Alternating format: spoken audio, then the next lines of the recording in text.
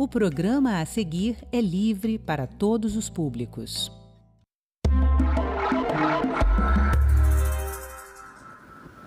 Como as mudanças no clima podem afetar a saúde das populações?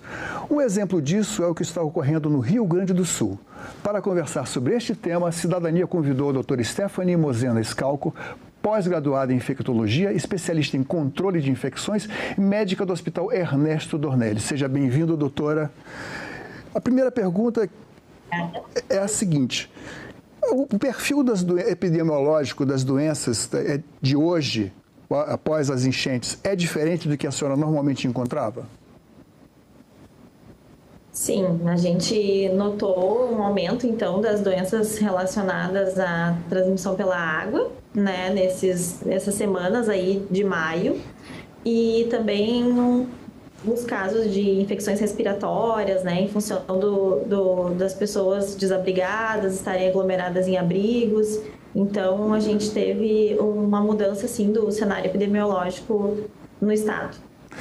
Eu fiz uma pesquisa sobre o que aconteceu dos Estados Unidos, na cidade de New Orleans, após o furacão Katrina, que houve uma inundação muito grande lá e as pessoas ficaram acumuladas também em abrigos e houve um aumento das infecções agudas e respiratórias agudas. Isso já está sendo detectado lá em Porto Alegre e no Rio Grande do Sul. E que medida vocês estão prevendo tomar para prevenir e, enfim, manejar essa situação que ainda estamos no meio de uma emergência, né? Sim, a Secretaria Estadual de Saúde e os municípios reforçaram as campanhas de vacinação, então, principalmente para a influenza. A gente teve um total de 21.900 doses aplicadas pelo Estado nos abrigos de vacina para a influenza, para aumentar a cobertura, então, nos grupos prioritários, principalmente naquelas pessoas que deveriam ter recebido e não tinham realizado a vacinação para a gripe. E a gente iniciou agora, essa semana, o Estado recebeu as doses da vacina Moderna para Covid. Então, a ideia é que se retome também a vacinação para Covid nos grupos prioritários. Bom, durante a pandemia, a ordem era que as pessoas ficassem recolhidas em suas casas, evitar aglomeração. Agora, evidentemente, o panorama é quase que o oposto, por uma questão que atinge a todos, ou quase todos no estado. Muitas pessoas, milhares de pessoas estão nos abrigos. E temos agora as doenças que são disseminadas através da água contaminada. E uma delas, que é a leptospirose, que já conta mais de 1.000 casos, não casos reportados, já 1.000 comunicações, e com 5 mortes nos dados mais recentes. Como é que é feita essa comunicação e por que a leptospirose tem que ser de notificação obrigatória? Então, no boletim epidemiológico que foi liberado ontem pela Secretaria Estadual de Saúde, já eram mais de 2.300 casos notificados suspeitos, né, de leptospirose, e 141 casos confirmados da doença, com 5 óbitos confirmados e 9 em investigação ainda, né? Essa é uma doença de notificação obrigatória, que sempre foi de notificação obrigatória, mas agora, com a situação atual de calamidade, a Vigilância disponibilizou um formulário online, onde os profissionais de saúde devem fazer essa notificação já na suspeita da doença. Então, pacientes que tenham sintomas e situação epidemiológica compatível, né, exposição a essas águas contaminadas, já devem ser notificados na suspeita clínica. Então, isso se dá por telefone, por um meio de um telefone da Vigilância de Saúde ou pela notificação via formulário online. Então, o profissional de saúde, na suspeita, já deve fazer essa notificação. E aí depois, a partir do resultado do exame, a gente vai ter a confirmação dos casos, né? A gente tem principalmente 2 métodos de diagnóstico, né? Que é o PCR, a pesquisa de DNA, então, da bactéria no sangue periférico. Isso, geralmente, a gente coleta ali até o 7º dia da doença, de sintomas, do aparecimento dos sintomas. E a partir do 7º dia, então, a gente vai ter a coleta da sorologia como o principal método diagnóstico. Bom, essa necessidade de recorrer ao laboratório, ela evidentemente fica condicionada a deslocamento das pessoas, enfim, e ter acesso aos reagentes, enfim. Isso já é mais operacional dos laboratórios. Mas em quanto tempo sai o resultado, desde a coleta do sangue até a obtenção do diagnóstico laboratorial, nesse caso? O método de PCR ele é o método mais rápido, tá? Para a saída do resultado. Em geral, em até 3 dias a gente tem o resultado disponível. Em função da demanda aumentada, a Vigilância Estadual e Municipal de Saúde ela está fazendo um fluxo direcionado, então, para os serviços de saúde, disponibilizando esse exame para os serviços e para as unidades básicas e está tentando agilizar esses resultados para isso ser o quanto antes monitorado. Então, a gente vai ter pelo menos de 3 a 7 dias, pelo menos, para a liberação desses resultados nos melhores cenários. De qualquer forma, a notificação já é na suspeita, não precisa aguardar o resultado do exame, bem como a prescrição do tratamento. Então, diante da suspeita clínica e se tiver critério, a gente faz a notificação e já prescreve o tratamento. Não se espera o resultado desse exame para iniciar o tratamento. Bom, isso aí eu suponho que as cidades gaúchas, na maioria, tenham pelo menos um clínico geral responsável por tratar da saúde daquela população. Houve um alerta no sentido para chamar a atenção dos sintomas da leptospirose, porque os sintomas também podem ser confundidos com outras doenças. Que outras doenças seriam analisadas também para serem descartadas com o diagnóstico da leptospirose? Sim, os sintomas podem ser bastante inespecíficos, assim, Paulo, muito semelhantes a outras síndromes febris, né? Inclusive com dengue. Então, assim, a gente tem febre alta, mialgia, dor no corpo, dor de cabeça. A maioria dos casos de leptospirose, inclusive, vai se assemelhar mais a um quadro inespecífico. Sintomas mais específicos de leptospirose incluem conjuntivite, alteração da cor da pele, né, que a gente chama que a pele vai ficando mais amarelada. Esses sintomas não são todas as pessoas que vão apresentar. Então, é bem importante que os profissionais de saúde estejam atentos ao diagnóstico diferencial, né? Principalmente de dengue e outras síndromes febris, né? Até propriamente Covid, influenza, eventualmente no início, quando a gente tem um quadro mais inespecífico de dor no corpo, de febre, pode dar uma certa confusão. A leptospirose não costuma ter sintoma respiratório, mas pode ter também, tá? Então, é um desafio aí para os profissionais de saúde fazer o diagnóstico diferencial nesse contexto.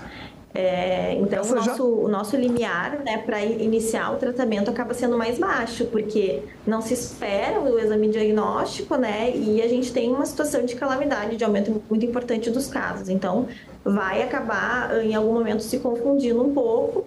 A gente tem testes rápidos para detecção de Covid, de influenza e da própria dengue, né, no início dos sintomas. Então, a gente pode lançar mão desses outros testes para fazer o diagnóstico diferencial e não ficar só na dependência do exame de leptospirose.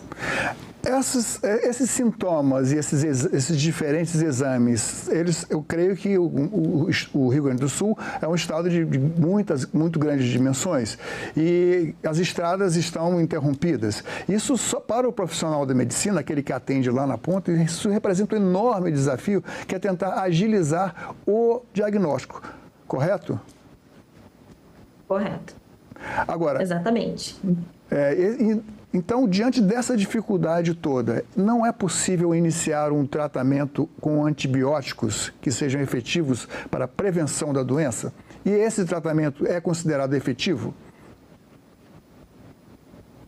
Então, a Sociedade Brasileira de Infectologia lançou recentemente uma nota técnica com orientações para a recomendação de antibiótico profilaxia para a leptospirose, tá? Então, seria antibióticos para prevenção naqueles pacientes, naquelas pessoas que foram expostas, né, epidemiologicamente.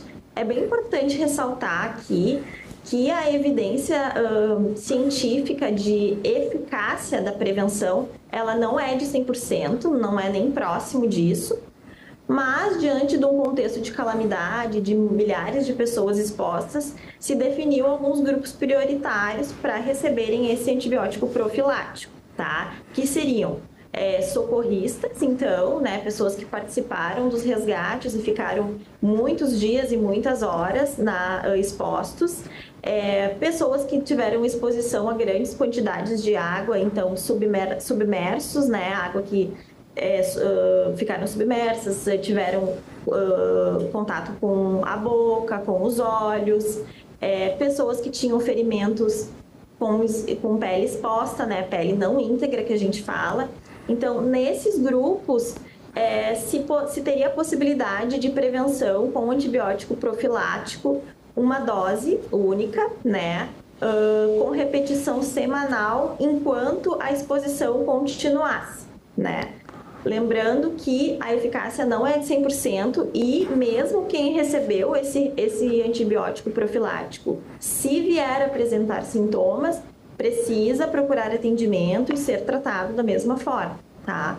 Então, alguns grupos se definiu como prioridade para receber esse antibiótico, deixando claro que não é uma medida 100% eficaz. O mais eficaz, no caso da leptospirose, para prevenção, é o uso de proteção, de EPI, bota, luva, calça comprida, porque aí a gente tem a proteção dessa barreira para não ter o contato da bactéria com a pele, né? Então, principalmente o uso de EPIs é até mais importante do que o próprio antibiótico profilático. A gente supõe, então, que as pessoas trabalhando se expondo durante muito tempo prolongado a essas áreas molhadas, inundadas, em que dejetos circulam também, enfim, se expõem ao contato. Então, existe equipamento de proteção, existiria em número suficiente, pelo menos para os profissionais de saúde que estão lá distribuindo os medicamentos?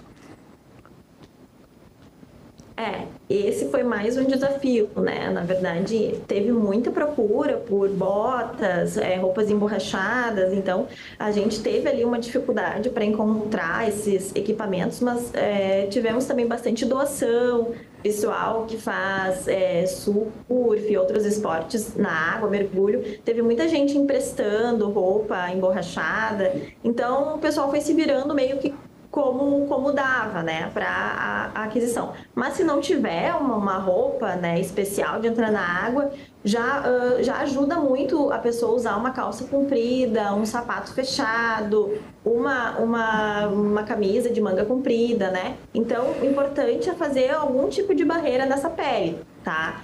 Então, quanto mais essa barreira for forte, melhor, mas não necessariamente precisa ser uma roupa ideal. A gente se vira com o que tem, né? Porque a gente teve falta de várias coisas, né? A gente não tinha água potável, né? Em muitos casos. Então, vai se fazendo adaptações, né? Não tem outro jeito.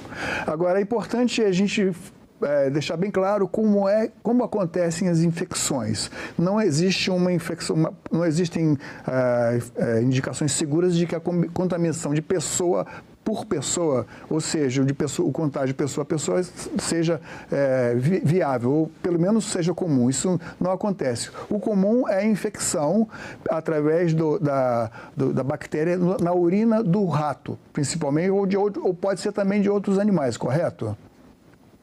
Pode ser de mamíferos, né, que estejam contaminados ali, especialmente roedores, mas outros animais também transmitem a bactéria na urina, né? Então, a exposição acontece através da ingestão acidental ou da penetração pela pele, então, da bactéria que está presente em água contaminada com urina destes animais, né? Então, eventualmente até cachorro, gato, enfim, outros animais domésticos também podem apresentar leptospirose, não somos só nós, né? Então, o contato é basicamente por esse meio. O animal doméstico, ele pode também, se infectado, eliminar na urina a bactéria da leptospirose? Pode sim. Doutora, e vamos explicar como essa bactéria age no corpo humano, o que ela causa dentro do nosso organismo? Então, é uma bactéria, ela vai acabar propiciando uma resposta inflamatória, né? Ela vai desde aquele quadro mais subclínico, de um processo em que a nossa imunidade consegue contornar, febre, dor de cabeça, dor no corpo, até um processo inflamatório mais grave, inclusive causando perda na função dos rins, né? Ela pode progredir para a forma que a gente chama de icterohemorrágica, onde a gente tem um extravasamento ali capilar e sangramentos, né? Então pode ter sangramento da árvore respiratória, do pulmão. A gente tem renal também, esse prejuízo lá na microcirculação renal e perda de função dos rins. Então, essas formas mais graves causam uma inflamação generalizada e uma disfunção de múltiplos órgãos que pode levar a óbito. Então, vai desde uma infecção subclínica e mais leve até formas extremamente graves, né? Com uma coisa rabdomiólise, né? Que é o ataque ali à parte muscular e a desintegração então, das fibras musculares, que cursa com insuficiência renal, hemorragia pulmonar, enfim, um quadro bem grave mesmo. Doutora, crianças e adultos podem ser afetados da mesma forma ou os sintomas são diferentes ou alguns sinais são diferentes? O tratamento diferente? Não. A princípio, quanto mais menor a criança, né, mais difícil fica a diferenciação desses sintomas, porque muitas vezes a criança não sabe referir exatamente onde que está doendo, né, vai passar muitas vezes por um quadro de febre e enjoo, talvez náusea, vômito, até um pouco de diarreia. Então fica um pouco mais difícil fazer o diagnóstico em criança. O tratamento ele é muito semelhante também, é com antibióticos. A gente tem uma ou outra variação ali na categoria de tratamento em função até para gestantes, que a gente não pode estar usando a doxiciclina, né, que é um dos tratamentos de primeira escolha para a leptospirose leve. Ambulatorial, a gente usa doxiciclina em adultos, não pode ser usado em crianças e gestantes. Tá? Então, a gente tem um pouco de variação ali na escolha do antibiótico, mas basicamente o tratamento é semelhante. Qual a indicação de internação dos pacientes e por quanto tempo depois de começar a tomar os antibióticos em casa ou então no abrigo, as pessoas dizem, bom, não funcionou e deve ser encaminhado para a internação. Como é que funciona esse critério? Então, isso passa por uma avaliação médica, né, Paulo? Então, o médico que está acompanhando esse paciente tem que ver para que lado está indo essa sintomatologia. Quais que são sintomas de alarme, né? Sintomas que a gente fala que indicam internação hospitalar. Redução do volume de urina ao longo do dia, então a pessoa está urinando menos do que deveria. Arritmias cardíacas, náuseas e vômitos incoercíveis, né? Então não melhorar, dor de cabeça muito intensa. Que mais? Alteração da coloração da urina. Alterações laboratoriais, então quando a gente está fazendo a avaliação desse paciente com leptospirose, tem algumas alterações que são mais significativas, assim, se tiver alteração hepática muito importante, então fígado, função do rim, função do fígado, essas são indicações de internação hospitalar. Algum distúrbio nos eletrólitos em função da piora da função renal também. Alteração da cor da pele também precisa ser avaliada com exame laboratorial e muitas vezes o paciente tem que ficar internado para ver para que lado está indo essa infecção. Então passa por uma avaliação médica, mas os sinais principais são esses, assim. Trata-se de uma doença que pode ter um prognóstico grave, no caso a mortalidade chega a quase 9%, correto? Mas a infecção também pode ocorrer sem sintomas. Sem que a pessoa sinta que está contaminada. Bom, eu gostaria de perguntar também, doutora, sobre uma outra doença que é viabilizada pela contaminação da água, que é a hepatite. Essa não dá sinais tão imediatos, tem um tempo de incubação, mas não seria conveniente que o sistema de saúde do Rio Grande do Sul fizesse, assim, passasse um pente fino em quem está e quem não está vacinado contra as hepatites A e B? Isso tá no planejamento da Secretaria de Saúde? Então, é fundamental esse planejamento, né? E essa avaliação. A gente tem uma boa parcela da população aí que não está adequadamente vacinada, né, para hepatite A. A hepatite A, ela é disponibilizada na rede para alguns grupos de pacientes adultos, não para toda a população, né? A gente tem pacientes imunossuprimidos, pacientes portadores de HIV que recebem a hepatite A, mas muitas vezes até mesmo as pessoas que têm indicação e receberiam a vacina de forma gratuita não estão vacinadas. Então, sim, deveria ser uma medida da Secretaria Estadual de Saúde passar um pente fino e verificar, então, o status vacinal. A hepatite B, ela é já no grupo, já está no Programa Nacional de Imunização, né, para todos, para a população em geral, já é preconizado ainda na infância, ali, nos primeiros meses de vida. A princípio, todas as crianças deveriam ter sido vacinadas, mas a gente sabe ali que, inclusive pós-pandemia, a gente teve uma alta taxa de crianças que acabaram não recebendo todas as vacinas, né? E os adultos, às vezes adultos ali com mais de 30, 35 anos, muitos não estão vacinados para hepatite B. Então, é bem importante, quem não fez a vacinação para hepatite B, principalmente, que é com esquema de 3 doses, que se vacine, porque um dos métodos, das formas de transmissão também está relacionada aí com toda essa situação de calamidade pública, né? Hepatite B, hepatite A. É bem importante que quem não foi vacinado, que procure se vacinar, sim. Doutora, eu queria que a senhora falasse sobre a sua experiência pessoal. Mudou os infectologistas depois da pandemia, eles ganharam um novo status na sociedade e são muito mais consultados, né? Com frequência e com todo o mérito. De fato, não são os médicos mais famosos, como os cirurgiões plásticos, aqueles que intervêm e prometem alguma solução mais, assim, digamos, pronta. Mas os infectologistas são o espelho do que a gente precisa fazer. No que mudou o dia a dia de vocês, infectologistas no Rio Grande do Sul? Eu costumo dizer que a infectologia é a especialidade do mundo invisível, né? Em todos os aspectos, no sentido figurado e no sentido literal, né? Porque a gente trata, então, dessas doenças causadas por micro-organismos que a gente não enxerga. E populações também, muitas vezes acometidas por doenças que são negligenciadas, né? Tá aí a própria tuberculose, que a gente vive uma endemia crônica de tuberculose. Então, a parte boa dessas catástrofes, se é que se pode dizer que existe uma parte boa, é que os infectologistas são mais consultados e são mais escutados. Então, né, a gente costuma bater sempre na tecla da prevenção, né? Estamos sempre falando que a gente precisa otimizar as campanhas de vacinação. A gente tem um grande percentual da população que não está vacinada para a gripe, para a Covid. Então, nessas horas, quando o caos se instala e nós somos consultados, a gente volta a reforçar o que sempre falamos, né? Que é insistir em prevenção, em vacina, em saneamento básico, em medidas de controle de doenças que são predominantemente mais características de populações vulneráveis. Então, todas essas medidas que já deveriam ser feitas e ser olhadas, e doenças que deveriam ser olhadas rotineiramente pelo poder público, agora, pelo menos, elas ganham o enfoque que elas precisam, né?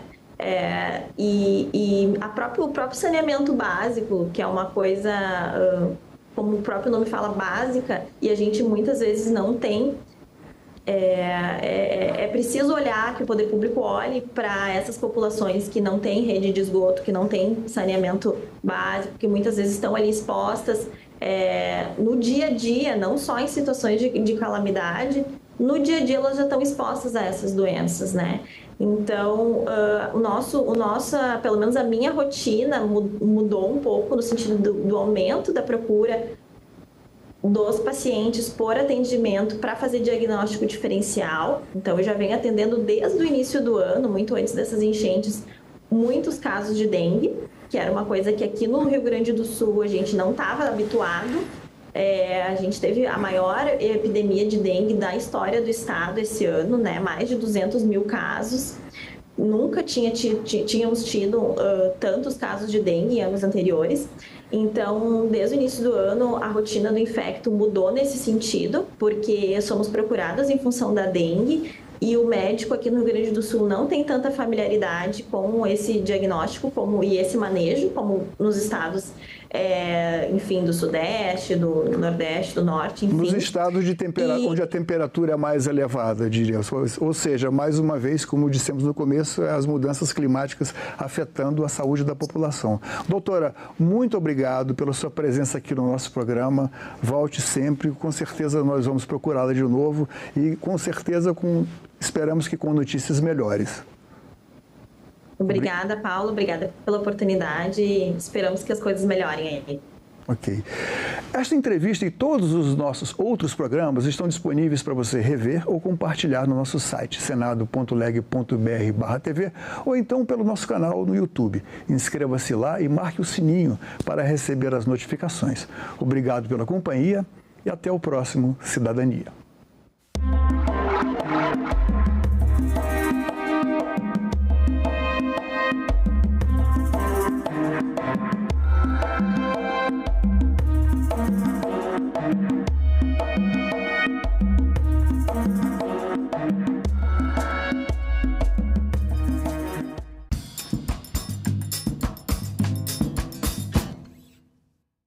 Rafael Lucchesi, as letras de crédito de desenvolvimento resolvem o problema de financiamento da indústria? Elas melhoram muito o ambiente econômico, porque o investimento é a variável prêmio da economia. E, é claro, o setor produtivo vai investir mais com uma taxa de juros menor.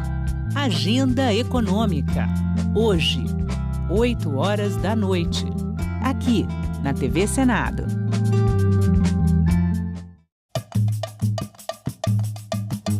A violência contra as mulheres é um problema social e também um problema de saúde pública. Uma lei que passou pelo Senado alterou o Código Penal brasileiro e mudou a forma de proteger as mulheres e principalmente de punir os agressores. Lei Maria da Penha. Um marco histórico, né? Olá, meu nome é Lavínia Rocha, eu sou professora de História, criadora de conteúdo e escritora, e hoje a gente vai falar sobre a Lei Maria da Penha. A Lei Maria da Penha não protege a mulher apenas contra a violência física, existem outros tipos de violência. É a sexual, patrimonial, psicológica, moral, são vários tipos de violência. E tudo isso está dentro da lei. Está dentro da lei. E a gente não pode esquecer a luta para essa lei existir, né? Tem um consórcio de ONGs feministas que se uniram para poder fazer um anteprojeto para essa lei hoje existir. A Lei Maria da Penha entrou em vigor em agosto de 2006 e ganhou esse nome em homenagem a Maria da Penha, uma mulher que foi vítima por 6 anos de violência doméstica do seu marido. A lei agora determina a prisão em flagrante e também a prisão preventiva. Ela determina essas punições, mas ela também tem a ideia de prevenção e acolhimento da vítima. Então ela vai determinar também que uma mulher que esteja sofrendo, ela tenha isolamento, né, que o marido saia de casa, não possa ver os filhos. E a partir da lei, a violência doméstica passa a ser considerada violação dos direitos humanos. A violência contra a mulher, ela tem em todas as classes sociais, ela acontece em todas as classes sociais. A violência doméstica ela está em todas as classes, raças, religiões, mas ela tem uma prevalência. Das 18 milhões de mulheres que sofrem violência, 12 milhões são mulheres negras, pretas e pardas. Toda mulher tem o direito de viver em segurança, de ter o seu valor reconhecido. É um esforço de todo dia, de toda a sociedade. É uma jornada que teve e continua tendo a participação dos senadores. Senado, 200 anos. A gente junta as espécies e esse juntar das espécies não é algo aleatório, né? A gente respeita a estratificação, respeita a sucessão, como a sucessão aqui que a gente está vendo. A gente vê a mandioca, está criando uma proteção para o café, mas ela vai ser colhida e depois fica o café, né? E aí também plantas que ficam em altura diferente, o abacate que fica em altura diferente do café. Então isso faz dar um conforto maior para as plantas, elas se sentem melhor, ficam mais saudáveis, não precisa estar controlando praga, doenças, porque elas estão com saúde no sistema. Isso também vai fazer dar uma produtividade maior. É porque na agrofloresta a gente tem uma produtividade por metro cúbico e não só por metro quadrado. No mesmo hectare que a gente tem cajá, tem abacate, tem laranja, tem café.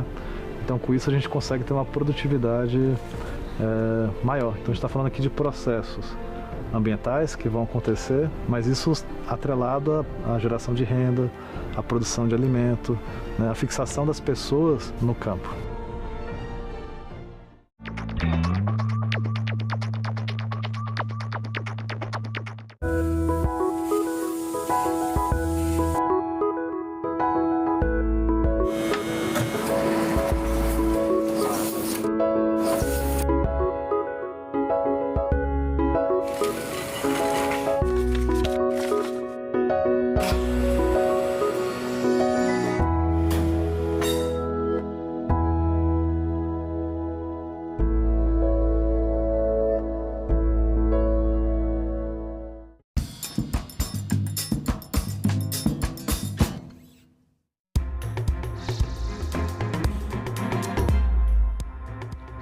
Bom dia, terça-feira, 18 de junho, o Senado Notícias está no ar. Em sessão temática, o plenário do Senado discutiu nesta segunda-feira o procedimento de assistolia fetal. O método é utilizado na interrupção da gravidez após 22 semanas de gestação nos casos de aborto previstos em lei. Existem 3 situações em que o aborto é permitido pela lei brasileira. Se a gravidez coloca a vida da mãe em risco, se há má formação do cérebro do feto, a anencefalia fetal, e quando a gravidez é resultante de estupro. Nos 3 casos, não há um prazo máximo para interrupção da gravidez, que deve ser oferecida gratuitamente pelo SUS. Nos casos de aborto legal, em que a gestação tem 22 semanas ou mais, a Organização Mundial da Saúde recomenda que se faça a assistolia fetal. O médico Rafael Câmara, relator de uma resolução aprovada pelo Conselho Federal de Medicina em abril, que proibiu o procedimento, explicou que a assistolia fetal é uma injeção que causa parada cardiorrespiratória do feto antes da retirada do útero. É realizado nos casos de aborto oriundo de estupro, como eu já expliquei, e é induzido por administração de drogas no feto, que podem ser várias, como o próprio deputado Calil já mostrou. Lidocaína, cloreto de potássio e, geralmente, substâncias, como eu já citei. A partir de 22 semanas, você tem viabilidade fetal. Não há história na humanidade de algum bebê que tenha nascido antes de 22 semanas e tenha sobrevivido. A assistolia fetal é frequentemente empregada na interrupção da gestação de adolescentes estupradas. Muitas vezes se detecta tardiamente a gravidez de uma adolescente porque ela vai engravidar antes da sua primeira menstruação. Então, ela sequer percebe que ela está grávida. Ela é abusada desde criança. E ela vai engravidar. E ela vai demorar para perceber que ela está grávida. Exatamente por causa disso. Porque é uma vivência que ela não teve, às vezes ela sequer sabe o que é. A medida do Conselho Federal de Medicina foi suspendida pelo Supremo Tribunal Federal. O senador Eduardo Girão, autor do pedido para a sessão, defende a manutenção da decisão do CFM e a aprovação do PL 1904 de 2024 em análise na Câmara dos Deputados, que equipara o aborto a homicídio. Porque antes de sonhar, imaginar estar servindo como senador da República no meu estado do Ceará, eu vim aqui nas comissões da Câmara e do Senado segurar cartaz. Muitas vezes pegando chuva para entrar e não conseguia entrar porque lotava a sala, ficava lá fora. A sessão durou mais de 7 horas, mas não houve opiniões contrárias entre os oradores. Nós chamamos a ministra da Saúde do Brasil, Nízia Trindade, desde o dia 11, convite oficial do Senado Federal. Ela não veio, disse que não vinha, nós insistimos para enviar um representante técnico para que possa debater, fazer sua exposição, não enviou. À tarde, o plenário do Senado pode analisar o marco legal para a produção do hidrogênio verde. Uma comissão especial sobre o assunto aprovou o texto na semana passada. O projeto de lei que cria o marco legal para a produção do hidrogênio verde foi enviado pela Câmara dos Deputados no fim de 2023. Já no Senado, uma comissão especial foi criada para debater políticas públicas sobre esse tipo de produção. Aprovado pela comissão no último dia 12 de junho, o texto segue agora para análise do plenário. Nós temos aqui no Senado uma comissão específica que, vamos dizer, coroou o seu trabalho hoje com a aprovação do relatório na comissão, agora já fica sob a responsabilidade do plenário. Lá na Câmara tem também uma subcomissão que está cuidando dessa questão. Ela é presidida pelo deputado Arnaldo Jardim e a gente, ao longo de todo o processo, procuramos já estabelecer um diálogo. Então, as duas leis, foi feita uma do Senado e uma da Câmara, foram feitas sim, já numa mesma direção. O processo legislativo, ele começa numa casa, passa na outra, se houver alteração, volta para a casa original e no final vai ao executivo que sanciona ou pode vetar. Então, para que a gente procurasse já superar eventuais dificuldades, nós fizemos todo o processo, tanto a Câmara fez isso, como nós fizemos aqui também, já dialogando com o Ministério das Minas e Energias, com o Ministério da Indústria e Comércio, com o Ministério da Fazenda, com o Ministério do Meio Ambiente, que são todos afetos a essa questão. Para ser considerado verde, o hidrogênio deve ser produzido por meio de uma fonte de energia renovável, como a solar e a eólica, em vez de utilizar uma fonte fóssil, que emite gás carbônico. Produzido com baixa emissão de carbono, o hidrogênio verde é considerado uma alternativa para impulsionar o desenvolvimento sustentável do país. Por isso, o marco regulatório em análise no Senado garante segurança jurídica para atrair investimentos e fomentar a transição energética nacional para uma economia de baixo carbono. O texto do projeto de lei descreve a Política Nacional do Hidrogênio de Baixa Emissão de Carbono. Alguns dos instrumentos indicados dessa política são o Programa Nacional do Hidrogênio, o Programa de Desenvolvimento do Hidrogênio de Baixo Carbono, a Certificação do Hidrogênio de Baixa Emissão de Carbono, o Regime Especial de Incentivos para a Produção de Hidrogênio de Baixa Emissão de Carbono, a cooperação técnica e financeira entre setores públicos e privados em pesquisas e os incentivos fiscais, financeiros e de créditos. A humanidade precisa se preocupar com a redução do carbono. E o hidrogênio, ele tanto é combustível, como ele é, por processo físico, gerador de energia elétrica diretamente, sem emitir carbono. Então o Brasil precisa e pode ser vanguarda mundial nessa área. O plenário do Senado também pode votar hoje o marco regulatório dos seguros. Um dos objetivos do projeto é aumentar a transparência e diminuir conflitos judiciais. O texto ainda deve passar por análise da Comissão de Assuntos Econômicos. O marco dos seguros deve modernizar e consolidar várias normas relativas ao setor. O texto foi apresentado na Câmara em 2004 e chegou ao Senado em 2017. Consolida em lei normas já pacificadas pela jurisprudência para reduzir os conflitos judiciais. Altera dispositivos do Código Civil para regular o mercado de seguros privados e abrange todas as negociações sobre consumidores, corretores, seguradoras e órgãos reguladores. Entre as principais mudanças, o texto regula responsabilidades e deveres de segurados e seguradoras. O segurado deverá informar à empresa qualquer alteração de relevante agravamento de risco. A seguradora terá 20 dias para adequar o contrato, que não poderá ter cláusula de extinção unilateral pela empresa. As novas regras se aplicam apenas aos contratos de seguro feitos por seguradora autorizada a operar no Brasil. O projeto prevê a elaboração de um questionário para avaliar os riscos no momento da contratação do seguro. Esse questionário servirá de base para uma eventual perda da indenização pelo cliente em caso de agravamento de risco. O prazo para aceitação tácita ou para a recusa de uma proposta de seguro passa de 15 para 25 dias. A partir disso, a proposta é considerada aceita.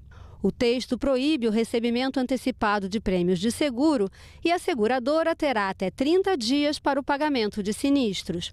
O projeto também altera o prazo prescricional, o intervalo de tempo em que o cliente pode entrar na justiça contra uma seguradora. Hoje, o prazo começa a contar a partir da data do sinistro. Se a proposta for aprovada, passa para a data da negativa feita pela companhia. É uma lei que vem trazer máxima transparência para as relações, ficará muito mais fácil para o segurado informar o segurador aquilo que o segurador realmente quer saber, assim como ficará muito mais fácil para o segurador deixar claro para o segurado o que é que o seu seguro cobre e o que é que ele não cobre, para que o segurado possa avaliar e fazer a sua opção no momento da contratação. Como vimos aí, o projeto que atualiza as normas sobre seguros privados deve ser votado hoje na Comissão de Assuntos Econômicos. Outro item da pauta da comissão é o projeto que prevê incentivos para as empresas que contratarem pessoas aposentadas. Pelo texto, empresas que contratarem pessoas idosas já aposentadas terão benefícios como a dispensa do recolhimento de FGTS antecipado e de multa nesses contratos. Além disso, não haverá contribuições para a Previdência, seja da empresa, seja do segurado.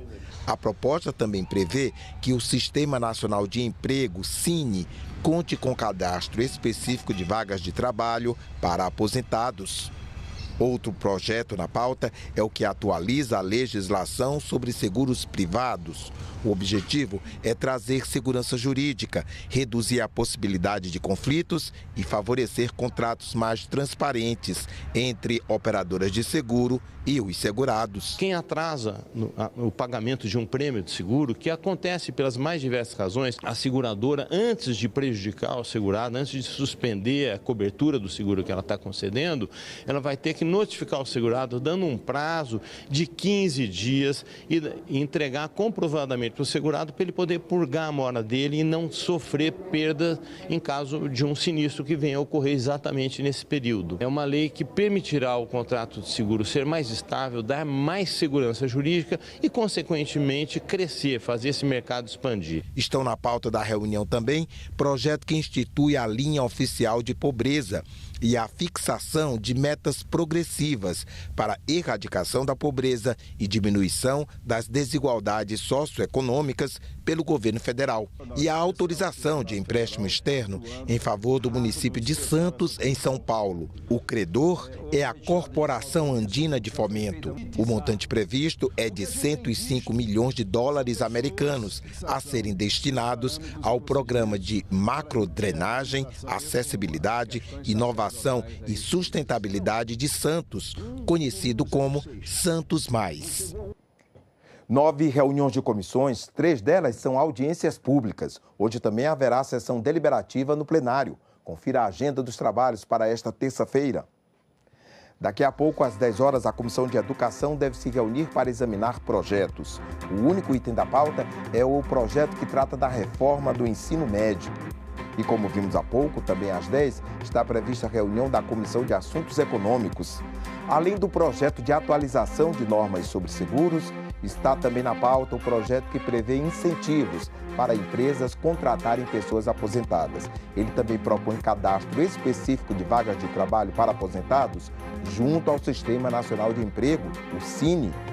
No mesmo horário, a Comissão de Constituição e Justiça deve se reunir à audiência pública para debater o regime jurídico aplicável ao Banco Central, previsto em proposta de emenda à Constituição em exame no colegiado. Ainda às 10, a Comissão de Infraestrutura tem audiência pública marcada para debater as estratégias a serem adotadas pelo Brasil em relação à exploração do lítio, que é um elemento químico que vem sendo muito utilizado para a fabricação de baterias.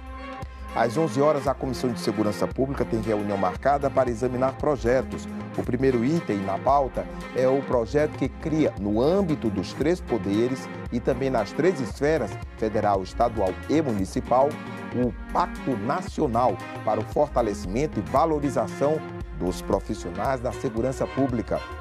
E logo mais às 2 da tarde, a comissão temporária criada para a comemoração dos 200 anos da Confederação do Equador deve se reunir para apreciar o relatório da primeira diligência realizada e também votar requerimento.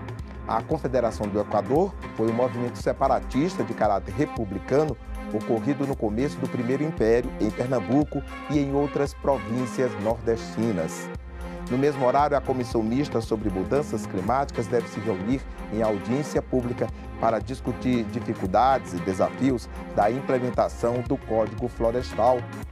Ainda às 2 horas, a CPI da manipulação de jogos e apostas esportivas deve se reunir para tomar os depoimentos de Felipe Marchetti, representante da empresa Sportdar AG, e de Tiago Horta Barbosa, chefe de integridade para a América Latina da Gênios Esportes. A CPI ainda deve apreciar requerimentos de pedidos de informação, convites para depoimentos e de quebra de sigilos. E como vimos há pouco, o plenário do Senado deve se reunir em sessão deliberativa. Na ordem do dia, o primeiro item é o projeto que cria o marco legal do hidrogênio de baixa emissão de carbono, também chamado de hidrogênio verde, prevendo a política nacional para o setor. E às 3 da tarde, a Comissão Temporária sobre Inteligência Artificial tem reunião prevista. Na pauta, 10 projetos que tramitam em conjunto e regulam o segmento da inteligência artificial. O plenário do Senado pode analisar esta semana projetos de lei considerados prioritários para socorrer o Rio Grande do Sul após a tragédia climática. Entre os projetos listados pela Comissão Temporária Externa está o que assegura às vítimas de desastres ambientais e catástrofes a condição de segurado da Previdência Social. São 9 projetos de suporte ao Rio Grande do Sul, que foram selecionados pela Comissão Temporária Externa do Senado para que tenham prioridade na tramitação. As propostas já foram entregues ao presidente do Senado, Rodrigo Pacheco. Eu devo levar a conhecimento do plenário para apreciação alguns projetos de interesse da Comissão Temporária do Estado do Rio Grande do Sul, do problema do Rio Grande do Sul. Conversei, inclusive, com a comissão, eles me apresentaram um rol de projetos que eles desejam ver apreciados. As chuvas deste fim de semana voltaram a castigar os gaúchos, provocando alagamentos, inundações e deslizamentos de terra, com danos em pelo menos 19 municípios. Desde o fim de abril, as enchentes causaram estragos em todo o estado, afetando quase a totalidade dos municípios, com milhares de desabrigados e 176 mortes. Os projetos considerados prioritários garantem a manutenção da qualidade de segurado da Previdência Social às vítimas, o pagamento em dobro do benefício de prestação continuada pelo período de 2 anos, a moratória de tributos nos municípios afetados pelas enchentes, o acréscimo no Código Penal dos crimes de furto e saques em locais atingidos por calamidade pública, medidas de auxílio em estado de calamidade pública, a criação da Política Nacional para Deslocados Internos e da Política Nacional de Gestão Integrada de Risco de Desastres, o incentivo às doações e o auxílio financeiro às santas casas e hospitais filantrópicos afetados pela calamidade. A saúde é a prioridade número 1 e o objetivo é injetar recursos para que possam efetivamente dar um atendimento, e é todo o Estado. Esses projetos todos, eles vão ser discutidos no aspecto da Fazenda e também com as estruturas que já estão sendo montadas no Estado e todas as iniciativas que o governo já fez. E para a quarta-feira, estão na ordem do dia do plenário 2 projetos de lei complementar aprovados semana passada pela Comissão Temporária de Processos Administrativo e Tributário. Os projetos tratam da modernização dos processos administrativo e tributário, além de alterações no Código de Contribuinte, de novas regras para o devedor contumaz, da modernização do processo executivo fiscal e da Lei de Execução Fiscal. A reforma tributária, ela tratou 2 conceitos. O custo Brasil está muito na burocracia. E esses 2 projetos de lei complementares, eles atacam a burocracia, reduz o custo Brasil, simplifica procedimentos, desburocratiza, valoriza quem produz. Nossa legislação administrativa, de processo administrativo fiscal é bastante antiga, né, em alguns pontos obsoleta, e todo o trabalho que foi feito na modernização, que é fruto de uma comissão de juristas, presidido pela ministra Regina Helena do STJ. Foram 15 juristas apresentaram os anteprojetos subscritos pelo presidente Pacheco, relatados por mim, foram aprovados essa semana na comissão especial. 2 deles são projeto de lei complementar, precisam ir a plenário e a previsão de pauta é para quarta-feira, como foi dito. O contencioso hoje é de trilhões. Então, o que a gente quer é exatamente modernizar esse sistema e o PLC 124, 125 trata disso. Então, vai diminuir essa burocracia toda, vai ter o juiz arbitral, vai ter fórum de conciliação, tudo isso para evitar ir para o tribunal, para evitar. Então, é uma matéria complexa, técnica, Eu, por ser contador, eu conheço um pouco. A modernização dos processos é um passo a mais na reforma tributária, diminuindo as demandas judiciais e os custos administrativos. Nós queremos diminuir o número de demandas na justiça. Então, o projeto vai desburocratizar muito. Após vários adiamentos, a Comissão de Constituição e Justiça vota esta semana o projeto que regulamenta o funcionamento de cassinos, bingos e outros tipos de jogos e apostas. O texto aprovado pela Câmara em 2022 autoriza a instalação de cassinos em polos turísticos ou em complexos integrados de lazer, restaurantes, bares e locais para reuniões e eventos culturais. De acordo com a proposta, estados com até 15 milhões de habitantes poderão ter um cassino. Estados que têm entre 15 e 25 milhões podem ter 2. Acima desse patamar, o limite passa a ser de 3 cassinos. O jogo de bingo poderá ser explorado de forma permanente em locais específicos e poderá haver uma casa de bingo em cada município.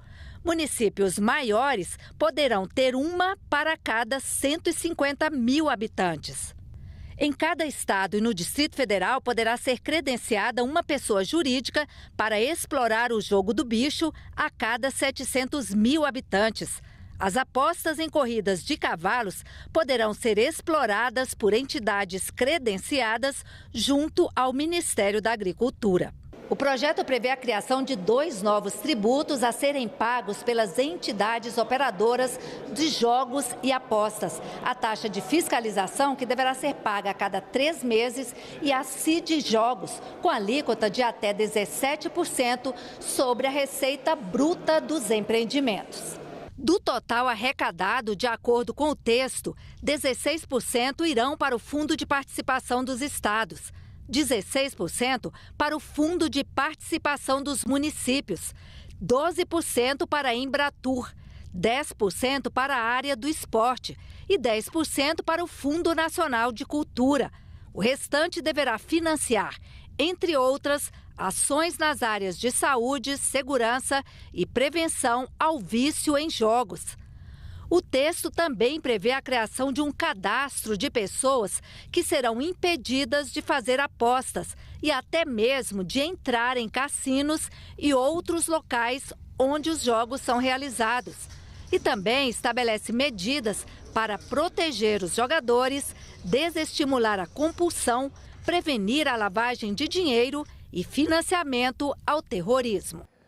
A Comissão de Juristas sobre Processo Estrutural se reuniu nesta segunda-feira e definiu a agenda de trabalho para os próximos meses.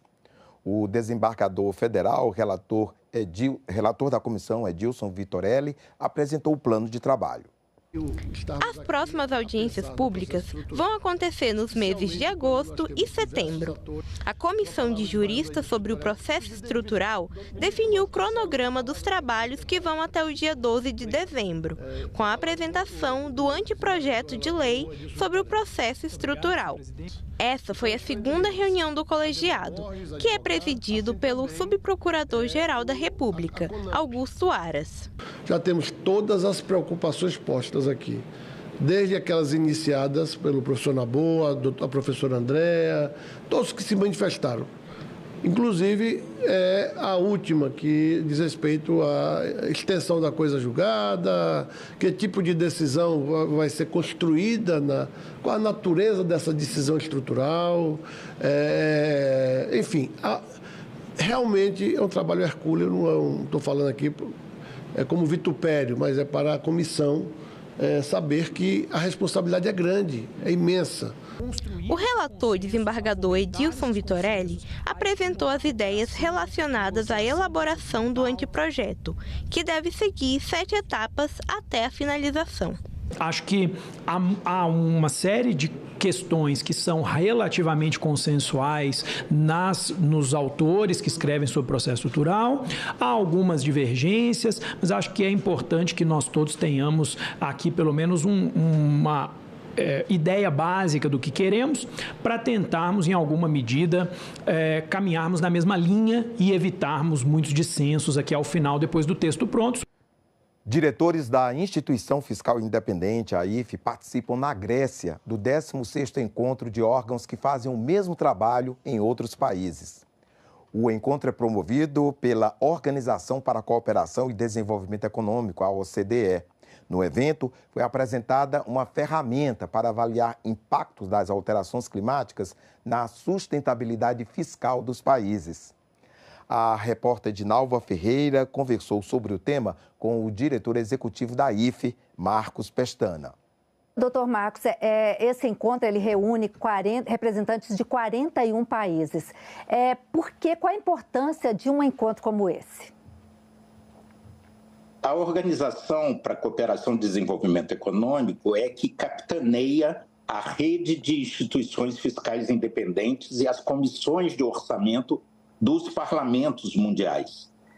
A OCDE anualmente organiza esse encontro, é o 16º, e a IFE brasileira está presente. Qual a importância? O intercâmbio, a troca de experiências. Hoje, por exemplo, na abertura, o ministro da Economia grega, do governo grego, e também o ministro da Educação fizeram um pronunciamento e que é extremamente importante, já que a Grécia passou por uma crise fiscal profunda e está num processo de recuperação. Então, esse aprendizado não tem preço. Também discutimos a questão das mudanças climáticas e seus impactos fiscais. Discutimos a governança, o papel das IFES no mundo inteiro, ao preservar a saúde fiscal de um país como um verdadeiro xerife das finanças públicas. Discutimos comunicação, que a grande arma das instituições fiscais independentes é a comunicação com a sociedade, os alertas, mostrar se a legislação está sendo cumprida ou não. Então, são 41 países presentes, Coreia, Estados Unidos, Reino Unido, Canadá, Taiwan, Peru, Argentina, Chile. Então, é uma diversidade enorme e é importantíssima essa participação da Instituição Fiscal Independente Brasileira para que a gente consiga se entrosar com a OCDE e com as nossas co-irmãs, as entidades congêneres mundo afora. Agora, de que forma que as instituições fiscais independentes elas podem contribuir para esse equilíbrio da sustentabilidade fiscal nos países? O nosso papel não é opinar, não é ter juízo de valor sobre uma medida ou outra. Cabe a nós, as instituições fiscais, lançar os alertas com credibilidade e independência, estimar o impacto fiscal de cada uma das medidas que é discutida, enviada pelo governo ou nascida no Congresso Nacional. Nós temos esse papel como se fosse um cão de guarda, um xerife das finanças públicas e da legislação fiscal. Sendo assim, e isso pegou um fôlego enorme após a crise global de 2008, 2009, as instituições são cada vez mais valorizadas por organismos internacionais, organismos multilaterais como o Fundo Monetário Internacional, o Banco Mundial, a OCDE, e por isso é muito importante fortalecer a IFE brasileira. Agora, a OCDE lançou nesse encontro, né, uma nova ferramenta aí para avaliar os impactos, por exemplo, das mudanças climáticas na sustentabilidade fiscal. Não é isso? Como funciona esse instrumento? É um método, é um sistema desenvolvido, o nome é Edison. Eu ainda não consegui descobrir por que chama Edison, né, mas é um sistema de diversas variáveis que você alimenta o sistema o princípio é que as mudanças climáticas têm impacto na economia. Nós acabamos de ver tragédia socioambiental no Rio Grande do Sul com enormes impactos econômicos e fiscais. Então, essa matriz, esse sistema criado pela OCDE permite que você faça estimativa, projeções de quanto impactará nas finanças as mudanças climáticas no médio e longo prazo. Nós recebemos, essa semana anterior ao encontro aqui de Atenas, esse método. Vamos tentar replicar e aplicar as condições brasileiras, para que a gente possa dimensionar não só os efeitos ambientais, os efeitos sociais, mas também os efeitos fiscais das mudanças climáticas. Tá certo, doutor Marcos Pestana, muito obrigada por falar com a gente aqui. E vamos aguardar aí esse segundo dia, né, de trabalho, um bom trabalho para vocês aí. Para se dimensionar a importância, a delegação da Argentina, agora na saída, acabou de me propor uma reunião das instituições latino-americanas amanhã, após o encontro, para criar uma rede latino-americana de instituições fiscais independentes. Então, isso demonstra bem como esse intercâmbio é importante, e estamos aqui, os 3 diretores da instituição fiscal independente, o Alexandre, a Vilma e eu estou aqui, e procurando absorver ao máximo as experiências de outros países e essa orientação geral da OCDE. Tá certo. Bom trabalho, boa sorte para vocês aí nesse encontro. Muito obrigado, sempre à disposição, a TV Senado. Ficamos por aqui. Você pode rever as reportagens desta edição na nossa página na internet, senado.leg.br/tv. Obrigado pela companhia. Logo mais voltamos com a primeira atividade do dia. Enquanto isso, continue sintonizado aqui na TV Senado.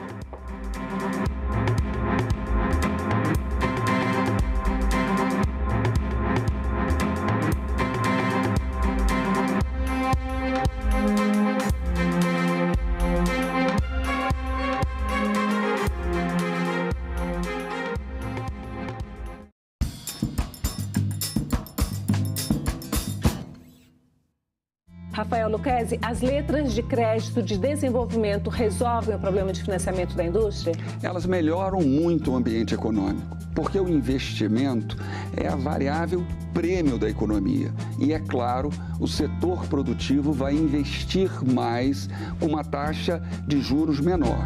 Agenda Econômica. Hoje, 20h, aqui na TV Senado.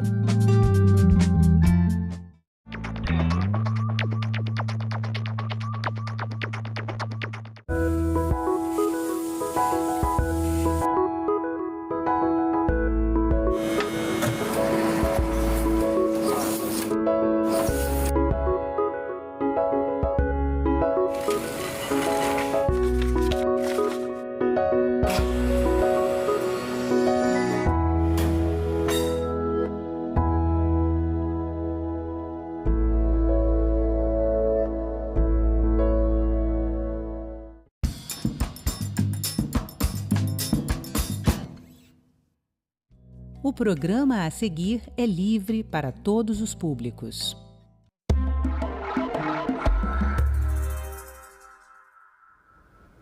18 de maio é o Dia Nacional da Luta Antimanicomial. No Brasil, o movimento nasceu na década de 1970, liderado por trabalhadores da área e familiares de pacientes.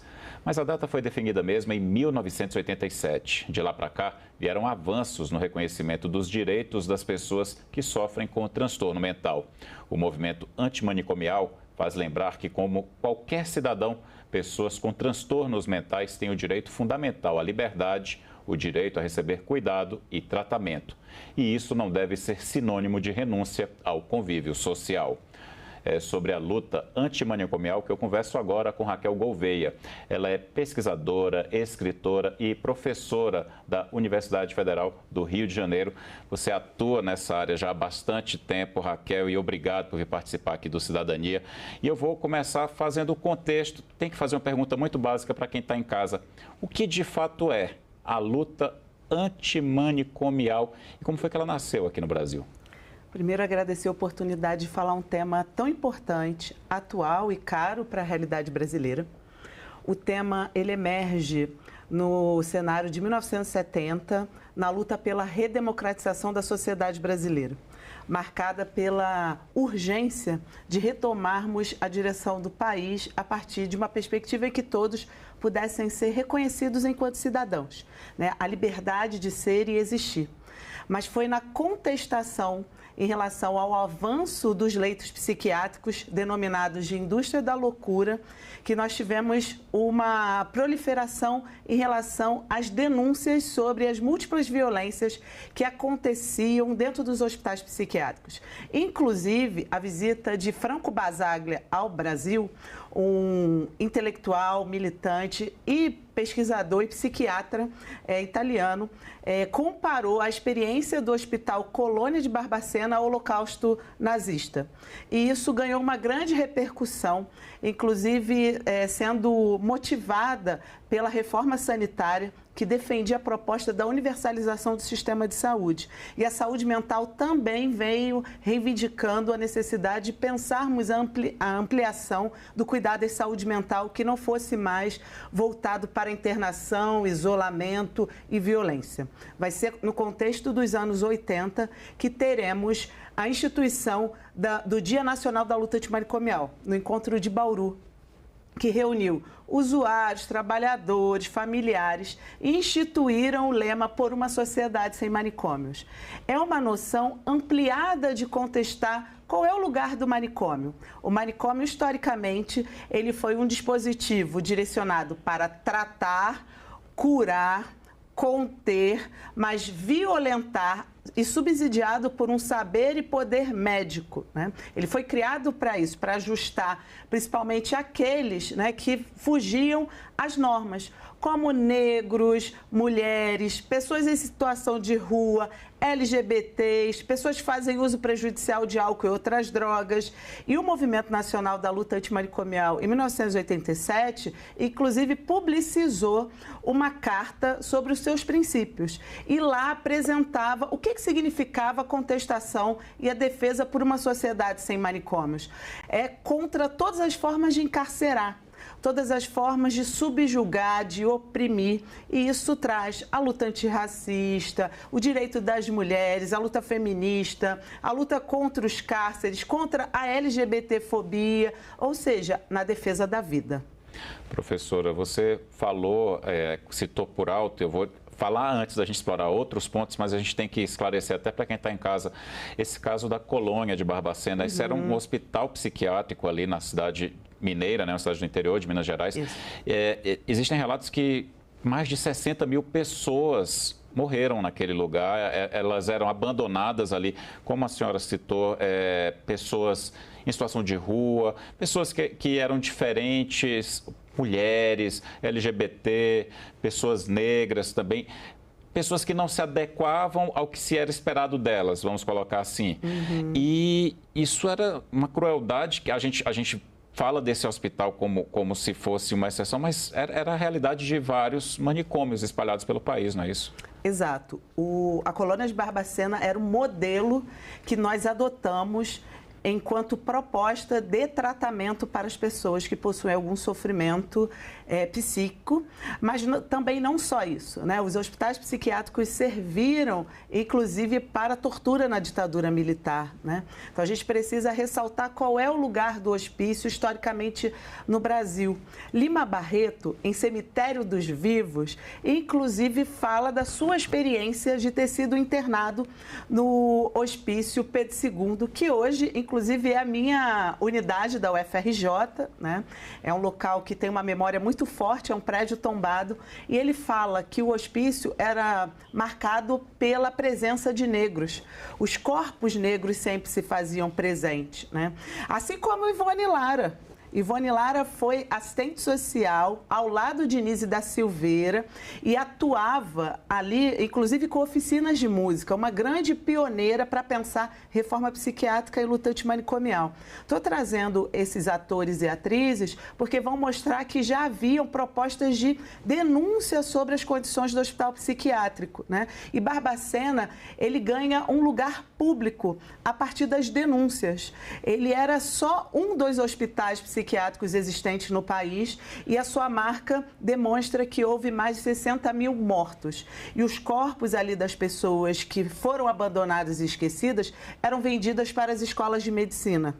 Ou seja, as pessoas eram abandonadas, perdiam suas identidades, sua história era aniquilada, sua memória apagada e seus corpos completamente utilizados como forma para a manutenção de uma psiquiatria e o ensino médico hegemônico, né? Então, trazer para a cena o conhecimento do que foi Barbacena e as demais experiências demonstra que no Brasil nós criamos campos de concentração, né?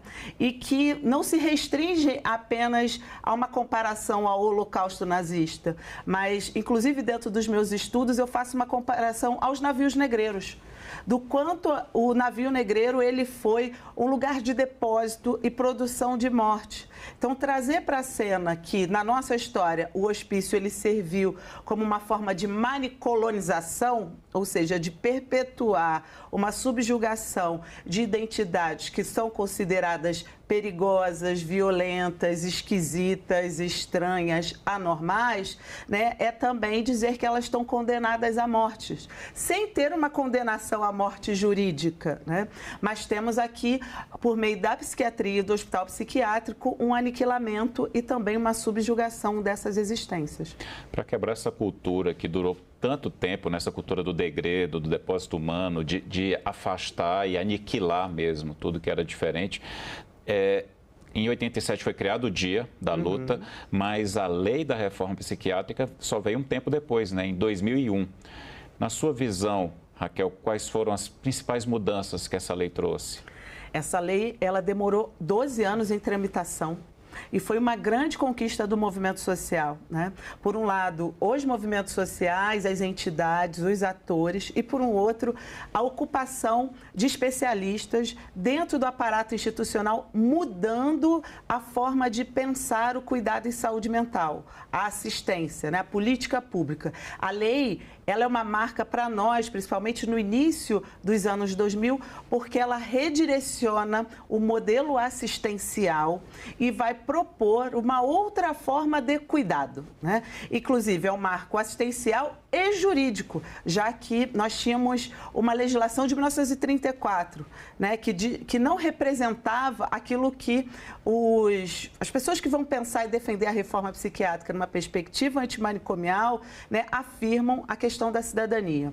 Se o louco, outro momento, não era visto enquanto cidadão, sujeito de direitos, a partir de 2001 tem um marco legislativo que demonstra, né, que as pessoas vão ser cuidadas em liberdade, num serviço, ou melhor, numa rede de atenção psicossocial que funcione 7 dias na semana, 24 horas, de base territorial, com equipe multidisciplinar. Então, é pensar o serviço social, a psicologia, a terapia ocupacional, o médico, a enfermagem, dentre outros profissionais, inclusive a comunidade, a sociedade, contribuindo para que esse sujeito seja visto como como um sujeito como o outro, né? Só que ele demanda ali uma assistência maior, de uma presença de especialistas ou não. E isso vai demandar, inclusive, a presença de outros dispositivos, como centros de convivência, que vão pensar arte, cultura, inserção pelo trabalho, as moradias assistidas ou as residências terapêuticas, já que grande parte das pessoas que passaram a vida no hospital psiquiátrico perderam seus vínculos familiares. Então, precisa-se pensar moradia, recurso. Então, o programa de volta para casa, enquanto um benefício para as pessoas que passaram mais de 2 anos internadas em hospitais psiquiátricos. Então, essa lei demarca uma outra forma de viabilizar o cuidado de saúde mental e marca a cidadania enquanto possibilidade de existência. Já são mais de 20 anos dessa lei em vigor. A avaliação é positiva. Pelo que você está falando, eu estou achando maravilhoso. E na prática? Tem sido bastante positivo, até porque antes da lei é preciso demarcar que nós conseguimos avançar com a criação e a implementação dos serviços. Então, a lei ela só veio assegurar e garantir esse marco de cidadania. Foi um primeiro pontapé importante para a mudança. Contudo, a gente teve outras normativas que foram fundamentais. A primeira década dos anos 2000 marca um giro jurídico-político importante, porque implementou os centros de atenção psicossocial, as residências terapêuticas, né? O programa de volta para casa, a proposta da desinstitucionalização, que foi a saída de maneira responsável de um cuidado integral. Nós conseguimos avançar, mas também temos muitos desafios, porque não é simples desinstitucionalizar as pessoas, retirar de maneira responsável do hospital psiquiátrico. Está falando de uma cultura longa, antiga, que tem um impacto na vida da sociedade como um todo. O que é conviver com uma pessoa em sofrimento psíquico grave, sendo seu vizinho? Entendendo ali que ela vai precisar de um certo suporte. Então, também tem os fatores sociais de como nós lidamos com o diferente, né? Dessas pessoas saindo desse hospital e que tiveram o seu corpo degradado, né? Num lugar de troca zero, em que elas foram mutiladas. Isso significa que elas têm marcas no seu corpo, elas vão ter dificuldade, inclusive em alguns momentos de se comunicar, de se expressar. Então, o trabalho no campo da saúde mental, ele é complexo. E a mudança também, isso no território, né? É um trabalho grande. E hoje, né, a gente conseguiu avançar implementando a maior rede, eu acho que vale destacar que o Brasil tem a maior rede de atenção psicossocial do mundo. Que maravilha. Nós somos um modelo internacional. E óbvio que para o país ainda são poucos serviços, são quase 3.000 CAPs no Brasil. Mas nós temos um país que é continental. Então, nós temos muito o que avançar. Conseguimos redirecionar, conseguimos mudar os equipamentos, ainda temos manicômios. E aí, como professora, é preciso dizer que a universidade tem um papel importante. Nós temos hospícios nas universidades e que a gente ainda tem um embate em relação às mudanças. Ainda existe eletroconvulsoterapia, o eletrochoque, ainda é ensinado nas residências médicas. Mas isso para casos de exceção ou porque ainda é um resquício dessa cultura antiga? Ainda é resquício. Caramba. Porque existe uma divisão entre o saber médico, aqueles que são a favor e aqueles que são contra o ECT, o eletrochoque, né? Então, não é um debate simples dentro do campo. Alguns médicos são extremamente favoráveis e, em casos um pouco mais graves e crônicos, vão prescrever, enquanto outros vão defender um outro tipo de cuidado. Eu também defendo outras práticas de cuidado. Inclusive, no Brasil, retomar práticas de cuidado em que a população negra, quilombola, indígena já vem protagonizando e que nós precisamos incorporar no Sistema Único de Saúde e na rede de atenção psicossocial, que é um outro desafio, né? Como é que a gente traz isso? Na sua visão, então, esses seriam os desafios para o futuro, né? Quebrar esse paradigma e implementar essas novidades que vêm fora dessa cultura que a gente tem, né? Essa cultura colonizada. É a cultura decolonial, na verdade, nos levando a avançar. É isso que eu estou entendendo. Deixa eu te fazer uma pergunta, Raquel. A gente percebe nos últimos anos, em especial, um grande crescimento das comunidades terapêuticas, que tem um modelo muito próximo a essa cultura que a gente está querendo mudar. né, com a reforma psiquiátrica. As comunidades estão até recebendo recurso público. Como é que você vê isso? Eu tenho uma pesquisa hoje a nível estadual, uma pesquisa interinstitucional entre o FRJ, o UERJ e o UF. Somos 4 pesquisadores com suas equipes de pesquisa, identificando, por exemplo, de onde vêm os recursos para as comunidades terapêuticas no estado do Rio de Janeiro, mas a gente também faz uma análise nacional. Ou seja, as comunidades terapêuticas, elas atualizam práticas manicomiais, como isolando, violentando, violando os direitos humanos, né? Trabalhando numa linha punitivista, em que o trabalho ele se torna um trabalho forçado para uma proposta de cura e uma imposição religiosa. Existem inúmeras denúncias sobre os supostos tratamentos e acolhimento disponibilizado nas comunidades terapêuticas hoje. Inclusive, numa proposta de cura gay, em que as pessoas sofrem violência e são obrigadas a se vestirem contrárias às suas identidades de gênero, né? E, além disso, esse financiamento, ele hoje, no cenário nacional, se dá diretamente pelo Ministério do Desenvolvimento Social, né? O IPEA, em 2017, fez um levantamento do perfil dessas comunidades terapêuticas no Brasil e identificou que elas são predominantemente de caráter religioso e impõem o trabalho, a religião, né? Inclusive a abstinência enquanto modelo, né? De um suposto modelo de cuidado e saúde mental. A gente está falando de uma série de agressões aí. Exato. Exatamente. E como combater isso? Porque a minha visão é de que isso é um retrocesso para os avanços recentes que a gente conseguiu desde a lei da reforma psiquiátrica. Nós precisamos reafirmar os princípios da luta antimanicomial e da reforma psiquiátrica, que é a liberdade, os direitos humanos, a desinstitucionalização, a autonomia. Isso exige ampliação dos serviços substitutivos, principalmente os CAPs, as unidades de acolhimento, porque existe CAPs, álcool e outras drogas, CAPs infantil, CAPs adulto, unidade de acolhimento para as pessoas que fazem uso prejudicial de álcool e outras drogas e precisam de uma moradia temporária, né? Centros de convivência, esse suporte e articulação, inclusive para a inserção do trabalho. Isso exige uma articulação entre saúde, assistência social, segurança pública, né? Ministério da Igualdade Racial, direitos humanos, mulheres, porque muitas mulheres, inclusive, têm seus filhos retirados de maneira compulsória, porque tem esse histórico e vão parar em comunidades terapêuticas. Então, não é só um compromisso com a saúde ou com a política de saúde ou o Ministério da Saúde. Isso se dá de maneira articulada entre as múltiplas políticas e, inclusive, a sociedade, que tem um estigma em relação, por um lado, às drogas, que é um outro debate para um outro programa, mas também em relação a determinados sujeitos que vão precisar de um suporte, já que a gente vive num país assentado numa desigualdade extremamente grave, né? E que leva, né, ao consumo prejudicial, e essas pessoas precisam de um suporte. Então, é um problema de saúde mental, não é um problema da política, é um problema da sociedade como um todo. Porque falar de saúde mental é falar de vida, é falar de direitos humanos. Então, para mim, é avançar nos múltiplos setores, e isso exige um compromisso coletivo, né? Um compromisso da pasta executiva, do judiciário, do legislativo, da sociedade civil.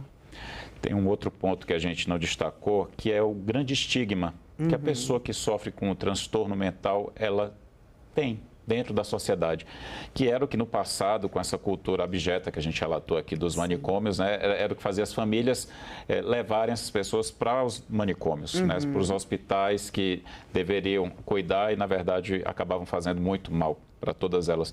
Como lidar, como a gente, como sociedade e como o Estado brasileiro está lidando com as pessoas com transtornos mentais hoje? O estigma diminuiu?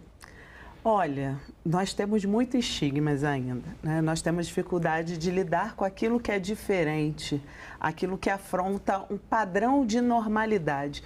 E o que é o padrão de normalidade, né? Você tem um padrão de humano que representa todos, que geralmente é um homem branco, cis, hétero, arrumadinho como você, né?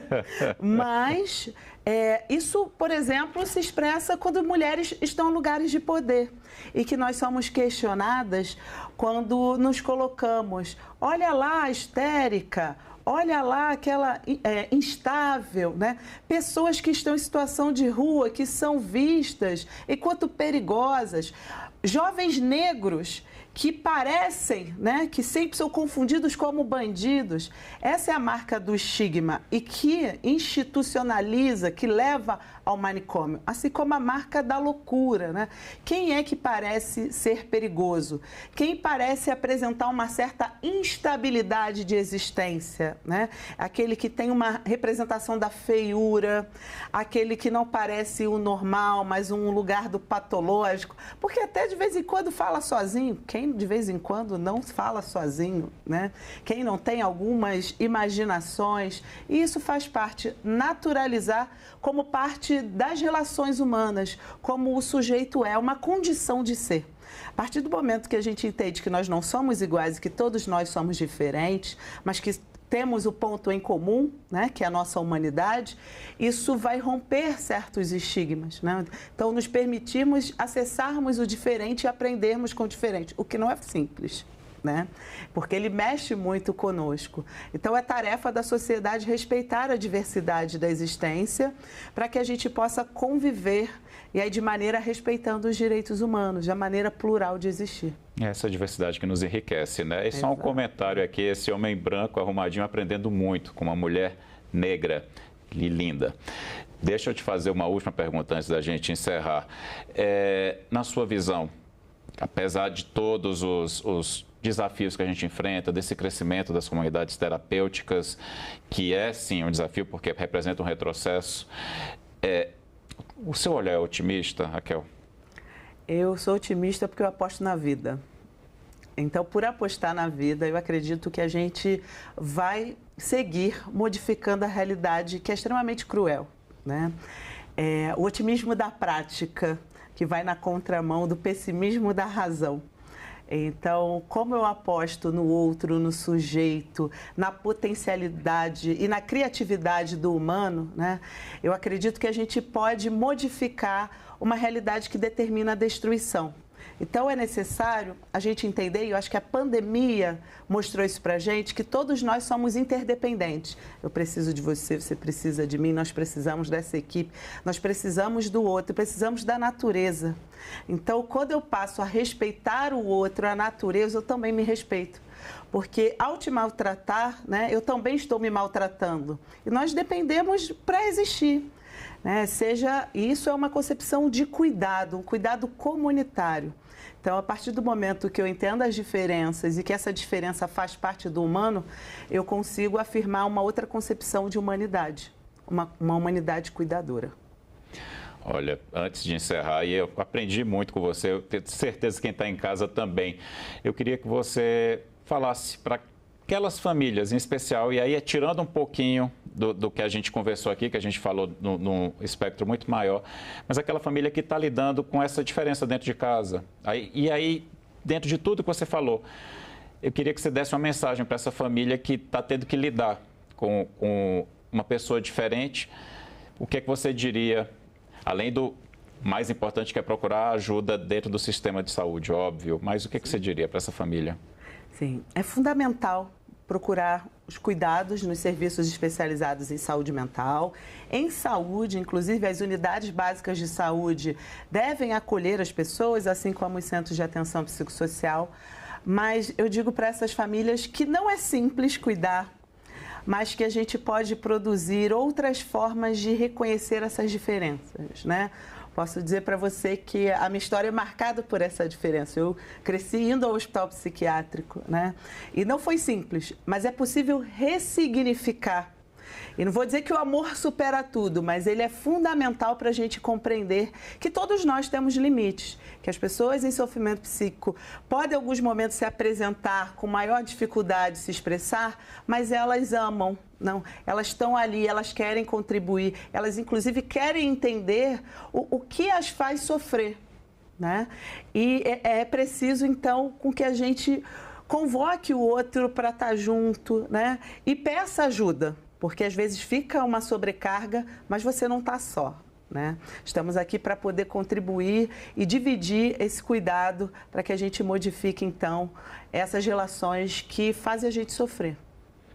Raquel, muito obrigado pela entrevista. Obrigada.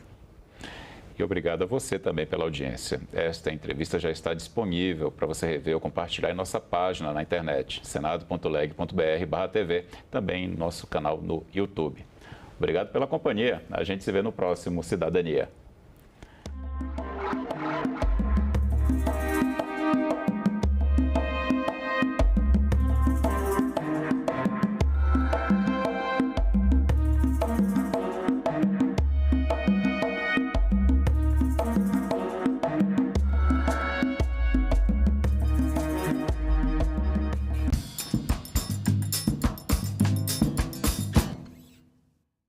Rafael Lucchesi, as letras de crédito de desenvolvimento resolvem o problema de financiamento da indústria? Elas melhoram muito o ambiente econômico, porque o investimento é a variável prêmio da economia. E, é claro, o setor produtivo vai investir mais com uma taxa de juros menor.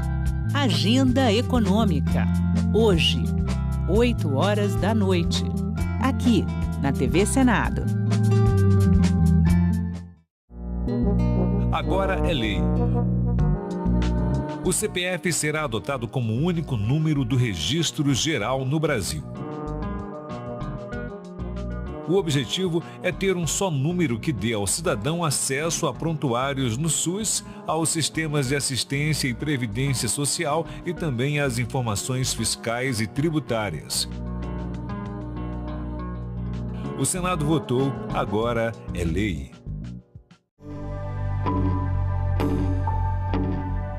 O plástico foi inventado para facilitar a vida do ser humano, só que a gente escolheu usar ele em alguns negócios que não fazem sentido. O canudo agora é o grande vilão.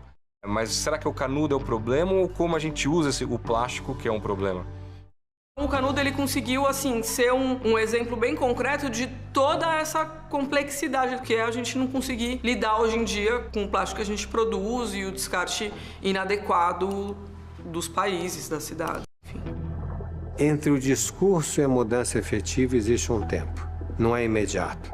Uma pessoa pode dizer, me chocou ver tantos animais sufocados por causa do uso do canudinho, mas a pessoa não vai mudar a sua prática imediatamente. As mudanças serão virais. As mudanças não serão a partir de grandes decretos.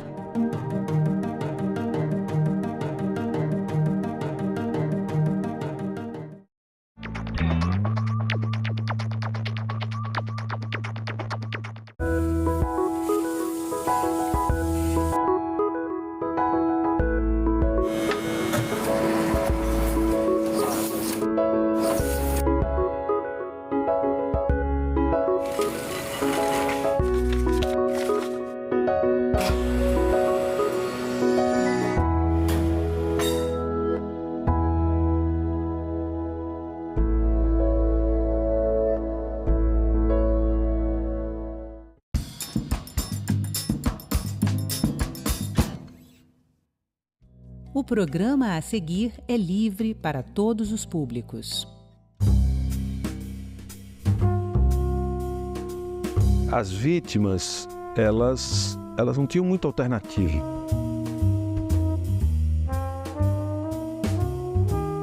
O relatório aponta que Maceió é vítima do maior crime ambiental em área urbana do mundo.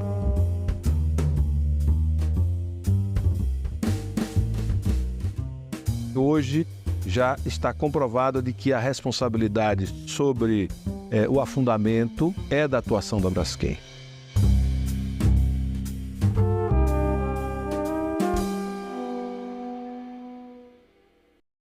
Senador Rogério Carvalho, seja bem-vindo ao Salão Nobre. Obrigada pela presença. Obrigado, Renata. É uma satisfação estar na TV Senado e sendo entrevistado por você.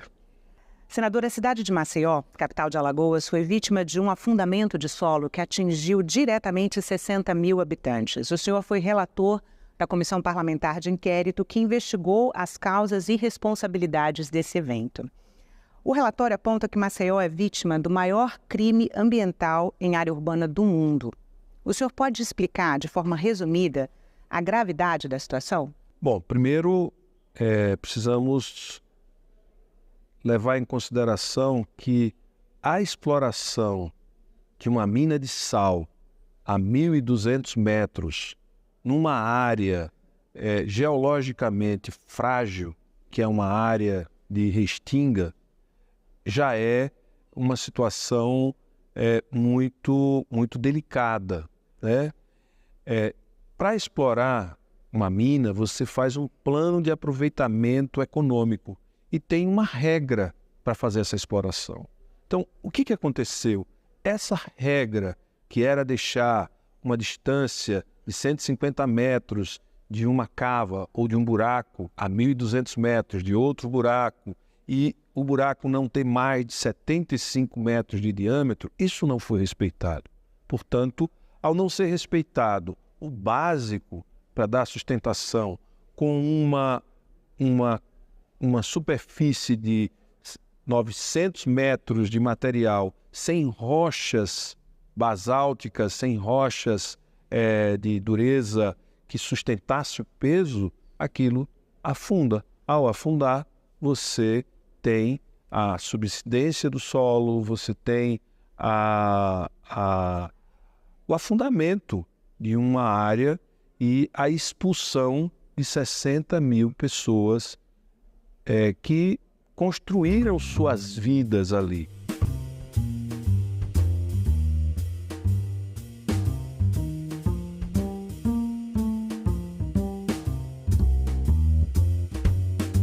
Não foi só pessoas que deixaram uma localidade, elas deixaram todas as suas referências históricas, familiares, sociais, econômicas, naquele lugar. Ou seja, que vai além do patrimônio, né? Vai além do patrimônio, vai além da coisa material. Elas deixaram também parte da sua existência naquele lugar. Senador, e quais foram as motivações iniciais para a criação da comissão parlamentar de inquérito? Porque isso poderia ficar restrito à Justiça do Estado, por exemplo. Bom, o senador Renan Calheiros tomou essa iniciativa, a elogiosa iniciativa, de propor a criação da comissão de inquérito sobre o ocorrido. Não era sobre o que estava ocorrendo, sobre o ocorrido. E a partir daí se instalou a comissão. A motivação principal é a insatisfação das pessoas, né? Foi a partir das vítimas.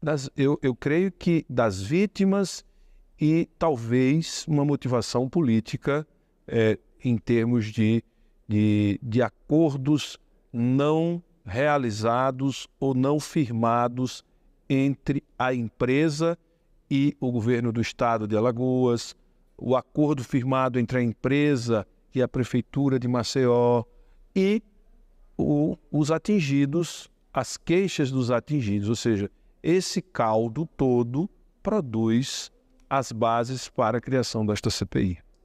Senador, o relatório do senhor indica que a Braskem, a empresa mineradora, pode ter sido responsável pelo crime de lavra ambiciosa de Salgema. Quais foram as principais evidências encontradas nesse sentido? Bom, na verdade, nós conseguimos, nesta CPI, que o vice-presidente de Relações Institucionais da empresa assumisse a responsabilidade e assumisse que houve lavra ambiciosa por parte da Braskem na lavra da Salgema. Quais são os indícios disso? Primeiro, não respeitar um plano econômico de aproveitamento da mina. Porque ali você tem uma riqueza que, se você segue o plano, esta riqueza que é da União, você preserva a riqueza e pode explorar por mais tempo. Se você, por desejo ou para ganhar mais num curto espaço de tempo, extrair mais do que pode num curto espaço de tempo, você acaba extrapolando os limites de segurança, que foi o que aconteceu. Então, o que aconteceu ali é que se tirou mais sal do que deveria das cavas existentes, ao invés de... Porque, veja, Se eu estou com uma máquina diluindo o sal e extraindo, e eu tiro o máximo... Então, o senhor pode explicar isso, né, senador? Porque é uma máquina que joga água fervente, uma profundidade de 900 a 1.200 metros, derrete a rocha de sal e faz a sucção dessa rocha derretida, e fora é feita a separação dos componentes químicos do cloreto de sódio, que é utilizado na produção do PVC. E esse processo vai gerando cavernas subterrâneas. Cavernas subterrâneas que precisam ser pressurizadas para garantir a sustentação do que tem sobre.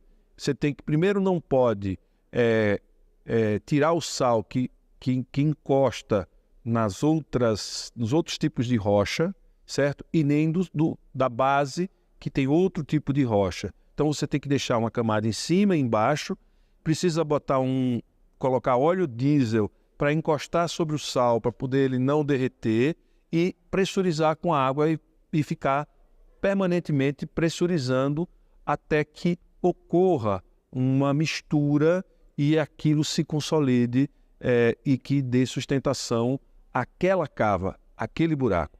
Quando a mineradora ela extrai mais sal, ou seja, mais minério do que deveria, o que acontece? Ela amplia demais a cava, o buraco, certo?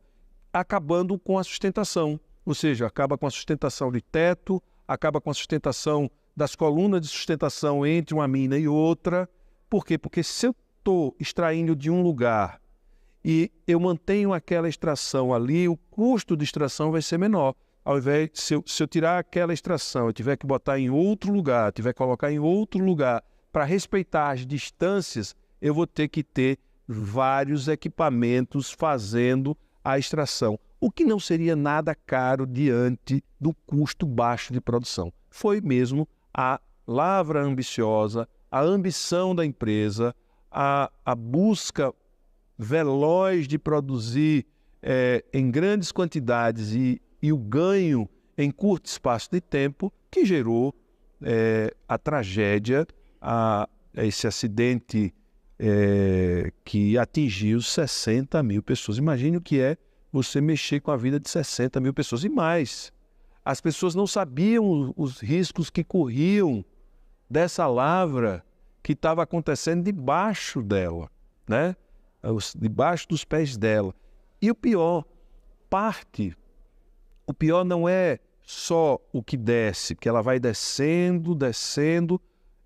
O pior é para as pessoas e para a área de solo que está entre o que está afundando e o que não está afundando, porque aí quebra. Então os prédios começam a ter a desmoronar, porque se ela desce reto, ela vai descendo devagarinho, mas se tiver na borda, ela quebra. E se quebra, aí você vê o que aconteceu, o que a gente viu lá no bairro de Pinheiros, um prédio, o elevador não podia mais subir porque ele ficou desalinhado, né? Ele ficou torto, mas não caiu, mas ficou torto, porque é lento o processo. E houve especialista até que tentou responsabilizar as construtoras, né? Na verdade, a própria Braskem, ela fez algo que foi contratar empresas, pessoas de renome, para produzir laudos que contestasse a ideia de que houve lavra ambiciosa, de que ela tirou mais minério do que poderia de cada mina. São 35 minas, 35 minas, tirou mais minério do que deveria de cada mina. E ela passava para essas empresas informações sobre algumas minas saudáveis. As minas que já tinham se encontrado, que tinha que ter uma distância de 150 metros, aqueles 150 metros já foi retirado o sal. Então uma mina já se encontrou com a outra. Tudo isso a gente já sabia e, portanto, ao contratar essas empresas acabavam validando o que a Braskem queria que fosse validado, e assim os órgãos de regulação, como a Agência Nacional de Mineração, assim como os órgãos ambientais, todos, de certa forma, foram coniventes com essa lavra ambiciosa. A população, ela só ficou sabendo quando a catástrofe já estava em curso e de forma irreversível. Não tinha mais o que fazer para garantir a sustentação daquela área e para que não ocorresse o afundamento, né? Porque tinha 3, 4 minas juntas já sem sustentação nenhuma. Você imagine, se eu tenho uma área que eu tenho 2 pilares, 3 pilares, eu tiro os 3 pilares, uma laje. Imagine se eu tiro aquela coluna, se eu tiro a outra coluna, se eu tiro a outra coluna, se eu tiro todas as colunas, o que vai acontecer com o prédio que está aqui sobre nós? Ele vai afundar. É a mesma coisa. Mas, senador, como é possível a conivência de órgãos reguladores, governo do Estado, judiciário? Como é possível a conivência nesse grau do que aconteceu em Maceió? O setor minerário no Brasil precisa de uma revisão geral. Existe uma coisa chamada, eu chamo de autorregulação ou de regulação capturada, a gente usou um outro nome que eu não gravei, mas... É baseado em risco. Não, aí já é o que a gente está propondo. O que nós vimos, que é o que a gente constata, é que é a empresa que informa aos órgãos reguladores a condição da área de produção.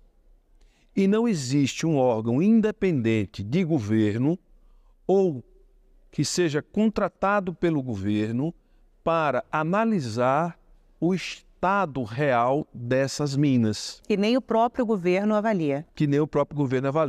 Tanto é que nós só fomos ter informações precisas, objetivas, fidedignas, quando o Serviço Geológico do Brasil ele contratou de forma independente da empresa outras empresas para fazer a análise da área que estava submetida à exploração da salgema em Maceió. Aí é que a gente passa a ter dados coletados de forma primária, dados com interferometria, dados com sonar, ou seja, a gente passa a ter uma visão real do que estava acontecendo no subsolo de Maceió e a partir daí começa a se produzir uma consciência sobre o que estava acontecendo. Mas a empresa, para contestar o que o Serviço Geológico do Brasil tinha apontado a partir de estudos independentes, a empresa contrata personalidades da USP, o Instituto Geológico da França e outros institutos, mas entrega a esses institutos dados secundários, ou seja, dados que ela mesma coletou. E, portanto, os relatórios acabam sendo parcialmente verdadeiros. Não deixa de ser uma forma de manipulação de dados. Manipulação. O que aconteceu com o Serviço Geológico do Brasil é que eles coletaram o dado primário no local e construíram um relatório a partir desses dados primários e aí nos deram e deram a todos que acompanhou ou que acompanharam esse problema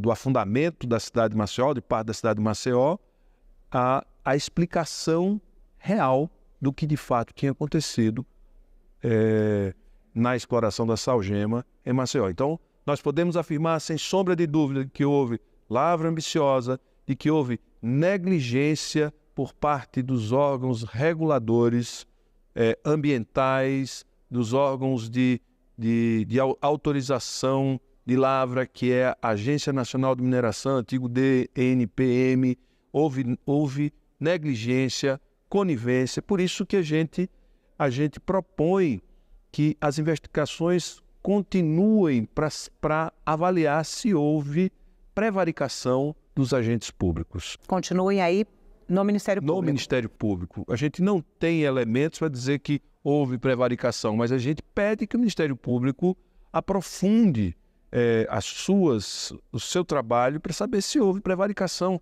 e quem prevaricou, né? Que teve prevaricação, a gente vê indícios, mas é preciso investigar com mais profundidade para não sermos superficiais numa questão que é um crime, né? Então a gente não pode incriminar as pessoas sem uma investigação mais detalhada.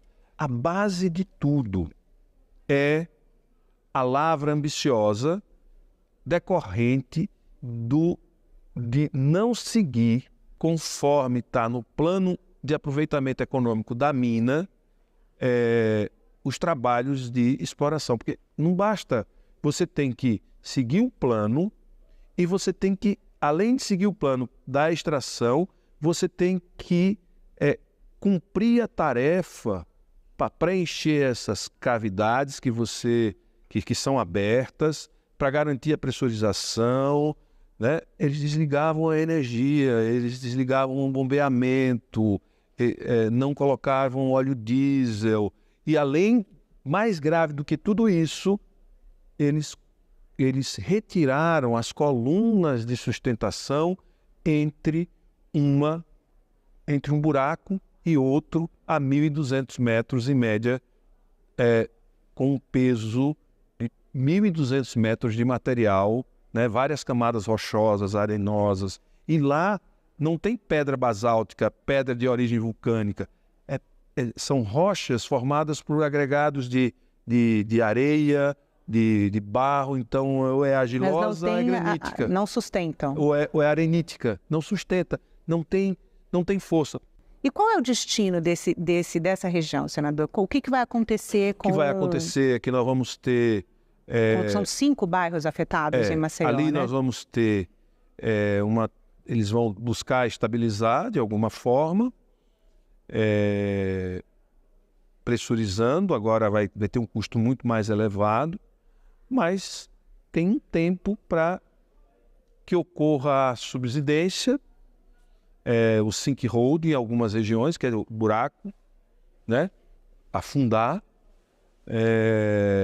e 20, 25 anos a gente voltar a ter uma nova estabilidade geológica diante da nova realidade que se impôs artificialmente àquela área. Mas os moradores atuais... Não podem voltar. E não vão voltar. Não vão voltar. Nós apontamos no relatório que a área deve ficar sob a responsabilidade de preservação, para não ter invasão, para não ter da empresa que deu causa, mas que ao fim do período de estabilização, quando estabilizar, que isso vire uma área da Prefeitura de Maceió. E a Prefeitura de Maceió faça aí o que momentaneamente, que no momento histórico que ela tiver à disposição da Prefeitura de Maceió, defina quais serão os rumos, quais serão os usos que essa área que é grande, são 3,5 milhões, 3 milhões e 600 mil metros quadrados, é uma área enorme, né? Dá para fazer uma pequena Dubai à beira da Lagoa Mundaú, né? E de frente para o mar. Senador, em relação às vítimas, como é que a CPI avaliou os acordos de indenização entre Braskem e as vítimas?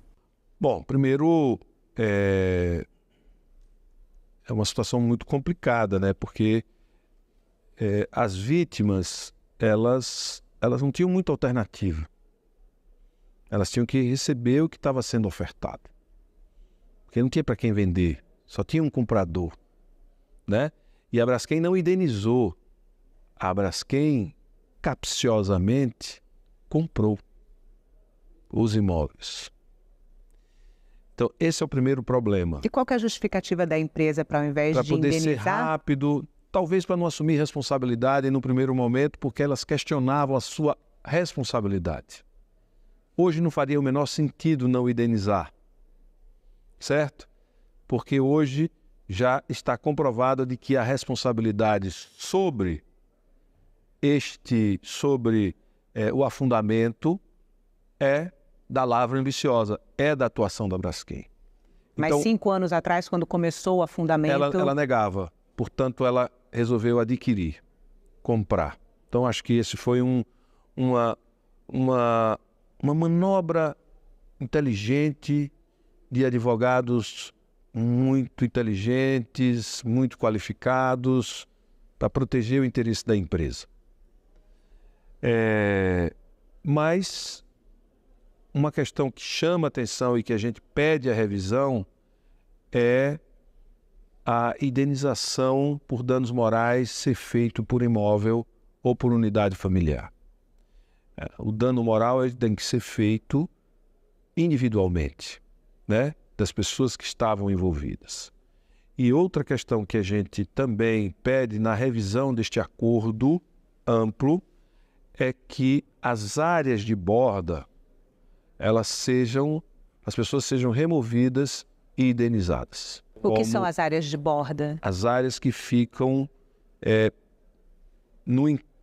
na região de transição entre o que pode afundar, que é a área de quebra, ou seja, aquilo que não vai ser afetado do ponto de vista geológico, né? Quer dizer, não vai ter afundamento, mas vai ter rachadura nas casas, porque aquela região, quando um pedaço afunda, vai interferir no pedaço que não vai afundar, vai quebrar. Gera uma instabilidade nessa região toda. Gera uma instabilidade, apesar de não ter subsidência. Mas isso gera desvalorização, isso gera danos patrimoniais para quem tem. Essas pessoas não precisam sair das suas casas? Em tese não, mas a situação que elas ficam isoladas socialmente, elas ficam distantes do resto, elas ficam no fim de linha, elas ficam fora, né? E um bairro em particular, quer dizer, um pedaço do bairro do Bom Parto, que são os flechais de cima e de baixo, é uma península, ela passa uma linha de trem, de um lado já é dividido por uma linha de trem, aí você tem uma área que é de reserva, você tem um morro e você tem a área que foi afetada. Essa população ela é uma população isolada. Ela está completamente ilhada por conta desse acidente ou, na verdade, não é uma catástrofe que não teve mortes, mas desse acidente ambiental, geológico, de grandes proporções que ocorreu.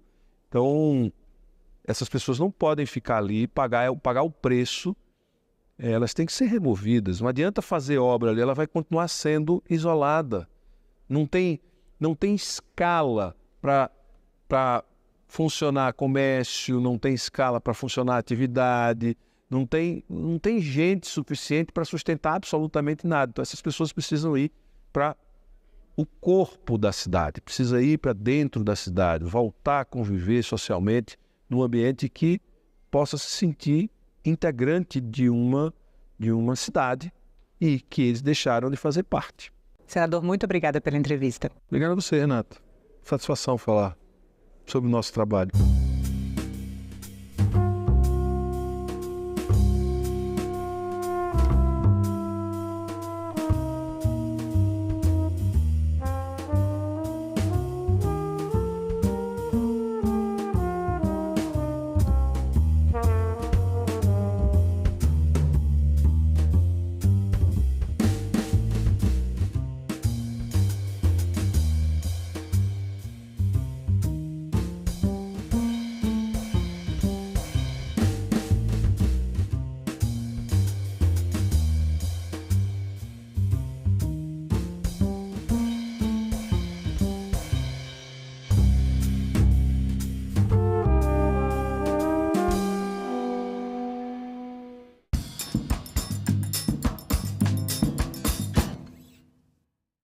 Rafael Lucchesi, as letras de crédito de desenvolvimento resolvem o problema de financiamento da indústria? Elas melhoram muito o ambiente econômico, porque o investimento é a variável prêmio da economia. E, é claro, o setor produtivo vai investir mais com uma taxa de juros menor.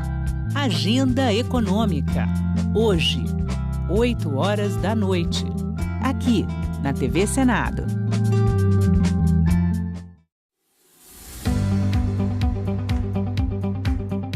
Sabia que o Brasil tem 63 universidades federais? Mas isso nem sempre foi assim. Há 200 anos não havia nenhuma universidade no Brasil inteiro. O país, que tinha acabado de se tornar independente, sabia da importância de criar essas instituições para o seu desenvolvimento. A Constituinte de 1823 discutia a necessidade do Estado construir e manter esses centros de formação. Até então, o país tinha somente as faculdades de medicina do Rio de Janeiro e Salvador.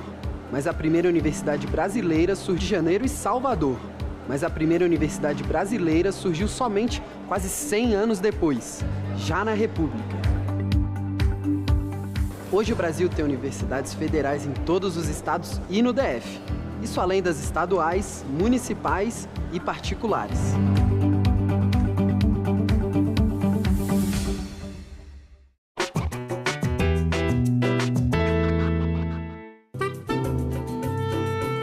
Em 1958, o Brasil vive o auge dos anos dourados.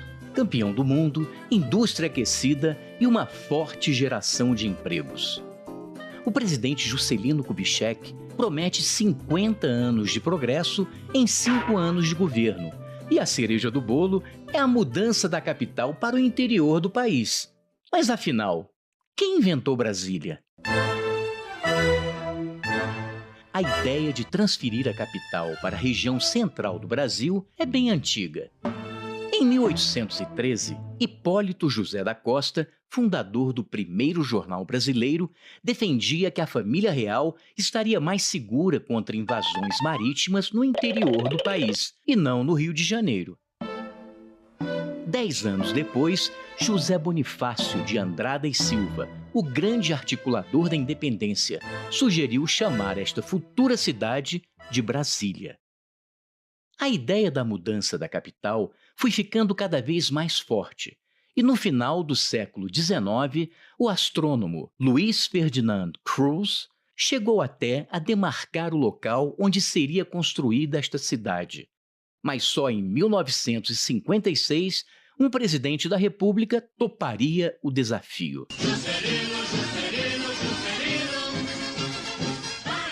JK sabia que estava mexendo num vespeiro.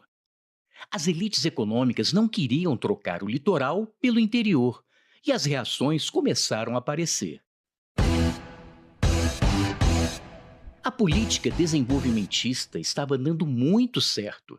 O capital estrangeiro entrava maciçamente, gerando atividades industriais e, é claro, empregos. A construção de Brasília, portanto, era mais uma maneira de aquecer a economia naquele momento.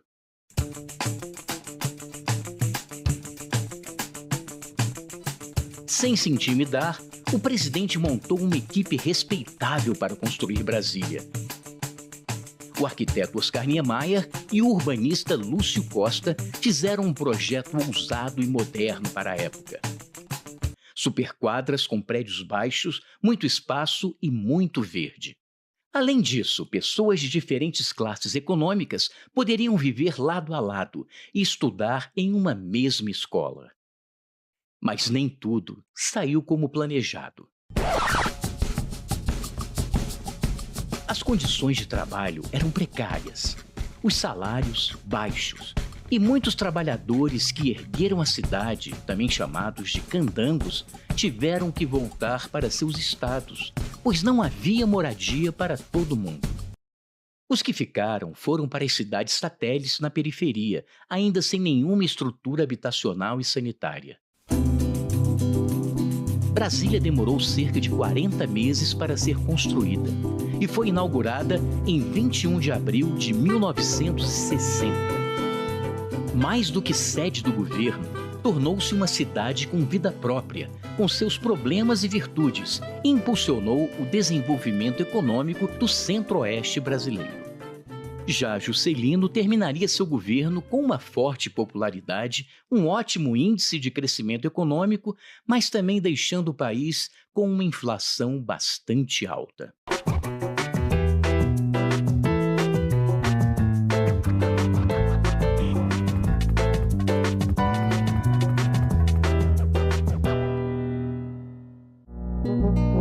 Agora é lei. A fita com desenhos de girassóis passa a ser oficialmente o símbolo de identificação das pessoas com deficiências ocultas. As deficiências ocultas são aquelas que podem não ser percebidas de imediato, como a surdez, o autismo e as deficiências cognitivas, entre outras. O Senado votou, agora é lei. Eu sempre vejo na educação ambiental um papel fundamental e estratégico. Primeiro, ela tem o papel de ser uma forma de educar, não é? Bem diferenciada. Quando a gente lida com as crianças, a gente está educando. Quando a gente lida com os adultos, a gente está fazendo um processo de pós-educação. Eu acho que se nós conseguirmos um protagonismo dos tribunais de contas e implementar para valer a educação ambiental, acho que daqui a 30 anos nós teremos uma geração e uma sociedade brasileira mais preparada para enfrentar os desafios do século XXI. Estou aqui hoje para dizer em nome do Tribunal de Contas da União que nós estamos trabalhando com a tese da governança. Nós temos que liderar não somente aqui no Brasil, mas no planeta, uma política de desenvolvimento sustentável. Nós temos que avançar em relação à responsabilização, a políticas integradas e a responsabilização.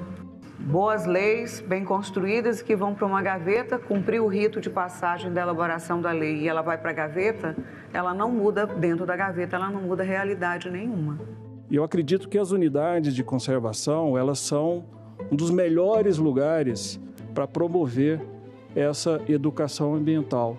Na verdade, as UCs, as áreas protegidas, elas têm um papel muito grande de aproximar a sociedade daquilo que estabelece, aquilo que são os objetivos da política de educação ambiental, que é chamar a atenção para a importância do meio ambiente, para chamar a atenção da importância dos recursos naturais.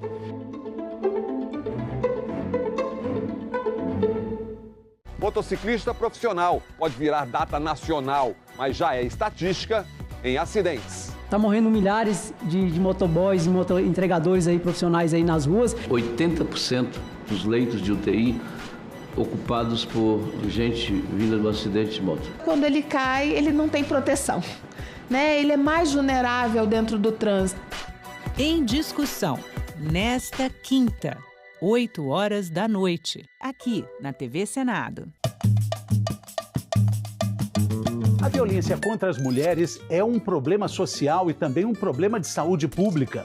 Uma lei que passou pelo Senado alterou o Código Penal brasileiro e mudou a forma de proteger as mulheres e, principalmente, de punir os agressores. Lei Maria da Penha. Um marco histórico, né?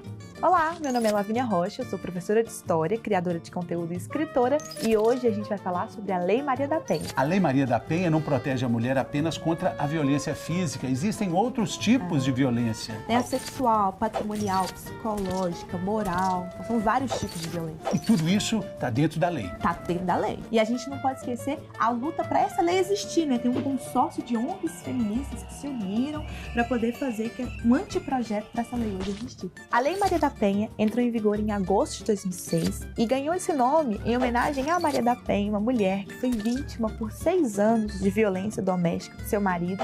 A lei agora determina a prisão em flagrante e também a prisão preventiva. Ela determina essas punições, mas ela também tem a ideia de prevenção e acolhimento da vítima.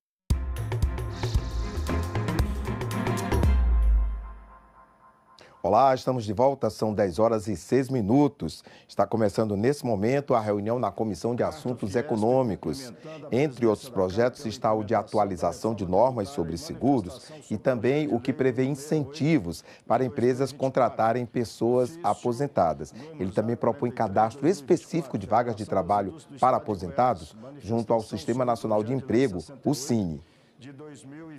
Acompanhe. Bebidas açucaradas no imposto seletivo. Os documentos nos termos da Instrução Normativa número 12 de 2019 da Secretaria-Geral da Mesa do Senado Federal estarão disponíveis para consulta no site dessa comissão pelo prazo de 15 dias, podendo qualquer membro deste colegiado solicitar a autuação nesse período. Líder Otto, bom dia. Senadora Zenaide, bom dia. Seja bem-vinda à nossa comissão, senadora. Antes de iniciarmos nosso trabalho, submeta a deliberação do plenário a dispensa da leitura e aprovação da ata da 23ª reunião realizada em 11 de junho de 2024. Apoiado. As senhoras senadoras e senhores senadores que aprovam permaneçam como se encontram. A ata está aprovada e será publicada no Diário do Senado Federal. Senhor presidente, pela ordem, só para lhe cumprimentar e cumprimentar também a todos os amigos e amigas da cidade de Santos, que o deputado Paulo Barbosa está aqui para acompanhar a votação do empréstimo do CARF, deputado federal pelo PSDB, colega nosso, então que ele seja bem-vindo. Seja bem-vindo a essa comissão, senador Paulo. Gostaria de iniciar nossa reunião falando sobre alguns projetos importantes que iremos deliberar hoje. Projeto que trago aqui em destaque é o projeto de lei número 1107 de 2023, de autoria do senador Everton e relatoria da senadora Damares Alves. O projeto cria indenização pecuniária ao servidor público ocupante exclusivamente de cargo em comissão, com lotação na Câmara dos Deputados, do Senado Federal ou no Tribunal de Contas da União. A proposta preenche lacuna que perpetua a injustiça para os trabalhadores que são ocupantes de cargos de comissão, com responsabilidades relevantes e atribuições específicas a cada área de atuação, mas que não têm tratamento paritário ou equivalente quando comparado com outros trabalhadores ou servidores. Outro projeto que relaciono como um dos mais relevantes também é o projeto de lei número 6020 de 2019, de autoria da senadora Leila Barros e relatoria do senador Eduardo Braga. O projeto incentiva a mobilidade elétrica no país e garantir os recursos necessários para as pesquisas que envolvem a produção de pesquisa necessária para a transição do carro movido a hidrocarbonetos para propulsão elétrica. A proposta visa garantir recursos para desenvolvimento de tecnologia de mobilidade elétrica. Estima-se que atualmente a União conceda 7,5 a 9 bilhões de benefícios fiscais por meio dos dispositivos previstos na Lei nº 13755, de 10 de dezembro de 2018. Isso possibilitaria recursos do montante de 110 milhões a 135 milhões ONU para pesquisa. Outro projeto que destaco da pauta de hoje é o projeto de lei complementar 72 de 2024, de autoria do senador veneziano Vital do Rego e relatoria da senadora Zenaide Maia. Este importante projeto tem o objetivo de dar segurança jurídica para o Ministério da Saúde, destinar recursos discricionários de emendas parlamentares para os hospitais universitários e para a entidade pública que detém a atribuição de administrá-los. A proposição prevê ainda a vedação do financiamento de despesas com pessoal e com encargos sociais dessas instituições. Desse modo, intenta-se, por um lado, preservar o orçamento da saúde e, por outro, manter a obrigação de que o Ministério da Educação siga investindo nos hospitais universitários. Assim, parabenizo a todas, autores e relatores por esses relevantes projetos que certamente representam avanços significantes em nosso ordenamento jurídico, trazendo benefícios a toda a nossa sociedade. Era o que tinha a registrar. Presidente, o 2838, a Lei do Bem, nós acertamos já pela terceira vez Se não, esse aqui só dei alguns destaques em alguns projetos. Dei destaque em 3 projetos, como a gente está fazendo em toda a reunião. Item 9 e 10. Mas o projeto de Vossa Excelência é muito importante, o item 9 da pauta. Obrigado, presidente.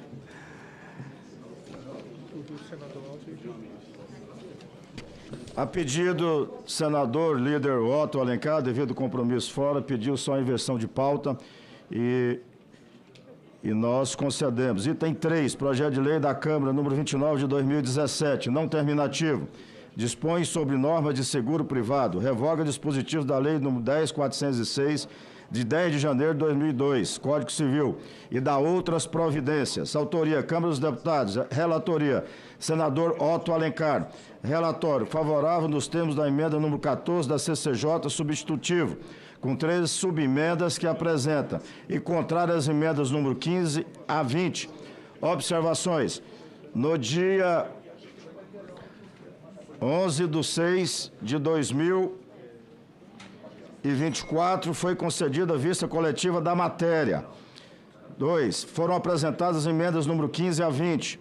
Em 18/6/2024, foi apresentada a emenda número 21.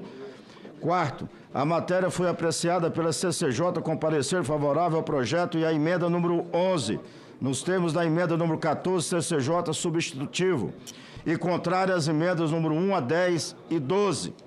Concedo a palavra ao senador Otto Alencar para pronunciar sobre a emenda número 21 apresentada hoje. Com a palavra, senador Otto. Agradeço a Vossa Excelência, senhor presidente. O relatório foi feito anteriormente, foi pedido de vista pelo senador Flávio Bolsonaro, volta à discussão hoje. Nesse período de vista, foi apresentada apenas uma emenda da autoria da senadora Tereza Cristina, que o parágrafo 4º do artigo 113, substitutivo para o projeto de lei da Câmara. Essa emenda foi analisada e nós optamos pela rejeição da emenda com as razões que estão, inclusive, na justificação do projeto de lei que Vossa Excelência acaba de ler aí para análise dos senhores senadores e senadoras. Tanto a emenda foi pela rejeição, ficando o parecer que foi analisado anteriormente nessa comissão inalterado. Então, essa é a posição nossa em análise da emenda da senadora Tereza Cristina. Aí, por causa do projeto do senador Otto, obrigado e parabéns pelo seu complemento de voto. A matéria está em discussão. Não havendo mais quem queira discutir, encerro a discussão. A votação será simbólica. Em votação, o relatório apresentado. Os senadores que concordam com o relatório permaneçam como se encontram. Aprovado o relatório, que passa a constituir o parecer da comissão, favorável ao projeto nos termos da emenda número 14 da CAI CCJ substitutivo, com as subemendas número 1 a 3 da CAI e a emenda número 14 da CAI da CCJ. A matéria vai ao plenário. Senhor presidente. Sim, senador Otto. Diante do que aconteceu recentemente no estado do Rio Grande do Sul e outros estados da federação, no caso, por exemplo, lá do estado de São Paulo, na região de São Sebastião, no Santa Catarina, e outros desastres ambientais dramáticos, e essa questão dos seguros é fundamental para esse momento, e essa matéria vai à Câmara dos Deputados. Eu conversei com o presidente Rodrigo Pacheco semana passada para que, vendo a possibilidade de se aprovando aqui um requerimento de urgência, a matéria fosse a plenário para votação, depois à Câmara dos Deputados, porque será uma nova letra de lei de seguros e que envolvem sinistros grandes, sinistros que aconteceram no Rio Grande, fábricas que foram totalmente destruídas, e seria um momento importante para se dar essa nova posição a respeito dos seguros. Me parece uma matéria que já veio na Câmara, muito estudada, que dá uma outra garantia jurídica aos segurados e também às seguradoras. Portanto, eu queria colocar um requerimento de urgência para apreciação dos senhores senadores e senadoras, desde que Vossa Excelência assim aceita a minha proposição. Pois bem, senador, em votação, o requerimento, pedido apresentado pelo senador Otto Alencar, pedido de urgência do item 3 da pauta, projeto de lei da Câmara número 29 de 2017. Os senadores e senadoras que concordam com o pedido permaneçam como se encontram. Aprovado o requerimento, senador. Presidente, uma questão de ordem antes do próximo tópico. O presidente Lula acabou de fazer um ataque pessoal ao Campos Neto, presidente do Banco Central, e ao Banco Central, a autonomia do Banco Central. Eu quero aqui registrar meu repúdio. Ele, inclusive, menciona nesse ataque pessoal ao Campos Neto. E a gente vê que, infelizmente, o governo está derretendo, o dólar está subindo, as expectativas econômicas estão se deteriorando. Não existe um outro assunto na política que não 2026 a demonstrar aí o fracasso desse governo. E o Lula, o presidente, busca aí bodes expiatórios, tentando atribuir más intenções à gestão do Banco Central pelo Roberto Campos Neto. E a gente vê o contrário. A liderança do Banco Central atual tem se recebido prêmios sucessivos internacionais como o melhor presidente do Banco Central. Então, nós temos aqui, presidente, e eu tenho certeza que Vossa Excelência também é favorável, que aprovar aquela PEC que aprofunda a autonomia do Banco Central, permitindo que ele tenha o seu orçamento próprio, que ele tenha a sua gestão financeira, porque a gente está vendo paralelamente a esses ataques pessoais uma asfixia do Banco Central por outros caminhos.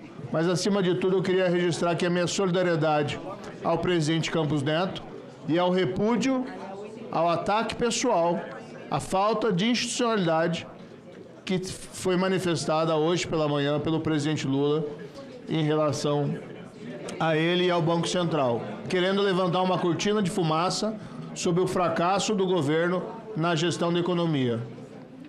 E rogar aos nossos colegas, hoje está na CCJ, né, o projeto de autonomia financeira e orçamentária do Banco Central, que nós aprovemos como uma resposta, sim, institucional desse Congresso, do Senado, a esses ataques desequilibrados do presidente Lula. É isso, presidente.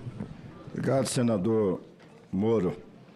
Inclusive, na CCJ hoje, a audiência pública que está sendo realizada, motivo dessa PEC, que é de minha autoria, com a presença do ex-presidente do Banco Central, Henrique Meirelles, e não tenho todos os membros que confirmaram presença, e ex-presidente também do Banco Central, Gustavo Loyola.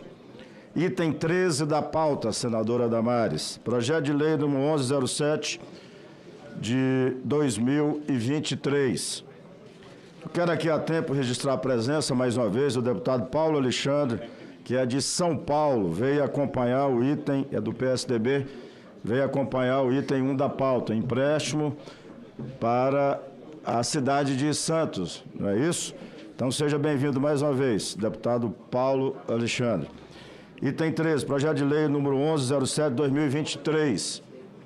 Nós só estamos aguardando o relator chegar, senador Amin, desse empréstimo. Projeto de lei número 1107 de 2023, terminativo. Dispõe sobre a indenização pecuniária por tempo de serviço aos servidores comissionados do Poder Legislativo Federal e órgão auxiliar. Autoria, senador Everton. Relatoria, senadora Damares Alves. Relatório pela aprovação do projeto das emendas número 2 CCJ a 5 CCJ e das emendas número 6 e 7, com a subemenda de sua autoria. As emendas número 4 CCJ, 6 e 7. Observações. A matéria foi apreciada pela CCJ com parecer favorável ao projeto com as emendas números 2 CCJ a 5 CCJ e contrária à emenda número 1. 2. Na CAI foram apresentadas as emendas números 6 a 8. Em 17/6/2024 foi apresentado o requerimento 70/2024 da CAI, de autoria do senador Fernando Dueire, de retirada da emenda número 7.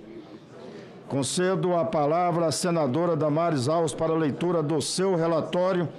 Com a palavra, senadora Damares. Presidente, eu peço permissão para ir direto à análise, mas antes informando, a emenda 7 foi retirada, mas nós tivemos a emenda 8, eu estou acatando a emenda 8, que tem o mesmo conteúdo da emenda 7 anteriormente retirada. A constitucionalidade, a juridicidade e a técnica legislativa já foram analisadas na Comissão de Constituição e Justiça. Comissão cuja atribuição precípua inclui opinar sobre os dois primeiros aspectos. O foco da presente análise será sobre o mérito da proposição nos termos da competência regimentais da CAI. Quanto ao seu mérito, a proposta deve ser aprovada porque traz benefícios econômicos não só para os servidores comissionados, que passam a possuir uma formação de proteção social salutar a seu bem-estar e ao de suas famílias, como também para o próprio Senado Federal, que terá a possibilidade de contar com servidores que trabalharão de forma mais serena, focados em suas atividades e seguros de que não estão desamparados. A criação de uma indenização pecuniária por tempo de serviço e de uma notificação prévia proporcionarão a segurança necessária para continuar desempenhando suas funções com excelência. Além disso, é um passo crucial para o reconhecimento e a valorização do trabalho desses servidores. O PL, a pedido do relator na CCJ, o senador Jorge Cajuru, recebeu uma estimativa atualizada de impacto orçamentário e financeiro feita pela Consultoria de Orçamentos, Fiscalização e Controle do Senado Federal, por meio da nota técnica de impacto orçamentário financeiro, número 27, de 19 de abril de 24. A estimativa da nota tem como base a média de exonerações dos últimos anos e o valor médio da remunerações dos cargos comissionados. Pelo cálculo, o impacto do projeto no Senado será de cerca de 19 milhões em 2024 e 20 milhões em 25, novamente 20 milhões em 26. Os balanços orçamentários do Senado Federal dão conta de que nos últimos anos esta casa, de forma reiterada, despendido com pessoal bem menos do que as dotações que a lei orçamentária de cada ano lhe permitiu. Em 22, para o Senado, foram autorizadas dotações em despesas com pessoal de 3,9 bilhões, enquanto as despesas de fato empenhadas chegaram a pouco mais de 3,7 bilhões, deixando um saldo positivo de 171 milhões por essa dotação. Em 23, o mesmo cenário se repetiu, uma dotação para pessoal de 4,1 bilhões, contra empenhos que somaram menos de 3,9 bilhões, deixando um saldo positivo de mais de 256 milhões de balanço orçamentário. Por fim, considerando a capacidade de o Senado custear benefício previsto neste projeto de lei, as demonstrações dos fluxos de caixa dos anos de 22 e 23 apresentaram geração líquida de caixa e equivalentes de caixa de cerca de 306 milhões e 127 milhões, respectivamente. A origem desses fluxos positivos está justamente na sobra de receitas do Senado, cujas despesas estão tão bem controladas de maneira que a criação de uma indenização trabalhista para atender os ocupantes dos cargos comissionados, cujo custo anual chegaria a aproximadamente 20 milhões, não representaria, atenção, senhores, não representaria um peso significante para o orçamento da Casa. Quanto às emendas, concordamos sem reparos com o parecer número 42 de 24 da Comissão de Constituição e Justiça, optando pela rejeição da emenda 1 e pela aprovação das emendas 2 e 5, exatamente pelo que explicamos antes, com base na estimativa da nota técnica e nos demonstrativos contábeis. Entendemos que a direção adotada pelo relator de dar mais justiça social ao projeto cabe dentro do orçamento do Senado Federal, de modo que optamos pela rejeição da primeira emenda. Entendemos que as emendas aprovadas na CCJ trouxeram aprimoramentos ao texto que resguardam a vindoura lei de questionamento questionamentos futuros, bem como adequa às melhores práticas de redação legislativa. Entretanto, apresento, enquanto relatora nesta comissão, uma subemenda a emenda 4 da CCJ para que jamais acusem um valoroso servidor do cometimento de fraude no recebimento do benefício no caso de promoção Senadora ao cargo Damares, superior. Só um momento. Pessoal, nós temos a senadora Damares, está fazendo leitura do seu relatório, um relatório muito importante, eu pediria a compreensão de todos. Dá para a gente conversar um pouquinho mais baixo, para não atrapalhar a nossa senadora na leitura do seu relatório. Por favor. Ok? Senadora, desculpe interromper. E voltar para o início do parágrafo. Apresento, enquanto relatora dessa comissão, uma subemenda à emenda 4 da CCJ para que jamais acuse um valoroso servidor de cometimento de fraude no recebimento do benefício no caso de promoção a um cargo superior ao que vinha ocupando, seguida de uma exoneração. Essa subemenda prevê que a remuneração a título de cálculo de indenização deve ser uma média das remunerações recebidas ao longo do período ininterrupto de 12 meses de serviço no Senado. Em relação às emendas apresentadas nessa comissão, acolhemos as duas da forma de subemendas, porque concordamos com o mérito de ambas as propostas dos colegas senadores, mas precisamos fazer pequenos ajustes para que o texto se adeque de forma mais precisa à técnica legislativa. Sobre a emenda 6 da CAI, do senador Sérgio Petecão, consideramos que a sua justificação é acertada ao ressaltar o princípio da proporcionalidade, possibilitando que a indenização pecuniária, após cumprido um período aquisitivo mínimo de 12 meses, seja uma soma de frações das remunerações recebidas. No entanto, apenas para que a técnica legislativa seja observada de maneira mais precisa, o dispositivo que melhor se adequa à modificação proposta pelo senador Sérgio Petecão é um parágrafo e não um inciso. Por isso, acreditamos que uma subemenda à emenda 6 deve acompanhar o parecer da CAI. Quanto à emenda 8 do senador Isalci Lucas, concordamos com a sua intenção de deixar mais claro o texto da lei, prevendo explicitadamente que os atuais comissionados possam contar, para fim de indenização pecuniária, o tempo de serviço no Senado Federal anterior à vigência da lei. Com o propósito de tornar mais esclarecedor ainda o texto legislativo, acrescento na forma de uma subemenda um dispositivo que impossibilita que servidores não mais vinculados ao Senado pleiteiem a indenização, para que os objetivos dessa emenda não sejam desvirtuados. Cumpre salientar que, assim como a emenda anterior, o impacto da emenda 8 está plenamente considerado no cálculo da estimativa apresentada pela Consultoria de Orçamento, Fiscalização e Controle do Senado Federal.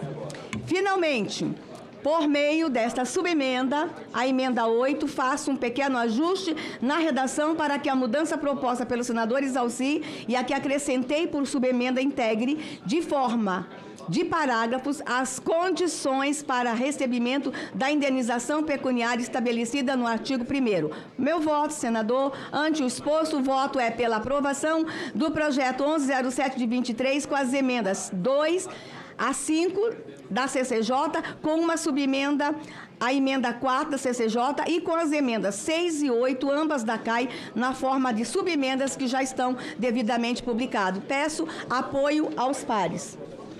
Obrigado, senadora Damares, e parabéns pelo seu relatório. A matéria está em discussão. Para discutir a matéria, senador Isalci. Presidente, eu quero inicialmente parabenizar o senador Everton pela iniciativa, a nossa querida senadora Damares pelo relatório. Essa matéria, presidente, eu apresentei um projeto na Câmara, estendendo inclusive ao Executivo. Eu faço um apelo aí para o nosso líder do governo, para que reflita também com relação ao Executivo. Por que isso? Porque nós não podemos ter trabalhador de segunda classe. Eu me lembro que nós fizemos um grande debate na Câmara, votando a lei das empregadas domésticas, exatamente nessa linha, que não se admite ter trabalhador de segunda classe. E os comissionados, aqui nós temos trabalhadores há 20 anos, 15 anos, aqui na Câmara, no Senado, Tribunal de Contas, nas câmaras legislativas, que realmente é uma injustiça muito grande. Muitos deles saem depois de 20 anos e acabam ainda ter que pagar, ainda devolver dinheiro, dependendo da data que é demitido. Então, isso aí faz justiça aos servidores que, com muita competência, trabalham para nós aqui no Senado, na Câmara. Então, parabenizo a senadora Damares pelo relatório e já adianto meu voto favorável e agradecendo o acatamento da emenda número 8. Eu consulto os senadores e senadoras se já podemos abrir o painel enquanto se discute já para a gente aproveitar aí um quórum qualificadíssimo para a gente fazer a votação. Aprovado, senador? Aprovado? Então peço que abra o painel, por favor. Quem vota com a relatora, senadora Damares. Quem vota com a relatora, vota sim. Então, é sim com a relatora. Então, ela confirmou aqui que é sim. Vamos votar. Senador Alessandro. Senador Laércio. Bem-vindo. Senadora Margarete Busetti. Bem-vindo, senadora Margarete. Senador Sérgio Moro. Bem-vindo. Senadora Tereza. Eu só estou cumprimentando, eu não estou fazendo a chamada ainda. Só cumprimentando. Seja bem-vinda, senadora.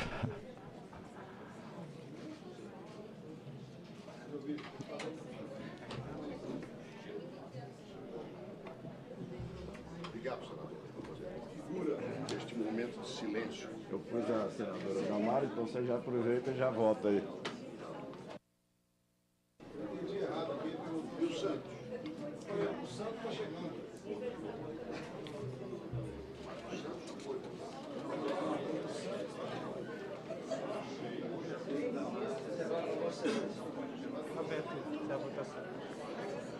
Já está aberto o painel. Podem votar. Senador Euvisto. Agora pode votar. Senadora Zenaide.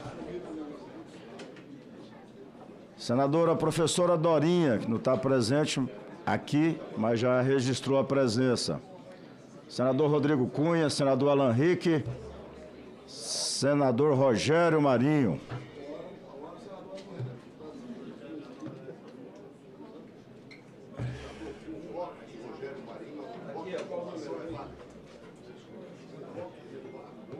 Aquele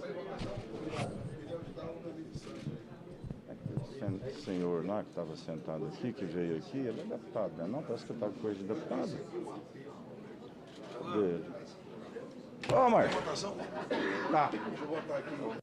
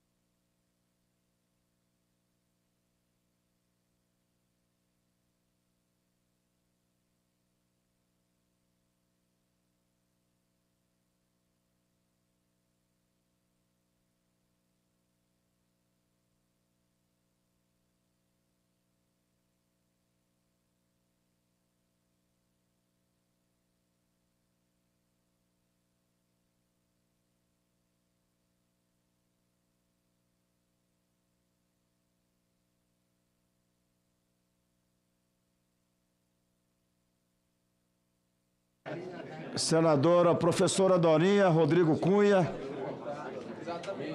Rogério Marinho. Senador Rogério Marinho.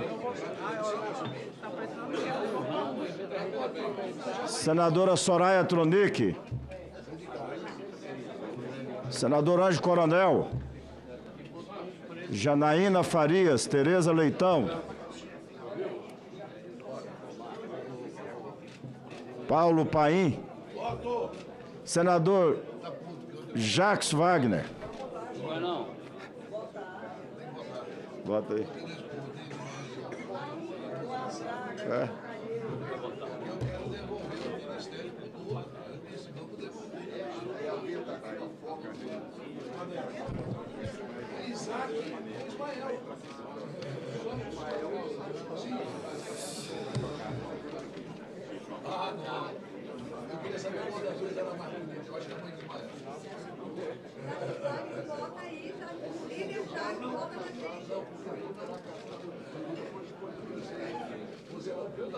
Senador Jacques está votando. Essa aqui vai para o plenário agora ou vai para outra comissão? Vai para o plenário. Vai para o plenário. Terminativa aqui então ela pode pedir. Vai para o plenário só para ver causa de recurso. Ok.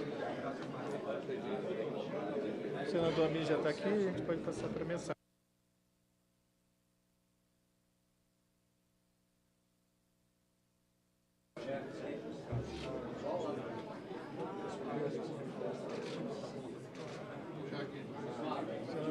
Se o senhor quiser abrir... Podemos encerrar a votação?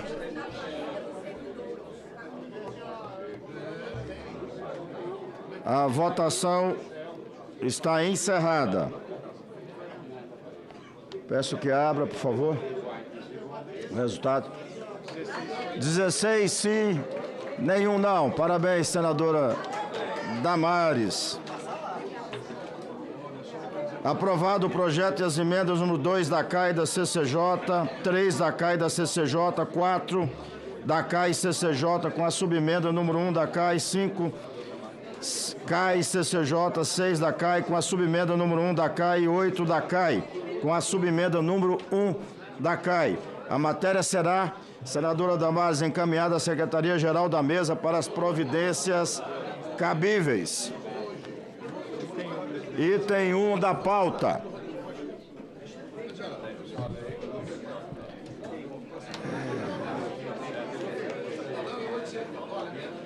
Submete à apreciação. Item 1 da pauta. Mensagem SF número 13 de 2024, não terminativo. Submete à apreciação do Senado Federal, nos termos do artigo 52, inciso 5º, 7º e 8º. Da Constituição, autorização para contratação de operação de crédito externo, contratação de operação de crédito externo com a garantia da República Federativa do Brasil no valor de $105.041.704 dos Estados Unidos da América, de principal, entre o município de Santos, do Estado de São Paulo e a Corporação Andina de Fomento, a CAF, cujos recursos destinam-se ao financiamento do Programa de Macrodrenagem, Acessibilidade, Inovação e Sustentabilidade de Santos, Santos Mais. Autoria, Presidência da República. Relatoria, senador Espiridião Amin. Relatório, favorável à matéria nos termos do projeto de resolução do Senado que apresenta. Com a palavra, senador Espiridião Amin.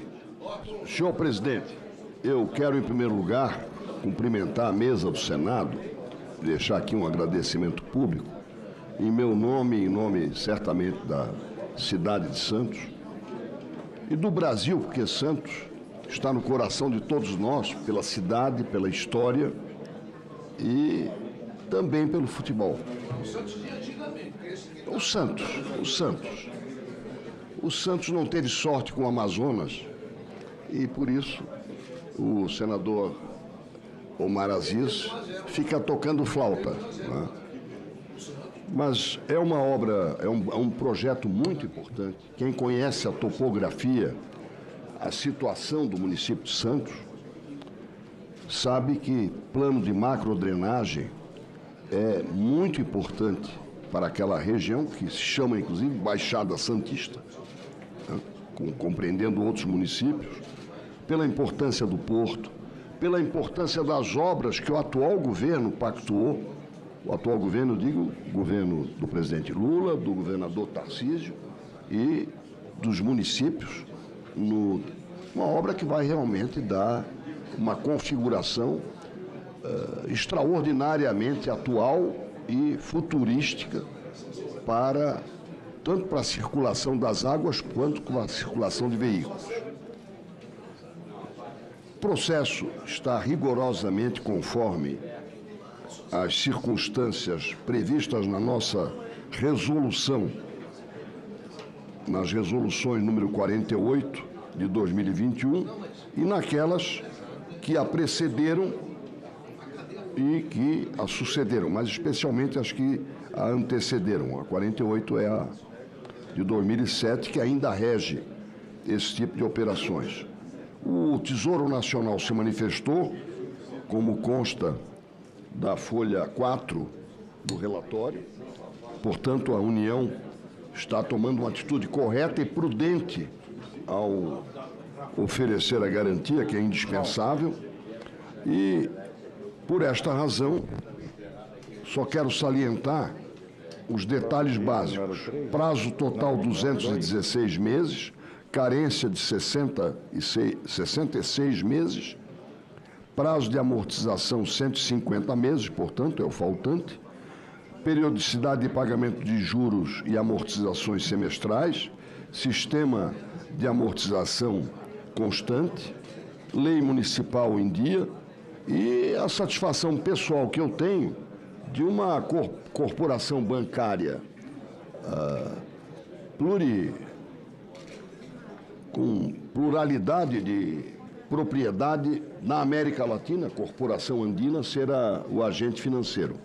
Não posso deixar de mencionar também a participação do ex-prefeito, nosso prefeito Paulino, que, digamos assim, cumpriu o seu papel de lobista do bem, né? Todos nós cumprimos quando temos um caso destes que interessa ao nosso estado, seja Goiás, seja Bahia, Amazonas ou Santa Catarina, é nosso dever agilizar. Neste caso, tanto pelo fato de termos uma eleição municipal neste ano, e especialmente porque um projeto desse é longevo na sua execução. Então, o que eu posso dizer é que todos os detalhes políticos, econômicos, de importância das obras que serão financiadas são relevantes e sãos. Ou seja, é uma corporação que é constituída pelos países da América Latina, portanto, não é um banco privado pura e simplesmente, é um agente financeiro que opera como se privado fosse, mas semelhante ao Fomplata, ou assemelhado ao Fomplata, que é outro banco, no caso, presidido por uma brasileira, Luciana Botafogo Gonçalves, que também é um banco que assiste muito aos municípios de médio e grande porte do Brasil. Portanto, o voto é favorável e eu já antecipo que, sendo aprovado aqui, eu já faço o requerimento de urgência consequente. Muito obrigado.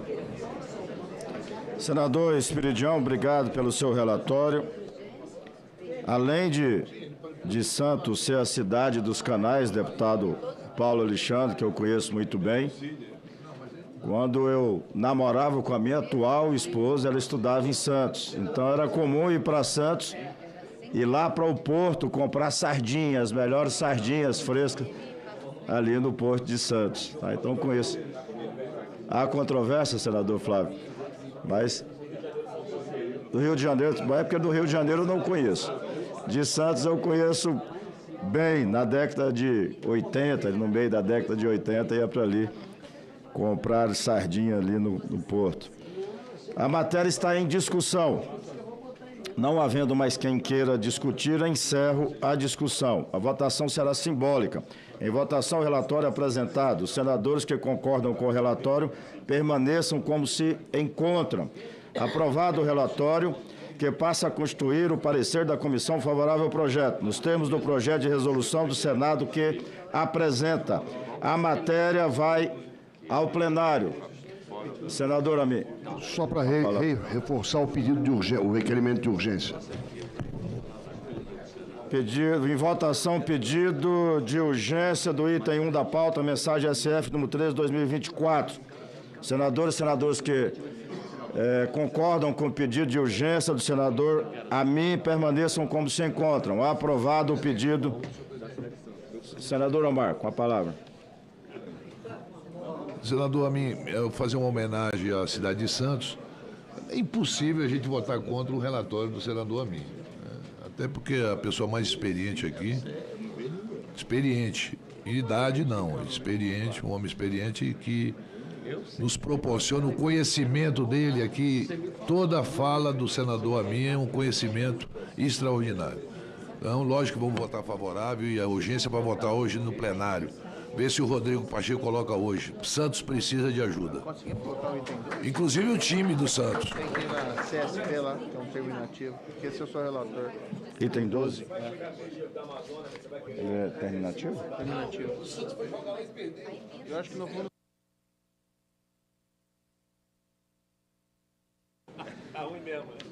Vamos lá. Presidente. Senador Exaustivo, com a palavra. Indaga Vossa Excelência, o item 9, que é o projeto de lei 2838, que é a lei do bem, já foi lido, foi retirado de pauta a pedido do senador Jacques Wagner para uma audiência pública. Nós fizemos audiência pública. Depois, na última reunião, o senador Rogério Carvalho pediu para retirar, que ele iria apresentar uma emenda de acordo com o que foi apresentado na Câmara. Então, eu indago a Vossa Excelência se o governo apresentou essa emenda para que a gente possa votar isso, porque já há um compromisso de votar isso já há algum tempo. Senador Exausti, há um requerimento sobre a mesa do líder do governo de requerimento 72, senador Jacques Wagner do governo, de adiamento de discussão, que nós iríamos colocar em votação, então logo colocar, antes de colocar em votação o projeto, que é o item 9 da pauta. Isso, mas deixa eu... O Vossa Excelência quer pronunciar alguma coisa? Não, repare, eu quero, na verdade, esclarecer aos senadores e senadoras. Nós estamos com um projeto da desoneração dos setores e dos municípios pendente de compensação. Até agora, nem a Casa, nem o governo, eu sou relator. Ontem estive no Ministério da Fazenda, ou seja, nós precisamos de 16, 17 bi, números redondos, para fazer a compensação. Não temos. Eu, na verdade, me antecipo, presidente Vanderlan, porque eu estou pedindo também o adiamento da votação de um outro projeto da senadora Busetti, que é a utilização de 5% de funcionários como escala já aposentados e, portanto, não teria pagamento, recolhimento de previdência do trabalhador nem do empresário, que, segundo a Fazenda e a Receita, poderiam dar um impacto da ordem de 70. A lei do bem do senador Exausti, o impacto calculado é de 30 bi.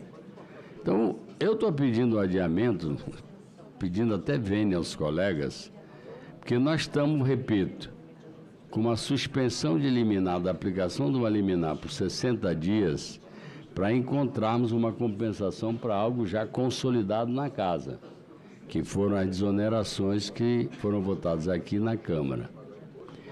Eu não quero ficar acumulando, porque aí, inevitavelmente, vamos dizer, cadê a compensação? Não cumpriu a lei de responsabilidade fiscal, lá vai o dólar subindo, lá vai o juro se mantendo e por aí vai. Então, eu queria insistir que, e olha que eu não sou dos mais fiscalistas, apesar de que meu estado, quando eu governei, graças a Deus, sempre deixei, Vossa Excelência é empresário, com a graça de Deus, a meu convite, na minha Bahia, e sabe como é que a gente toca o estado. Agora, nós ainda não resolvemos um problema, estamos colocando outro, então não estou sendo contra por enquanto, eu quero só tempo para resolver um problema e depois a gente discutir os outros. É isso o meu ponto de vista, por isso eu pedi o requerimento de adiamento. Eu peço vênia aos colegas, não é para procrastinar, é para a gente não acumular problema. Presidente, como a gente entrou nesse assunto, vamos... Deixa eu só... Senador Exalci, em seguida o senador Alessandro. Presidente, primeiro é o seguinte, qualquer análise da lei do bem, para cada um real, para cada um real... Para cada um... Posso continuar? Pode continuar. Para cada R$1 investido nessa lei do bem, retorna R$5. Então, eu não sei sinceramente onde o governo acha tanto impacto quanto isso. Segundo, na reunião passada, quer dizer, nas reuniões anteriores, inclusive uma delas, o senador Jacques Wagner pediu uma audiência. Fizemos audiência, com o compromisso de votar a matéria. Quando foi votar a matéria, em nome do governo, o senador Rogério Carvalho disse o seguinte: lá na Câmara já tinha sido colocado, e o governo concordou, de colocar o impacto em cima da redação do projeto da Câmara. E ficou de apresentar para que hoje a gente votasse. Então, eu gostaria que levasse em consideração isso também, que tem lá o impacto. Agora, segundo, Vossa Excelência fala da desoneração. Já vou dizer para Vossa Excelência, entreguei para Vossa Excelência, entreguei para o presidente do Congresso, na reunião de líderes. Só com relação à adulteração e sonegação de quanto mais do setor de combustível, dá mais de 22 bilhões que o governo não arrecada. O que está acontecendo no setor de combustível é que o tráfico, o PCC e outros, tomaram conta, estão comprando posto de gasolina no Brasil inteiro. E o governo precisa reagir a isso. Se o governo quer, de fato, buscar recurso, está aí o estudo da Fundação Getúlio Vargas, que foi apresentado, e o governo precisa realmente buscar esse imposto, que dá mais de 22, dá mais do que a desoneração. Mas eu pediria ao senador Jacques Wagner que a gente, então, buscasse uma solução, porque essa lei do bem, ela é um investimento, não é despesa. Nós não podemos deixar as nossas pequenas e microempresas sem inovação, só deixando para as grandes empresas. Senador Alessandro, com a palavra, senador Alessandro. Em nome, inclusive, do Ministério da Ciência e Tecnologia, que é totalmente favorável. Obrigado, senhor presidente. Me somando ao pedido do líder Jacques Wagner e acrescentando uma situação. As renúncias fiscais no Brasil já se aproximam da casa dos 700 bilhões de reais por ano. Então, sugiro a Vossa Excelência, e vou formalizar essa sugestão, que se monte uma subcomissão para que esse montante elevadíssimo seja avaliado. O que faz sentido, o que não faz. Essa política, particularmente, me parece fazer total sentido. Mas num momento em que você já tem uma sequência imensa de renúncias, de isenções, de incentivos não avaliados, e o TCU tem se debruçado sobre isso, me parece preocupante. Porque nós não podemos cair numa aventura de inviabilizar fiscalmente o governo. Porque não interessa ideologicamente se você concorda com esse ou com aquele governo. Um governo inviável é ruim para os brasileiros. E esse Senado tem que ter responsabilidade nas suas escolhas políticas. O orçamento é sempre uma definição política de alocação. Eu sou favorável à política de incentivos, mas ela tem que ser bem focalizada. Então, talvez Vossa Excelência tenha essa possibilidade de, pela CAI, através de uma subcomissão, um grupo de trabalho, o mecanismo que Vossa Excelência entenda correto, passar a limpo esses incentivos para que a Casa da Federação possa orientar o Brasil. Diz, olha, realmente faz todo sentido isentar investimentos que gerem emprego e renda, mas não pode ser uma coisa aleatória, saindo da cabeça de um, cabeça de outro, dados que não se conversam. Então, acho que é um bom caminho, senhor presidente, e me somo ao pedido de adiamento de pauta dos dois projetos. Obrigado, senador Alessandro. Com a palavra, senador Eovisto. Senhor presidente, primeiro para apoiar o pedido do senador Jacques Wagner. Acho que a situação do Brasil, a situação fiscal do Brasil é seríssima. A maior prova disso, estava lendo uma reportagem, Jacques. O real conseguiu perder para o peso argentino. Nós ficamos em primeiro lugar no mundo de desvalorização frente ao dólar. 15,52 e o peso argentino é o segundo, com qualquer coisa, e 48. Ou seja, nós desvalorizamos frente ao dólar nesses primeiros meses de 2024 mais que o peso argentino. Já estamos perdendo para o peso argentino em termos de desvalorização frente ao dólar. Isso é um retrato claro de como o mundo está vendo a nossa economia. E, senhor presidente, eu sou tão favorável a que se tenha equilíbrio fiscal nesse país que eu fui uma das poucas vozes que votou contra votei contra a desoneração dos 17 setores, porque entendia que não havia como. Fui contra incluir as prefeituras. Não dá para as prefeituras fazerem compromisso com a Previdência, não pagar e passar a conta para a viúva. Cada um tem que ter responsabilidade nesse país. Então, eu acho que o momento é seríssimo. O país realmente passa por um momento que vai ter que rever despesa. Eu tinha ficado muito feliz quando o Haddad e a Simone Tebet, nossa colega, foram falar com o Lula e o Lula aceitou discutir despesa. Só que hoje de manhã, Jacques, eu escutei uma entrevista do seu presidente na FM da Globo que me deixou de cabelo em pé. Ele disse que o Brasil está uma maravilha, não tem problema nenhum. O único problema do Brasil é o Banco Central. E que quem tem que dar a solução para a crise do Brasil não é ele. É o Senado e são os empresários.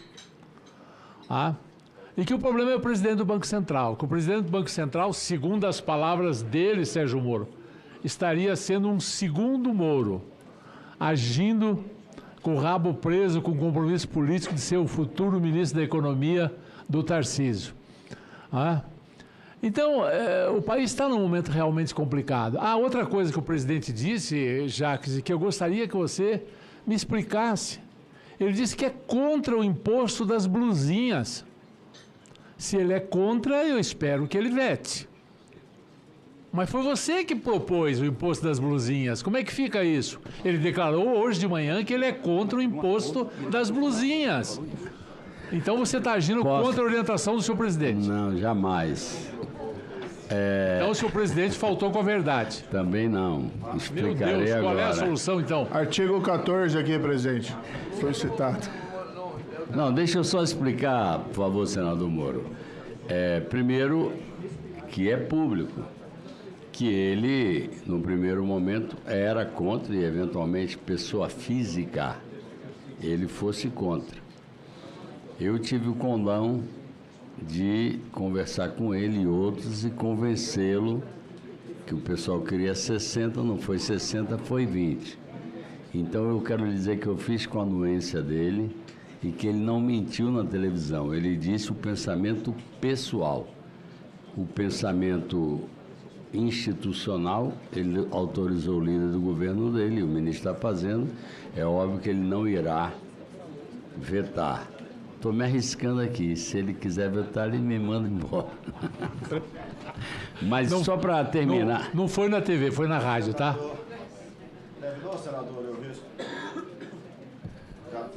Só quero dizer ao colega Sérgio Moro que eu apenas repeti as palavras do presidente. Não são palavras minhas, por favor. Sim, com certeza. Senador Moro, só para dar a última explicação. Na verdade, Vossa Excelência tocou num outro tema que diz que o Senado teria que dar. Não, ele não estava se referindo à questão da economia brasileira.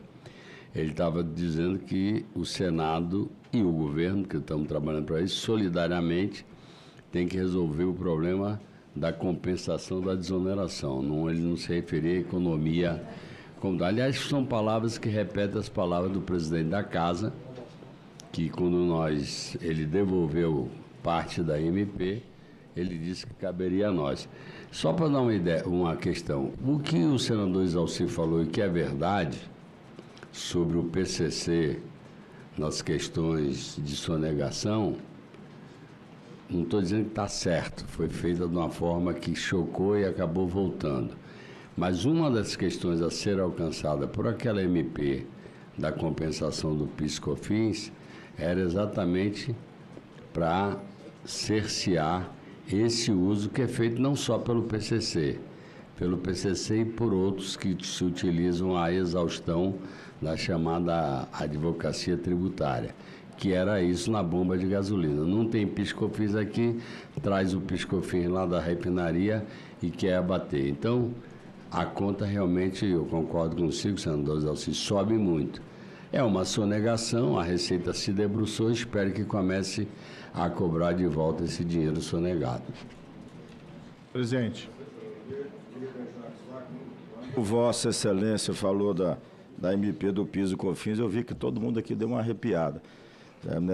Eu sei, eu só disse que nem tudo só tem coisa ruim, presidente. Tinha um lado que queria combater essa negação. Deixa eu esgrimir meus argumentos. Ô, Jacques, senador Sérgio Moro. Só para terminar com o Jacques, duas coisas. Primeiro, eu tomei a palavra para apoiar a sua sugestão. Não podemos criar mais confusão. Eu concordo contigo. Agora, também, nunca mais vou escutar uma entrevista sem pedir a sua interpretação antes, viu, Jacques? Senador Sérgio Moro, com a palavra. Presidente, só uma referência aí. É evidente que o senador Eurovisto mencionou a fala do presidente sem qualquer intenção de me criticar ou de me atacar, eu sei disso, né, senador Eurovisto. Mas a gente vê lamentável que toda hora aparece uma cortina de fumaça, uma tentativa de transferência de responsabilidade. A própria questão muito bem levantada aqui pelo senador Eurovisto, o governo é contra ou é a favor da taxação lá das blusinhas? Se é contra, se o presidente é contra, que vete. Aí fica arrumando desculpa. Agora a gente está vendo aí o fracasso da política econômica. Por quê? Porque não controla gastos. São 39 ministérios. Está fazendo tudo que fez errado no passado de novo. Essa semana nós tivemos aqui notícias de vários veículos de imprensa da influência do senhor Vacari Neto na Petrobras, que as nomeações estão passando por ele. Meu Deus do céu, né? Estamos retrocedendo, não só na política econômica, mas na moral pública. Passou o que passou, a gente fica olhando, a gente olha para frente, mas existem questões de governança importantes. Existe um compliance na Petrobras, alguma coisa que identifica essas situações, isso tem que ser apurado. E se teve realmente consulta a esse indivíduo para nomeações da Petrobras, não podem ser nomeados se teve a posição dele favorável, que a gente já viu o que aconteceu no passado em relação a isso. Agora o que acontece? A economia só sobra, a Argentina é melhor do que a gente hoje, em perspectiva, expectativa econômica, o que é incrível, né? Porque há um ano atrás era um estado praticamente falido, e hoje que nós é que caminhamos para a falência. E quando o presidente é cobrado, em vez de ele fazer o que tem que fazer, cortar gastos, vamos deixar para 2025, vamos deixar para 2026, e joga a culpa no Campos Neto, na véspera da reunião do Copom, querendo pressionar o Banco Central a descer os juros na marra quando o governo não faz sua parte. Então, registrar mais uma vez aqui, e agradeço a referência, para que a gente possa colocar tudo no devido lugar, porque ele também falou de mim nesse seu discurso. Assim como me atacava para tentar disfarçar que não tinha corrupção lá na Petrobras durante o governo dele, agora ele ataca o Campos Neto para tentar disfarçar a incompetência da gestão econômica desse governo. Apesar dos talentos, aqui reconheço da liderança do governo, da toda a cordialidade do senador Jacques Wagner, mas o fato, senador, é que o governo, sinceramente, não está à altura do talento de Vossa Excelência, da defesa que Vossa Excelência faz do governo. Aqui, senadora... Pela ordem, senhor presidente. Pela ordem, senador. Pela ordem, senhor presidente. Não dá para ouvir certas coisas aqui e a gente se achar que o cara está falando a verdade. O senador Moro, o Brasil, a Argentina nunca será maior do que o Brasil, nem hoje, nem amanhã, nem daqui a 10 mil anos. Porque tentam passar uma narrativa para quem está ouvindo como se fosse verdade o que eles estão falando. O que houve foi num curto espaço de tempo, tá certo? Falem a verdade, pelo menos. Houve isso é sazonal. Já aconteceu outras vezes. Agora, se quem tentou não ter mais indústria nesse país, não foi esse governo não, foi o governo passado que Vossa Excelência serviu. Se hoje o PCC comanda os postos de gasolina é porque há muito tempo não se faz o combate ao narcotráfico. E Vossa Excelência, como ministro da Justiça, teve a oportunidade de fazer e não fez.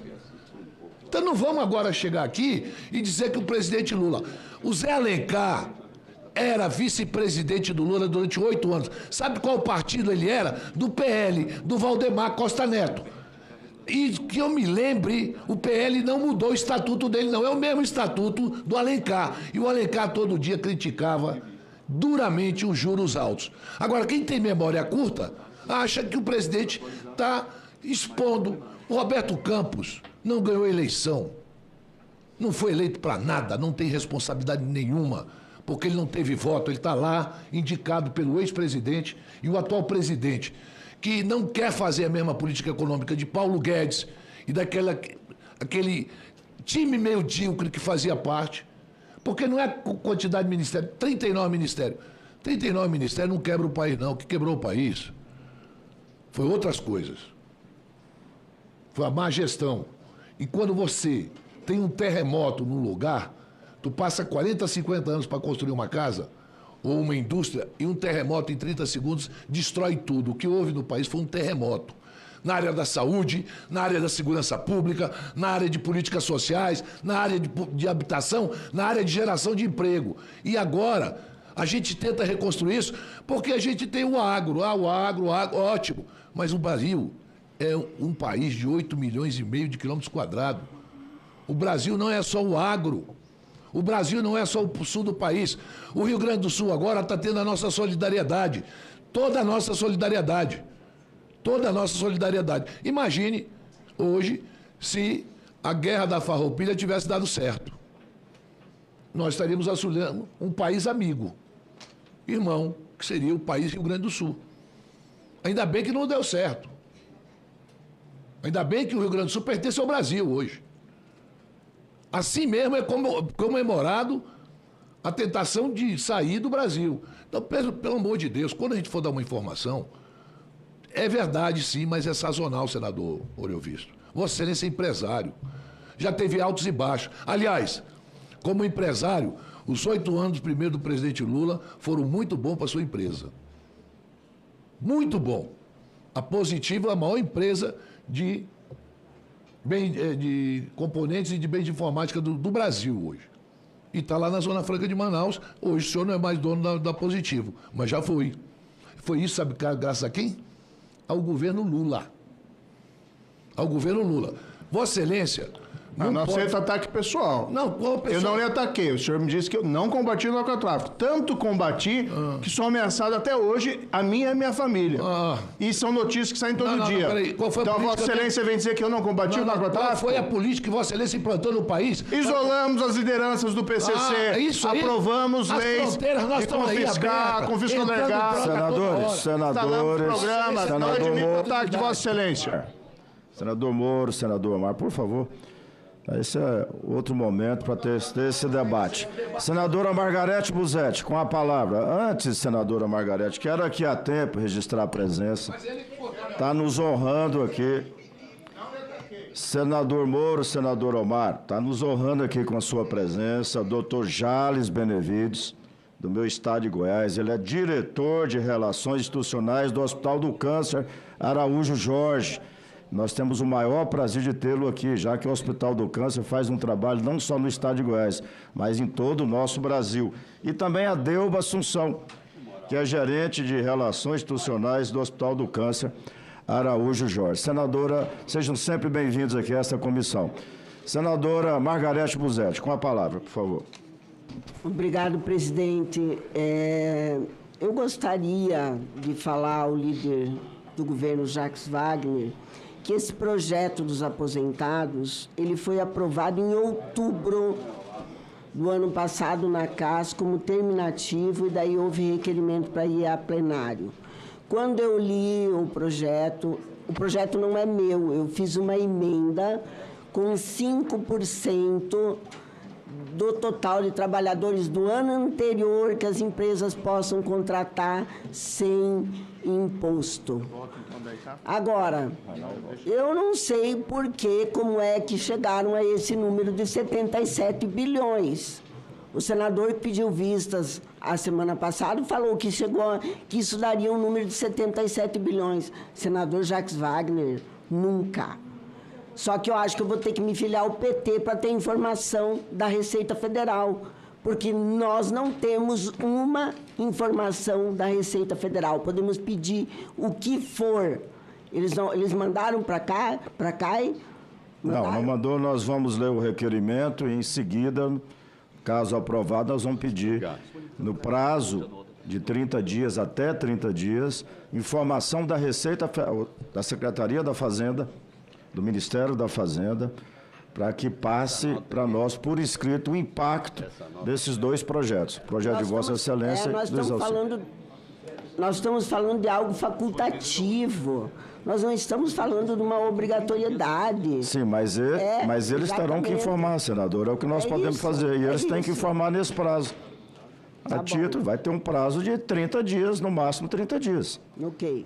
Para esclarecer, presidente Vanderlan, senadora Guzete, é evidente que eu não trabalho na Receita. Eu recebo um insumo, estou com um demonstrativo aqui, mas eu vou pedir que eles mandem formalmente para a comissão o estudo que tiver.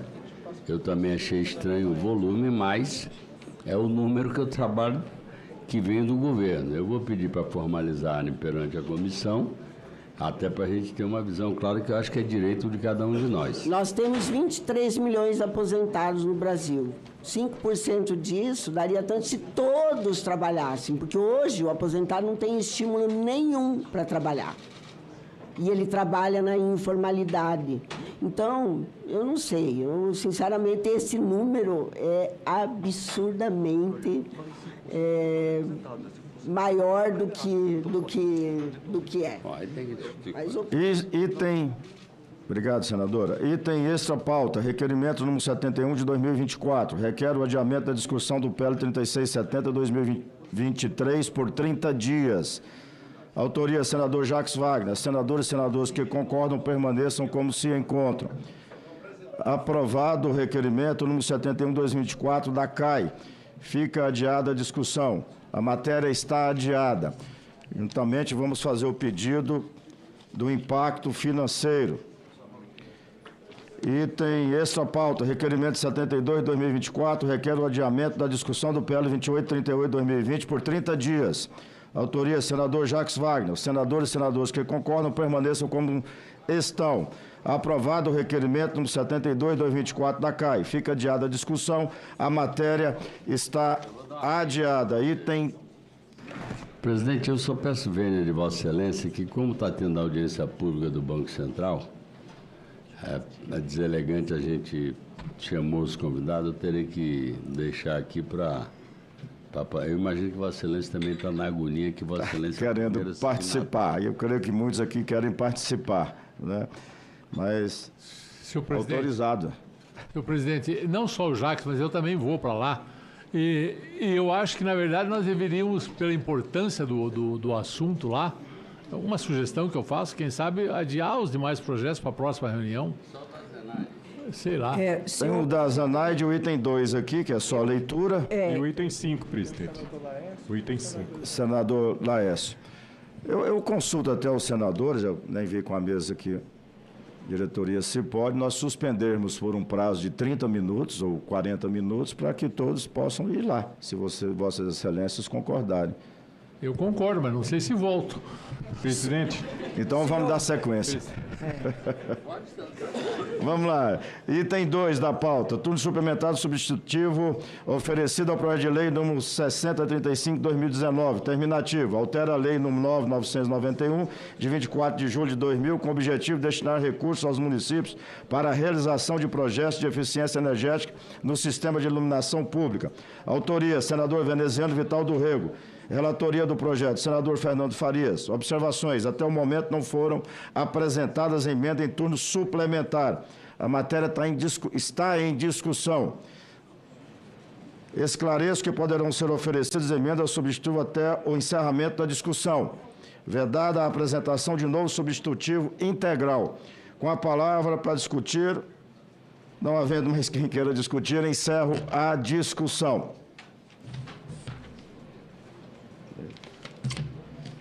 Não tendo sido oferecidas emendas, o substitutivo é dado como definitivamente adotado em turno suplementar, sem votação, de acordo com o artigo 284 do RISF.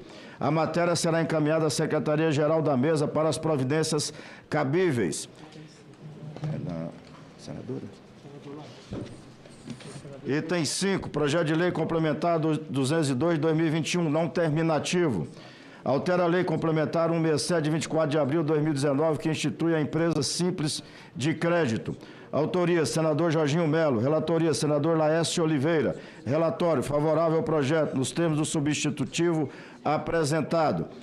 Concedo a palavra ao senador Laércio Oliveira para a leitura do seu relatório. Com a palavra, senador. Questão de ordem, senhor presidente. Só quero dizer que eu vou pedir vistas desse processo.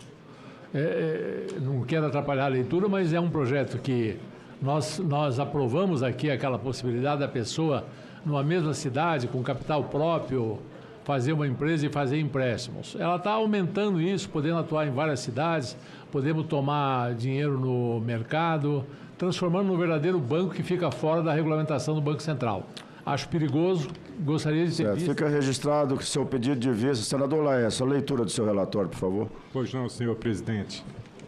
Com sua autorização, vou direto à análise. Por favor, senador. Em defesa da proposta do nobre senador, hoje governador de Santa Catarina, Jorginho Melo, ele é o autor do PLP 202 de 2021, argumenta que a ampla pesquisa de mercado anteriormente mencionada, que foi realizada após a edição da Lei Complementar 167 de 2019, evidencia o sucesso dessa norma. Porém, aponta também uma relevante preocupação na manutenção e subsistência dessas empresas no mercado, tendo em vista grandes limitações presentes na lei, que amarram o crescimento e o desenvolvimento das conhecidas como ESCs, como um verdadeiro canal de fomento ao micro e pequeno empresário, visto que tais amarras resultaram num encerramento precoce de 91 dessas empresas. Ou seja, aproximadamente 12% das ESCs não resistiram às limitações e amarras que impedem o seu amplo desenvolvimento, levando ao encerramento precoce de suas atividades. Portanto, tornam-se fundamentais os ajustes propostos, sendo que as alterações, em sua grande maioria, são de ordem operacional, para dar segurança jurídica às operações. Diante desses dados, não temos dúvidas quanto ao impacto econômico favorável da proposta e do seu caráter meritório e oportuno. É importante salientar ainda que, nos termos do inciso 7º do artigo 22 da Constituição Federal, compete privativamente à União legislar sobre política de crédito. Ademais, a matéria não está no rol dos temas de iniciativa privativa do Presidente da República, nos termos do parágrafo 1º do artigo 61 da nossa Carta. Portanto, a iniciativa parlamentar ao PLP 202/2021 encontra amparo constitucional. No tocante à técnica legislativa, no entanto, detectamos uma série de pequenos ajustes. Primeiro, a ementa deveria apresentar a finalidade das alterações propostas. Segundo, no próprio caput do artigo 1º, que apresenta uma pequena falha de concordância entre singular e plural. Terceiro, a utilização da expressão do parágrafo acima no final do parágrafo 2º do artigo 1º, proposto à Lei Complementar 167 de 2019, quando deveria ser feita uma referência explícita ao dispositivo a ser citado, ou seja, o parágrafo 1º do referido artigo. Quarto, a utilização de parágrafo 1º e parágrafo 2º no final do parágrafo 3º do artigo 2º proposto à LCP 167 de 2019, sendo recomendado utilizar parágrafos 1º e 2º. Quinto, a utilização de um ponto final no meio do parágrafo 3º proposto ao artigo 5º da LCP 167 de 2019, quando correto, em último caso, seria dividir tal dispositivo em dois, mas observamos ser possível uma redação alternativa. E sexto, a apresentação por extenso da sigla TLIF no novo artigo 10-A. A necessidade de promover tais ajustes relacionados nos leva à apresentação de uma emenda substitutiva. O voto, senhor presidente. Diante do exposto, manifesto o voto favorável ao projeto de lei complementar número 202 de 2021, na forma da seguinte emenda que discorro aqui no relatório que apresento, senhor presidente. Esse é o relatório.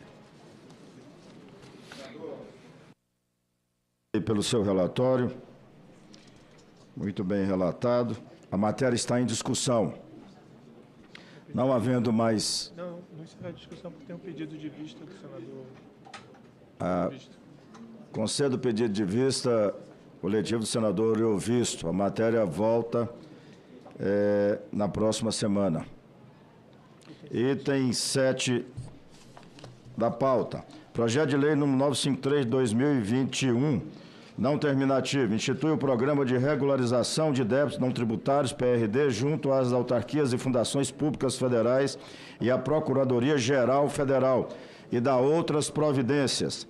Autoria, senador Irajá. Relatoria, senador Nelsinho Trade. Relatório favorável ao projeto nos termos do substitutivo apresentado. Observações, a matéria será apreciada pela CCJ em decisão terminativa. Concedo a palavra à senadora Tereza Cristina, que vai relatar a DOC. Com a palavra, senadora Tereza. Obrigado, presidente Vanderlan. Eu peço licença para não ler o substitutivo, já que ele é público, está no sistema do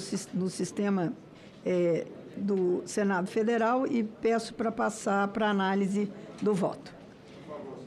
Nos termos do artigo 99 do Regimento Interno do Senado Federal, compete à CAI opinar sobre aspectos econômicos e financeiros das matérias submetidas a seu exame.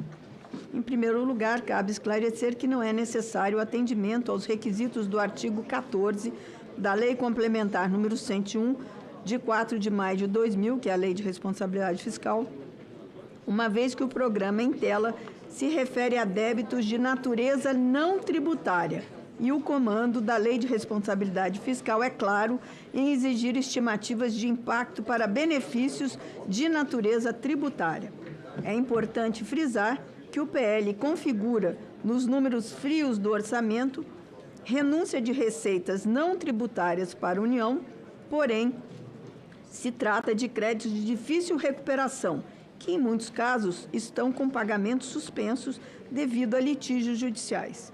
Entendo que a mera renúncia de uma parcela das multas e juros, desde que possibilitem o regular recebimento dos débitos e o fim de disputas judiciais sobre os temas, tende a gerar um efeito positivo ao caixa do governo, além de gerar economia processual e resolução rápida dos litígios. Cabe ressaltar inicialmente que o PRD foi proposto durante o estado de calamidade, decretado pelo governo federal devido à pandemia da Covid-19, e visava dar condições mais favoráveis para aqueles que foram afetados pela crise sanitária. Logo, dada a situação atípica vivida pelo país e pelo mundo, e com a decretação de lockdowns e falência de diversas empresas, especialmente as ligadas ao consumo e serviços em geral, o PRD se propunha a ser uma espécie de refis emergencial de dívidas não tributárias. Porém, com o encerramento da emergência em saúde pública de importância nacional, declarado pela portaria número 913, de 22 de abril de 2022, bem como com o cenário epidemiológico controlado, não são mais necessários os mesmos esforços no combate específico ao vírus. Além disso, o país enfrenta desafios no controle das contas públicas.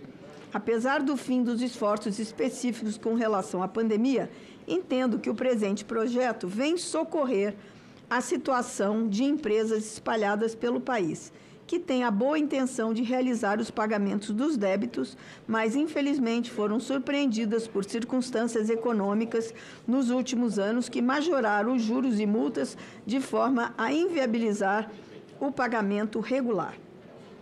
Precisamos auxiliar essas empresas a se reerguerem, retomando o fluxo de pagamentos e, acima de tudo, mantendo os empregos e contribuindo com a atividade econômica do país.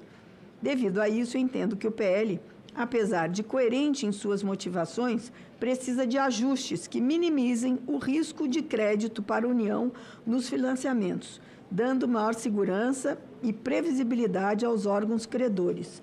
Por isso, proponho alguns ajustes no artigo 1º, no sentido de exigir a demonstração de dificuldades financeiras no pagamento dos débitos integrais por parte dos devedores e permitir a análise, por parte dos órgãos credores, da capacidade de pagamento dos débitos renegociados, para mitigar o risco de adesão de empresas mal intencionadas que não tenham intenção de regularizar seus débitos e queiram apenas a obtenção de certidões negativas para operar no curto prazo.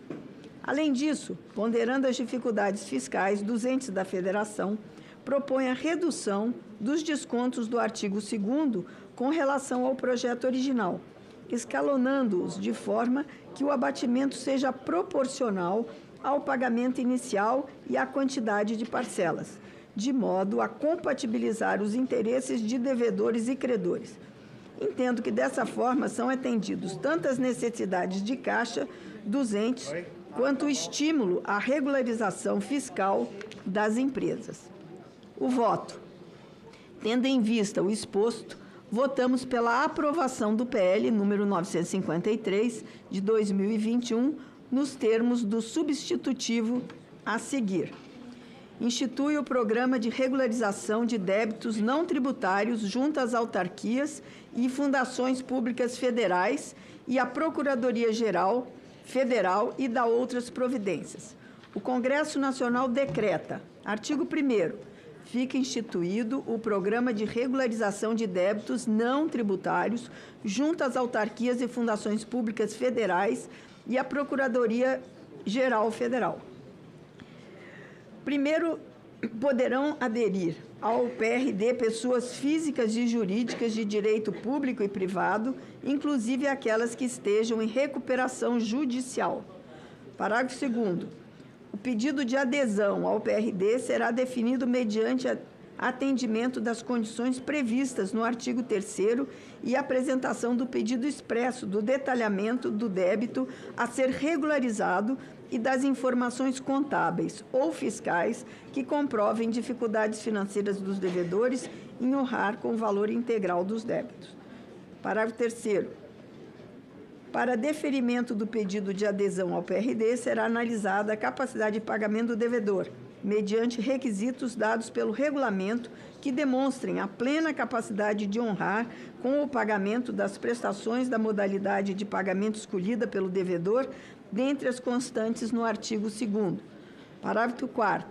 Podem ser objeto do PRD débitos não tributários com as autarquias e fundações públicas federais, inclusive com as agências de que trata o artigo 2º da Lei número 13.848, de 25 de junho de 2019, definitivamente constituídos ou não, inscritos ou não em dívida ativa, vencidos ou não, desde que as respectivas notificações tenham sido realizadas até a data da publicação da presente lei.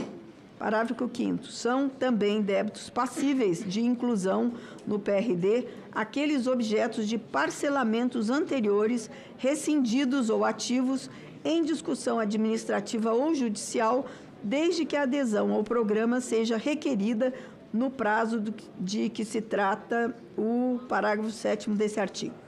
Parágrafo 6º. Cada autarquia, fundação pública federal ou PGF operacionalizará, de forma individualizada, o seu próprio PRD, que englobará a totalidade dos débitos em nome do devedor, consolidados na entidade, respeitando o disposto nos parágrafos 2º e 3º desse artigo. Parágrafo 7º. A adesão ao PRD ocorrerá por meio de requerimento a ser efetuado no prazo de 60 dias, contando da data da publicação da regulamentação operacional a ser estabelecida pelas autarquias e fundações públicas federais e pela PGF, no âmbito de suas competências. Parágrafo 8º. A adesão ao PRD implica, primeiro, a confissão irrevogável e irretratável dos débitos em nome do devedor e por ele indicados para compor o PRD, nos termos dos artigos 389 e 395 da Lei número 13.105, de 16 de março de 2015, Código do Processo Civil. A aceitação plena e irretratável de todas as condições estabelecidas. Terceiro, o dever de pagar regularmente as parcelas e débitos consolidados. Quarto, a renúncia por parte do devedor de participar de qualquer outra forma de parcelamento dos mesmos débitos, ressalvado o parcelamento que trata o artigo 14 da Lei número 10.522. E, quinto, o cumprimento regular das obrigações com o Fundo de Garantia do Tempo de Serviço. Em resumo, senhor presidente, como disse, o substitutivo está disponível nas redes do Senado Federal. Vou dar como lido o substitutivo. Lido o relatório, coloco em votação, em discussão. Coloca em discussão. Presidente, eu pediria vista desse por uma semana aí para a gente ver o impacto desse processo aqui. Pedido de vista feito pelo senador Fernando Farias. Presidente Rodrigo, eu queria aqui agradecer em nome aí do senador Irajá, né, esse projeto, e a relatoria do senador Nelsinho Trade, que me pediu que fizesse a leitura ad hoc, e dizer que esse projeto de lei, ele acaba ajudando o governo, porque ele terá impactos da arrecadação, né, para o governo, que tanto precisa aí de recursos para discutir desoneração e outras receitas aí para compensação de débitos. Então, era isso, e agradeço. Bem. Continue a discussão, mais alguém? Sendo vista a coletiva, então. Então, concedido vista coletiva do projeto relatado pela senadora Tereza Cristina. Presidente, pela ordem. Com a palavra, senador. Eu relato, presidente, o PL, o item 14 da pauta, perdão, que é o projeto de lei 858/2024, que cria o Fundo de Investimento, projeto de autoria do nosso colega senador Confúcio Moura, que cria o Fundo de Investimento em Infraestrutura Social. No momento mais oportuno, que couber, obviamente, sem embargo e prejuízo dos colegas que já estão à frente, peço de Vossa Excelência a inversão da pauta para fazer a leitura do relatório e, se possível, votá-lo. Compreendido. Há um acordo, inclusive para um item extra-pauta, que tem como relatora a senadora Zenaide. Vamos passar a leitura deste. Não, perfeito. Toda precedência, com toda a honra. Tem 8 e 12. Havia pedido para o senador Vanderlan para inversão e tinha sido acolhido, então... Já tem duas solicitações. Tem um do senador... Com toda a máxima vênia concedida. Senador Moura a inversão, da senadora... sem embargo dos colegas que já estão à frente. Não, perfeito. Então, pela ordem aqui, tem o senador Moura, a senadora Janaína, após a leitura do relatório pela senadora Zenaide, e eu passo aqui a leitura do item extra-pauta do projeto de lei complementar número 72/2024, não terminativo, que altera a lei complementar número 141, de 13 de janeiro de 2012, que regulamenta o parágrafo 3º do artigo 198 da Constituição Federal, para dispor sobre as despesas de custeio e de investimento com os hospitais universitários federais para fins de apuração do gasto mínimo constitucional em saúde. De autoria do senador vice-presidente dessa Casa, Veneziano Vital do Rego, como relatora, a senadora Zenaide Maia. Relatório é favorável à matéria, com emenda de sua autoria. E, dessa maneira, eu concedo a palavra para a senadora Zenaide Maia fazer a leitura do seu relatório. Senhor presidente, eu queria pedir licença para ir direto à análise. Segundo o inciso 4º do artigo 99 do Regimento Interno do Senado Federal, compete à CAI, entre outras atribuições, opinar sobre temas relacionados a finanças públicas e orçamento. Ademais, como a proposição foi distribuída apenas a esta comissão, compete também avaliar sua constitucionalidade, juridicidade, regimentalidade e técnica legislativa. Quanto ao mérito, inicialmente é importante relembrar o histórico da questão para melhor contextualização. Em 2012, o presidente da então Comissão de Seguridade Social e Família da Câmara dos Deputados indagou ao Tribunal de Contas do TCU se determinadas despesas poderiam ser computadas para fins de cumprimento do piso constitucional da saúde, entre elas as despesas com hospitais universitários, quando realizadas no âmbito do Programa Nacional de Reestruturação de Hospitais Universitários. Esse questionamento ensejou a elaboração do Acórdão de 31 de 2017 plenário, pelo qual o TCU reconheceu que o tema era controverso, mas concluiu que as despesas com os hospitais universitários deveriam ser computadas no mínimo constitucional da educação e não da saúde. Mais recentemente, em novembro de 2023, a Consultoria de Orçamento e Fiscalização Financeira da Câmara dos Deputados, perguntando acerca de possibilitar de utilizar a parcela de 50% das emendas individuais que devem ser destinadas a ações e serviços públicos de saúde para atender hospitais universitários, elaborou a nota técnica de número 25 de 2023. Como isso eu estou mostrando aqui, isso não cria despesa, gente.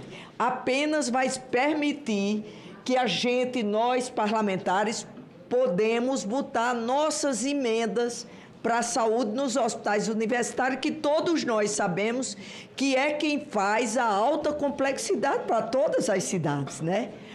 Então, aí, a referida nota promoveu um resgate histórico da consulta da Comissão de Seguridade Social e Família e do Acordo 31 de 2017 do TCU, entendendo seus efeitos não só as emendas parlamentares individuais, mas também as despesas com o Programa Nacional de Qualificação e Ampliação dos Serviços prestados por hospitais universitários federais, integrantes do Sistema Único de Saúde, ou seja, elas não poderiam ser computadas para fins de apuração no cumprimento mínimo constitucional da saúde. Segundo a argumentação contida neste documento, a política pública referente aos hospitais universitários não seria de responsabilidade específica do setor saúde, pois atuariam sobre determinantes sociais e econômicos incidentes sobre as condições de saúde da população.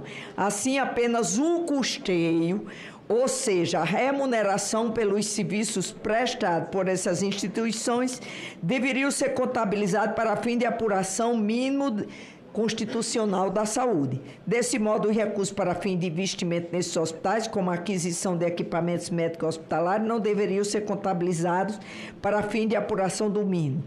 Em que pese esse histórico, existem outros argumentos em sentido contrário.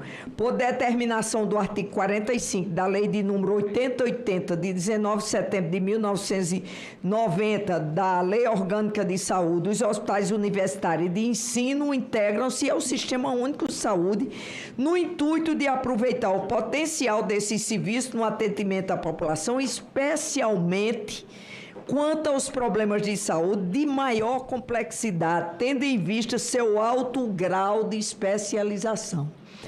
Isso vem ocorrendo de forma cada vez mais acentuada nos últimos anos, como resultado de um novo modelo de financiamento e descentralização com aumento dos aportes financeiros por parte do governo federal, sobretudo do SUS, vinculando como contrapartida o cumprimento de metas e adesão políticas prioritárias à participação dos sistemas de atendimento das urgências e emergência e implantação de gestões participativas e controle social.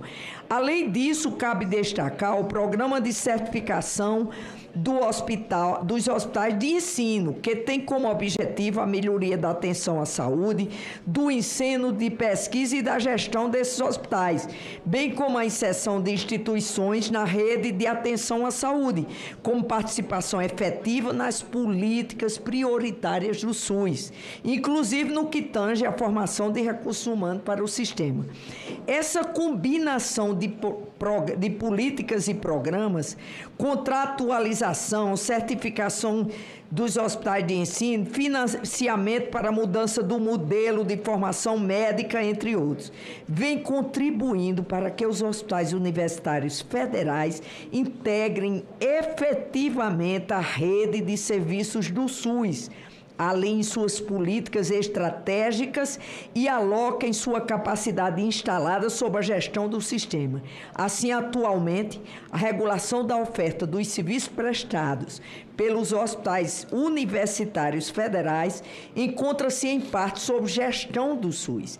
As atividades de ensino e pesquisa ocorrem de maneira concomitantemente e, ao fim e ao cabo, não existe sem o trabalho assistencial articulado com a rede pública de saúde.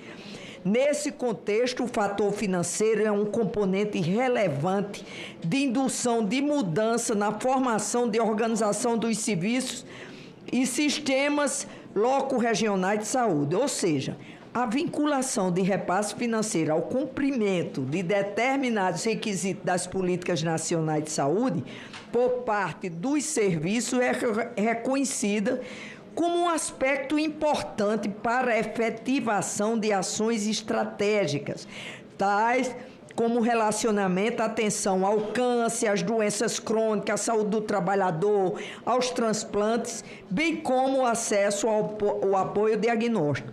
Nada obstante, a relevância desses hospitais deve ser considerada no cumprimento do mandamento constitucional do direito à saúde, tanto no ensino e pesquisa quanto na assistência à saúde da população. Os hospitais universitários, que somam 51 serviços hospitalares, vinculados a 36 universidades federais, estão presentes em cerca de 40 municípios e em quase totalidade dos estados da federação, com exceção de Acre, Rondônia e Roraima, sendo que os dois primeiros já possuem projetos previstos no âmbito do novo programa de aceleração do crescimento. Considerando a abrangência e o perfil assistencial dessas instituições, que contam com alto grau de especialização e de incorporação de tecnologia, seria, no mínimo, contraditório abdicar da possibilidade de induzir o aprofundamento da integração dessas instituições com o SUS por meio de investimentos em equipamentos médicos hospitalares, como a aquisição de aparelhos de ultrassonografia, de tomografia e de ressonância magnética. No mesmo sentido, o histórico do subfinanciamento do SUS torna impensável abdicar dos hospitais universitários federais já existentes e construir novas unidades hospitalares próprias ou contratar serviços de iniciativa privada em sua substituição, inclusive pelo fato de que, em várias localidades, eles são os únicos com capacidade técnica adequada para o atendimento da alta complexidade da população. Desse modo, afirmar que os hospitais universitários federais realizam apenas atividades de interesse do SUS é diminuir o papel que desempenham como instituições estratégicas para garantir o direito à saúde. Assim, não é razoável restringir o repasse de recursos à mera remuneração pela produção de serviços, excluindo-se a possibilidade de realizar investimento em equipamentos médicos hospitalares, entre outros. Tal conduta levaria a uma situação ilógica, pois implicaria em tratar os hospitais e universidades federais de modo diverso do que o resto da rede de hospitais, inclusive os privados sem fins lucrativos, conveniada ao SUS e que recebem recursos de investimento, os quais são computados para fins de apuração no mínimo constitucional. Resumindo isso aqui, as santas casas podem receber recursos para custeio e equipar esses hospitais. E os hospitais universitários não? Entendeu? Só para todos que estão ouvindo nos entender. Por consequente, considera-se que o custeio e investimento com a atividade assistencial dos hospitais universitários federais devem ser designados como parte de despesa com ações do Serviço Público de Saúde, conforme definido no LCP de número 141 de 2012.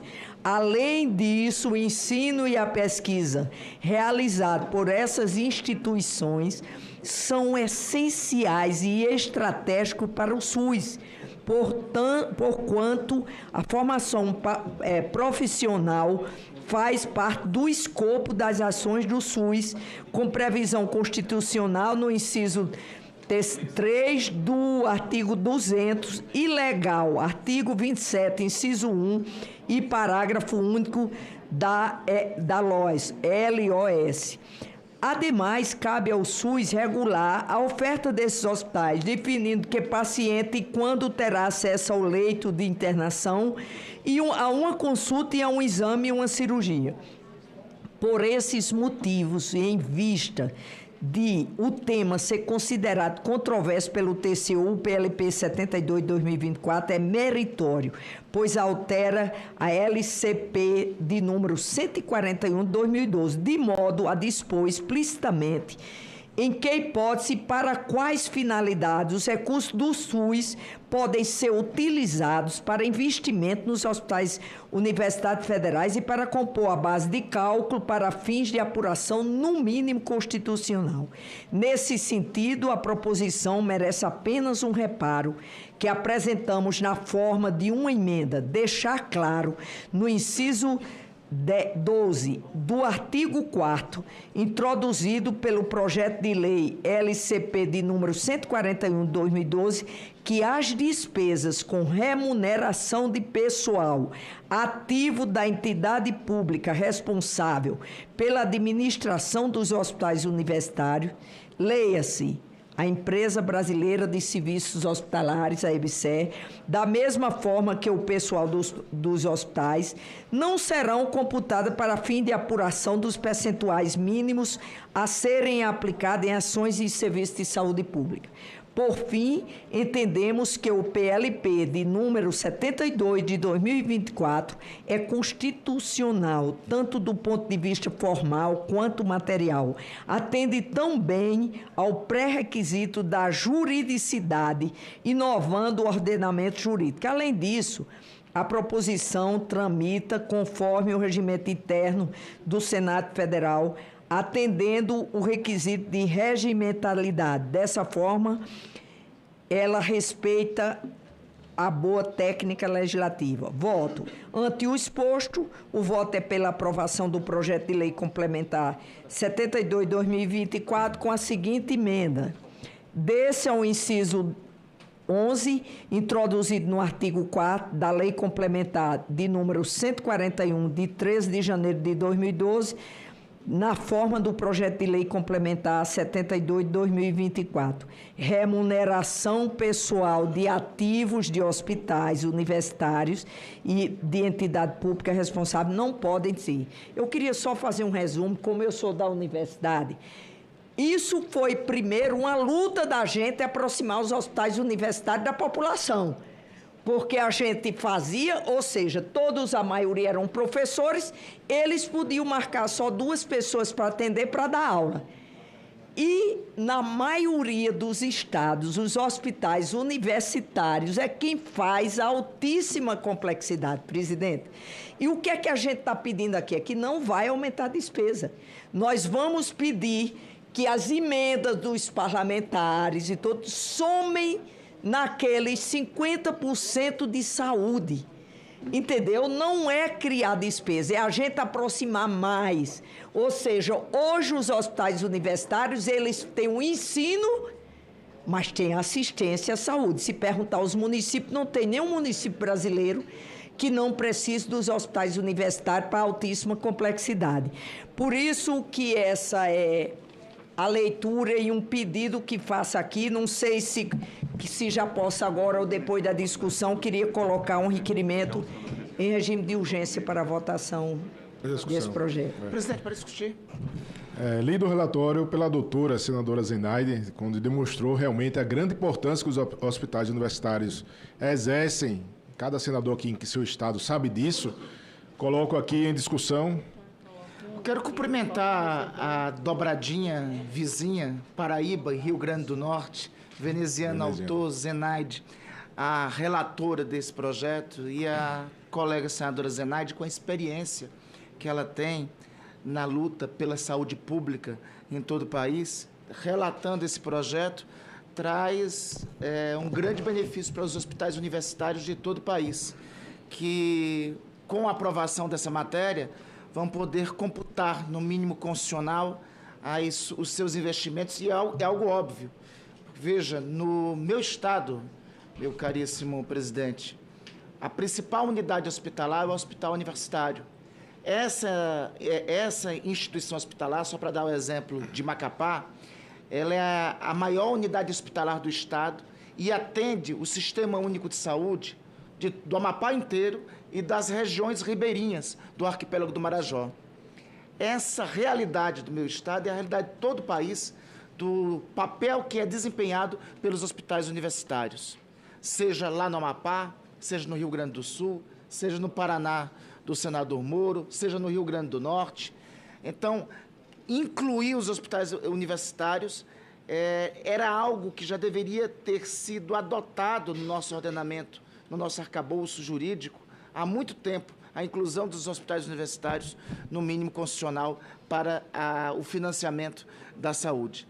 É um projeto mais que meritório, eu queria cumprimentar o autor, e é um projeto, reitero, que será uma alavanca decisiva para o papel que os hospitais universitários já desempenham em todo o país e para ampliar o papel que esses hospitais desempenham em todo o país. Presidente. Para discutir, senador Moro. Primeiro, quero elogiar o projeto aqui, a relatoria. A gente sabe da importância dos hospitais universitários para o país. Destaco aqui, entre outros, o Hospital de Clínicas da Universidade Federal do Paraná, lá em Curitiba, assim como os próprios também hospitais universitários estaduais. Destaco aqui o de Maringá, ali no interior do estado do Paraná.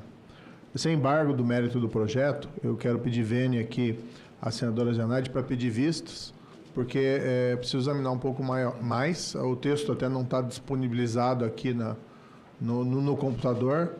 Então, com o máximo respeito à senadora, eu quero pedir vistas para poder examinar melhor o projeto, e isso pode ser votado na próxima sessão. Senador Moro, só justificando, o relatório não está no sistema porque ele entrou como item extra-pauta. Sem afetar o mérito, mas só justificando porque a mesa... Não me opus ao ingresso extra-pauta, porque o processo é meritório. Claro, já adiantamos a leitura do relatório e está concedida a vista a Vossa Excelência. Mais alguém... Vista coletiva. Presidente. Vista coletiva concedida. Em discussão ainda. Presidente. Presidente, só para esclarecimento, na próxima semana funcionaremos remotamente, perfeito? Eu fiz essa pergunta, mas acredito que será semipresencial. Perfeito. Presidente, só para aqui parabenizar a nossa querida senadora Zenaide pelo seu conhecimento nessa área da saúde, cumprimentar aqui os senadores aqui presentes, e presidente. É importante essa matéria, senador Moro, porque hoje os hospitais universitários eles têm os recursos do Ministério da Educação, né? Então, há uma dificuldade realmente com relação ao custeio nos hospitais, então a importância de inserir também essas emendas nos hospitais universitários vai ajudar bastante. Esse ano, ano passado, né, o Ministério da Saúde colocou, né, aí foi uma conversa com o ministro Camilo e a ministra Nízia, que são dois ministros que querem sempre estar investindo com relação à melhoria desses hospitais universitários, e aí eles chegaram lá e tem um recurso já de 2 bilhões, mas a necessidade é grande, né? Inclusive, o presidente Lula lançou recentemente o novo PAC dos hospitais, e vão ser só de investimento, 1,7 bi de investimento. A gente acha importante que possa estar uma previsão de emendas, né? Esses hospitais são hospitais de referência no Brasil todo, né? Nós temos lá no Ceará uma maternidade que é referência no Ceará, então a gente parabeniza aqui a nossa colega senadora Zenaide da importância desse projeto para que esses hospitais possam estar contribuindo no SUS, né, do Brasil todo. Parabéns. E no ensino, né, que é muito importante. Eu respeito o pedido de vista do colega, isso faz parte, mas eu queria dizer que apenas a gente está podendo custear os hospitais, coisa que a gente já faz para os hospitais privados sem fins lucrativos. Vou colocar nossas emendas, e isso, como eu digo, é uma questão de anos de luta, porque todo mundo dizia, o hospital universitário não chega perto da população. Na hora que a gente bota no SUS, que pode custear, como eu posso botar emenda para um hospital universitário? Aí eu tenho que entrar através de um estado, de um município, é tudo complicado. Aqui é o seguinte, não pode custear pessoal, claro que é um hospital-escola, não pode, e tem o recurso que a gente tem, mas não pode mandar para os hospitais universitários. E lhe digo, 100% SUS. E é o único na maioria dos estados. Os estados que têm outros hospitais privados sem fins lucrativos ainda têm essa opção. Mas a grande maioria dos estados depende da alta complexidade para poder ter o atendimento SUS. É 100% SUS. E o que tem de gente numa fila, porque se a gente deixar desse jeito, vai ser exatamente como é. A maioria são professores, já tem médico depois da EBSER, tem médicos contratados, eles só têm a obrigação de dar aula.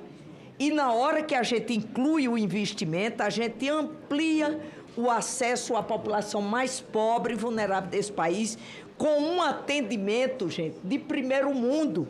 Porque você pode ter a tecnologia que quiser. Nós temos os professores.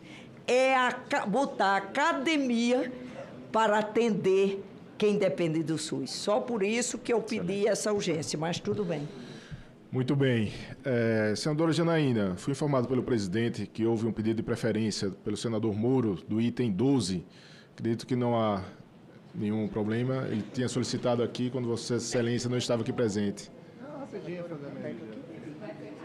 Então, sendo assim, já passo à leitura do item 12, que é o projeto de lei número 596/2023, terminativo, que concede remissão dos débitos referentes à contribuição social sobre lucro líquido, de que trata a Lei 7.689 de 88, relativos a fatos gerados ocorridos até 31 de dezembro de 2022, decorrentes da cessão de efeitos de forma automática ou por meio de ação rescisória de decisão judicial transitada em julgado.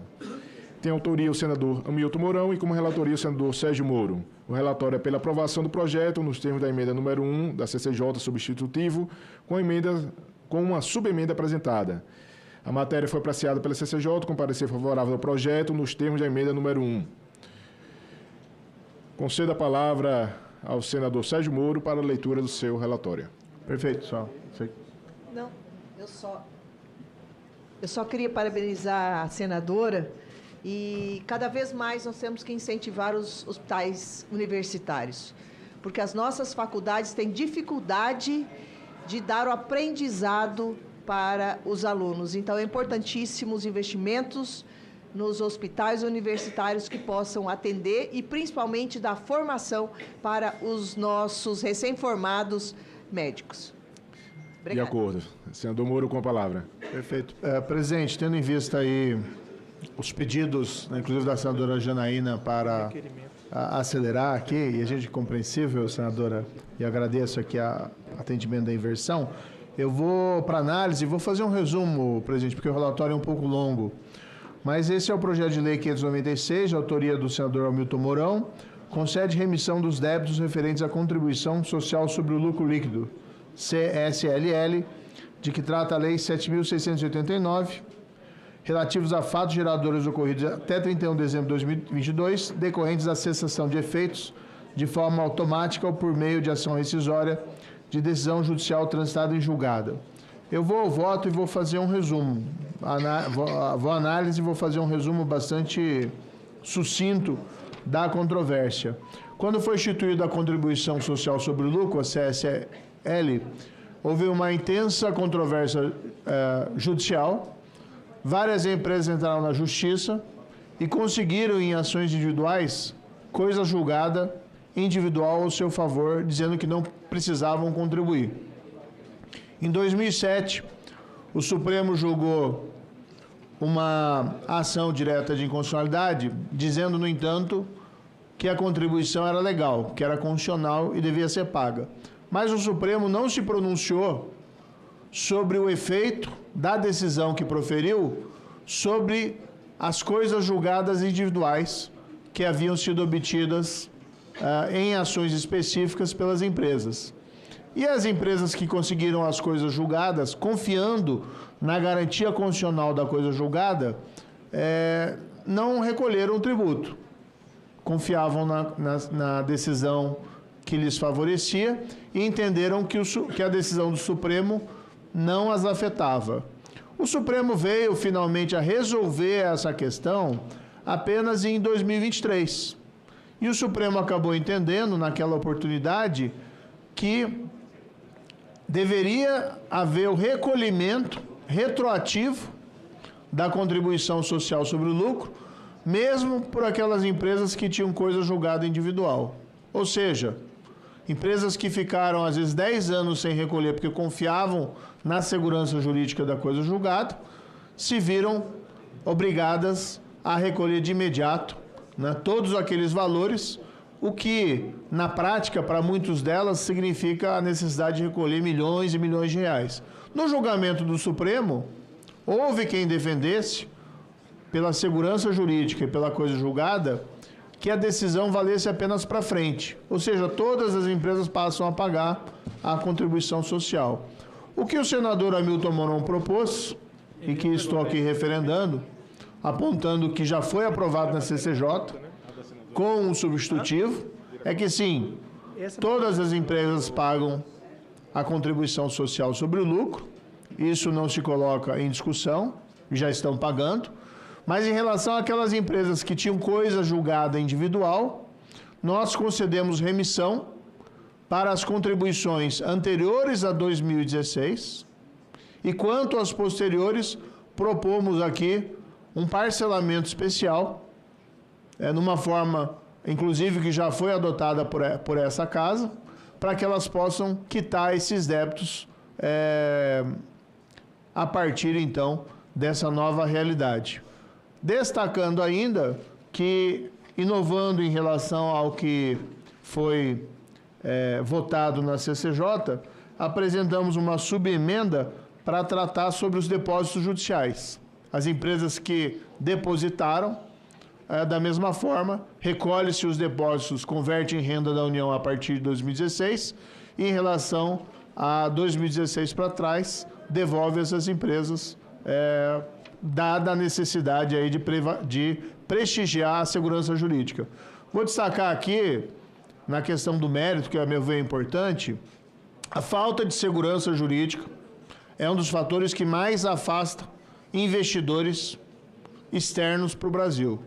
Da mesma forma, o setor produtivo do Brasil deixa muitas vezes de fazer investimentos porque lhe falta segurança jurídica. E veja que interessante, essa semana saiu uma notícia do Supremo Tribunal Federal que julgou constitucional a contribuição previdenciária sobre 1/3 de férias. Mas como havia uma grande controvérsia a respeito, o Supremo Tribunal Federal, desta feita, né, teve a sensibilidade de decidir, olha, vão começar a pagar agora só. Porque havia uma intensa controvérsia. Quando ele afirmou a constitucionalidade, disse, a decisão passa a valer agora. O que nós queremos fazer em relação a o caso da contribuição social sobre o lucro é sinalizar ao mundo, né, e também aos brasileiros que somos um país de leis. E somos um país que prestigia a coisa julgada. Somos um país que prestigia a segurança jurídica. E, portanto, queremos dar um tratamento adequado a essa questão aqui dentro. Vou para o voto, então, presidente, após essa síntese, que, se quiserem, eu leio todo o relatório, eu leio toda a análise. Está dispensado. Mas eu acho que a síntese, ela diz tudo. E vou, então, para o voto. Ante o exposto, o voto é pela constitucionalidade, juridicidade, boa técnica legislativa do projeto de lei 596 de 2023 e no mérito pela sua aprovação na forma da emenda número 1, CCJ, substitutivo, com a subemenda abaixo. A subemenda da CAI, desse a seguinte redação aos artigos 2, 2º e 8º do projeto de lei 596, com a redação dada pela emenda número 1, CCJ. Artigo 2º, parágrafo 5º. Os depósitos judiciais e extrajudiciais relativos aos débitos de que trata o caput desse artigo serão devolvidos ao depositante, na forma do inciso 1 do parágrafo 3º do artigo 1º da Lei 9.703. Artigo 8º. Os depósitos judiciais e extrajudiciais relativos aos débitos da contribuição social sobre o lucro, com fatos geradores ocorridos posteriormente a 31 de dezembro de 2016, serão transformados em pagamento definitivo na forma do inciso 2 do parágrafo 3º do artigo 1º da Lei 9.703.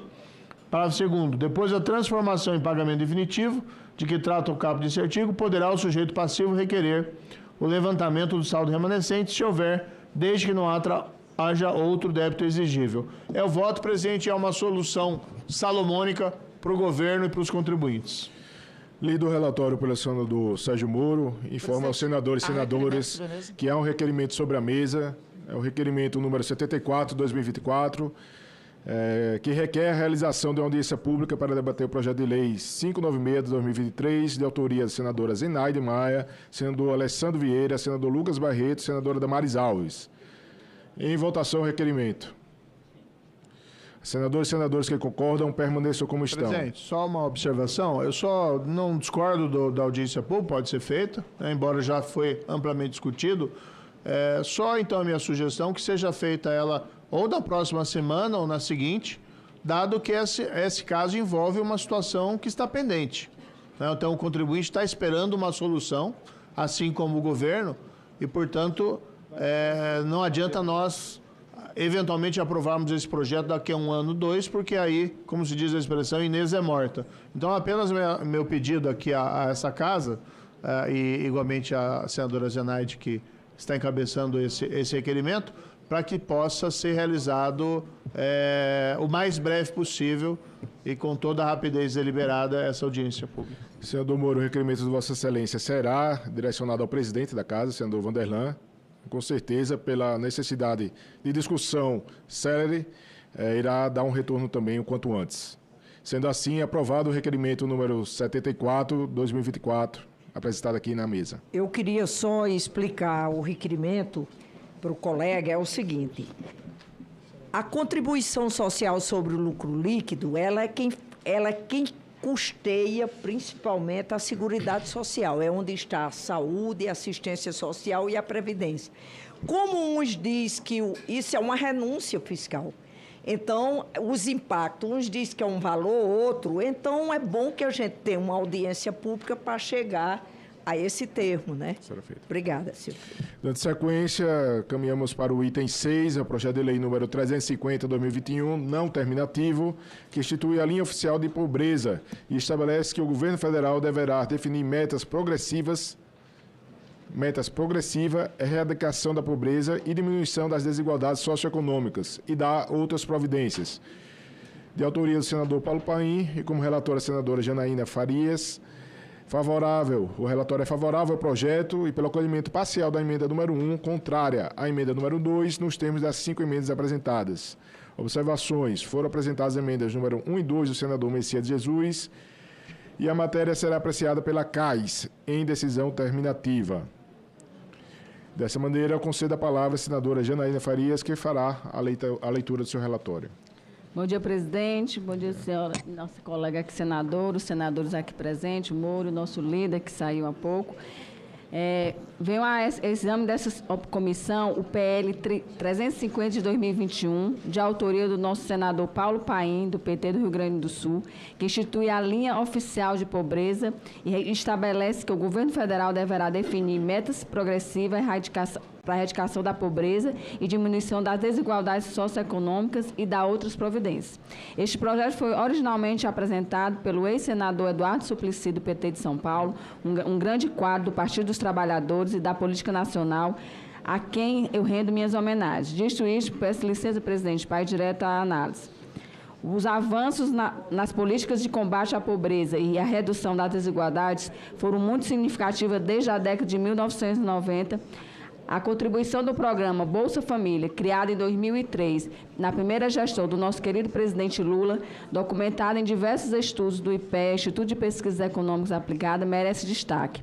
Uma pesquisa recente do IMDS, Instituto de Mobilidade e Desenvolvimento Social, mostra que a maior parte das crianças e adolescentes de 5 a 16 anos de idade beneficiárias do Bolsa Família em 2005 já não dependiam do programa em 2019. No entanto, a ausência de uma linha oficial de pobreza e de metas a elas associadas gera desarmonia entre as diferentes políticas públicas e prejudica sua efetividade e eficiência. Enquanto o critério de acesso ao Bolsa Família é ter renda familiar mensal per capita igual ou inferior a R$ 218, para o beneficiário de prestação continuada, o valor de corte de critério de renda é 1/4 do salário mínimo. O auxílio gás dos brasileiros, por seu turno, é destinado às famílias com renda mensal per capita de até meio salário mínimo. A instituição de um critério oficial de pobreza e a definição de metas nacionais e regionais, principais objetivos deste projeto, contribuirá também para o monitoramento e a avaliação das políticas sociais e, consequentemente, promoverá o aperfeiçoamento das intervenções governamentais. As políticas públicas estão em constante evolução e os diferentes programas e ações tendem a melhorar de acordo com a qualidade do diagnóstico do poder público. Portanto, acreditamos que o projeto deve ser chancelado por esta Casa Legislativa. Passemos à análise das emendas. Ademais, concordamos com o teor da emenda número 1, de autoria do senador Messias de Jesus, que prevê a divulgação tempestiva da metodologia de cálculo. Ao nosso ver, essa emenda tem um duplo mérito de assegurar a credibilidade dos indicadores oficiais de pobreza e de estimular o aperfeiçoamento das técnicas estatísticas adotadas pelo governo federal. Por outro lado, acreditamos que a emenda número 2 é desnecessária e não merece prosperar. Essa determina a divulgação das linhas oficiais de pobreza, das políticas públicas e metas associadas em sítios eletrônicos oficiais do governo. Nossa discordância decorre da observação de que a obrigatoriedade de conferir publicidade a essas informações já consta no artigo 8º da Lei nº 12.527, de 18 de novembro de 2011, Lei de Acesso à Informação, de modo que a emenda não apresenta contribuição ao projeto. Apesar de meritório, o projeto carece de reparos técnicos para que atenda plenamente aos critérios de admissibilidade. De fato, vários comandos do PL precisam de ajustes para sanar vícios de constitucionalidade formal. Quanto às emendas, não temos ressalvas sobre essa perspectiva. Preliminarmente, destacamos que os apontamentos a seguir estão de acordo com os pareceres aos PLs número 66, de 1999, ao PL número 2661, de 2020, na Câmara dos Deputados. Além disso, os ajustes propostos refletem parcialmente as tratativas realizadas entre as assessorias do senador Eduardo Suplicy, autor do PLS número 66, de 1999, do senador Paulo Paim, autor da proposição e análise e desta relatora. Tá certo, eu vou passar aqui direto para o voto, presidente, para andar aqui. Vou para o voto logo. Diante do exposto, votamos pela aprovação do PL 350 de 2021, com as 5 emendas a seguir elencadas pelo acatamento parcial da emenda número 1 e pela rejeição das emendas número 2. Aí eu não vou ler as emendas. Obrigado, presidente. Obrigado aos colegas senadores e senadoras. Lido o relatório pela senadora Janaína. Coloca a matéria em discussão. Não havendo quem queira discutir, coloca em votação. A votação é simbólica e, dessa maneira, o relatório está aprovado. Sendo assim, caminhamos para o item 14, que é o item que se refere ao projeto de lei número 858/2024, terminativo, que dispõe sobre a criação do Fundo de Investimento em Infraestrutura Social, de autoria do senador Confúcio Moura e senador Randolfo Rodrigues, como relator, e apresenta o relatório pela aprovação do projeto e da emenda número 1 da CAIS, da maneira como foi apresentada. Sendo assim, concedo a palavra ao senador Randolfo Rodrigues. Presidente, o projeto de lei 858, de autoria do senador Confúcio Moura, dispõe sobre a criação do Fundo de Investimento em Infraestrutura Social, uma ferramenta necessária para instituirmos e ampliarmos os investimentos em infraestrutura social em nosso país. O relatório é de conhecimento de todos, presidente, já foi publicado com antecedência devida, então eu passo direto para o voto. Tendo em vista o exposto, opinamos favoravelmente ao projeto de lei número 858 de 2024, na forma aperfeiçoada e acatada pela Comissão de Assuntos Sociais do Senado, acolhendo a emenda 1 CAIS e apresentando nova emenda que segue no texto do projeto. Dessa forma, opinamos pela aprovação da matéria com a emenda aprovada na Comissão de Assuntos Sociais, senhor presidente. A matéria está em discussão. Não havendo quem queira discutir, coloco em votação. Lembrando que aqui é uma votação nominal. E em votação, projeto de lei número 858/2024, nos termos de relatório apresentado. Os senadores que votam com o relator, votam sim. As senhoras senadoras e senhores senadores já podem votar, e aqui eu já peço o apoio da do suporte da mesa para entrar em contato com os senadores que, de forma virtual, podem apresentar sua votação. Da mesma forma, presidente, convido todos os colegas senadores para manifestarem um voto para aprovação desse importante projeto que cria o Fundo de Investimento em Infraestrutura Social, de autoria do nosso colega senador Confúcio Moura. É óbvio que, após a votação terminativa, ele seguirá para a Câmara dos Deputados. Nós vamos ocupar e voltar aqui.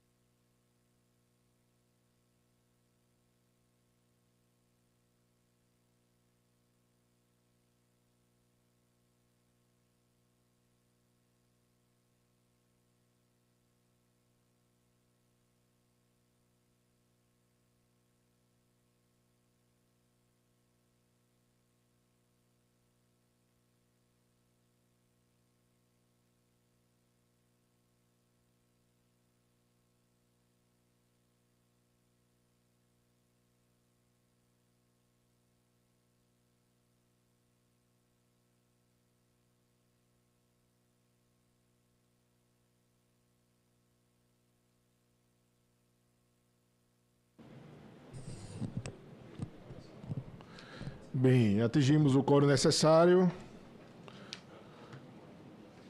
Então, vamos encerrar a votação.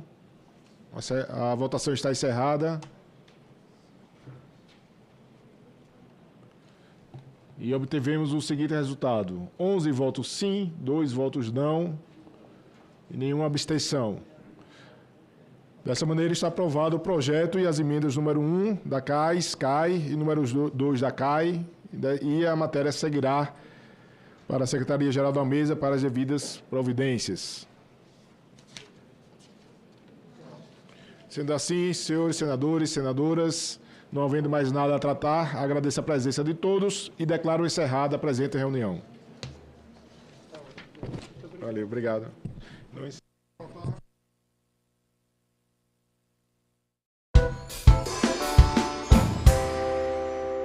Esse grupo tão qualificado, da sugestão que apresentei na CAI ao nosso colega Vanderlan, nós precisamos apurar o tamanho da renúncia fiscal que o Brasil tem neste momento. Ela já chega a cerca de 7% do PIB.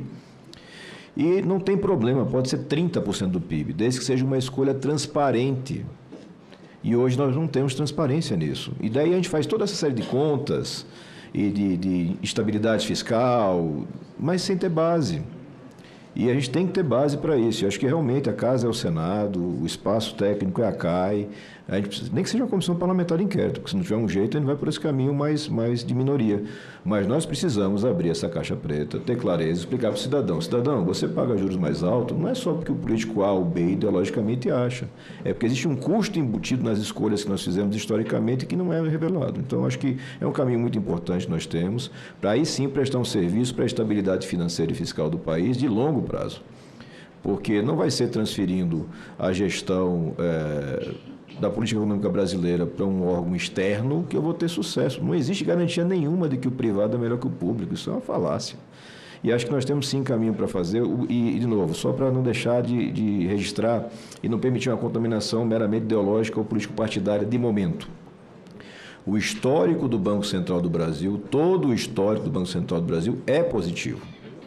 Não consigo, assim, e nenhum dos expositores em algum momento apontou problemas de maior monta na atuação técnica do Banco Central. E ela se deu com a legislação que está aí. Então, não há fundamento para dizer não está funcionando por causa da legislação. Então, peço desculpas por não poder permanecer, deixo uma sugestão e vamos continuar o nosso debate, senhor presidente. Parabéns, Esse, senador Alessandro, é um dos motivos da gente deixar o senador falar, porque tem outros a fazer, outras comissões, e as pessoas que assistem, às vezes, nem percebem isso. Eu pediria ao senador Renan, Renan, se tu puder, ainda agora eu não vi tua presença, que a gente chega quase que a totalidade da CCJ, então 22, então agora eu não vi a tua presença. Se puder, Renan, dar presença depois, com a palavra, senador Renan. Presidente, eu não estou meu pedido? Desculpa, Jacques, não anotei, desculpa, irmão. Assim que o Renan Casal passe para você. Nós ouvimos há pouco aqui do senador Sérgio Moro que essa questão do Banco Central transcende uma questão de governo. E isso, senhor presidente, é verdade. Mas o que ficou claro na intervenção do André Lara Rezende, coerente, objetiva, consequente, foi que essa discussão não transcende a questão fiscal. Pelo contrário, a agrava. Nós estamos vivendo no Brasil uma circunstância dramática. Nós tivemos implantado no Brasil o presidencialismo orçamentário. Depois do governo anterior, o Congresso Nacional se apoderou do orçamento. Hoje, a participação congressual no orçamento é de 53 bilhões de reais, sem qualidade absolutamente nenhuma. Eu também, como Alessandro, eu tenho muita dúvida a respeito da PEC, da sua eficiência, da oportunidade de discussão. Muita. E acho até que o presidente do Banco Central, que provavelmente tem inspirado essa mudança, ele poderá contribuir com esse debate para que nós sentemos todos, façamos uma verificação qualitativa da nossa dívida pública. Não se fez no Brasil isso nunca. É a grande reforma que nós estamos precisando fazer. Nunca. E aí se discuta a autonomia financeira do Banco Central, mas num contexto de equilíbrio fiscal também. O presidente Lula, senador Moro, fez uma crítica ao presidente do Banco Central. Isso não interfere na autonomia. Interfere na autonomia, sim, e no próprio mercado de câmbio, declarações que o presidente do Banco Central sistematicamente tem feito com relação ao equilíbrio fiscal do Brasil. Ele tem cobrado isso todos os dias. Essa é uma oportunidade, a discussão dessa PEC do Vanderlan é uma oportunidade para que nós possamos verificar como um todo o déficit público, ver essa questão da renúncia fiscal, que já passa de 700 bilhões de reais ao ano, uma grande parte com a participação do Congresso Nacional, uma grande parte com a participação do Congresso Nacional. É isso que nós podemos ter. Eu defendi a independência e a autonomia do Banco Central. Mas essa é uma independência para todos, para a política, para o mercado, para as autoridades. Eu não sei se a independência do Banco Central, com todo respeito, ela se compatibiliza com os posicionamentos do atual presidente do banco.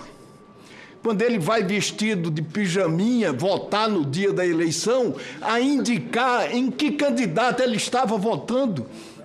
Quando ele vai participar de uma reunião no governo de São Paulo e se colocar como provável futuro ministro de um futuro candidato a presidente da República.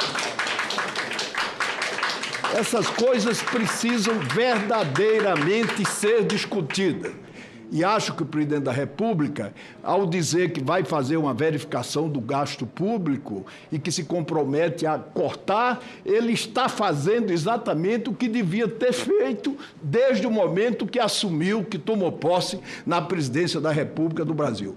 Eu quero aqui, nessas poucas palavras, deixar, a exemplo do Alessandro também, as minhas dúvidas com relação à oportunidade de aprovação desta PEC, em que pese o mérito, sobretudo da iniciativa do senador Vanderlan. Obrigado, senador Renan. Volto a pedir, seria interessante a gente... Precisaria falar, mas como o presidente da República foi citado, já hoje pela segunda vez na minha presença pelo senador Moro, eu quero repisar as palavras do senador Renan. Repare, eu acompanho o presidente Lula desde seu primeiro governo, fui seu primeiro ministro do Trabalho. Ele contratou, escalou para ser presidente do Banco Central, nada mais, nada menos que um ex-dirigente do Banco de Boston. Então não me parece que essa pessoa estava disposta a fazer populismo de esquerda ou de direita. Ele colocou um homem que conhece a matéria e que é fiscalista, como tocou o banco.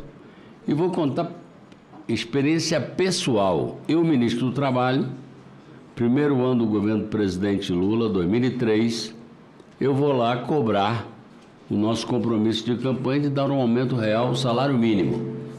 Falo eu com o ministro do Trabalho, falava o ministro da Fazenda, Palocci, e falou também o presidente do Banco Central. O presidente Lula ouviu a todos e optou por uma saída conservadora. Não deu um centavo de aumento de ganho real ao salário mínimo.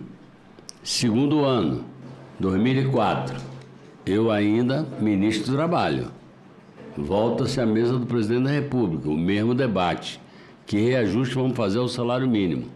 Eu, de novo, cumprindo minha tarefa como ministro do Trabalho, demandei um aumento com ganho real. Falou o ministro da Fazenda, falou o presidente do Banco Central, arbitra o presidente da República, arbitrou pelo conservador, não deu pelo segundo ano consecutivo ao ganho real, ao salário mínimo. Eu voltava à minha Bahia e tinha que explicar para o meu povo, do meu partido, que ele não tinha ido para a direita, que ele estava sendo apenas responsável e cauteloso, porque sabia o que poderia acontecer se exagerasse na dose do gasto. O resto das histórias, Vossas Excelências conhecem, como ele saiu do governo, como ele ultrapassou esse período todo. Então, não busquem ali um irresponsável fiscal. Não busquem ali um responsável fiscal. Não existe essa figura na cabeça desse senhor chamado Luiz Inácio Lula da Silva. A única coisa que ele diz é que ele não vai botar o torniquete na área social como foi colocada durante 4 anos do governo anterior. Não há populismo, presidente Plínio. Não há populismo aí. Vou repetir, o presidente do Banco Central durante 4 anos foi Henrique Meirelles e teve total autonomia sem que a autonomia formal tivesse sido declarada à época. Eu prefiro ficar no campo que Vossa Excelência disse. Vamos ver como melhorar e não a gente cair em algo que acaba inviabilizando o debate, nos cegando, que é o debate meramente ideológico, se é populismo, se não é populismo. O presidente, como já disse o senador Renan, fez críticas a algo que eu acho que não é pertinente à liturgia do cargo de presidente do Banco Central. Não me consta que o presidente do Banco Central nos Estados Unidos saia em favor de quem quer que seja participando de ato político. Não é próprio, é próprio do presidente da República, não do presidente do Banco Central. Então, se a autonomia é para isso, ela está sendo mal utilizada.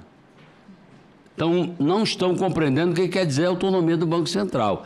Então, é só para deixar claro que o presidente Lula vai continuar respeitando a responsabilidade fiscal, respeitando agora. Não foi o presidente Lula. Nos primeiros meses do primeiro ano desse governo Lula, foi o presidente Lula e mais a torcida do Flamengo, do Vitória, da Academia, do Mercado Financeiro, da FEBRABAN, que achava que os juros mantidos estão altos. Como hoje o juro neutro calculado pela própria equipe do Banco Central é da ordem de 8,5, nós estamos a 10,5, ou seja, aplicando uma política claramente contracionista. Vou repetir, quem está dizendo o número não sou eu, é o Banco Central. O juro neutro é 8,5, nós estamos trabalhando com 10,5. Tudo bem, é a política que foi adotada, mas se não for contracionista, é o quê? Obrigado, senador Jacques Wagner. Senador, presidente. Deixa eu começar pelo Moro, tá bom, Vanderlei? Passo para você. Só rapidamente os aqui. aplausos são extremamente necessários, oportunos. Eu só pediria que fosse no final da fala. Tá bom? Se é que pode ser. Só aplaudir à vontade, mas eu gostaria que fosse no final da fala, tá bom? Porque quem está acompanhando em casa, na hora de ouvir quem está falando, os aplausos acabam perturbando, tá bom? No final, pode aplaudir à vontade, no final da fala de cada um, se assim for o desejo à vontade. Senador Sérgio Moro. Eu só quero fazer um registro bem rápido aqui. Eu até pedi desculpas que eu vou ter que me ausentar também aos expositores e aos colegas. Mas, assim, as críticas que podem ser feitas ao presidente do Banco Central são uma coisa, mas o problema é que o ataque é a política monetária do Banco Central. E isso gera instabilidade ao país. A manutenção ou da taxa de juros tem sido uma decisão técnica ali dentro do Banco Central. Claro que sobre técnica se pode haver divergências razoáveis, mas quando se quer fazer uma ligação das decisões técnicas a alguma preferência política e ideológica, é um ataque populista. E também acho, a gente tem que discutir esse projeto não em vista necessariamente do atual governo, assim como a PEC anterior foi aprovada em outro governo. Mas nós não podemos perder a realidade do contexto, infelizmente, da América Latina, de sucessão de governos populistas. E é, sim, um ataque populista, um ataque pessoal, feito ao Banco Central, que tenta relacionar coisas que não têm a menor ligação. A política monetária do Banco Central, sendo definida por questões técnicas, está sendo politizada pelo presidente da República. E eu peço vênia aqui ao senador por ter trazido esse assunto mais de uma vez, é porque ele também me citou, né, na fala dele. Então eu sinto até compelido aqui a dizer algo a respeito, mas o momento nem é de defender Lava Jato ou coisa parecida, mas defender sim a autonomia do Banco Central e a PEC, que eu já registro aqui que serei favorável, né, muito bem feita pelo senador Vanderlan, aperfeiçoa institucionalmente a autonomia do Banco Central. Obrigado, senador Sérgio Moro. Enquanto o senador Vanderlan fala, eu queria chamar à mesa aqui o nosso próximo palestrante, o senhor Edson Vitor Cardone, para tomar assento aqui à mesa, e em seguida será o nosso expositor. Eu já citei o Vanderlan, tá bom? Já passa, senadora. Senador Vanderlan. Presidente Plínio, relator da PEC 65, eu tenho lamentado muito que um projeto como esse, que é apresentado com o intuito de melhorar, ele está pegando essa polarização política que está sendo danosa para o nosso país, extremismo. É sabido de todos, quando apresentamos um projeto, a gente acha que o projeto é perfeito, mas quando passa nas casas e escolhe-se um relator, como foi escolhido Vossa Excelência, que tem dialogado e conversado com todos, tem se furtado a conversar com ninguém, a deixar de todos aqueles que o procuram para conversar. Recebe-se emendas e, através de audiências públicas, como essa, muito bem qualificada, para explicar melhor para nós, senadores e senadores, o ponto de vista de cada um. Ou seja, como disse Vossa Excelência, o projeto é aperfeiçoado, melhorado. Vossa Excelência tem ouvido aí diversos setores que têm interesse aí, principalmente do Banco Central. Mas a título de esclarecimento, pelo que eu vi aqui, sou André Lara Rezende, que eu respeito muito, pelo que o senhor já colaborou com esse país, mas a autonomia sobre política monetária, ela não muda com a PEC. Não muda nada. Não há como dar autonomia dentro da OGU, o Orçamento Geral da União. É a conclusão do ex-ministro do STF, Aires Brito. Quando era ministro ainda. Não muda. A mudança de metodologia do cálculo da dívida pública não causa necessidade de primário. E este é um engano. Aliás, sobre a PEC, sobre o presidente e relator, são inúmeras as distorções, até alguns chamam de fake news, o que estão espalhando sobre a PEC. Mas nós aqui no Senado Federal, em especial a CCJ, está de parabéns pela discussão com pessoas com pontos de vista diferentes. Parabéns pela escolha dos nossos debatedores aqui, os que estão, alguns favoráveis, outros contra, mas faz parte da democracia. Era só esse ponto que eu queria colocar, senhor presidente. Obrigado, senador Vanderlan. Com a palavra, senadora Margarete.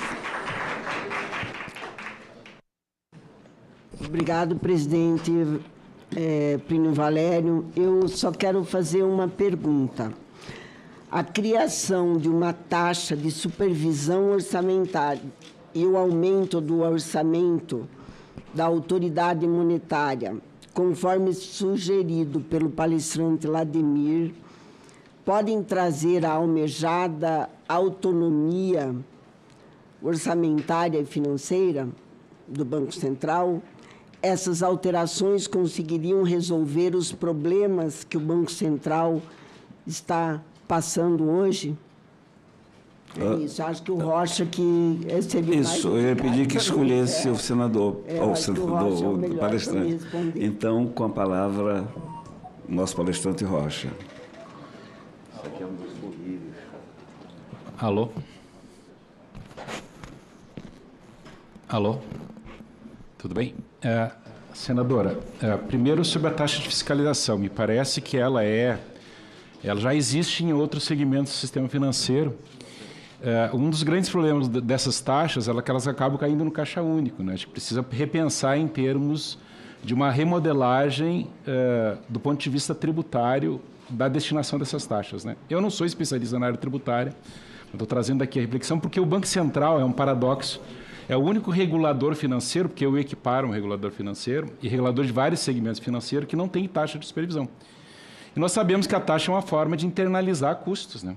Nós temos taxa de supervisão da CVM, nós temos taxa da SUSEP, temos da Agência Nacional de Saúde, o Banco Central não tem. Chegou a ter por um breve período, depois veio uma medida provisória, ainda acho que no governo Fernando Henrique Cardoso, que caducou, e essa questão não voltou mais à tona. Então, tem que pensar todo o sistema de taxas, porque eles especificam que são uma contrapartida de um serviço específico. Então, essa é uma primeira dimensão que tem que estudá-la junto com as demais taxas do sistema financeiro e trazer equidade, porque me parece inexplicável, do ponto de vista da equidade, da eficiência, que justamente o principal regulador financeiro não tem uma taxa que traz para dentro do sistema um sistema de custeamento do seu funcionamento. E outra questão do orçamento da autoridade monetária, eu já de antemão também peço desculpas de não ter detalhes exatamente dessa hipótese exploratória, mas nós já tivemos a própria ideia do orçamento da autoridade monetária.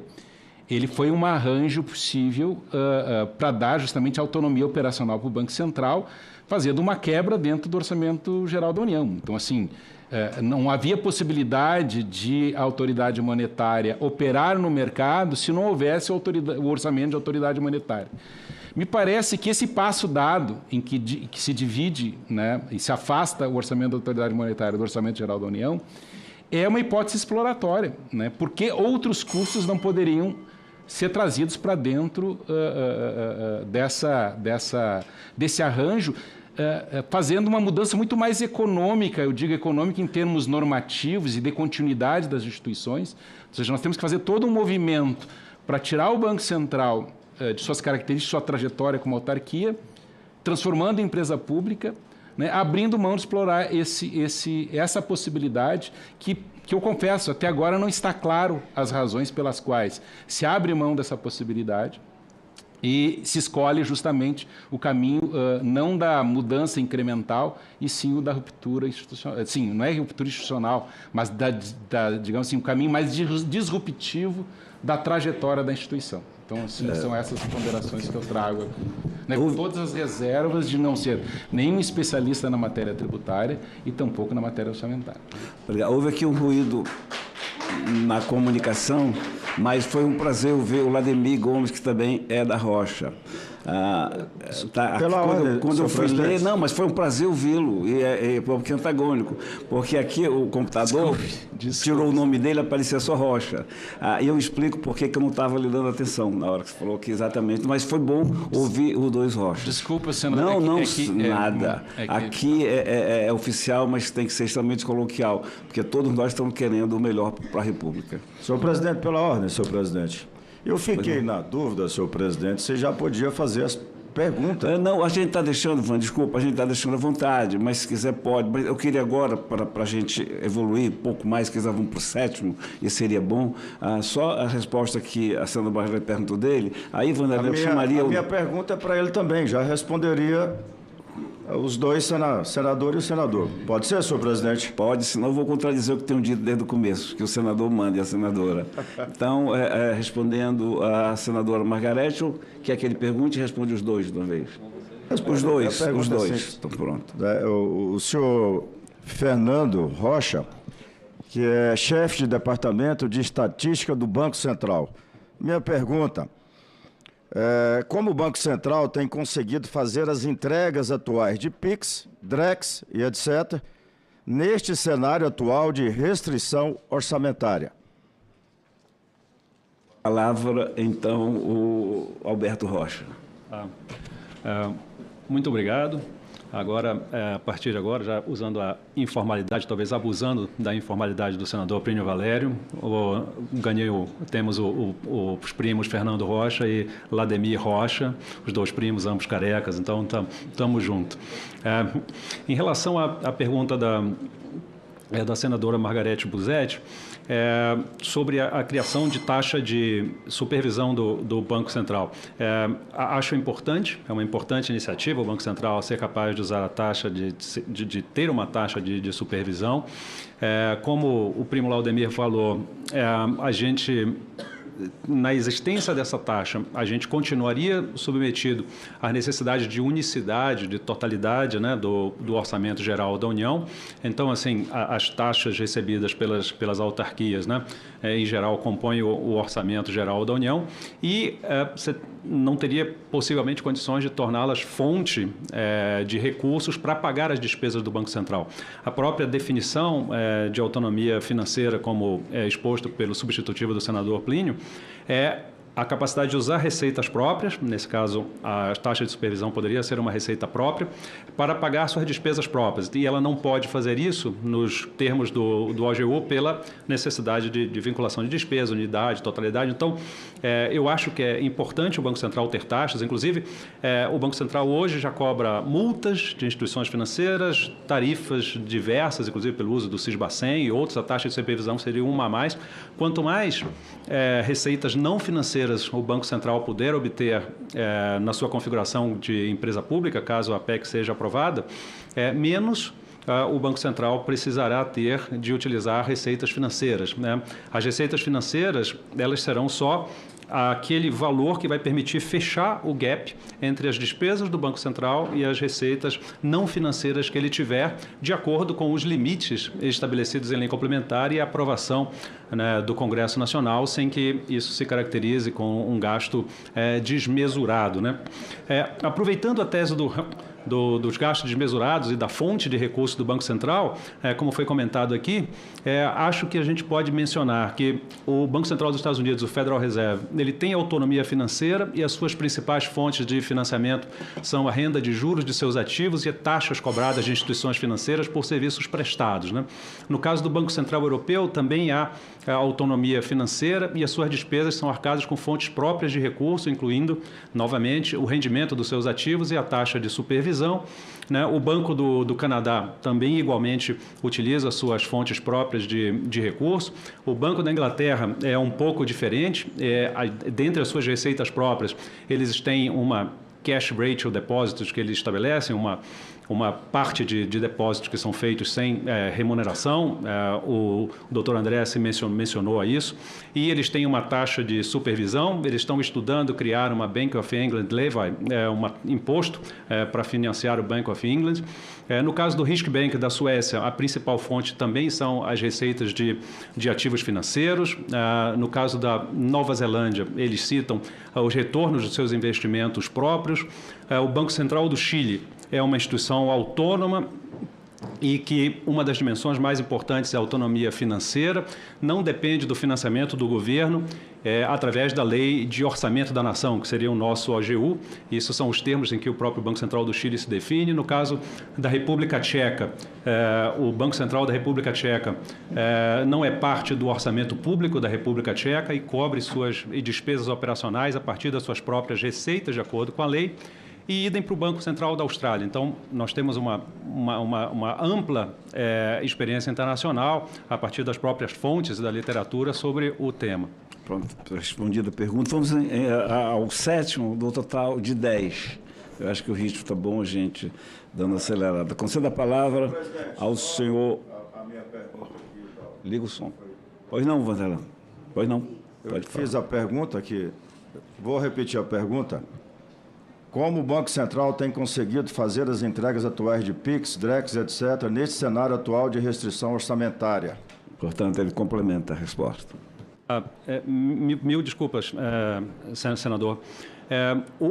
Em relação ao PIX e outros desenvolvimentos tecnológicos institucionais que o Banco Central tem, até 2017, o Banco Central tinha uma reserva, um fundo que se chamava RED-BC, que era um fundo institucional que financiava o desenvolvimento de atividades do Banco Central. Em 2017, exatamente por causa dos temas orçamentários, de unidade, de precisa que todas as receitas estejam no orçamento público, a RED-BC foi extinta. O Banco Central ela passou a integrar o orçamento público. O Banco Central deixou de ter essa fonte de receitas como formas de financiar as suas inovações, né? De lá para cá, os recursos orçamentários do Banco Central têm se reduzido. No total, eles são hoje semelhantes ao que eram em 2017, não teve uma subida, uma redução. Essa redução afeta fundamentalmente a receita de investimentos e o ponto é que a Rede BC e a sua capacidade de fazer capacitação dos servidores e investimentos, ela está se esgotando, né? Nós estamos tendo uma sobrevida do que a Rede BC nos proporcionou, e daqui para frente é cada vez mais difícil manter as inovações. Por exemplo, existem diversas novidades do PIX que estão com cronograma atrasado, e só para dar um único exemplo de um processo que eu participo diretamente, em 2021 o Congresso Nacional aprovou e o Presidente da República sancionou a Lei 14.286, que é a Lei de Câmbio e Capitais Internacionais, que modernizou o mercado cambial brasileiro. Ela foi aprovada em 31 de dezembro de publicada em 31 de dezembro de 2021, com um ano de vacácio legis para entrar em vigor em 31 de dezembro de 2022, e o Banco Central deveria, nesse um ano, atualizar os sistemas e preparar toda a regulamentação do mercado. Nós estamos em junho de 2024 e a previsão é de que a última parcela dessa regulamentação, que deveria ter sido encerrada em 2022, aconteça em junho de 2025, 2 anos e meio, 3 anos após, exatamente pela insuficiência de recursos.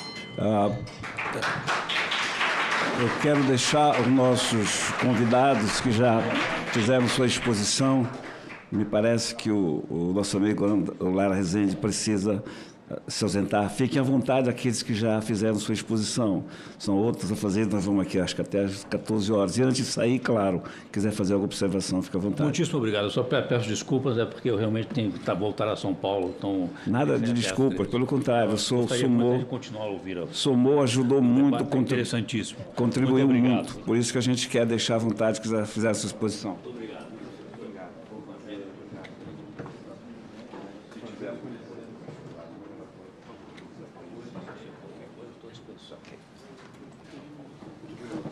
Vamos ouvir, então, a palavra do senhor Edson Vitor Cardone, diretor jurídico da Confederação dos Trabalhadores no Serviço Público Federal.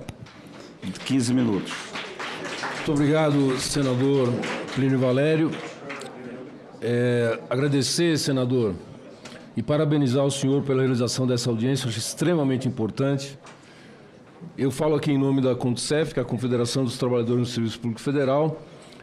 Na pessoa do nosso companheiro Fábio Fayad, eu quero cumprimentar todas as entidades aqui presentes, os colegas, o Sintibacem, a ANAF, o Fábio é presidente do Sinal, a NBCB e muitos colegas que fazia tempo que eu não via, consegui encontrar hoje, foram pessoas que estiveram conosco nas grandes lutas sindicais que nós travamos na década de 2000. Eu acho que ninguém discorda de que o Brasil vive hoje uma crise institucional.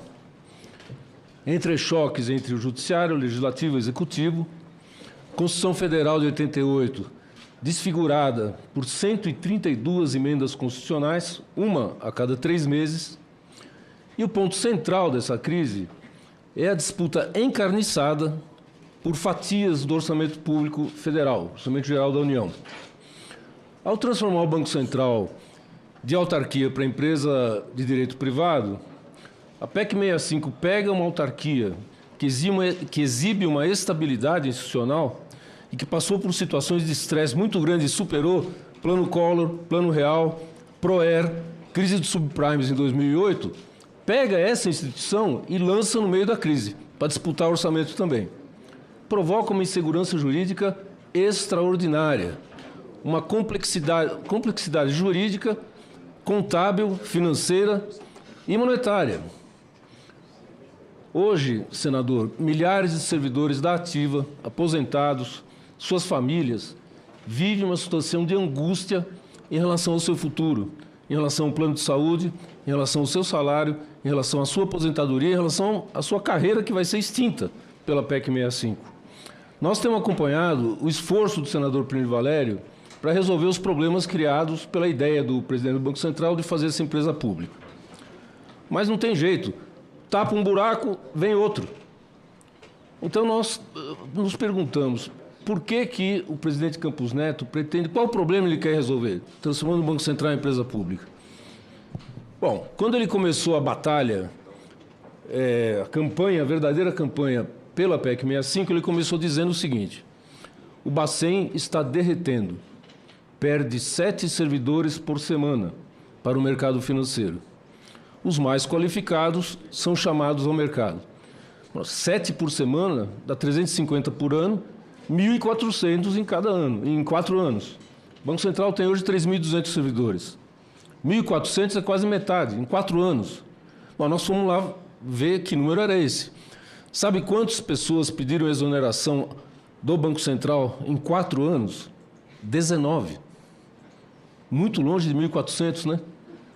E nós não sabemos quantos dos 19 foram para o mercado. Aliás, dizer que os mais qualificados são puxados pelo mercado significa que os outros não são qualificados.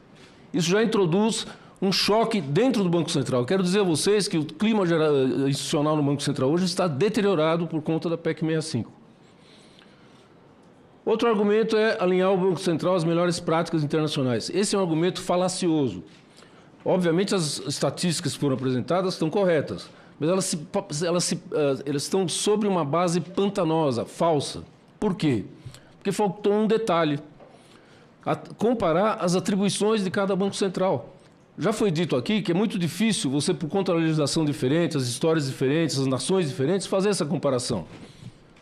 Mas vamos pegar algum critério, né? E o Banco Central do Brasil tem uma gama de atribuições que pouco se encontra por aí. Política monetária e cambial, regulação do sistema financeiro, supervisão, resolução bancária, regimes de resolução, né, intervenção, liquidação, administração das reservas internacionais e uma série de outros. Crédito direcionado. Uma boa parte da potência do agronegócio hoje do Brasil tem a ver, lá atrás, com os programas de crédito agroindustrial, que eram financiados a juros subsidiados pelo Brasil. Colheitadeira, trator, silo, depósito, etc. Isso tudo é Banco Central. O mais perto disso é o da Inglaterra, que comparativamente, de domínio do Estado. E os seus servidores são servidores públicos, não são empregados. Tem outro detalhe.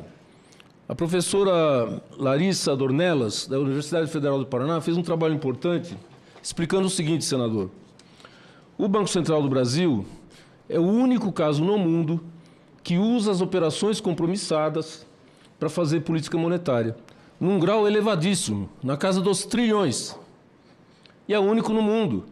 Então, como é que você vai comparar Banco Central do Brasil com esse tamanho de atribuição, com esse peso das compromissadas que impactam diretamente na dívida pública, como explicou o professor Lara Rezende, para fazer comparação com os outros bancos?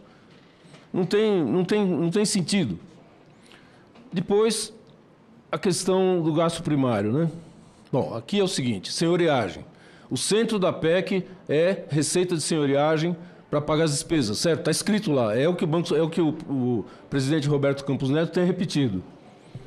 Bom, essa história de senhoriagem dá não apenas uma tese de mestrado, mas umas 3 ou 4 audiências públicas. E o curioso é que, embora isso esteja no centro da PEC, está escrito lá, não se fala nisso no Banco Central. Nós estamos fazendo um debate intenso sobre a questão da PEC 65. Ninguém fala da senhoriagem. Precisou o sindicato, senador, ir atrás para fazer estudos. Nós publicamos artigos acadêmicos, artigos de economistas, artigos de juristas e artigos produzidos pela nossa seção sindical do Sindicep no Banco Central. A senhoriagem é um troço complicado. Parece uma receita um pouco etérea. Mas, já que está escrito na PEC que a senhoriagem é a fonte de financiamento do Banco Central independente, nós vamos lá fazer as contas. De 2018 a 2021, o total de senhoriagem está no site do Banco Central, 105 bilhões, vamos dizer 100 bilhões, para arredondar. As despesas nesse mesmo período não chegam a 30, vamos botar 30 para arredondar também. Sobra 70. Hoje, pela Lei 13.820, essa receita vai para o Tesouro Nacional. A partir de agora, ela vai para onde? O professor Lara Rezende colocou o mesmo problema. O Banco Central vai ficar com esses 70 bilhões em 4 anos? Vai ficar para a diretoria do Banco Central decidir o que fazer com esse dinheiro?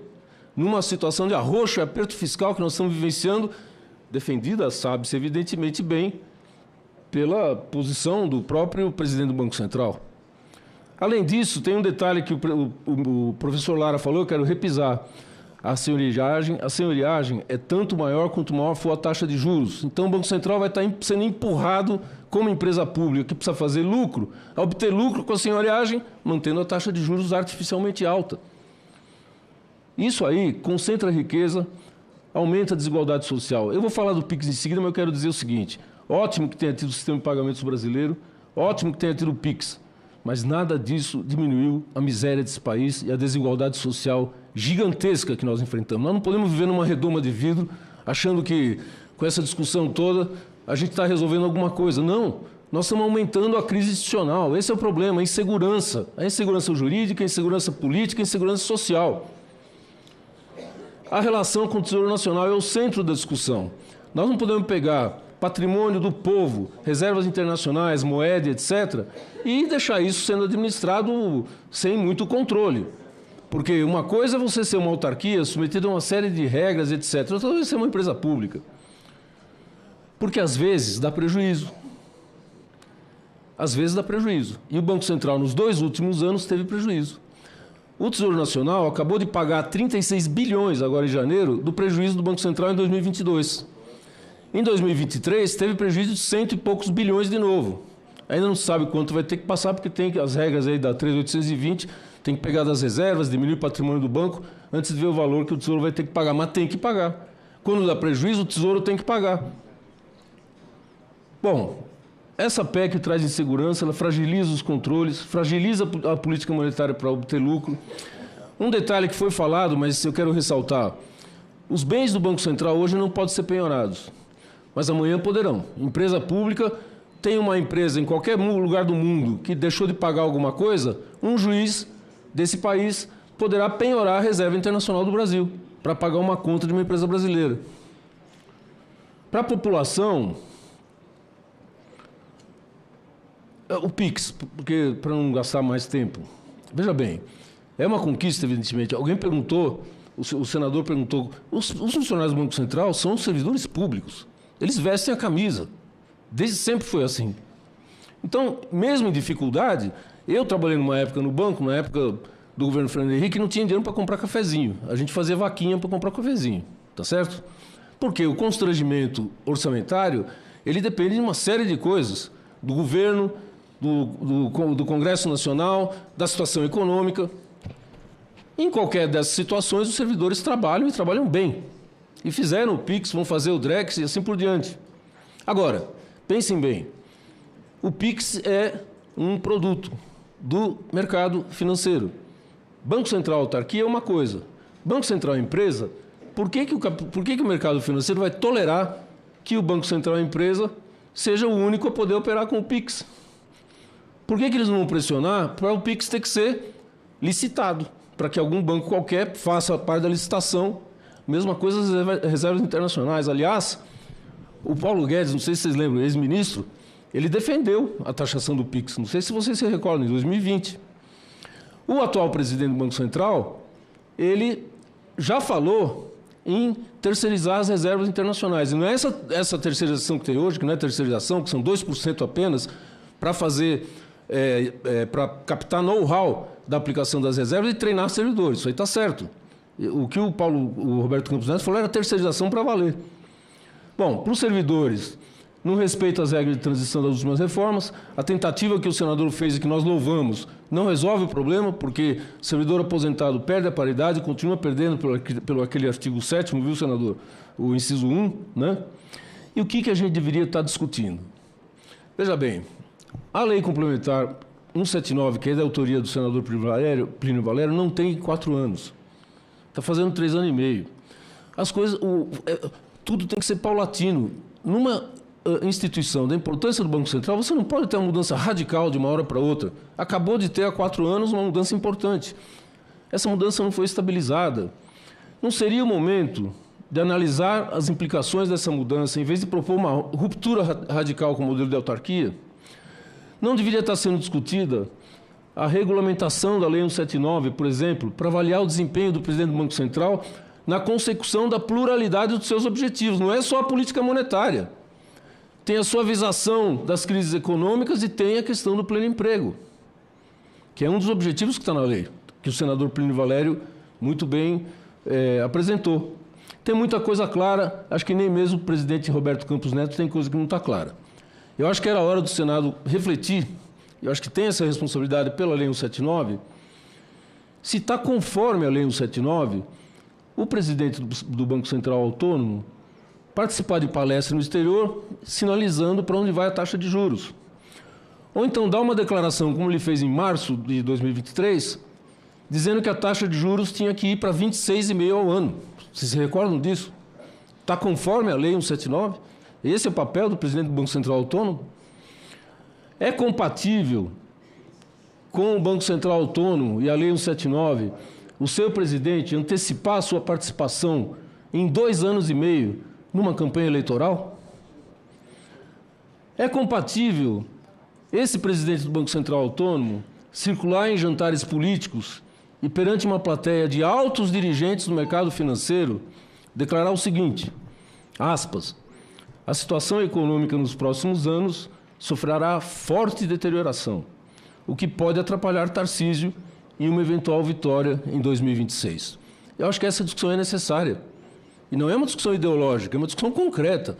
Porque o que o Banco Central faz impacta a vida da população o tempo todo. São muitas atribuições. Cada decisão do banco na política monetária vai ter reflexo no emprego, na inflação, no desenvolvimento da economia e assim por diante. Então, nós queríamos fazer um pedido, senador, que houvesse mais audiências públicas, que esse debate fosse feito aprofundadamente. É uma questão de extrema importância para o país. E aqui não importa a opinião de cada um, vamos confrontar as opiniões, como o senador falou, contraditórias, a favor, contra, para que se busque encontrar uma solução. Eu quero dizer o seguinte, nós pedimos estudos para o Banco Central e não apareceram. Até agora são só palavras. Nós publicamos estudos e eu quero anunciar o seguinte, com a autorização das outras entidades. Nós assumimos a tarefa de preparar um projeto de lei, o Sinal, o Sintibacem, a ANAF, o Sinticep e a Conducef, justamente para atacar o problema da falta de verbas do Banco Central. Não precisa de PEC, não precisa de empresa pública, precisa de uma legislação infraconstitucional que resolve o problema. Muito obrigado.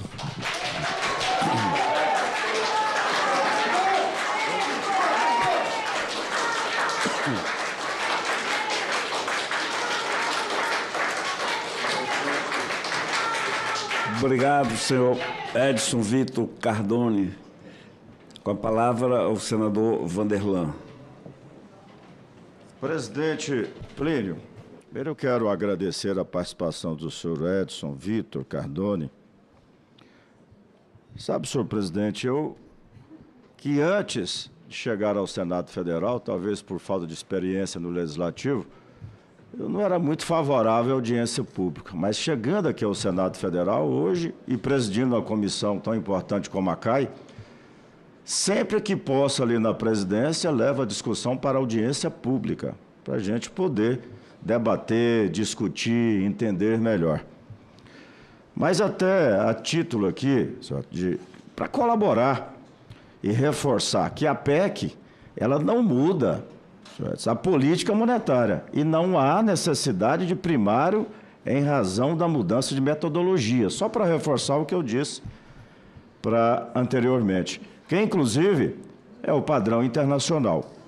A PEC também estabelece que o Banco Central terá limite, e isso foi colocado na vossa relatoria. Ele vai ter limite para o seu orçamento de custeio e investimento. Não é verdade que o Banco Central terá 70 bilhões para gastar como quiser. Isso não procede.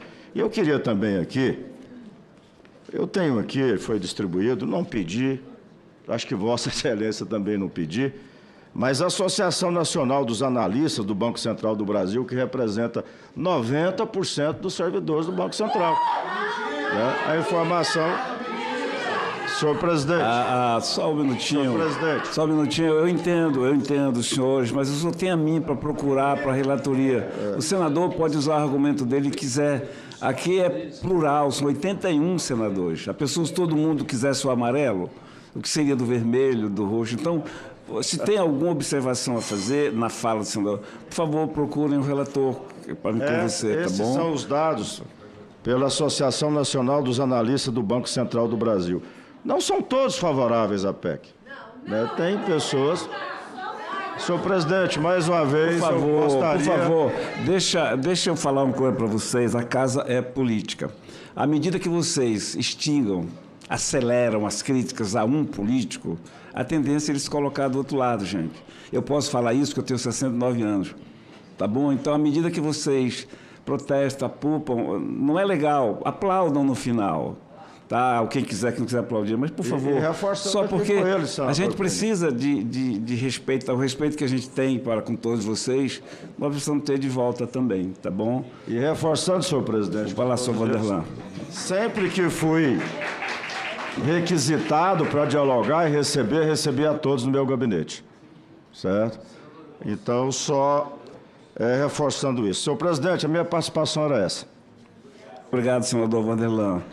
Eu concedo a palavra ao nosso Edson Vitor, só peço esse sintético. Claro, bem rápido, 1 minuto. Senador Vanderlan, veja bem, o senhor acho que foi induzido a erro, porque ninguém em nenhum momento disse que 90% é a favor.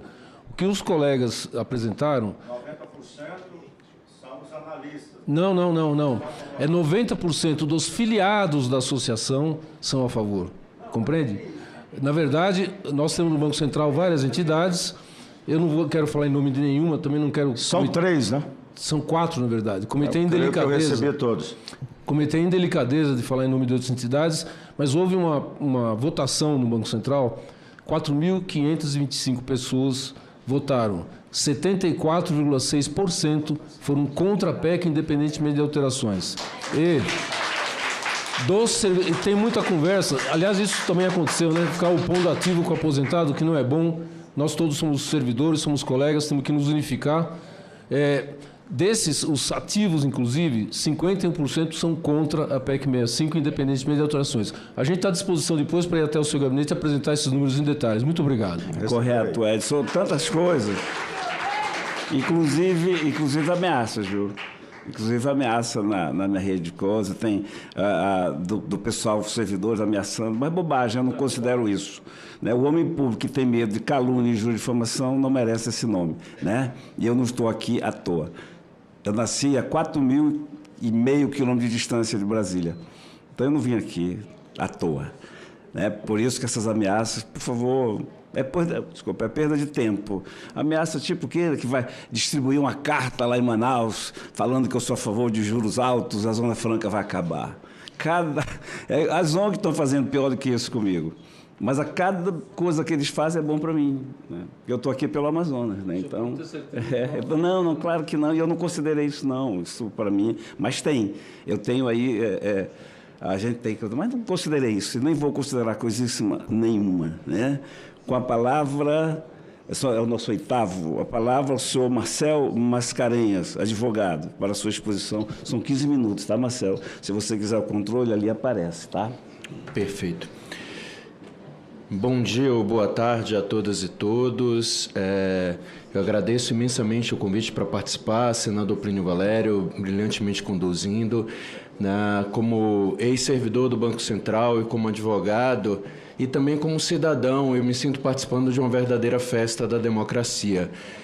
Fiquei muito bem impressionado pela capacidade de argumentação de todos os expositores. Espero, dentro da minha área de conhecimento e da minha experiência profissional, eu tive a chance de ser procurador do Banco Central por 16 anos, hoje sou advogado, e convivi nesses 16 anos... justamente trabalhando com projetos de lei, de medidas legislativas, buscando o aprimoramento institucional do Banco Central e, ao mesmo tempo, com a fiscalização exercida no Banco Central, tanto pela Casa Legislativa, pelas casas legislativas, como pelo Tribunal de Contas e pela Controladoria Geral da União.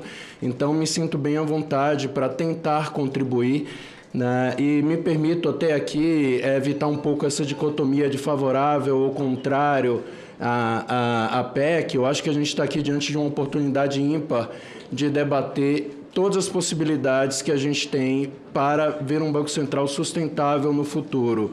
Eu, infelizmente, na minha trajetória no setor público, eu vi ao contrário, vi justamente a redução do espaço de atuação e de desenvolvimento do Banco Central, com um reflexo bastante severo sobre os servidores, que inclusive hoje também obviamente, são muito afetados, e aqui eu aproveito para fazer um cumprimento a tantos amigos e amigas do Banco Central que eu vejo aqui, né, alguns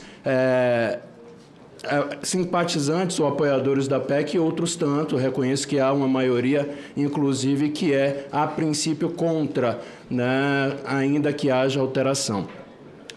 Mas, enfim, eu prefiro superar um pouco essa dicotomia para tentar identificar, né, a partir da proposta apresentada, uma oportunidade de ver um Banco Central que seja realmente sustentável para o futuro, né? Vale lembrar que há cerca de 20 anos o Supremo Tribunal Federal reconheceu ao Conselho Monetário e, por extensão, ao Banco Central, a chamada capacidade normativa de conjuntura. E o que significa isso? Significa justamente reconhecer que o regulador do sistema financeiro, ele precisa se adaptar ao dinamismo dos tempos, ele precisa ser ágil, ele precisa ser tempestivo, ele precisa apresentar soluções para a complexidade das relações financeiras e para as demandas da sociedade. Mas, ao mesmo tempo que se reconheceu a capacidade normativa de conjuntura, foi sendo negada pela prática e até mesmo por dificuldades legislativas a capacidade de supervisão de conjuntura, a capacidade de autorização de conjuntura, a capacidade de autorização de conjuntura, a capacidade de inovação. E aí, falando de inovação, eu gostaria de responder a pergunta da senadora Margarete, que não está mais aqui, mas como é que o PIX foi feito? Basicamente por dois motivos, e o primeiro é até o menos relevante. Ele foi feito pelo redirecionamento de recursos escassíssimos, e o segundo ponto, pela dedicação, pelo compromisso, pela lealdade, pelo sacrifício e pela abnegação dos seus servidores. Tá? Então, a gente está diante aqui de um novo cenário em que a gente precisa pensar o Banco Central para o presente e para o futuro. Então, não vejo sentido em perder a oportunidade de debater, ainda que não seja a PEC, o texto final a ser aprovado, mas que saia daqui uma solução para enfrentamento, né, se possível, de forma definitiva, das dificuldades que o Banco Central tem de fazer as suas entregas. Se hoje essas entregas são feitas por essa parcela de servidores aqui representada, né, mas que precisa de apoio institucional, e parte desse apoio institucional depende da fonte de financiamento, mas não é única essa questão, tá? Aí aqui eu gostaria de abordar um outro aspecto. Quem faz a legitimidade da atuação do Banco Central não é a sua forma jurídica. Quem faz a legitimidade de atuação do Banco Central é a sua competência constitucional e legal. O Banco Central não faz supervisão, ele não é respeitado pelo regulado, ele não pode aplicar sanção porque ele é uma autarquia. Ele faz tudo isso porque existe na Constituição a previsão de que o Banco Central atuará em determinadas competências, e a legislação posteriormente veio atribuindo essas competências ao Banco Central. Tá? A forma jurídica do Banco Central, ela vai ser essencial para definir, né, como vai funcionar, né, essa entidade Banco Central. Né? E isso aqui é o que a gente acha que está debatendo. Como vai ser a forma de relacionamento dela com a União, como vai ser a forma dela, né, de atuação, né, junto aos regulados. E aí, o ponto crucial, na minha visão, é a previsão constitucional das garantias e das prerrogativas necessárias ao exercício dessas funções. E nesse ponto, eu saudando o senador Vanderlan pela iniciativa, junto com outros tantos parlamentares, de trazer essa oportunidade do debate, eu vi muito mérito justamente na previsão de manutenção de todas as prerrogativas do Banco Central. Então, dizer o seguinte: hoje, se o Banco Central pode regular e pode aplicar sanções com base na Lei 4595 ou com base na Lei 12.865, por que não haverá de ter essas mesmas prerrogativas e capacidades quando isso está previsto no corpo da própria Constituição? Quando é consagrado, consolidado no artigo 164, como foi a sua sugestão original, aprimorada, né, pelo relator e também pelas emendas, não só de Vossa Excelência, como de outros representantes da Casa Legislativa. Então, eu vejo aqui realmente essa oportunidade e eu acho importante repensar, porque por que se está abrindo mão do modelo de autarquia, que de fato é um modelo mais conhecido, é um modelo consagrado, né? Mas porque o próprio modelo de autarquia vem apresentando uma certa falência no Estado jurídico brasileiro. Se a gente perceber, a autarquia, na sua essência, é ente autônomo, né? Quando o Banco Central foi criado em 1964, né, se entendeu que a roupagem que melhor caberia ao Banco Central era de uma autarquia. Não que ele precisaria ser uma autarquia para exercer aquelas competências, mas dentro dos modelos disponíveis, era aquele que mais se amoldava. Mas o Decreto-Lei 200 de 1967 e tantas outras normas foram reduzindo o espaço de atuação das autarquias de forma autônoma, seja na gestão, seja na disponibilidade no uso dessas ferramentas, né, dos seus recursos orçamentários e tudo mais.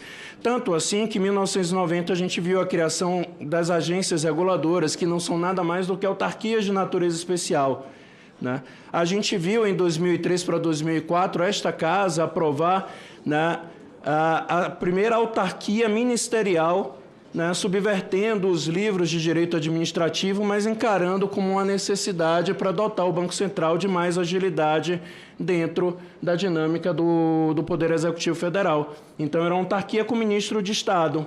O ex-presidente Meirelles, Henrique Meirelles, que esteve aqui, ele foi ministro de Estado, né? Mas se viu também que isso causava certas limitações e poderia gerar uma certa confusão quanto ao mandato político dos dirigentes do Banco Central. Então, se evoluiu ou se buscou uma nova solução com a Lei Complementar 179 para estabelecer o regime de mandatos. E aí, obviamente, não fazia sentido que o Banco Central fosse uma autarquia com ministro de Estado, né? Era muito mais prudente distanciar o Banco Central do ciclo político. Essa foi uma escolha desta casa, né? Então, a gente representa aqui agora, na verdade, o que a gente está debatendo cabe uma evolução desse cenário. O modelo de autarquia, na minha visão, ele tem limitações que não permitem o avanço desejado de acordo com o que é posto na justificativa e no parecer, né, do relator, né? Por todos esses aspectos, e aí só atendo, por exemplo, a questão das fontes de financiamento, né? O Banco Central, ele tinha, né, antes do formato antes da própria Constituição, a plena disponibilidade do seu orçamento da autoridade monetária e ainda de uma fonte adicional de financiamento que eram as reservas monetárias, né? Tinha também a reserva para desenvolvimento institucional, a RED-BC, né? Tudo isso já foi suprimido, seja pela legislação, seja pelo controle do TCU e pela divergência de interpretação no âmbito do Poder Executivo Federal, né? Então, o próprio OAM foi sendo limitado e contingenciado, e aqui eu não enxergo apenas como uma questão de contingenciamento, é a questão mesmo de poder utilizar fontes próprias para o exercício das suas funções, de se financiar. E aí eu vou além da discussão da senhoriagem, que eu acho que não é o único ponto aqui, mas o Banco Central tem outras fontes, outras receitas que poderiam sim custear a sua atividade. E esse caminho já foi tentado, senador Plínio, né? Em 2017, a medida provisória 784 tentou criar um fundo, né, para a utilização de recursos destinados pelas entidades fiscalizadas para o Banco Central se custear. A opção do Congresso foi simplesmente excluir do texto da medida provisória e trabalhou um projeto de lei que foi que virou a Lei 13.506 sem essa fonte de financiamento. E a taxa de fiscalização, houve essa proposta dentro do Banco Central, nem sequer foi encaminhada pelo governo federal a esta casa. Mas ainda que fosse, ela não seria suficiente, porque, de novo, ela representaria uma arrecadação que entraria direto como recurso da União, né, e não seria destinada necessariamente ao Banco Central. Esse é o modelo, né, existente para as autarquias. A CVM, a Comissão de Valores Mobiliários, não consegue utilizar a sua taxa de fiscalização, porque ela é justamente uma autarquia. Então, a gente vê, o que faz uma entidade pública é a sua competência legal. Mas o modelo jurídico que foi imposto agora está se voltando contra o exercício da própria atividade.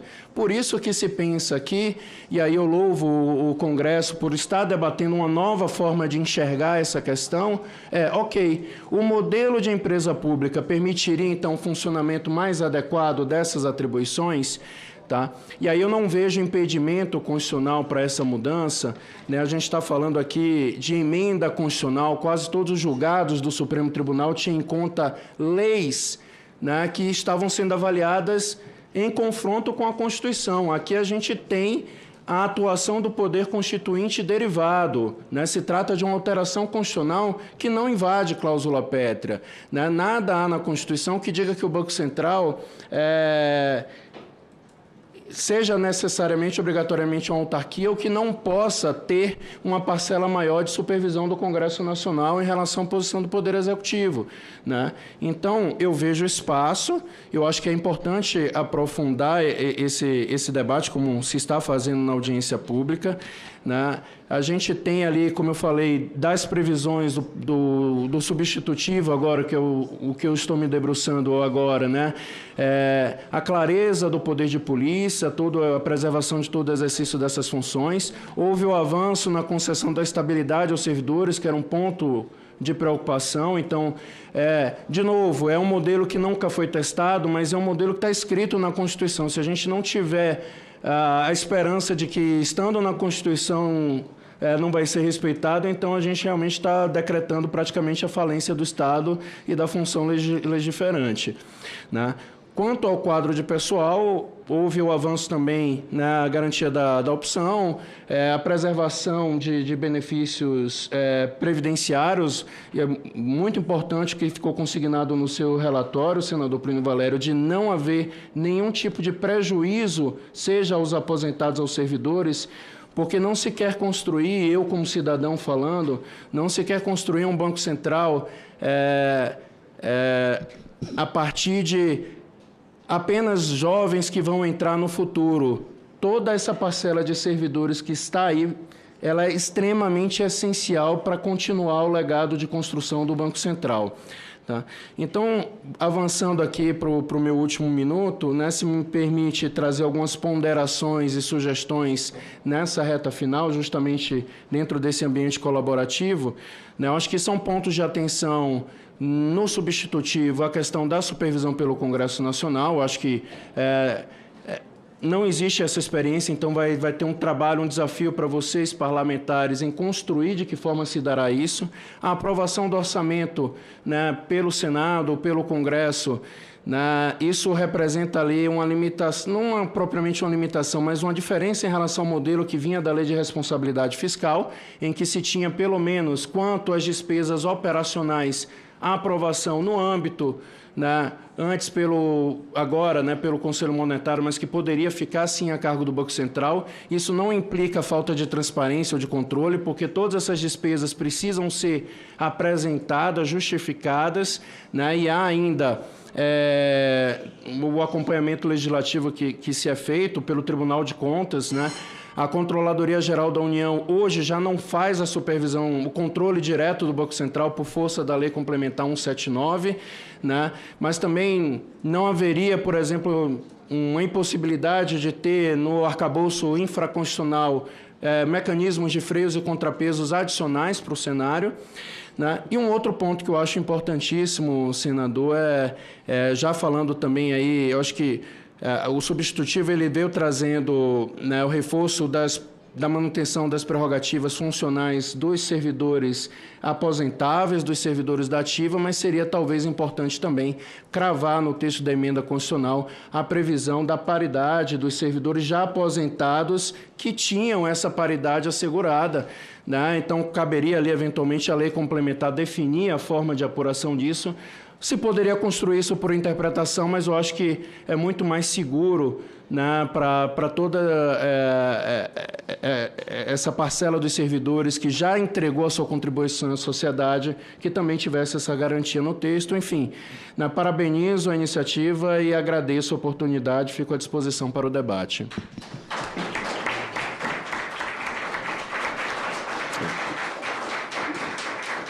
Agradeço ao Marcel Mascarenhas e peço essa questão da previsão de paridade é extremamente importante. Se você puder me ajudar com isso, por favor, manda uma ideia para mim, uma sugestão. Senador Vanderlan, eu só anunciar o próximo, aí se fala. Só para daqui a pouco, acho que ele está em sistema remoto, né? O Luiz Pereira da Silva, após a fala do senador Vanderlan. Minha fala é rápida, senhor presidente. É só para parabenizar aí o Marcel pelas suas explicações e se dispondo aí a colaborar com o nosso relator, conosco aqui no Senado Federal. Eu tenho algumas perguntas aqui, mas eu vou encaminhá-las devido ao horário. A gente quer ouvir ainda o Paulo, quer ouvir... são dois que faltam, né, senhor presidente? Pereira da Silva e Paulo, o Gustavo... Eu quero ouvir os dois ainda, então vou encaminhar, Vossa Excelência, as perguntas que eu tenho para que Vossa Excelência tire as nossas dúvidas. Obrigado, senhor presidente. E ao Marcel, nosso consultor, ele está ali, o Valderi, eu gostaria dessa ideia da paridade. Eu queria me aprofundar mais nisso, porque eu não posso relatar, já antecipei, favorável, se prejudicar servidor. Eu não ficaria feliz da vida. Se puder ter uma conversa agora um pouquinho antes, Valderi, eu agradeceria. Com a palavra, o senhor Luiz Pereira da Silva, economista e ex-vice-presidente do Banco de Compensações Internacionais. A exposição por 15 minutos. Muito obrigado, presidente. É uma honra poder participar dessa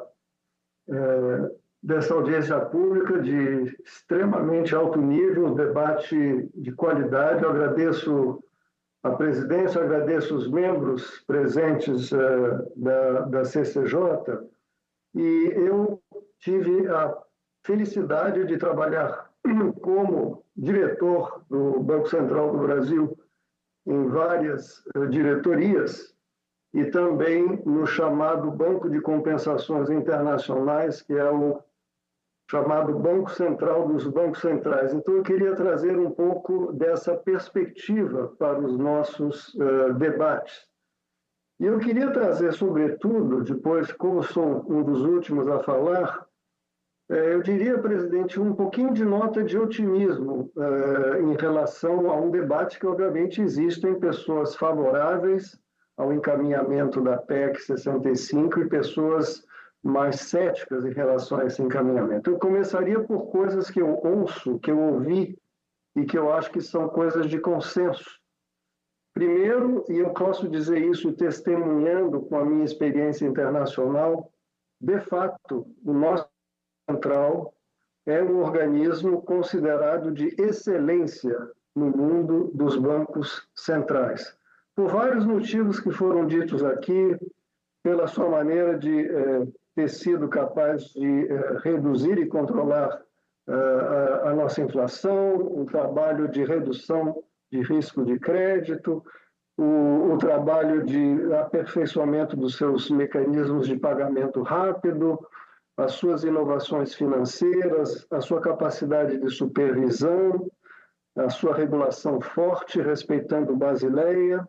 E eu agregaria um elemento que me é caro, que é o fato de ter também iniciado uma agenda inovadora sobre as finanças verdes, a luta contra as mudanças climáticas. Então, isso eu acho que do ponto de vista da maneira como a nossa autonomia operacional, que foi decidida por esta casa recentemente, funcionou, eu diria, estamos de parabéns, a comunidade internacional nos parabeniza.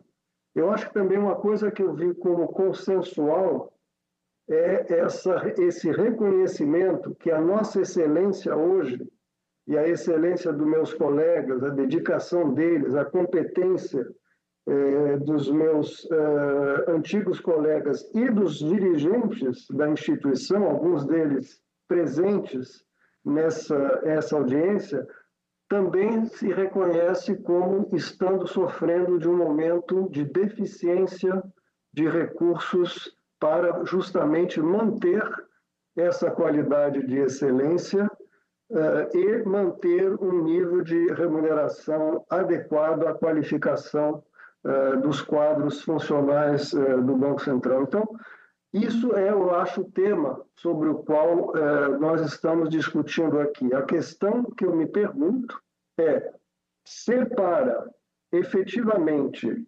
assegurarmos uma maior segurança orçamentária, é preciso realmente haver essa mudança de estatuto jurídico legal que a PEC 65 está propondo.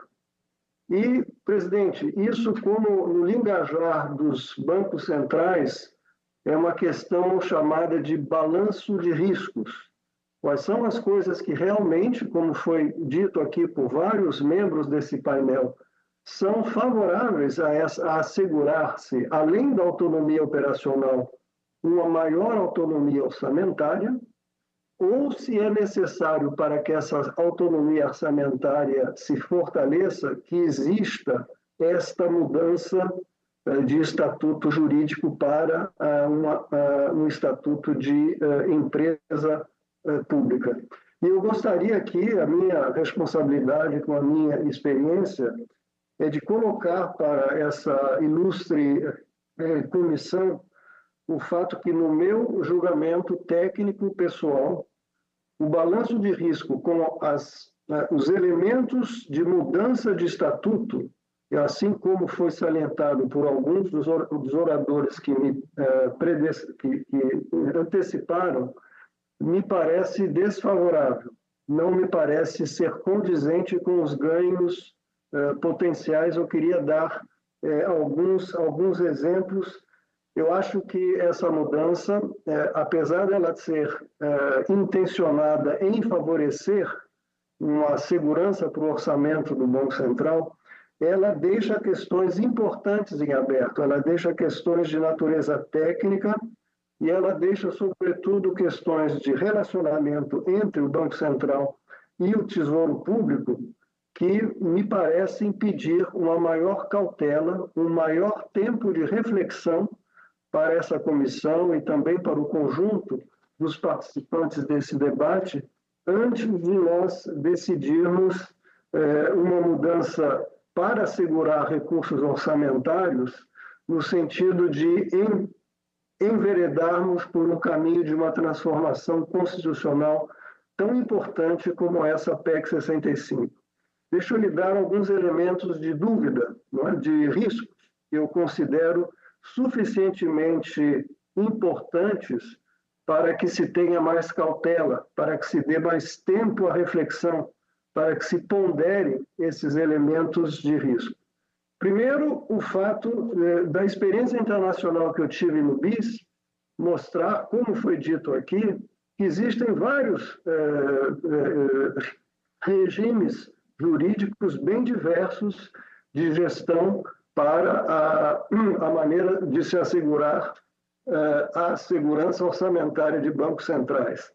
Mas, no meu entender, todos os estudos que eu acompanhei no Banco de Compensações Internacionais nunca anteciparam uma mudança estatutária antes de se ter uma perfeita clareza sobre os elementos, por exemplo, das relações claras e específicas de transferências de recursos entre o Tesouro e o Banco Central, coisas que, pelo meu entender, seriam remetidas a legislações ulteriores, que haja uma definição realmente clara da maneira como seriam repartidos os ganhos de senioragem do Banco Central.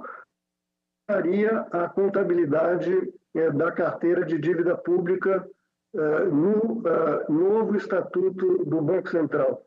Ou seja, me parece que o que nós estamos, de certa forma, desejando, que é uma estabilidade orçamentária para o Banco Central, para completar o seu sucesso como órgão que foi capaz, com a sua autonomia operacional, de fazer os progressos macroeconômicos, financeiros que o país teve, seria preciso pensar mais, pensar melhor, porque algumas coisas estão sendo decididas através de um texto constitucional, sem que os detalhes precisos, que são importantes e que em outros bancos centrais preexistem a uma mudança, estejam presentes nos textos constitutivos desses bancos centrais, seja o Banco Central Europeu, seja o FED, sejam outras instituições. Segundo elemento importante que eu gostaria de colocar, que tem a ver com o quadro de remuneração de um novo Banco Central sobre o estatuto de uma empresa pública, eu diria que sim, nós queremos que haja uma remuneração do talento no funcionamento, no funcionalismo público, apesar de nós considerarmos que temos que endereçar a questão de desigualdade social no nosso país. Eu acho que é importante reconhecer que temos que valorizar as qualificações necessárias para algumas funções técnicas de alto nível no governo, que são funções que produzem justamente alguns desses bens públicos que foram lembrados nessa audiência. Estabilidade monetária, estabilidade financeira, gerenciamento sustentável da dívida. Agora, isso me parece, presidente e membros da comissão, uma questão muito mais de RH do Estado em geral, que deve ser resolvida por uma política conjunta do funcionalismo num projeto de gestão administrativa, do que ser tratado através, digamos, da tentação de se criar empresas específicas, isoladas, que cada um poderão determinar as suas condições salariais específicas em função de suas receitas, em função do seu estatuto. Me parece que isso levaria a uma fragmentação que, no fundo, de certa forma, impede com que nós tenhamos um sistema público de gerenciamento da política monetária, da política fiscal e da supervisão bancária que tenha coerência e consistência. Eu queria só dar alguns outros exemplos, sem digamos, desmerecer alguns dos pontos que foram levantados por alguns dos meus ex-colegas e que são, me parecem, relevantes para melhorar a situação.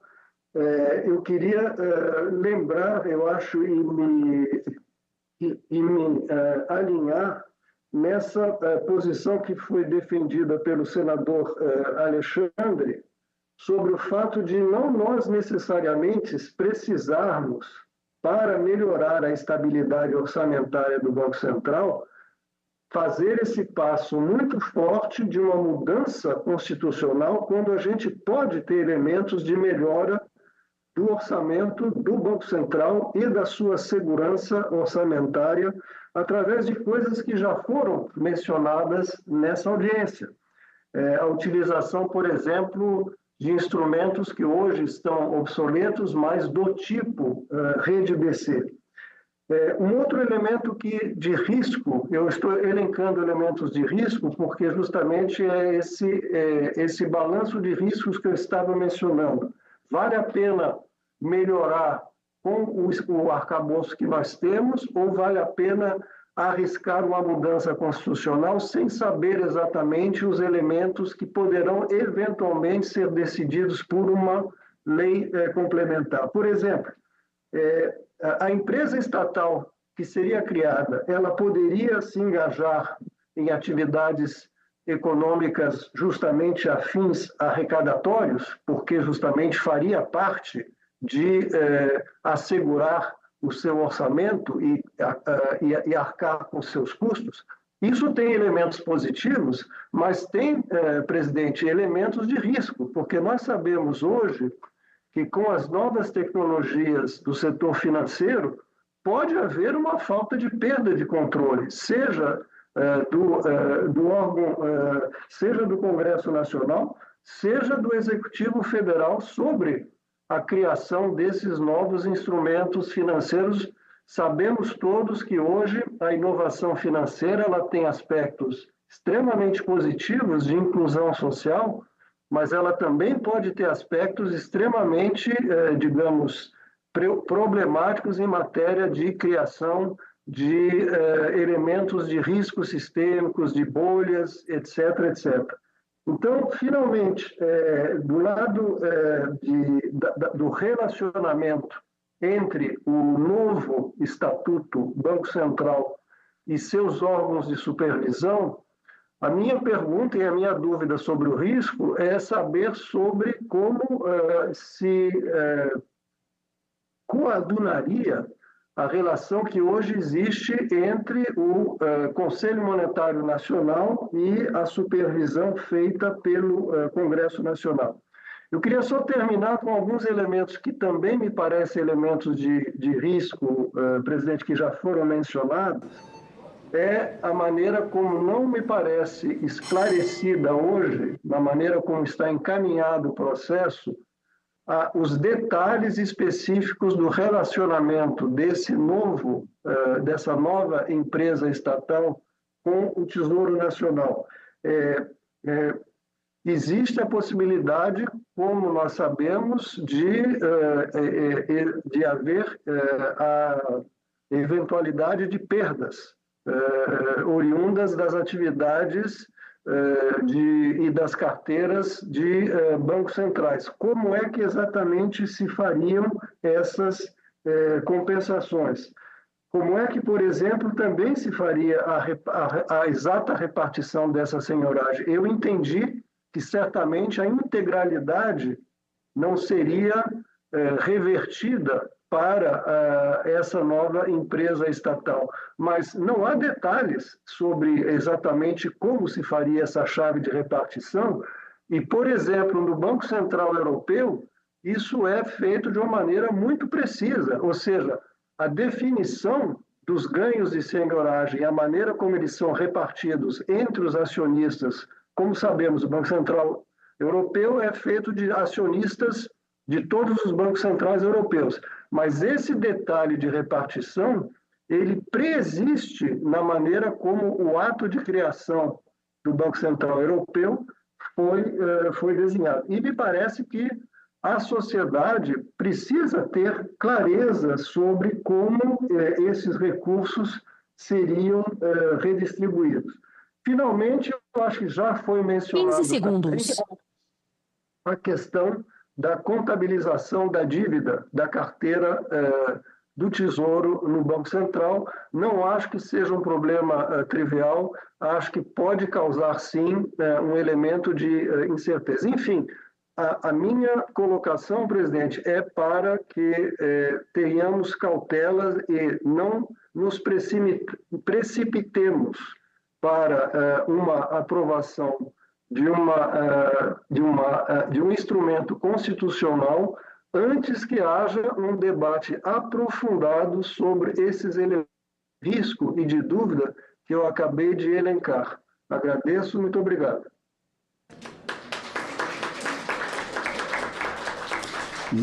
Todos nós, senadores e senadoras, aqui agradecemos ao senhor pela disponibilidade, pelo esclarecimento e na busca que todos nós estamos para aprimorar essa PEC. No final, a gente vai conduzir algumas perguntas de internautas e cada um vai ter a oportunidade de acrescentar algo, tá bom? Vamos então ao senhor Gustavo Jorge Loyola, que está esperando, é o 10º, ex-presidente do Banco Central do Brasil, para a sua exposição por 15 minutos.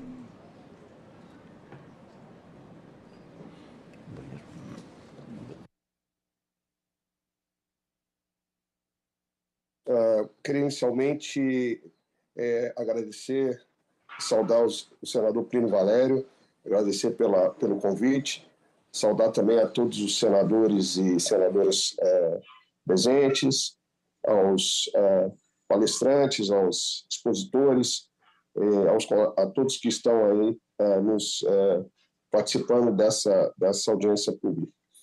Em primeiro lugar, acho que, de fato, preciso reconhecer que estamos diante de um tema muito complexo e que merece ampla discussão. E por isso, mais uma vez, parabenizar aí o senador Plínio por ter convocado essa audiência pública e colocado o tema em discussão.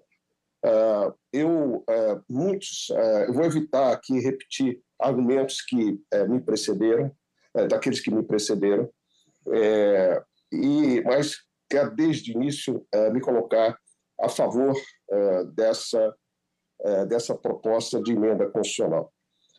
Acho fundamental que o Banco Central do Brasil tenha plena autonomia financeira e orçamentária. E falo isso não apenas por razões teóricas, né? Porque, evidentemente, quem acredita, como eu acredito, e a maioria dos economistas, que é fundamental o Banco Central ter autonomia para o exercício das suas funções de autoridade monetária, quem acredita nisso automaticamente tem que acreditar também que a necessidade de autonomia financeira e orçamentária. Porque se essa autonomia, se não há autonomia financeira e orçamentária, evidentemente, a política monetária pode ser constrangida, né?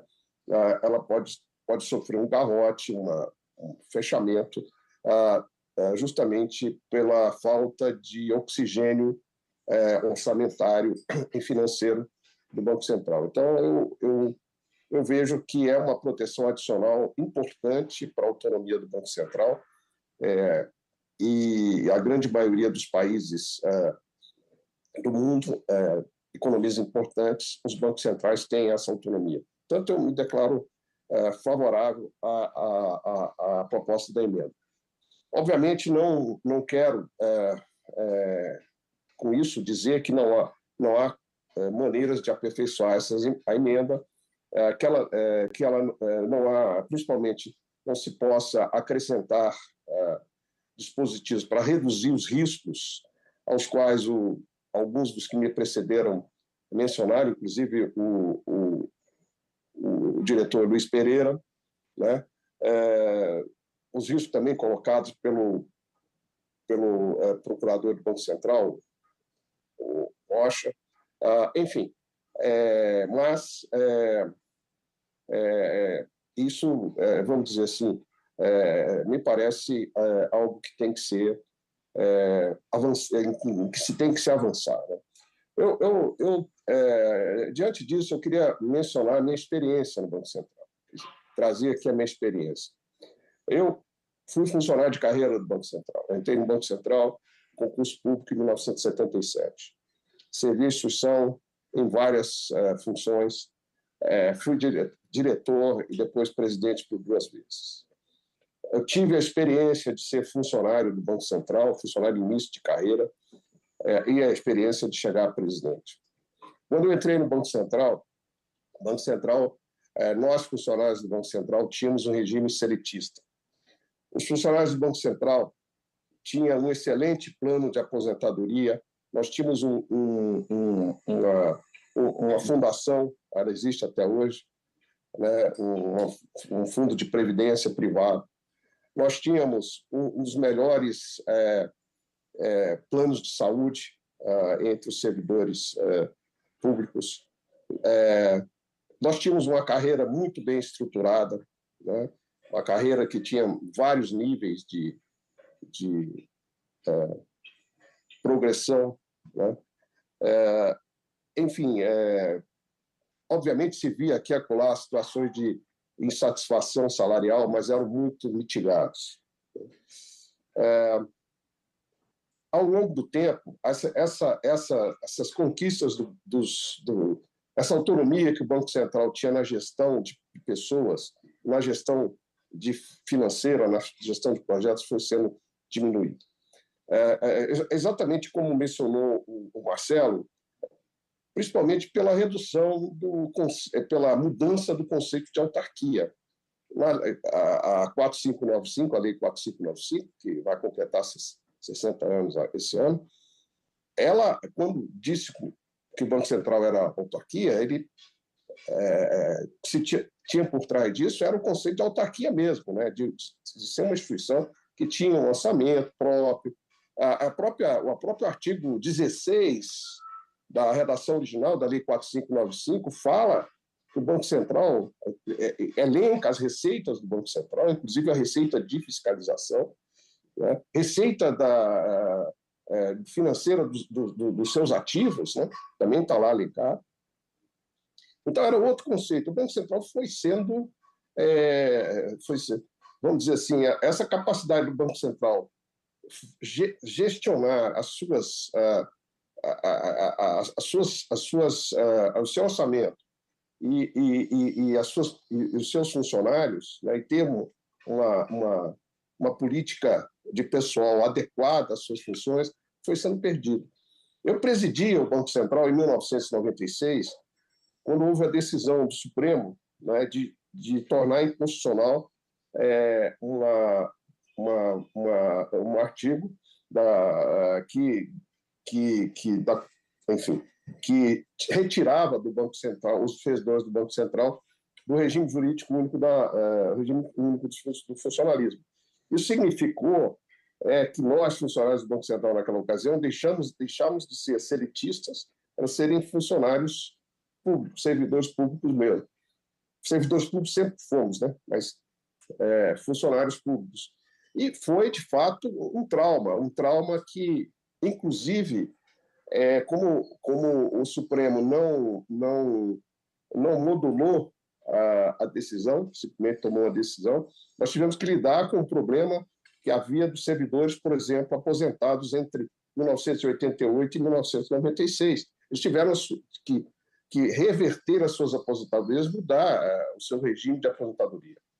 Então, de fato, foi traumático. Por isso que eu sempre defendo tudo aquilo que foi incluído nessa PEC para reduzir esse tipo de trauma. Inclusive, uma boa sugestão que houve de garantir o regime atual dos servidores aposentados, né? A gente não pode voltar àquilo que a gente viu no passado. Acho que essa é uma questão que pode ser resolvida no âmbito do projeto, esse tipo de risco. A questão ao contrário do que o Luiz Pereira falou, eu acho que nós temos no Brasil uma legislação que delineia claramente como é o relacionamento do Banco Central com o Tesouro. Essa legislação evoluiu muito durante os últimos anos, né? E o projeto, também, no meu entendimento, ele não altera essa parte. Concordo, no entanto, com o Luiz e outros que o precederam, que é preciso delimitar claramente que parcela da receita de senhoragem ou das receitas financeiras do Banco Central, vamos considerar assim, que pode ser transferido para o orçamento administrativo do Banco Central, para o custeio do Banco Central, né? Não tem nenhum sentido, obviamente, o Banco Central ficar com essa receita toda, seria um absurdo, né? Então, eu acho que também aí cabe um aperfeiçoamento para deixar muito claro aquilo que o Banco Central pode apropriar, né, dessa receita, né?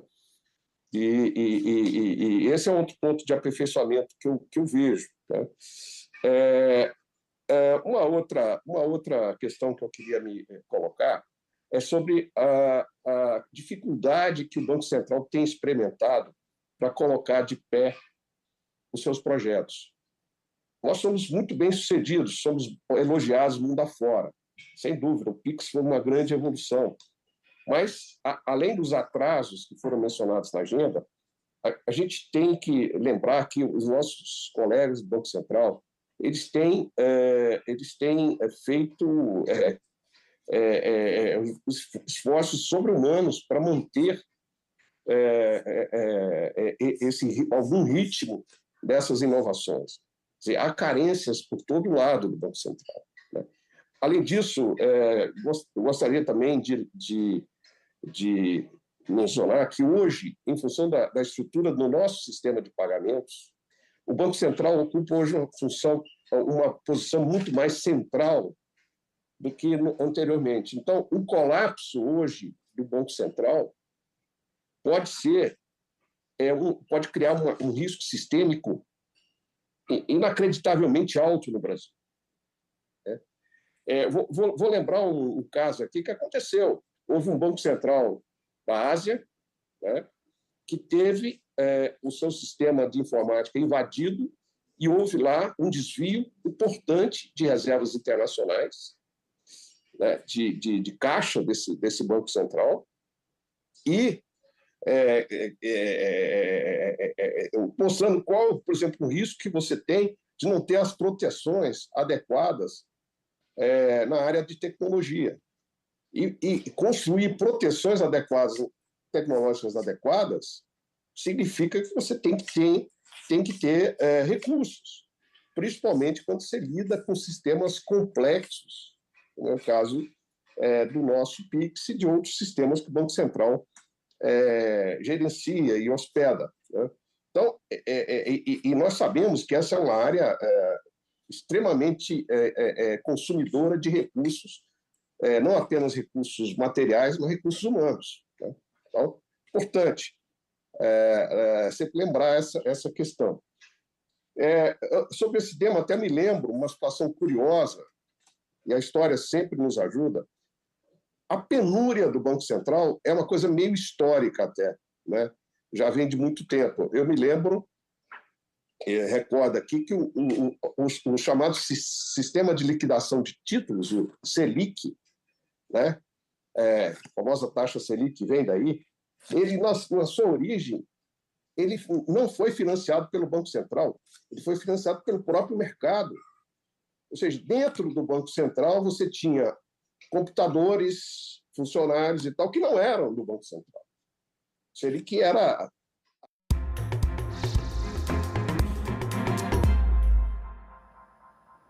Você estava acompanhando a Comissão de Constituição e Justiça com debate sobre a autonomia do Banco Central. Agora nós vamos transmitir a sessão deliberativa no plenário do Senado. Acompanhe.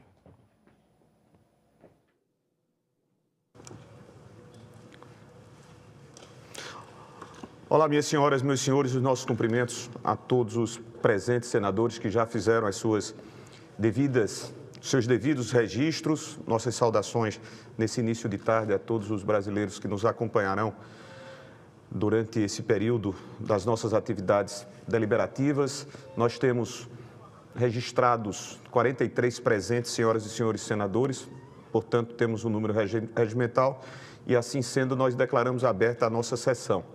Sob a proteção de Deus, vamos iniciar as nossas atividades. Senhoras e senhores senadores, poderão se inscrever para o uso da palavra por meio do nosso aplicativo Senado Digital, por lista de inscrições ou de inscrição que se encontra sobre a mesa ou por intermédio dos totens disponibilizados nos ambientes do Senado Federal.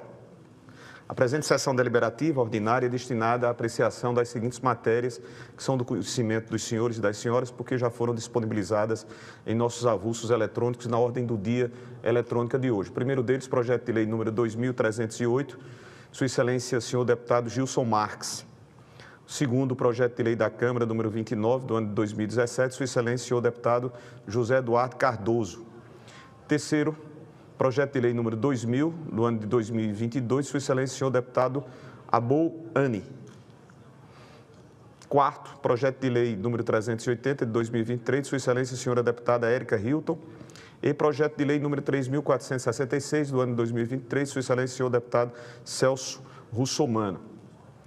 Nós passaremos a ordem de inscritos para fala de nossa tribuna, tendo cada um dos mesmos e das mesmas 10 minutos regimentalmente previstos para uso da palavra. Primeiro, inscrito, senador Eduardo Girão.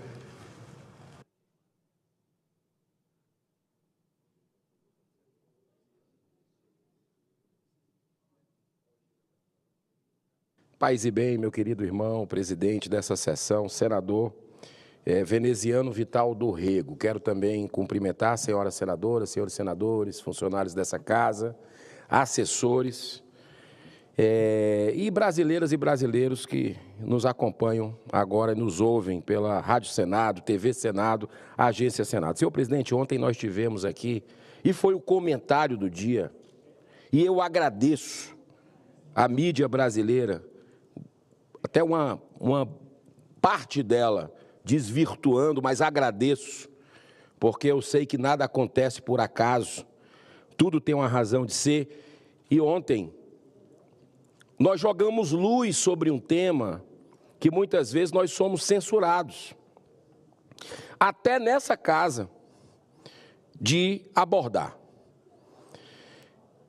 Ontem nós tivemos 7 horas, mais de 7 horas de debates, onde pudemos ouvir especialistas, médicos, juristas, parlamentares, que fizeram uma exposição brilhante, técnica, científica, com estatísticas sociais, mais de 7 horas nessa casa, e nós tivemos, como praticamente todas as sessões acontecem, alguma apresentação artística, um grupo cantando, um grupo tocando algum instrumento, e a apresentação artística é isso, é expressão, é liberdade de expressão, e nós tivemos um artista aqui do Distrito Federal, que é a Niedia Dinari,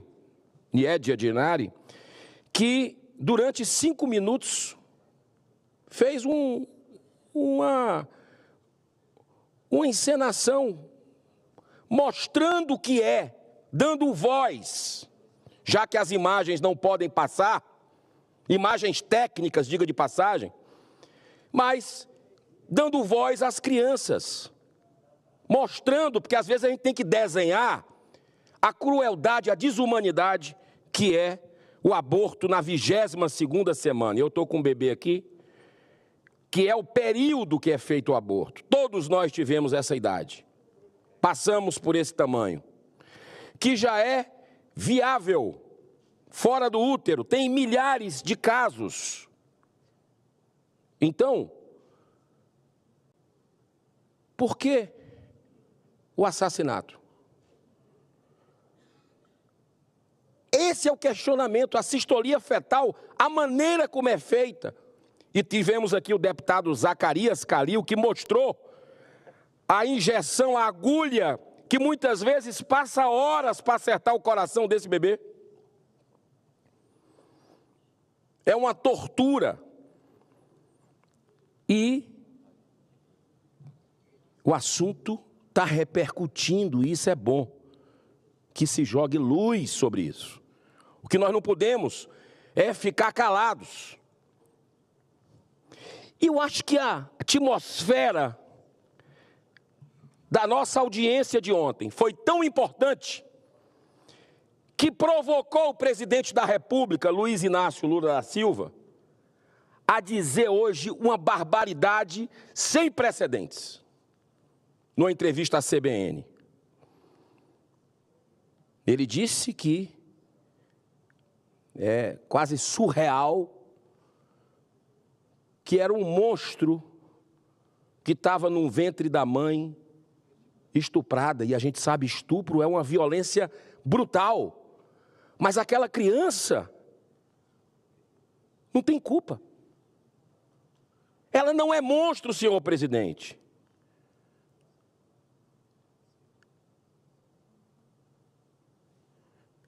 Ela não é monstro.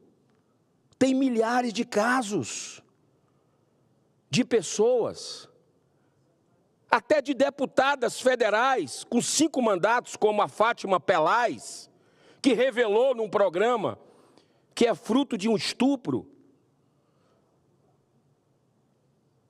Como é que o senhor tem a audácia de chamar essas pessoas de monstro? Nós temos outras definições para monstro. Mas, senhor presidente, por que a verdade incomoda tanta gente? E essa cidadã, Niedia, ela está sendo atacada, perseguida, por ter expressado a sua opinião através da arte. E eu já disse, inclusive, da mesa, dessa cadeira que o senhor está. Se de alguma forma ela for punida, perder o seu emprego, porque apresentações já tiveram cancelamentos de outras delas, ela vai trabalhar comigo. Seja no gabinete, seja na minha empresa. Ela vai trabalhar comigo, não vai ficar desassistida. Absolutamente. Esse país, eu sei que muitos tentam que ele vire rapidamente uma ditadura. Todos os sinais estão aí. Mas nós vamos lutar no limite de nossas forças para que voltemos a ter democracia em nossa nação. Sim, senhor presidente. No dia 3 de abril de 2024, o Conselho Federal de Medicina publicou a Resolução 2378, que regulamenta o ato médico, ou seja, dentro da sua prerrogativa, o ato médico da sistolia para a realização de aborto decorrente de estupro, vedando a prática cruel em crianças com mais de 22 semanas de gestação. Ora, se até em animais isso é proibido, é inadmissível, quanto mais numa criança. A injeção letal de altas doses de cloreto de potássio é tão dolorosa que até países que têm pena de morte estão restringindo o seu uso.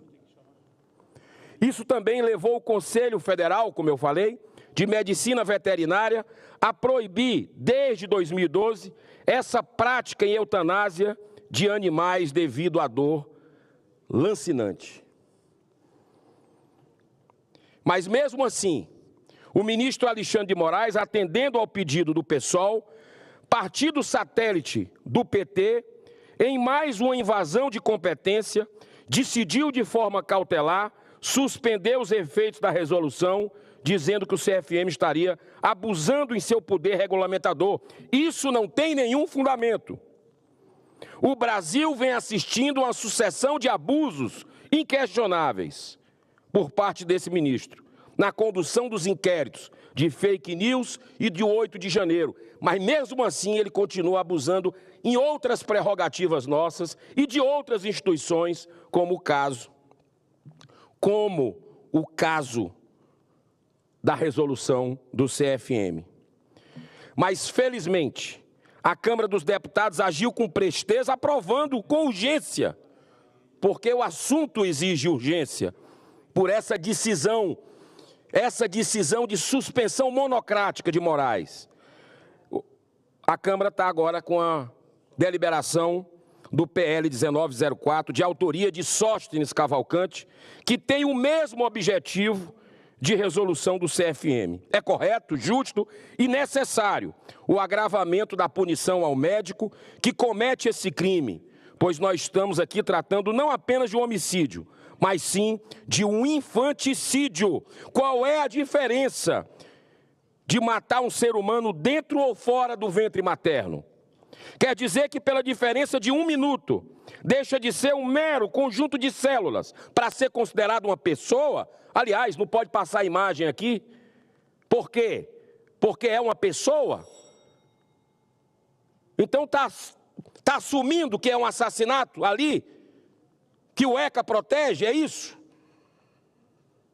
Eu quero dizer que eu digo isso porque os avanços da ciência, com os avanços dela, é possível um parto prematuro com menos de 22 semanas de gestação. E caso a mãe não queira permanecer com o filho, basta encaminhar para adoção, tem a entrega legal. São milhares e milhares de casos cadastrados aguardando essa oportunidade. Mas, senhor presidente, esse PL 1904 tem sido muito atacado por setores que defendem a total legalização do aborto. E eu quero aqui dizer, o próprio PT e seus aliados, o governo federal, principalmente por parte expressiva da grande mídia, só me der mais 2 minutos, eu prometo encerrar. Um ataque covarde porque é baseado em mentiras. Querem a todo custo distorcer a sua essência, desviando para a gravíssima questão do estupro, que eu defendo o aumento de pena, inclusive. Estamos, inclusive, dando entrada hoje no projeto nesse sentido. Outro. Mas, senhor presidente, existem dezenas de projetos de lei tramitando no Congresso para aumentar a pena do estupro. Basta simplesmente aprovar um deles. Eu defendo publicamente que a pena seja aumentada para 30 anos. Assim como sou a favor da castração química e votei a favor disso. Mas o atual governo do PT e seus aliados não querem enfrentar e agravar as punições para os estupradores. Aliás, a questão do aborto foi uma das principais razões do estelionato eleitoral cometido em 2022 na carta aos cristãos, onde Lula diz ser contra o aborto. Agora, para encerrar, nos 50 segundos que faltam, chamar de monstro quem nasce a partir de uma violência brutal como é o estupro, é algo surreal. Está aqui, essa garota, pela BBC Brasil, Tasnim, que leu no diário de sua mãe, Lucy, que ela nasceu de um estupro. Ela fala na reportagem, nasci de um estupro, mas isso não me define. Mas isso não me define. Concebeu seu filho um estupro e recusou-se a abortá-lo. Ela é minha maior bênção. Outro caso, a Paula Peyton e seu filho de 2 anos e meio. Senhor presidente, como eu prometi, vou encerrar. São vários e vários casos que nós... Encerrando realmente, lhe agradecendo pela tolerância e dizendo que nós estamos num momento de trevas no Brasil, num momento de sombras. E nós... Falo isso porque 80% do brasileiro é pró-vida, segundo as pesquisas. Não vamos desistir, não vamos nos intimidar para mostrar a verdade, seja de forma artística, seja de forma com debate, seja de forma com marchas pela vida, como nós temos feito há décadas. E por isso o Brasil cada vez mais se afasta da legalização do aborto, porque o povo entendeu que é um assassinato no ventre materno. Que Deus abençoe. Muito obrigado pela tolerância, senhor presidente. Obrigado, senador Eduardo Girão. Como próximo inscrito, nós convidamos o senador Beto Faro, líder do PT no Senado Federal.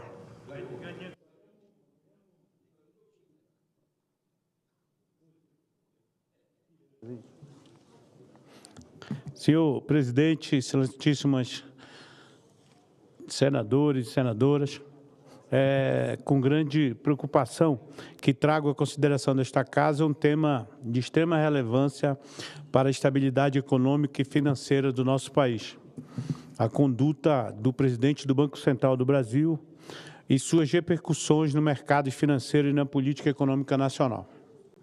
A autonomia do Banco Central do Brasil, conferida por lei complementar, tinha como argumento central o objetivo de assegurar um ambiente institucional estável, sólido, no qual decisões econômicas seriam tomadas com base em critérios técnicos e sem interferências políticas imediatistas. Neste sentido, a postura esperada do presidente do Banco Central seria de moderação e prudência, evitando declarações que criassem volatilidade nos mercados ou minasse a confiança dos agentes econômicos, como assim tem sido a conduta de todas as autoridades monetárias mundo afora.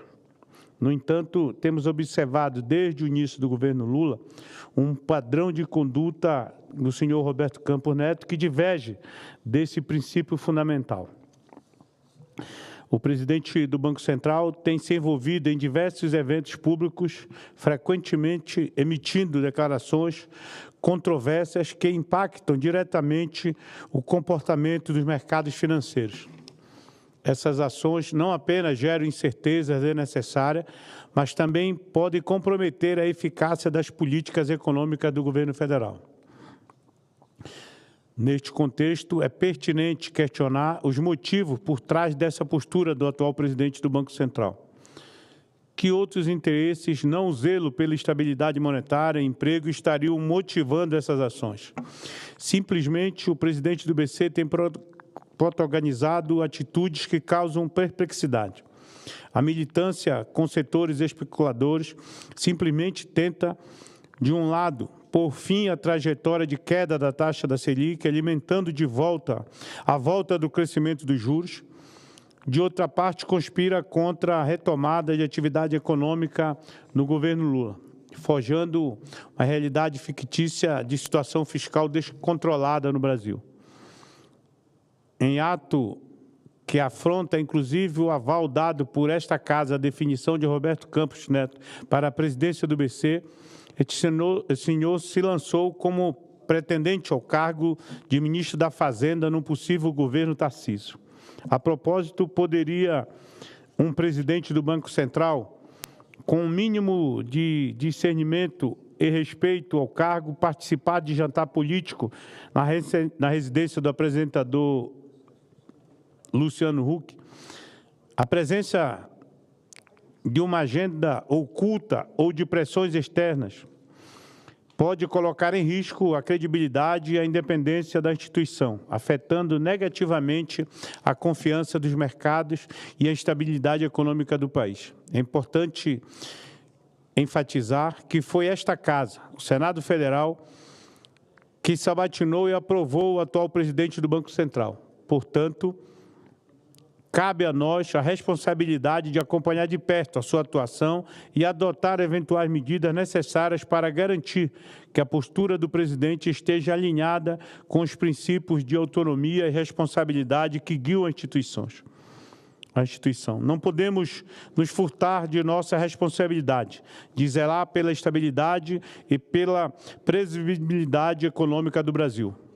É crucial enfatizar que a estabilidade financeira não é apenas um objetivo econômico, mas uma condição essencial para o crescimento sustentável e a prosperidade de nossa nação.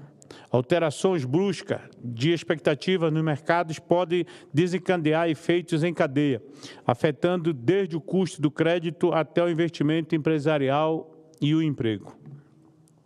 Portanto, provoco esta Casa a refletir sobre a importância de reafirmar os princípios de autonomia e responsabilidade institucional do Banco Central do Brasil. É imperativo que o presidente da instituição atue com parcimônia, resguardando a credibilidade das políticas monetárias e promovendo um ambiente de previsibilidade para todos os agentes econômicos.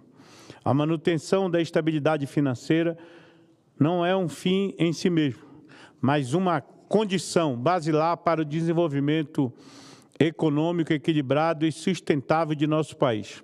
E não podemos aceitar que um agente público atue contra o país com posturas inadequadas ao cargo exercido, minando a credibilidade do país e gerando graves problemas para o povo brasileiro. Obrigado, senhor presidente. Era o que tinha para fazer nesse pronunciamento, falar nesse pronunciamento. Obrigado, senador Beto Faro, na condição de líder do PT, pela sua participação e por uma abordagem que, de fato, não pode passar desapercebida de todos nós, que somos corresponsáveis por todos esses processos que muitos entendem de avanços, outros, como eu, com preocupações, mas que a todos exige uma atenção redobrada. Senador Espiridão Amin, Vossa Excelência encontra-se em nosso plenário também inscrito. Convido-o à tribuna.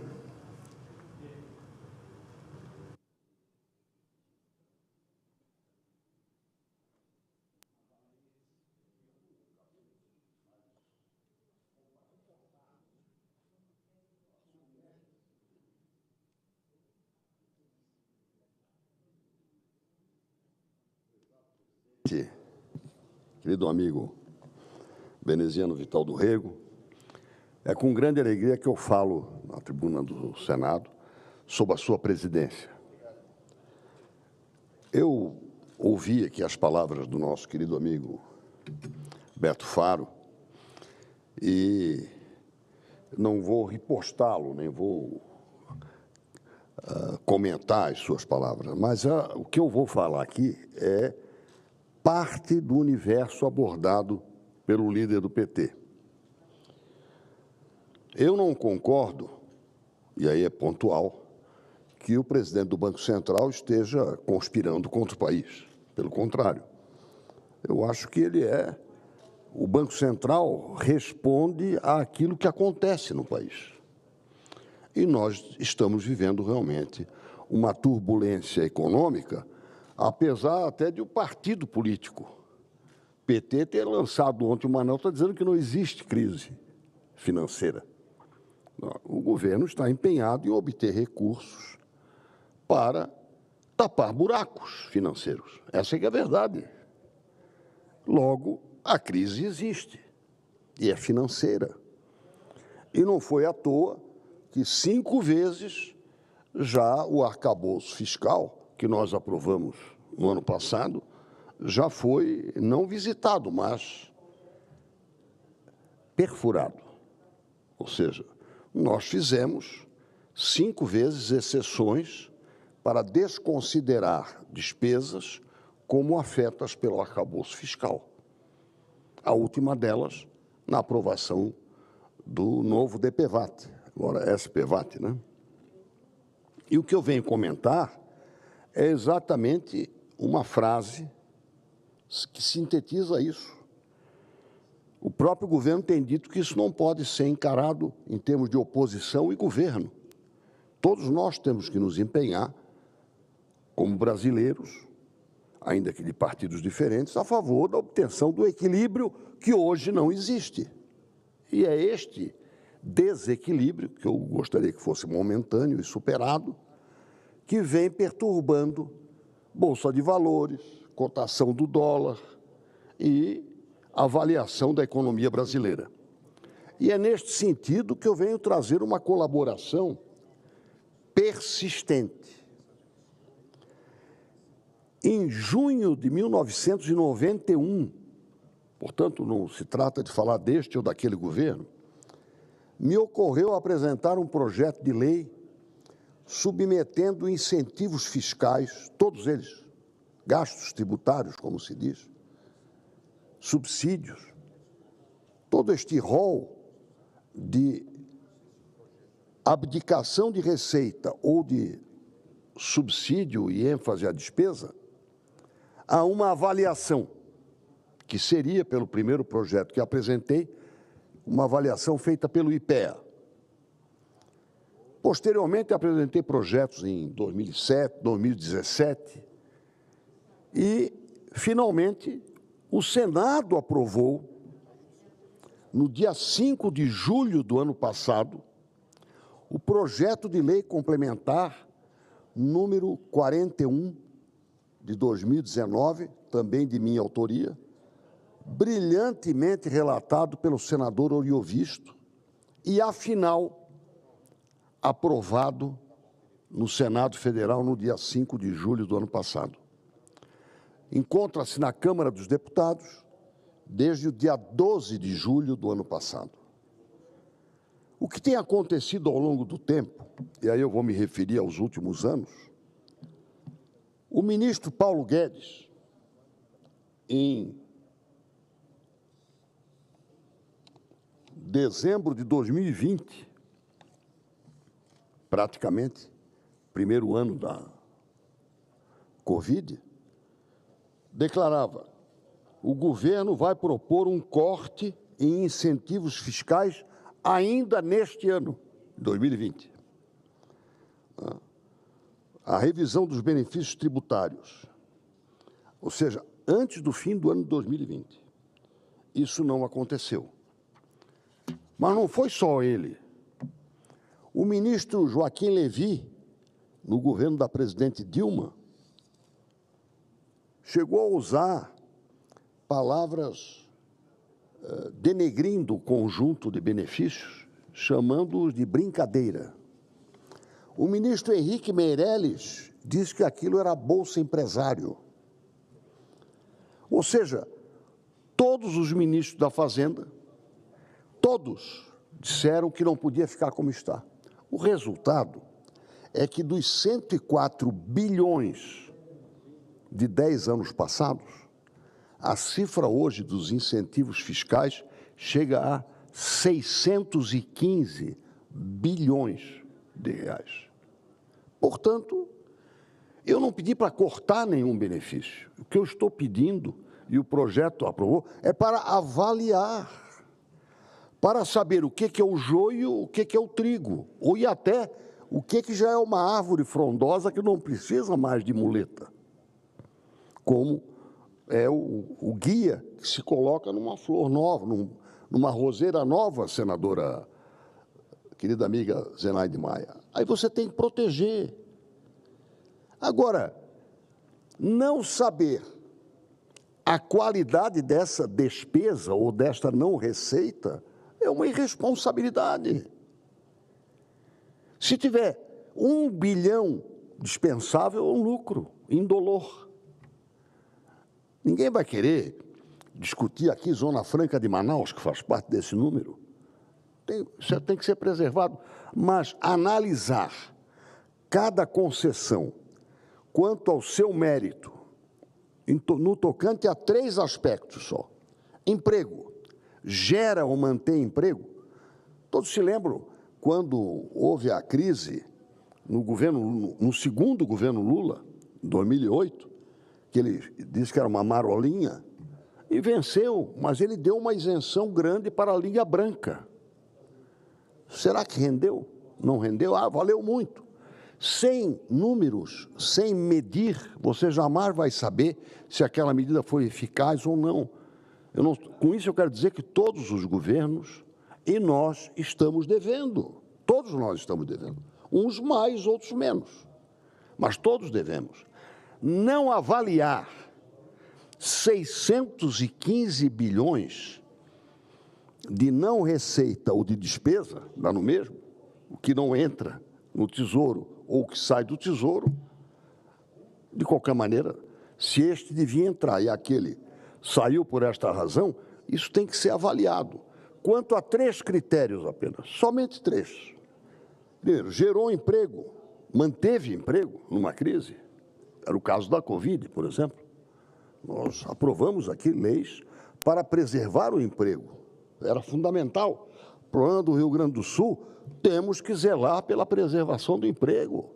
O governo já tomou uma providência que vale por 2, 4 meses, mas tem que ser mais longo, porque é o empresário e a empresa que tem que sobreviver para que haja o emprego, seja ele na micro, na pequena empresa ou na grande. Emprego. Segundo, competitividade. Isso é um empurrão que eu te dou para uma startup, por exemplo, para uma empresa que está iniciando, para ela conquistar o mercado. E, finalmente, o que o consumidor, que é o contribuinte, ganhou com isso? Então, esses 3 aspectos são a leitura para responder a seguinte pergunta. São os quesitos para responder a seguinte pergunta. Vale a pena? Não vamos repetir aqui o que disse Fernando Pessoa, se a alma não é pequena. Não. Vale a pena sacrificar esta receita ou fazer esta despesa, conceder esse subsídio?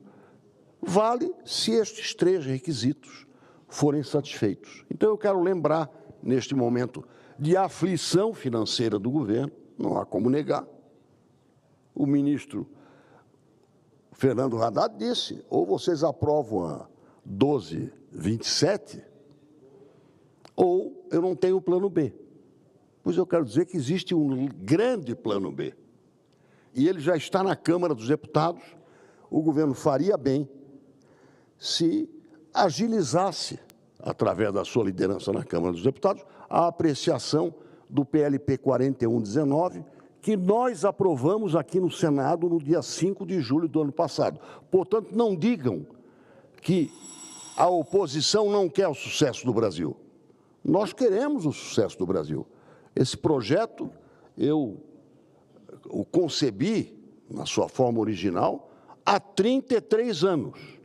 E concluo dizendo o seguinte, se somarmos, se multiplicarmos 33 anos por 600 bilhões anualmente não avaliados, o meu amigo senador Exalci Lucas, como bom contador que é, vai achar uma cifra terrível, 2 vezes o nosso PIB. Nós despendemos, ao longo desses 33 anos, 2 vezes o nosso PIB sem saber se valeu a pena. Eu acho que isso não é responsável e pode ser corrigido. Se me permite, Vossa Excelência, uma partezinho rápido, senhor presidente. Com muito prazer, Exalci. Primeiro, né?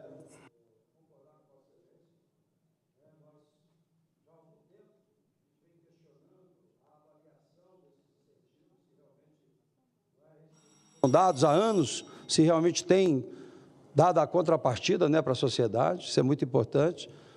Mas quero complementar com relação à origem. Eu entreguei na reunião de líderes, quinta-feira, para o presidente Rodrigo Pacheco e para o líder do governo, só a questão da manipulação do combustível, só negação do combustível do devedor quanto mais, dá mais de 21 bilhões. Então, se o governo cobrasse, botasse a Receita Federal para cobrar os devedores quanto mais, já seria suficiente para cobrir toda essa desoneração. Então, o governo precisa fazer o dever de casa. E o senador Amin acabou de falar, tem um projeto que foi aprovado aqui e está lá na Câmara. Né? Aprovando na Câmara, se o governo tem interesse, é só pressionar a base na Câmara para que pudesse votar esse projeto. Então, parabéns a Vossa Excelência, né, para dar a solução para o governo, pelo menos ensinar o governo o caminho para resolver os problemas. Eu quero lhe agradecer pelo caso concreto que o senhor traz e para a fórmula genérica que nós oferecemos. Obrigado. Quando fala de bancos, eu só me lembro que o banco é um agiota oficial. Ele cobra os juros que quer, o banco, esse sistema financeiro é tão Espiridião, só me lembro na pandemia que Espiridião dizia, quando nós aprovamos a PEC de guerra, as caixas d'água estavam cheias, mas esses recursos não chegavam às micro e pequenas empresas como a gente aprovou. Eu queria falar também sobre essa questão de renúncia fiscal. Inclusive, a gente está com um projeto na CAI, que faz uma renúncia fiscal de bilhões, que eu pedi até uma audiência pública, da contribuição social sobre o... Falando que o governo precisa de arrecadação por causa da legislação, do ajuste fiscal, para ter credibilidade, a gente está isso lá. Por isso que gostei das suas palavras, Espiridião. Não é só o executivo, nós todos temos que nos reunir, dar as mãos e mostrar que se faz necessário, que quando se faz uma renúncia fiscal dessa, tem que saber qual o benefício para a população como um todo. Então, para lhe parabenizar por esse olhar diferenciado e que ficava mostrando a gente o tempo todo, a caixa d'água cheia, mas esse recurso não está chegando a quem precisa, que eram as micro e pequenas empresas, que é responsável por 75% dos empregos desse país. Muito obrigado, senadora Zenaide Maia. Eu quero agradecer ao nosso querido presidente, Veneziano Vital do Rego, pela tolerância que nos permitiu ouvir dois. Com grande alegria, ouvi-lo e, igualmente, poder acompanhar as participações colaborativas e sempre qualificadas de dois estimados companheiros, como são a senadora Zenaide e o senador Exalci Lucas. E, a propósito, senador Espiridião, antes que convide o senador Exalci Lucas como próximo inscrito, eu queria dizer a Vossa Excelência que a abordagem que Vossa Excelência faz nesse início de tarde é exatamente a abordagem que eu gostaria de ter feito na semana passada e haverei de ter o tempo suficiente para que durante esses próximos 3 dias possa fazê-lo. Semana passada eu fui representar esta casa com a delegação a mim conferida pelo presidente Rodrigo Pacheco na sessão que apreciou as contas públicas do ano de 2023 do presidente Luiz Inácio Lula da Silva. Estivemos, enquanto presidente do Senado, a presença do presidente do STF, ministro Barroso, diversos outros ministros, acompanhando o voto que foi proferido pelo ministro Vital do Rego Filho, que foi acompanhado à unanimidade, com as ressalvas ao final verificadas.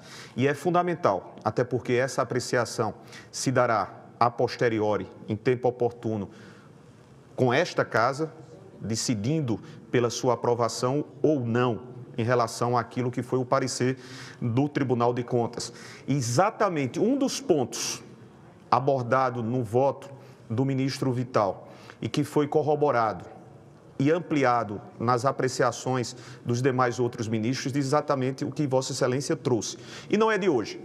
Eu me recordo muito bem, acompanhando-o como nós nos acompanhávamos, porque nós 4 fomos deputados federais juntos, me lembro muito bem quantas não foram as vezes que Vossa Excelência trazia à baila o tema e nesses 6 anos quase de mandato, quantas também não foram até que nós pudéssemos cumprir com essa obrigação. Vossa Excelência não é de obviedades, mas o projeto que encerra as suas ideias, as suas preocupações, elas não deixam de ser de tamanha obviedade, porque você não tem como imaginar que recursos sejam largamente, aos borbotões, dispensados, sem ter minimamente o acompanhamento. E, senador Amin, senadora Zenaide, senador Isalci, esse relatório do Tribunal de Contas da União é uma peça fundamental para que nós saibamos, e aí eu tomo a liberdade de dizer, quando o senhor pergunta a todos, será que tem valido a pena? Eu, pessoalmente, com base objetiva, posso lhe dizer, não.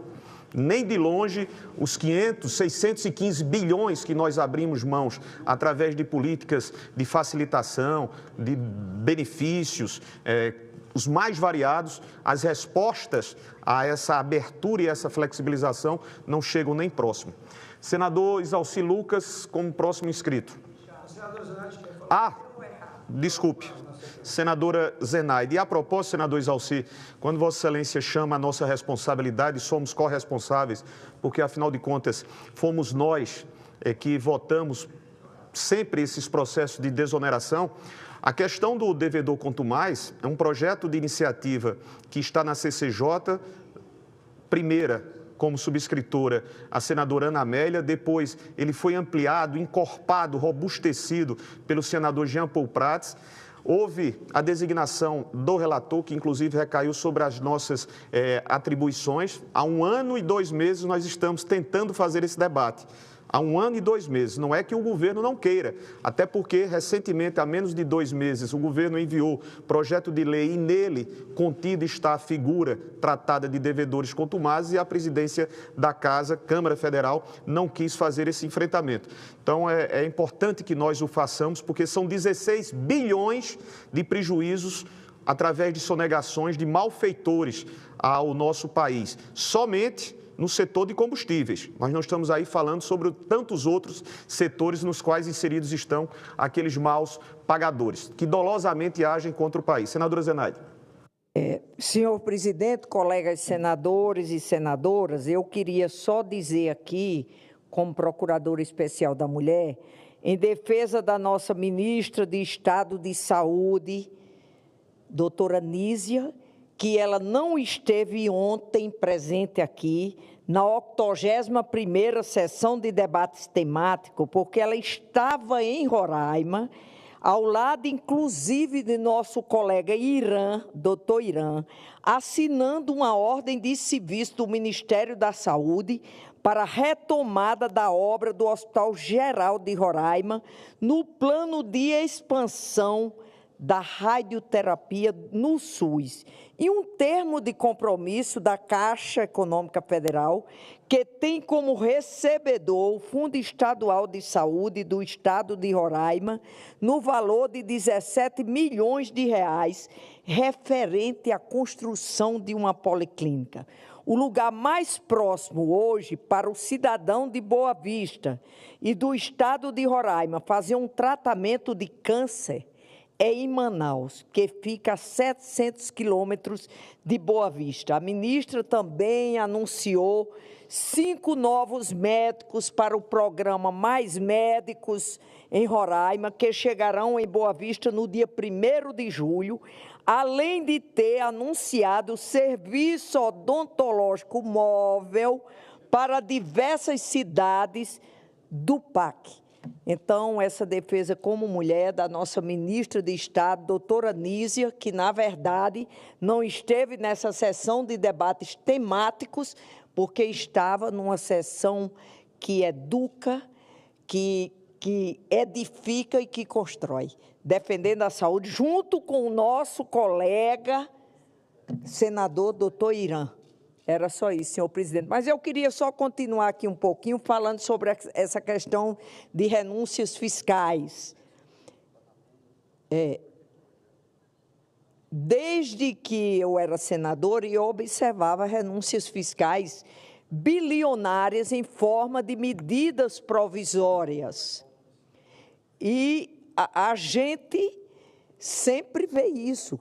Por exemplo, nós temos na CCJ o projeto de lei 596, que faz aos devedores do CSLL renúncia fiscais, a remissão dessas dívidas. E eu me preocupo muito porque a contribuição social sobre o lucro líquido está diretamente ligada à Seguridade Social, que é onde está a saúde, a assistência social e a previdência. E o controle disso, eu quero aqui parabenizar Espiridião Amin, Isalci. Não adianta fazer renúncias fiscais e não ver a contrapartida. Que benefício vai ter para a população? Obrigada, senhor presidente.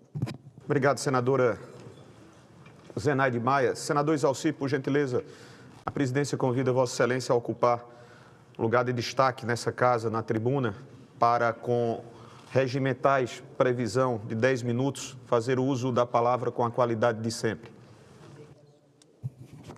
Senhor presidente, senhoras, senhores senadores e senadoras, em mais um episódio digno de uma novela política, o governo brasileiro protagoniza um verdadeiro malabarismo contábil para maquiar as despesas da Previdência Social. A jogada é simples, mas engenhosa.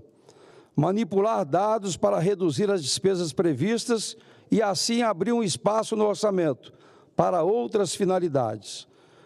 Mas, como toda boa trama, os detalhes são o que tornam essa história verdadeiramente a repetição de um truque que não deu certo, só trouxe retrocesso em um passado recente.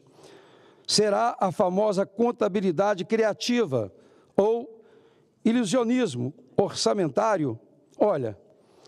Olha que esse truque nós já vimos antes. De certo, não é de hoje que a arte de manipular os números é uma prática corriqueira nos bastidores do poder. No mais recente capítulo dessa longa novela, o governo Luiz Inácio Lula da Silva nos brindou com uma verdadeira mágica orçamentária, alterando dados da Previdência Social para, como num passe de mágica, reduzir a projeção de despesa em cerca de 12 bilhões. Este movimento, é claro, não foi apenas um exercício acadêmico de econometria, mas uma ação cirurgicamente calculada para agradar a sua bancada e evitar, sobretudo, cortes em outras despesas. Para entender o truque, vamos destrinchar o que ocorreu.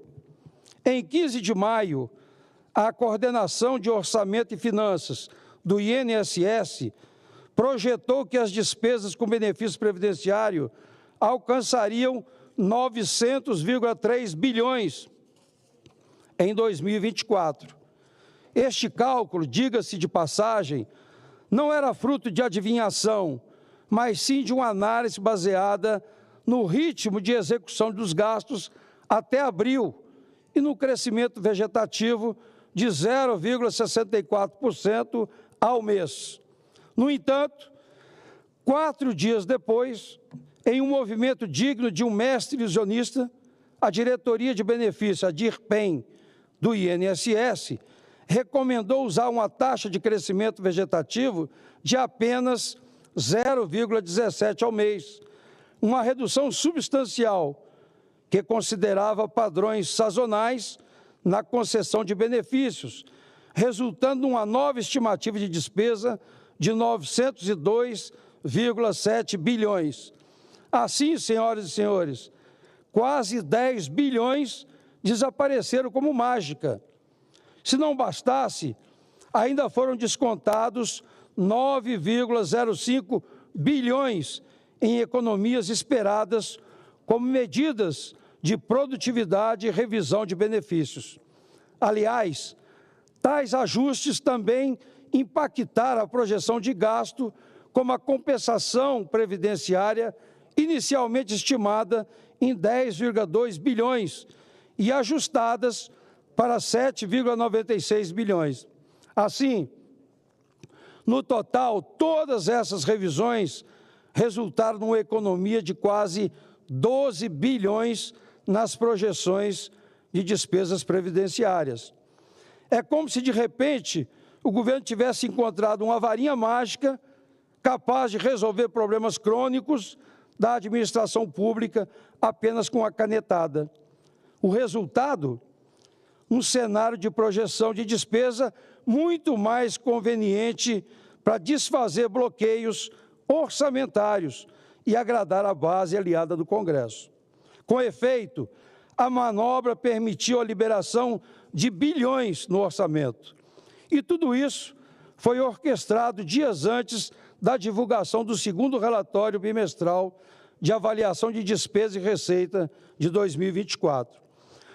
Uma jogada de mestre ou apenas uma demonstração de como o jogo político pode ser manipulado a bel prazer?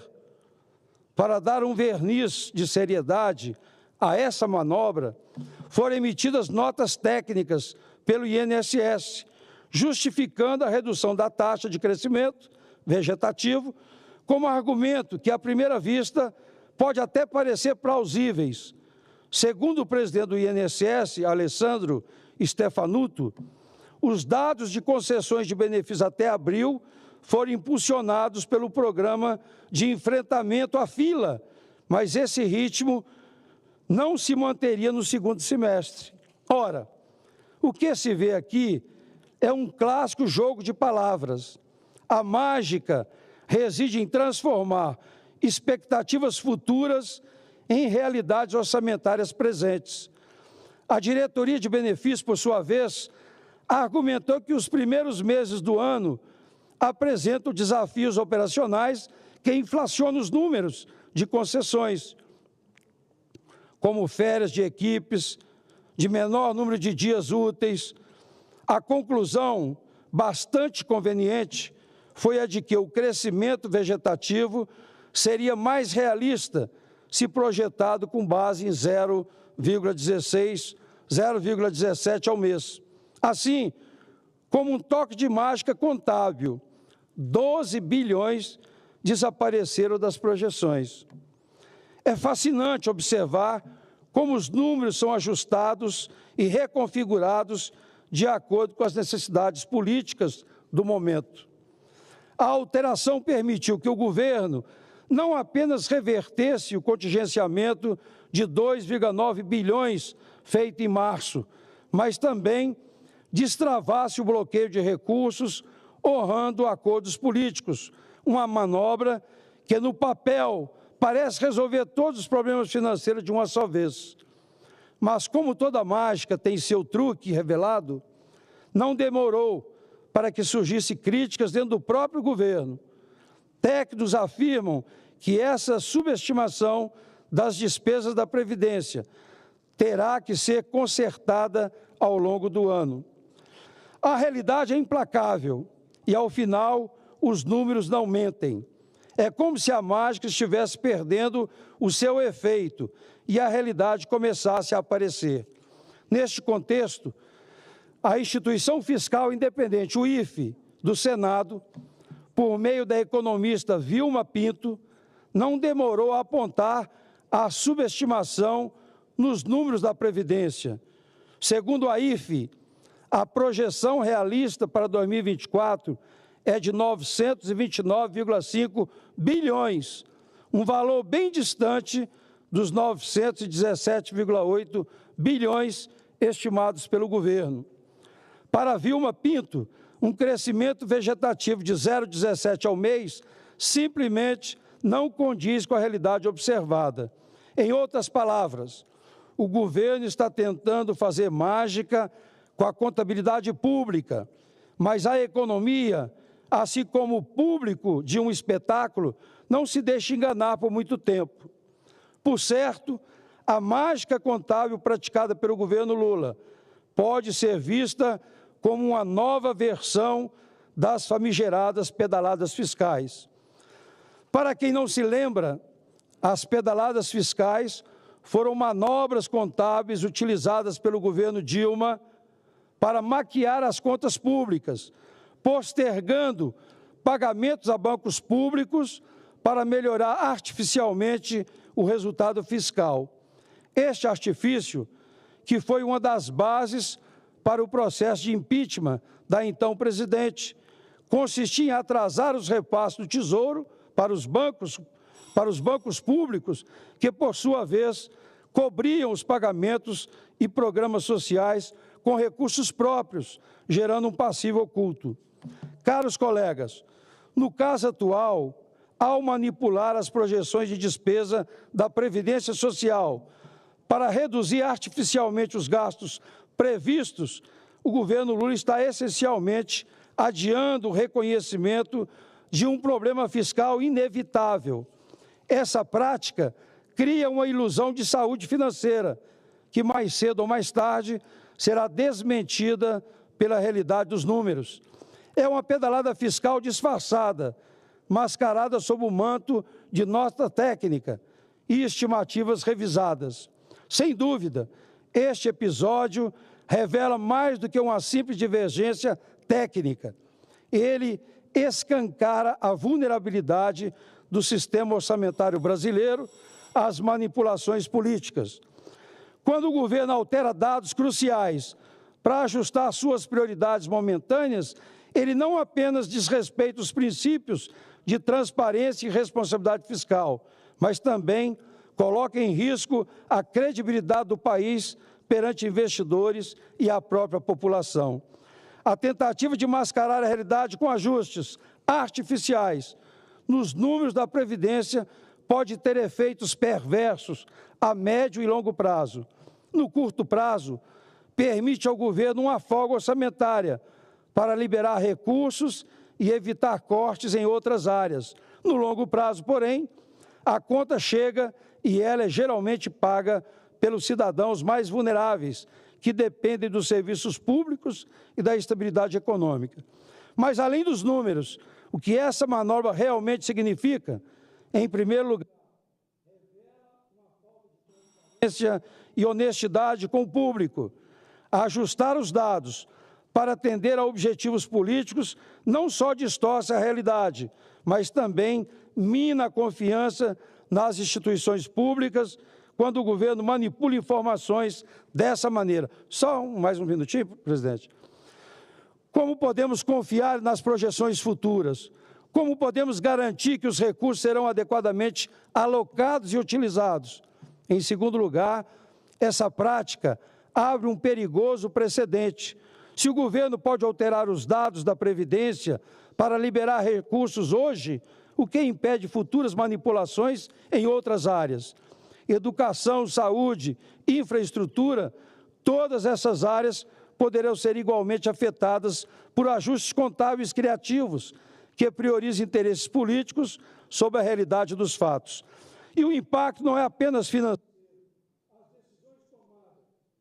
Dados manipulados podem ter consequências de longo prazo para a população, no caso da Previdência, por exemplo. Subestimar as despesas pode resultar em cortes ou reduções de benefícios no futuro, prejudicando diretamente milhões de brasileiros que dependem desses recursos para sobreviver.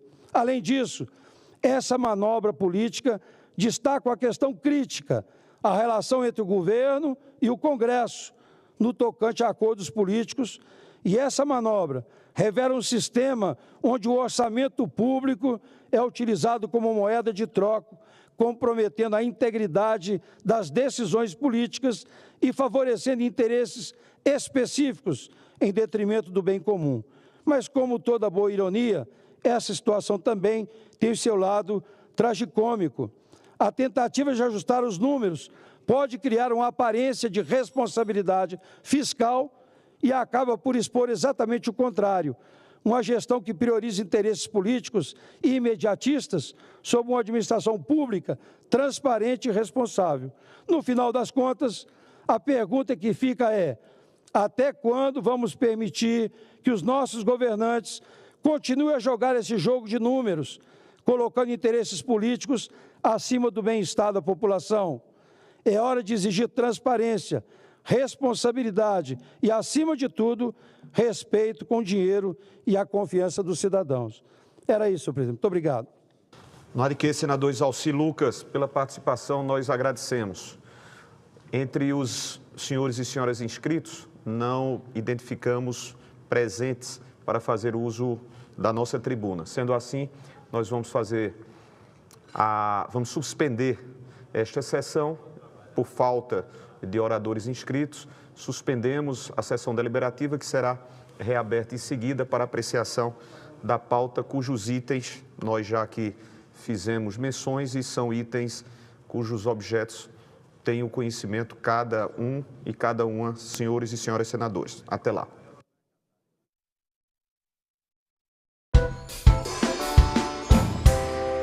A necessidade de incentivos econômicos, ao lado de investimento de tecnologia, esse clima de renitente judicialização faz com que surja um ambiente de insegurança jurídica, que também é um fator relevante para a dificuldade de implementação do Código Florestal. Tanto sob a perspectiva do proprietário rural, afinal de contas ele não sabe em que bases ele está se regularizando, muitas vezes, como também, especialmente, sob a perspectiva do servidor público, do secretário de Estado, daquele que conduz o CAR numa determinada unidade federativa, por exemplo, em bioma Mata Atlântica. Ele vai fazer a regularização, avançar na agenda de análise do CAR, mas em Santa Catarina, por exemplo, estado de onde venho, é possível que, dependendo da decisão do judiciário, nenhum imóvel rural do estado possa ser regularizado via o programa de regularização ambiental, pela simples razão de que todo o estado de Santa Catarina está no bioma Mata Atlântica, né? Para concluir, deputado, 30 segundos, dizer que a gente talvez precisa encontrar maneiras de resgatar aquele momento inicial do Código que motivou todo mundo a fazer o cadastro ambiental rural. Acho que isso passa no Executivo priorizar o CAR como uma agenda importante da política pública ambiental no país. Isso passa no setor produtivo de se envolver efetivamente, de se comprometer a ser parceiro do poder público no movimento de implantação. Isso passa pelo Judiciário ter a sensibilidade de que nós precisamos pacificar e dar segurança jurídica ao Código Florestal. E, finalmente, acho que esta Casa também tem um papel importante de, eventualmente, discutir ajustes pontuais na lei, não para alterar o Código, mas para reafirmar o que ele sempre foi. Desculpe se excedi no tempo, essas são as minhas contribuições, espero que sejam úteis, eu fico à disposição. Muito obrigado, Leonardo. Então já convido o Nelson Ananias Filho, que é coordenador de sustentabilidade da Confederação de Agricultura e Pecuária do Brasil. Nelson, 10 minutos, obrigado. Boa tarde, deputado Nilton. Cumprimento em seu nome todos os demais parlamentares que nos acompanham aqui. Gostaria de agradecer em nome do nosso presidente João Martins, da Confederação da Agricultura, muito obrigado, Pecuária do Brasil, essa oportunidade de trazer aqui a visão do produtor rural, o principal paciente da aplicação do Código Florestal e suas dificuldades, anseios e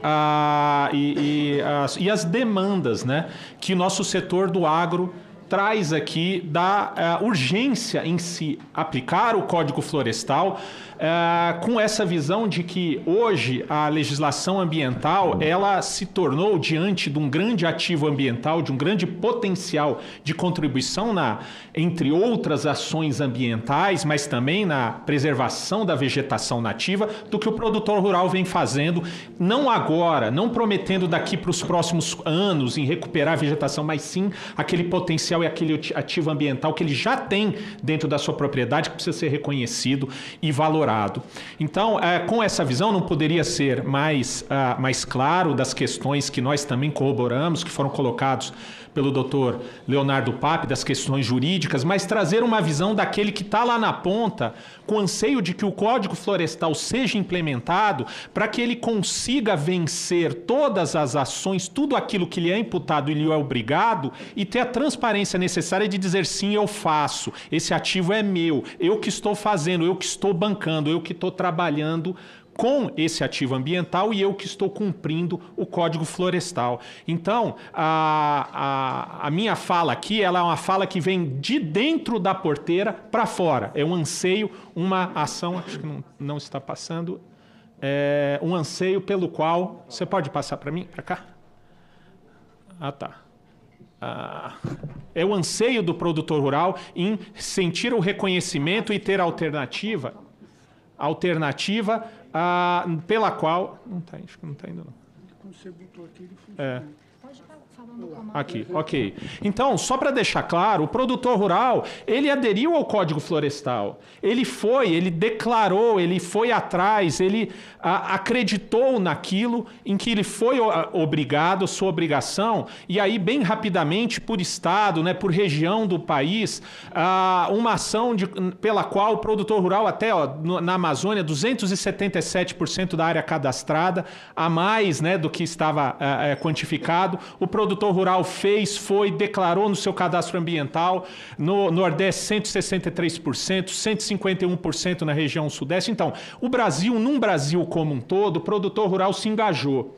Ele comprou o Código Florestal, ele foi atrás, ele estava disposto. E desses cadastros ambientais, deputado, 50% já lá, quando fizeram a sua declaração de estar no cadastro ambiental, se dispuseram em havendo passivo ambiental, participar do programa de regularização ambiental, que é um dos instrumentos do Código Florestal, ou seja, não basta participar, é se engajar em estar ok com a legislação e trabalhar com essa legislação para que ele esteja ok. Hoje, o Código Florestal, ele transcende os seus instrumentos do Código Florestal, eles transcendem o próprio Código Florestal. Estar ok com os instrumentos do Código Florestal, ele não serve só para declarar que ele não tem passivo, ou ele tem um passivo em recuperação, ou ele tem um ativo ambiental. Ele, para participar de outras legislações, acessar crédito, se desembargar, ele precisa estar ok com esses instrumentos, o que hoje o Estado, o governo não fornece.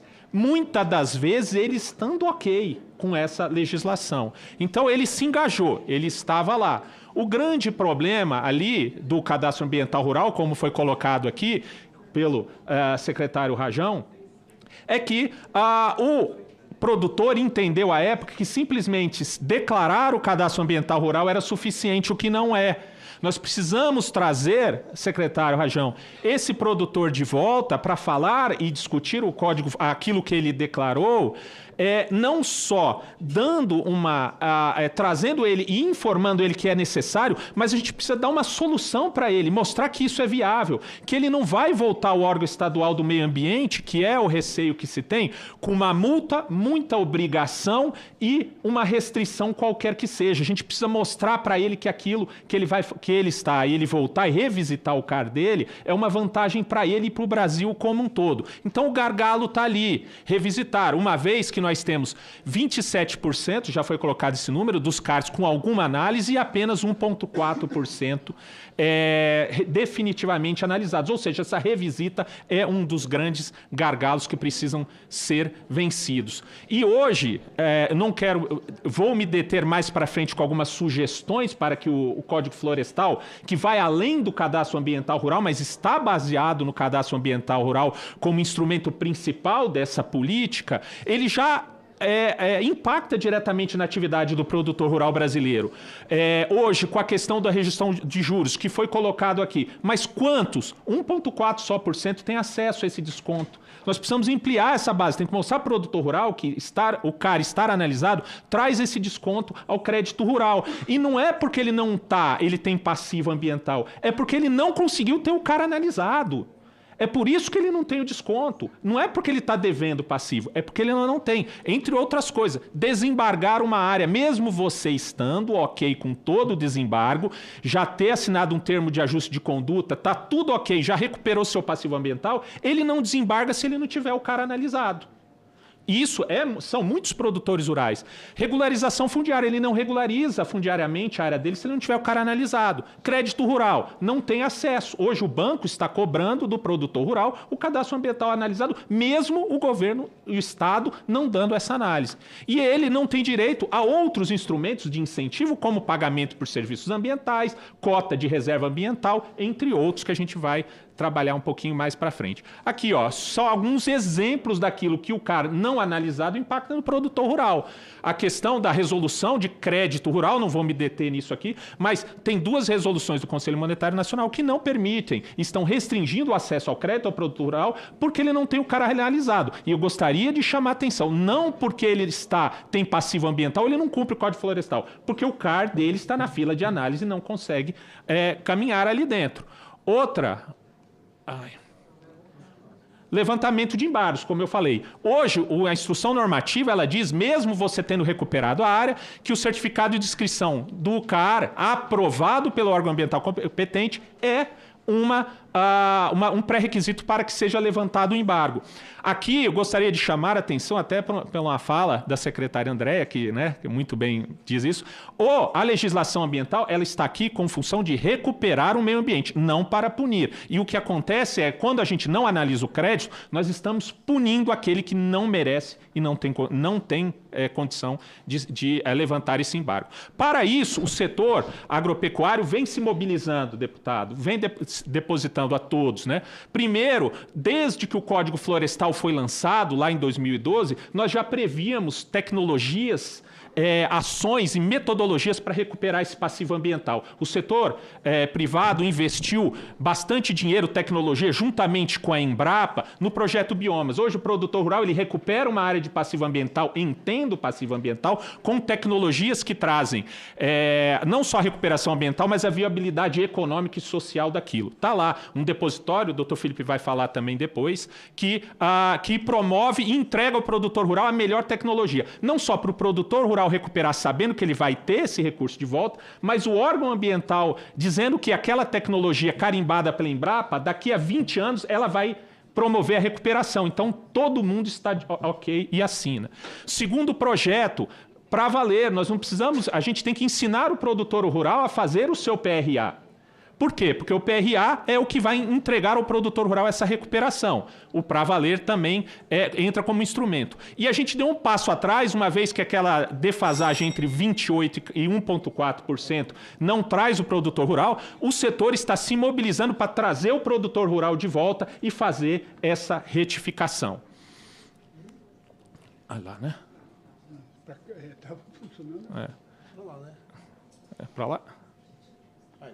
E aí, bem rapidamente, meu tempo já está acabando, essa aqui é o passo a passo da regularização ambiental. O setor se mobilizou para entregar ao produtor rural essa regularização. Então a gente tem todo um trabalho que pega o produtor rural desde daquele que não fez o cadastro ambiental rural até aquele que está pronto para acessar os instrumentos, como um PSA, como uma cota de reserva ambiental, um futuro crédito de carbono, passando por todos esses passos, desde a inscrição do CAR, passando por retificar, ajustar o cadastro ambiental rural e o programa de regularização ambiental, entregando um produtor rural ok ambientalmente e apto para receber qualquer instrumento de incentivo do agro. O certificar,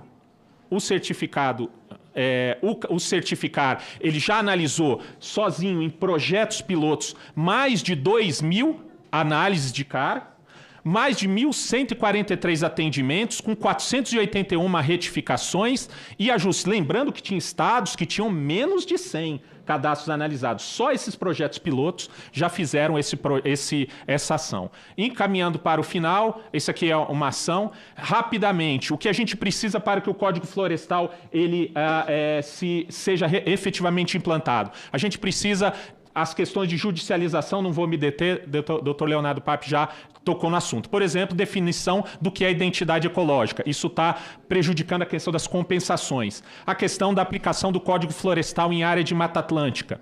Resoluções do CONAMA conflitante. A gente tem resolução do CONAMA que trata de Código Florestal antes de 2012 ainda e precisam ser discutidas e muito revogadas. A gente precisa melhorar a legislação e os procedimentos. Não adianta automatizar se a gente não tem com que a ferramenta de automatização ela tome as melhores decisões. Por exemplo, mapas com escala de 1 para 5 milhões definindo APPs de 50 metros. É impossível uma automatização dessa forma. Precisamos investir em inteligência territorial. Precisamos aprimorar o financiamento e o tecnológico para análise do CAR. Precisamos dar condição aos estados fazerem isso. Nós precisamos de campanha de conscientização, trazer o produtor rural para dentro.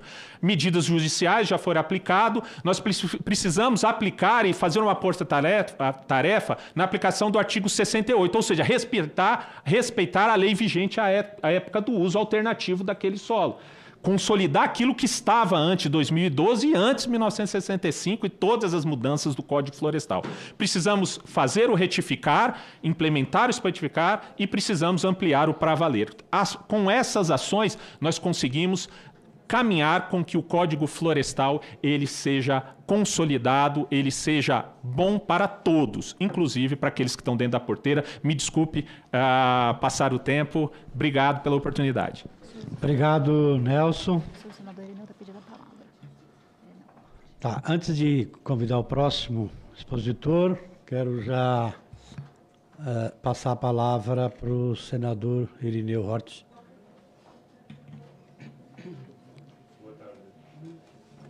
Boa tarde a todos.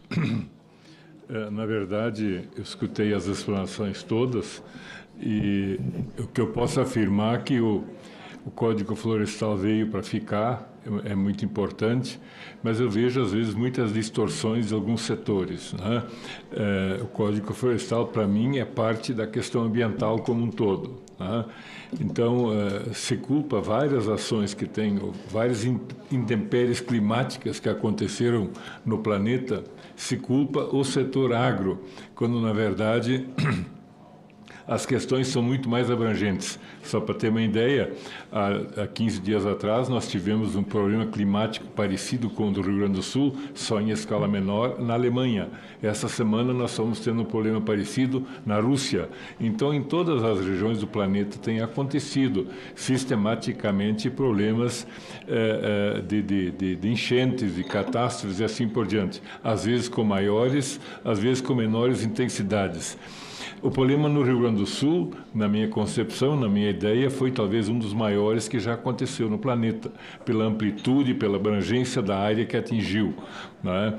Então, muitas vezes, as pessoas dizem, olha, foi desmatado na beira do rio, não se cumpriu as regras do Código Florestal, que prevê uma largura X de mata ciliar na beira das matas, dos riachos menores e maiores, e assim por diante. Então, isso pode acarretar algum percentual? Pode, sim, mas não é o único problema, né? E aí eu me reporto ao ano de 1941, eu não era nascido, e talvez poucos daqui, né? O Rio Grande do Sul teve uma chuva muito mais intensa do que neste momento, e os problemas não foram, ou foram iguais ou até maiores. E naquela época nós vivíamos praticamente numa mata. A cidade de Porto Alegre na época tinha 170 mil habitantes, 200 mil habitantes. Hoje tem 10 vezes mais, né? Então, as matas que apareciam no estado, se você olhar a foto do satélite da época, praticamente a região agrícola não existia, né? Então, também aconteceu um problema excessivo. Então, hoje, eu inclusive culpo parte dessa situação, não toda, mas em parte, ao Poder Judiciário, à questão ambiental, aos ambientalistas que lá atrás, há 15, 20 anos atrás, entraram no Ministério Público no estado do Rio Grande do Sul, por exemplo, pedindo que não se retirasse areia do fundo dos riachos e dos rios, né? Naquela época, se carregava, por exemplo, areia na região do rio Taquari, próximo à Estrela, e se abastecia de areia às construções do norte do estado. Na Grande Porto Alegre se tirava a areia do Rio Guaíba para atender as construções naquela região. Foi proibido a retirada. Várias empresas quebraram em razão disso, né? E o que aconteceu? O assoreamento dos riachos, dos rios e das sangas foi algo fenomenal. Para ter uma ideia, o Rio Guaíba tinha um calado de 6 metros, tem só 4. E o que acontece? A água sobe, ela não tem mais o local para correr. O rio Taquari, e eu tive uma visita do pessoal de Mussum outro dia no gabinete, e pessoas já de mais idade dizendo, olha, o Taquari está todo assoreado. Ele subiu porque tem muitas tranqueiras, onde parou galhos e árvores, foi acumulando areia e pedra, e a água teve que subir. É 100% do problema? Não, certamente não, mas teríamos um problema infinitamente menor. Então nós temos que pensar nesses problemas paralelos, não culpar extremamente o setor agro. E o que eu quero dizer, eu sou produtor rural, eu cumpro a legislação do nosso Código Florestal, nós ocupamos em torno de 8% da área com a agricultura no Brasil, a nível de país como um todo, 67%, 68% ainda é mata nativa. Então, querer culpar esse setor que tem dado sustentação econômica ao país nos últimos anos é um desastre total. O que vai acontecer se nós tivermos que reflorestar como muitos querem? Essas regiões altamente produtoras, nós vamos produzir alimentos aonde? A natureza deu para o Brasil a oportunidade de ser um produtor de alimentos para o Brasil e para o mundo. Nós ainda temos muita mata que poderá ser aberta dentro do percentual do Código Florestal.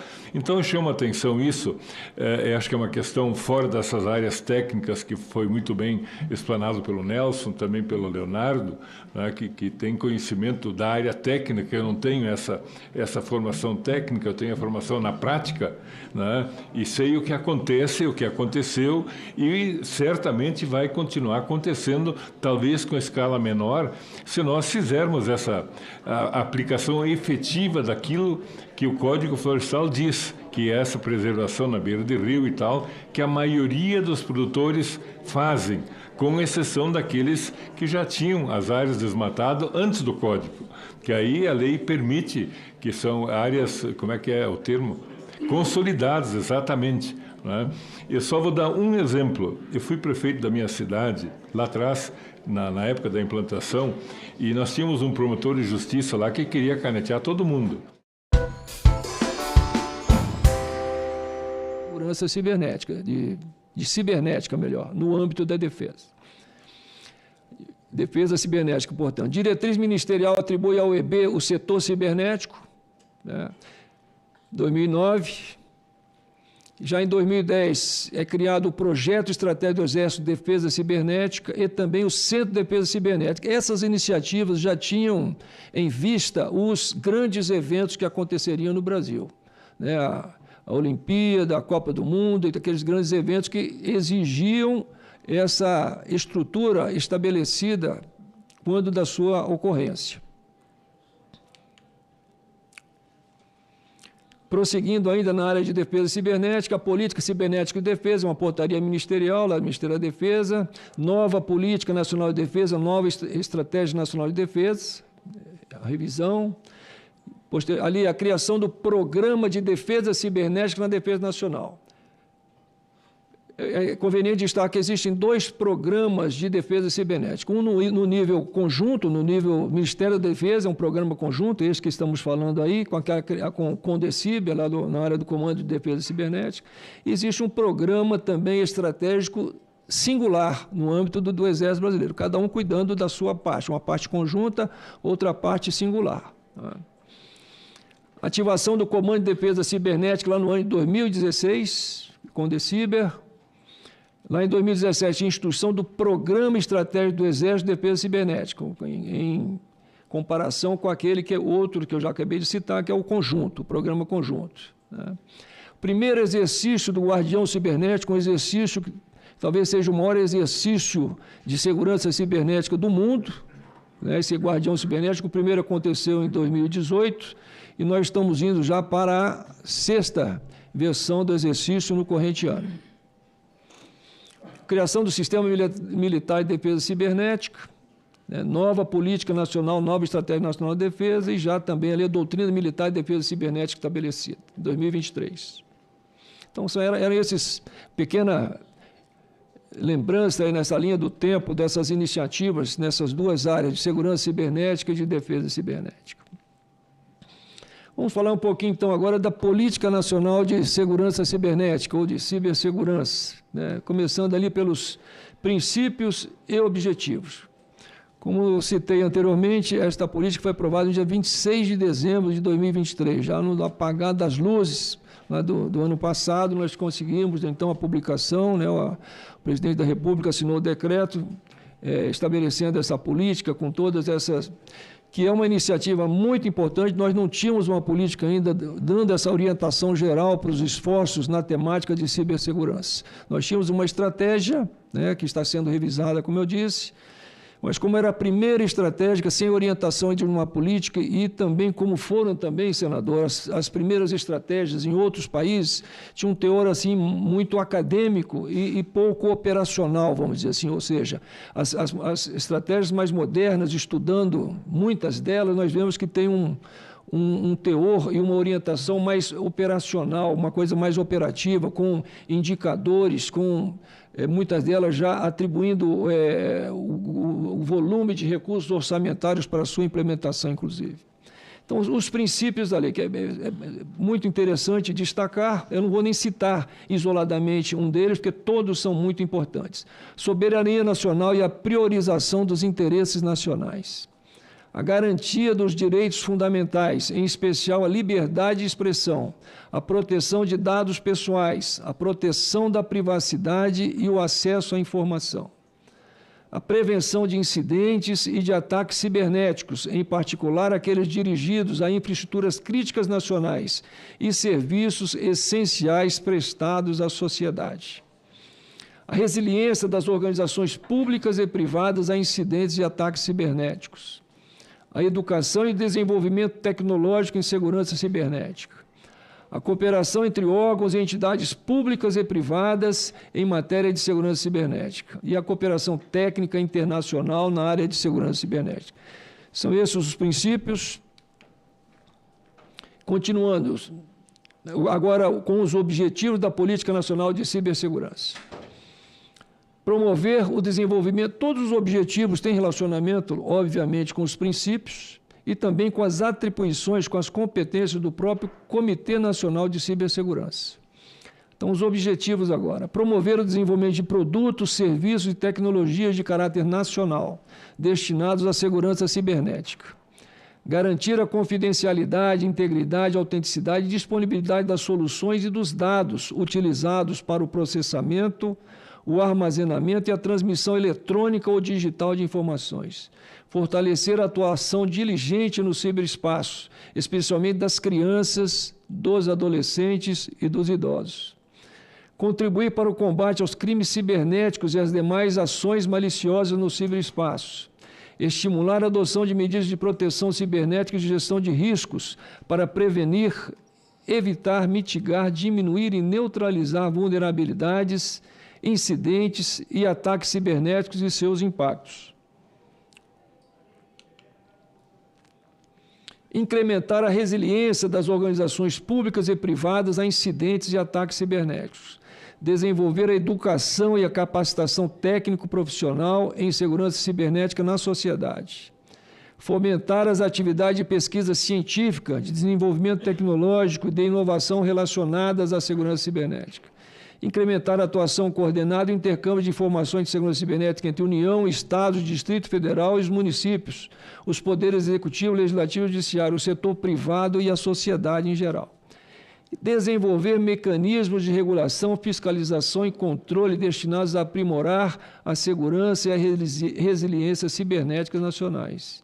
Implementar estratégias de colaboração para desenvolver a cooperação internacional em segurança cibernética. Destacamos, o único que destacamos dos objetivos foi esse em vermelho, né, com a margem, a borda em vermelho, desenvolver mecanismos de regulação, fiscalização e controle. Isso aí, já na política, então, inserimos esse objetivo como o que almejamos, algo que almejamos, que é exatamente a criação de um órgão que tenha essas atribuições de regular, fiscalizar e controlar o ambiente cibernético. Pode ser, senador, por meio de uma agência, por meio de um centro, né, o formato que tem várias possibilidades, isso está sendo muito bem estudado pelo Comitê Nacional de Cibersegurança, tem um grupo de trabalho já debruçado sobre a melhor formatação deste órgão que terá que existir para regular, fiscalizar e controlar as atividades relacionadas à segurança cibernética no Brasil. E, logicamente, que esta iniciativa, senador, passará por esta casa, né? Vai ser, logicamente, por meio da proposta aí de um projeto de lei que terá o aprimoramento, certamente, aqui no Congresso Nacional. São esses os instrumentos estabelecidos na política, uma estratégia nacional de segurança e o Plano Nacional de Cibersegurança. Essa estratégia vai transformar aqueles grandes objetivos em medidas mensuráveis, medidas, outros objetivos intermediários que permitam alcançar aqueles grandes objetivos estabelecidos na política. Já há um trabalho que nos apoia aí do BID, nós temos até um exemplar aqui para deixar aqui, senador, que estudou 17 países, mais de 30 estratégias nacionais, que tem país que já está na sua terceira estratégia nacional de cibersegurança. Então, há uma evolução ao longo do tempo, daquelas mais teóricas, mais acadêmicas, para estratégias mais operacionais, com objetivos mais com propósitos mais bem definidos e com, inclusive, estabelecendo a necessidade de indicadores para que se acompanhe a evolução dessas medidas no campo da cibersegurança. Então, já existe um grupo de trabalho do CNCiber estudando a revisão da nossa Estratégia Nacional de Cibersegurança e, posteriormente, essa estratégia vai se desdobrar ainda num Plano Nacional de Cibersegurança. O comitê, que foi também estabelecido por decreto pela nossa Política Nacional de Cibersegurança. Suas competências estão todas também relacionadas àqueles objetivos. Propor atualizações para a PNCiber, que já está em relação à Estratégia Nacional de Cibersegurança, já está acontecendo, já um grupo já revisando essa estratégia anterior, e, posteriormente, irá elaborar também o Plano Nacional de Cibersegurança. Avaliar e propor medidas para incremento da segurança cibernética, formular proposta para o aperfeiçoamento da prevenção, detecção, análise e resposta, propor medidas para o desenvolvimento da educação em segurança cibernética, promover interlocução com entes federativos, propor estratégias de colaboração para o desenvolvimento da cooperação técnica internacional, manifestar-se por solicitação do presidente da CREDEM, da Câmara de Relações Exteriores e Defesa Nacional, sobre assuntos relacionados à segurança cibernética. A composição deste comitê.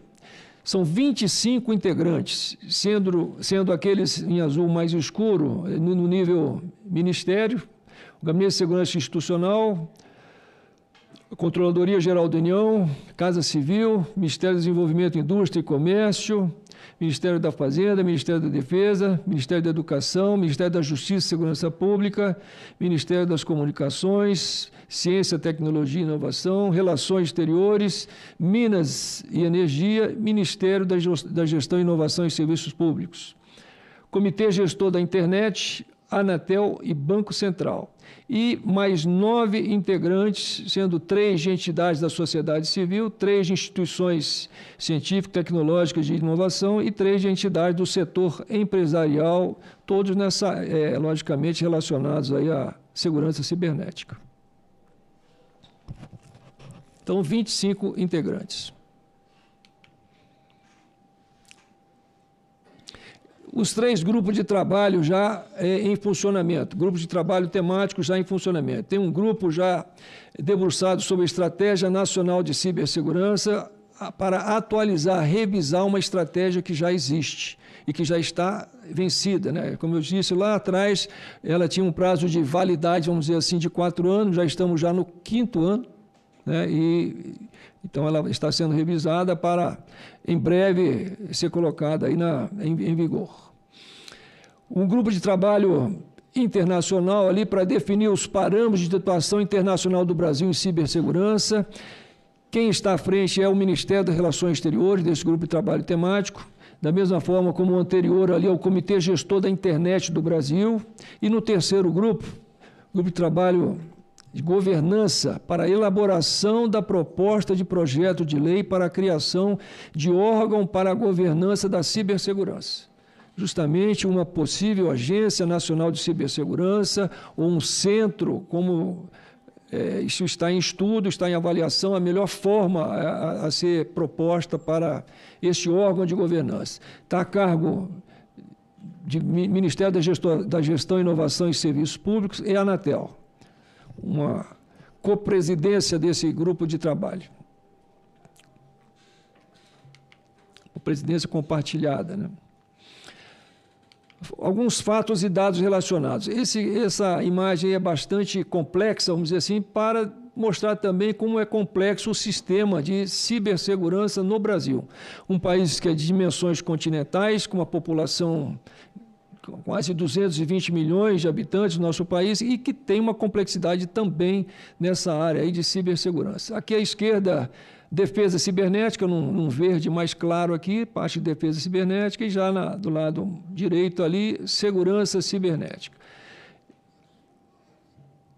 Em relação à defesa, nós já comentamos, né, alguns desses órgãos que integram aí o Ministério da Defesa, as Forças Armadas, o CONDECIBER, que é o Comando Conjunto, o Centro de Defesa Cibernética do Exército e por aí vai, né, com essas relações também de defesa cibernética e infraestruturas críticas com outros países e organismos multilaterais. O governo federal tem aqueles ministérios da Justiça, ministérios em geral que têm a si vinculados agências reguladoras como a CNEM e todas as agências reguladoras. Mais ainda para a direita ali, o GSI, Ministério da Gestão e Inovação, a MCTI, são os ministérios mais envolvidos nesse âmbito, especialmente no âmbito governamental, com a temática da cibersegurança.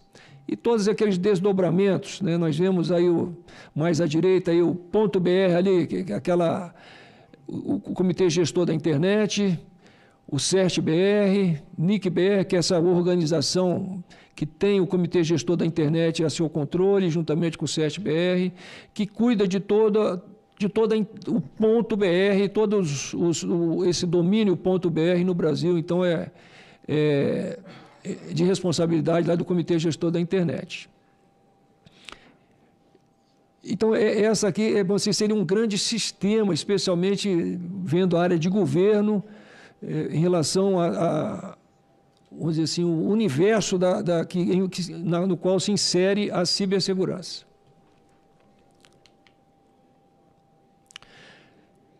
Sobre a maturidade em cibersegurança do Brasil.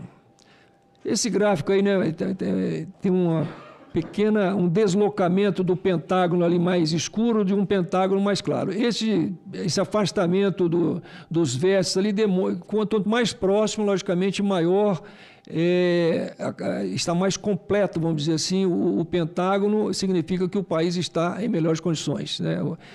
Então, naquele vértice de medidas técnicas, technical measures ali, o grau 18,73. Quando o grau está completo, é 20,0. Então, ali onde estamos mais fracos, segundo esta avaliação daquele órgão, ITU, Global Cyber Security Index, né, do International Telecommunications Union. Tá?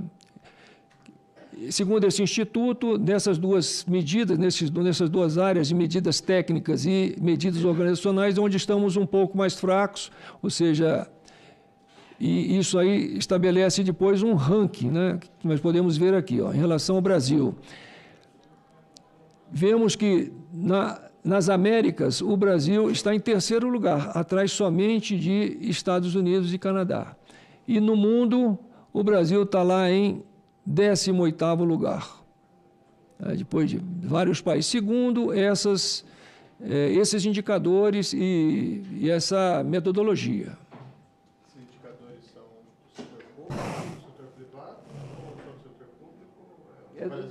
É o país todo, é geral. Tem outros indicadores, vamos mostrar mais alguns aqui na frente também. Esse é um indicador, é um sistema também que nós estamos adotando por base da Universidade de Oxford, né? Capacidade de segurança cibernética do Brasil. Cyber Maturity Model é um sistema de medição de maturidade, é muito na base de consultas, de pesquisas, né? E com 5 setores. Um de padrões de tecnologias, o outro de política e estratégia de cibersegurança, da cultura e sociedade da segurança cibernética, construindo conhecimentos e capacidade de segurança cibernética, e o outro ali de marcos jurídicos e regulatórios. Quanto mais longo, né, quanto mais próximo do círculo de maior diâmetro, maior é o grau, vamos dizer assim, né? O país está numa situação melhor, quanto mais longas são aqueles setores ali de círculo, né? Essa aqui é a segunda avaliação que a Universidade de Oxford faz no Brasil, a Universidade de Oxford faz no Brasil, no ano de 2023. Então, já é a segunda. Evoluímos em alguns aspectos e encolhemos em outros. Nesses que houve uma pequena degradação, não significa que nós pioramos, mas que foram introduzidos outros parâmetros de medição, principalmente. Ou seja, para completar aquele círculo mais externo, nós temos muito caminho ainda para percorrer.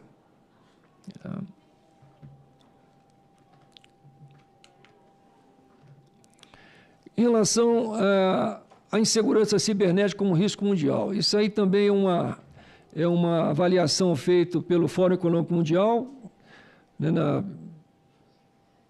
riscos globais, um levantamento de percepções aí já de 2024, nós vemos que a insegurança cibernética aqui está em quarto quando se considera aqui um horizonte de 2 anos. Então, em quarto a insegurança cibernética, depois ela vem aqui para 8º, já num horizonte de 10 anos, mas a gente vê que não foi uma queda muito grande, considerando que todos os que foram acrescidos aqui à frente estão relacionados a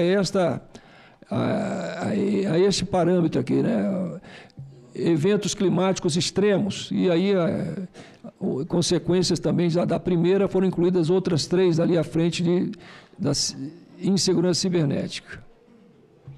Ou seja, é um risco global reconhecido plenamente, né? Não apenas no Brasil, mas mundialmente é considerado, a insegurança cibernética é considerado um grande risco, especialmente no curto prazo aqui, mas também no horizonte de 10 anos. E surgindo aqui outras preocupações, né, como num período maior aqui, misinformation, desinformation aqui, né, informação e desinformação, e efeitos adversos das tecnologias de inteligência artificial.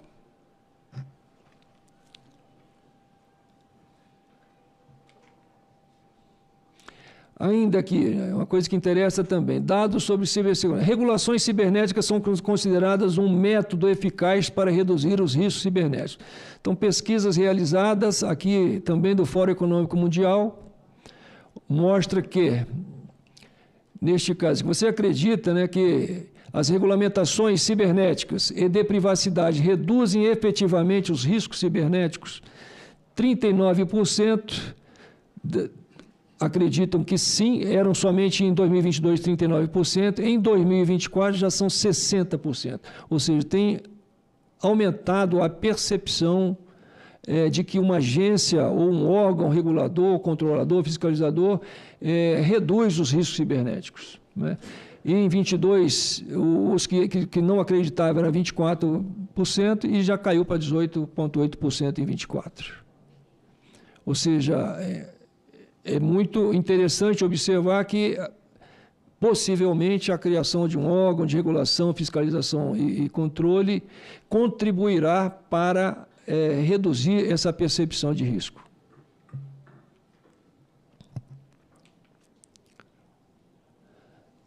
O outro aqui, há uma crescente desigualdade cibernética entre organizações que são ciberresilientes e aquelas que não são. Também aqui, ó, nós vemos que em 2022, 14% dessas que consideram que a resiliência é insuficiente. Isso aqui considerando qual o estado da resiliência cibernética da sua organização neste ano. Aqui em 22, 14%, em 23, 21%, em 24, 25% acreditam que é insuficiente. Nessa linha mediana aqui, 67% acreditam que atende o mínimo de requisitos de resiliência, né? 67%, 51% e 36%. E esses que estão totalmente resilientes excedem os requisitos, 19%, 28% e 39% em 2024. Né? No entanto, quando a gente vê aqui essa distinção entre organizações que têm poder econômico menor, elas sofrem mais em relação a este aspecto, quando comparados com organizações que têm receitas de maior vulto, né? Então, essas percepções mudam conforme o poder das organizações, e aquelas que têm poder econômico menor sofrem mais em termos de resiliência cibernética. Essa percepção tem crescido quanto a isso.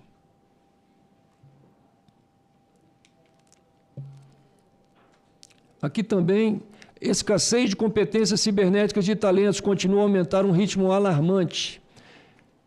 Também um gráfico muito interessante que demonstra aqui a dificuldade e a escassez quanto a pessoas competentes para trabalhar na área de segurança cibernética, pessoas capacitadas. A escassez de competências cibernéticas de talentos continua a aumentar um ritmo alarmante. A pergunta é: a sua organização possui as habilidades necessárias para responder e se recuperar de um acidente cibernético? Em 2022, 88,3% das empresas de maior porte acreditavam que tinha, né, essas capacidades, continua muito próximo do que tinha. No entanto, aquelas de baixo poder econômico, 94,7% em 2022, cai para 49,7%. Ou seja, tem aumentado a percepção da ameaça e a capacidade de resposta das empresas de menor poder aquisitivo, de menor capacidade econômica, poder econômico, essas são as que mais sofrem. Envolvendo pessoas, pode servir também o aumento da insegurança, a percepção de que não há preparo. Possivelmente, sim, senador. Acreditamos que sim. É uma percepção em relação às pessoas crescente, apesar de ser decrescente ali. O decrescente é a segurança, né, senador Vendo? É decrescente a segurança, a percepção. Ou seja, a percepção de insegurança é porque eu estou percebendo que eu não estou equipado, inclusive pessoalmente. Exato. Ou seja, eu reconheço que o risco é grande e a minha capacidade não cresceu tanto. Uhum. A outra pergunta aqui, deixa outro gráfico, né? As lacunas de recursos ou competências são o maior desafio para a sua organização quando planejando a resiliência cibernética? A gente vê aqui que as organizações públicas são as que mais têm essa percepção, que a falta de recursos humanos, de competências, são o maior desafio. Depois, as empresas médias, aqui, as que menos têm essa preocupação, essa percepção, são aquelas empresas de maior poder econômico.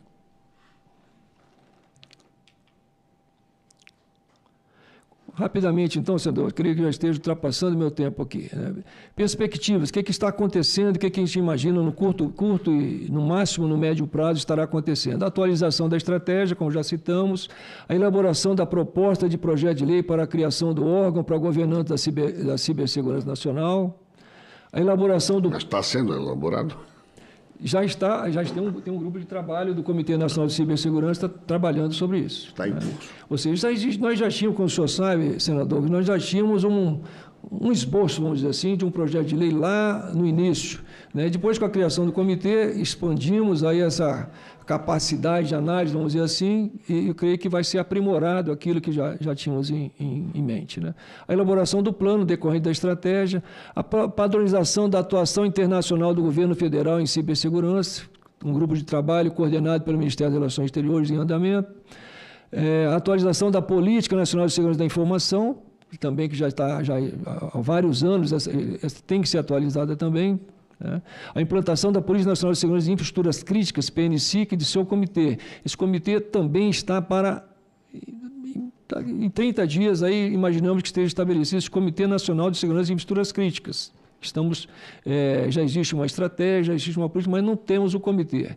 O próprio TCU recomendou a criação desse Comitê Nacional de Segurança de Infraestruturas Críticas.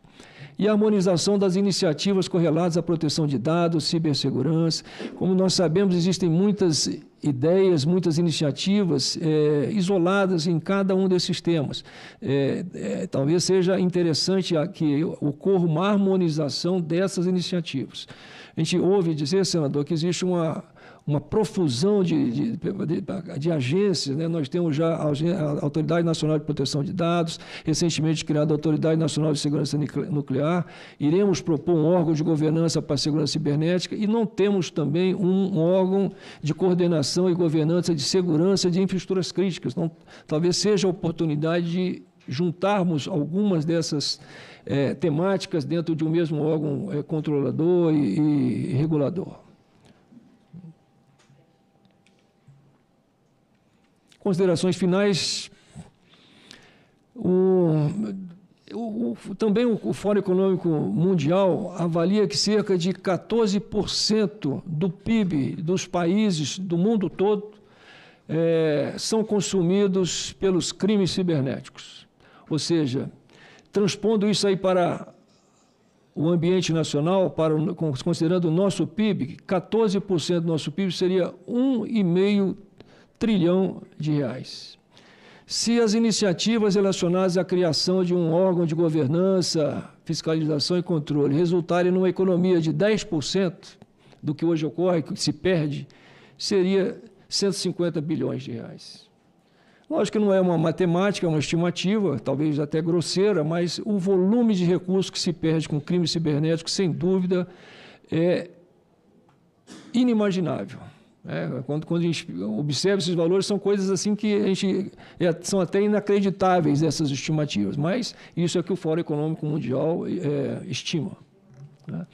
Nós temos aí, também já como convite até, senador, esse evento internacional previsto aí para novembro deste ano, um evento de 2 dias, com 4 temas, 8 painéis, envolvendo aquelas temáticas ali: cibersegurança, tecnologias emergentes, infraestruturas críticas e cooperação internacional.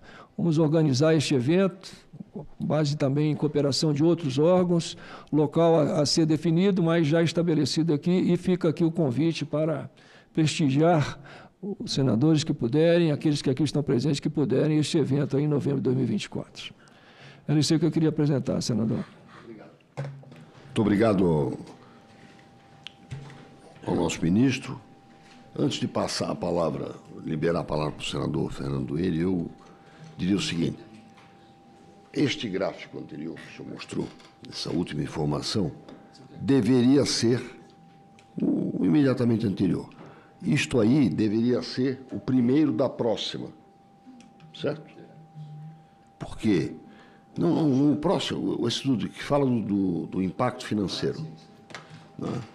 Se o prejuízo estimado é dessa ordem, e nós temos uma outra estatística, que eu pediria até que o Diego e o próprio doutor Molina também me socorressem, nós tivemos, se é que essa estatística é confiável, quantos bilhões de tentativas de ataques no Brasil em 2022. Se a minha memória não me falha, 100 e alguma coisa bilhões de ataques.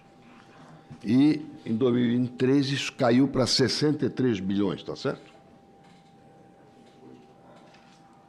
Ou seja, houve uma queda de número e um aumento de qualidade no ataque. Dessa ordem, de 100 para 63.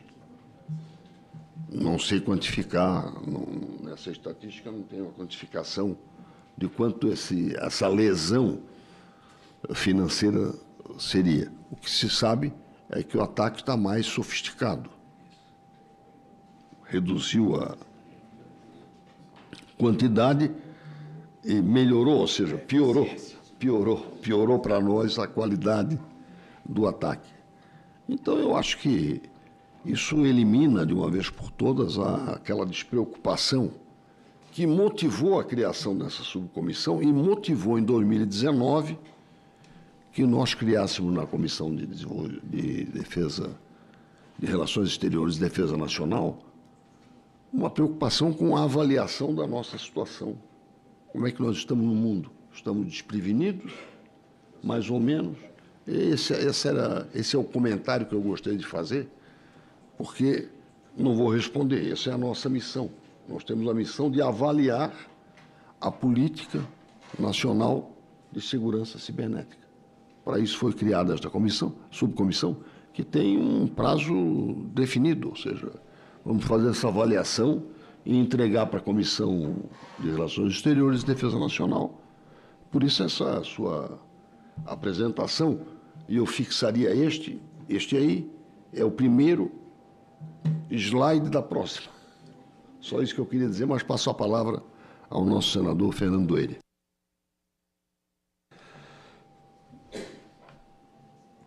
Presidente, senador Amin,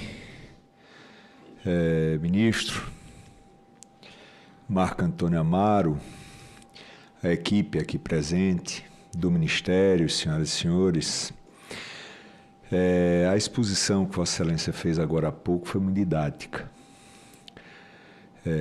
Colocou uma régua de tempo para que nós pudéssemos ter muita clareza no desenvolvimento da competência do Estado brasileiro com relação a esse assunto. Revelou também a questão das bases, das competências, dessa estrutura do comitê, uma matriz de transversalidade necessária, mas que de toda forma mostra o tamanho da complexidade desse assunto dentro do próprio governo. Mas, senador Amin, a gente reforça a preocupação depois de ouvir essa exposição, em razão da nossa velocidade de resposta. O senhor colocou com propriedade que nós tivemos uma diminuição no volume de ataques, mas, por outro lado, uma sofisticação. Isso mostra, naturalmente, mais eficiência. E é necessário uma capacidade de defesa de forma objetiva. O ministro, salvo engano, por 3 vezes, ressaltou aqui a necessidade, ora de uma maneira mais suave, ora de uma maneira mais objetiva, mas sempre elegante, da necessidade de um órgão, de uma agência, para que se tenha efetividade no dia a dia do desenvolvimento desse trabalho. Nos dá preocupação quando, se não me engano, são 32 membros do 25, do tamanho do conjunto e da necessidade que esse conjunto precisa face às suas outras competências. Cada um está focado em suas outras disciplinas também. Então, ressalto que foi de muita valia esse encontro aqui.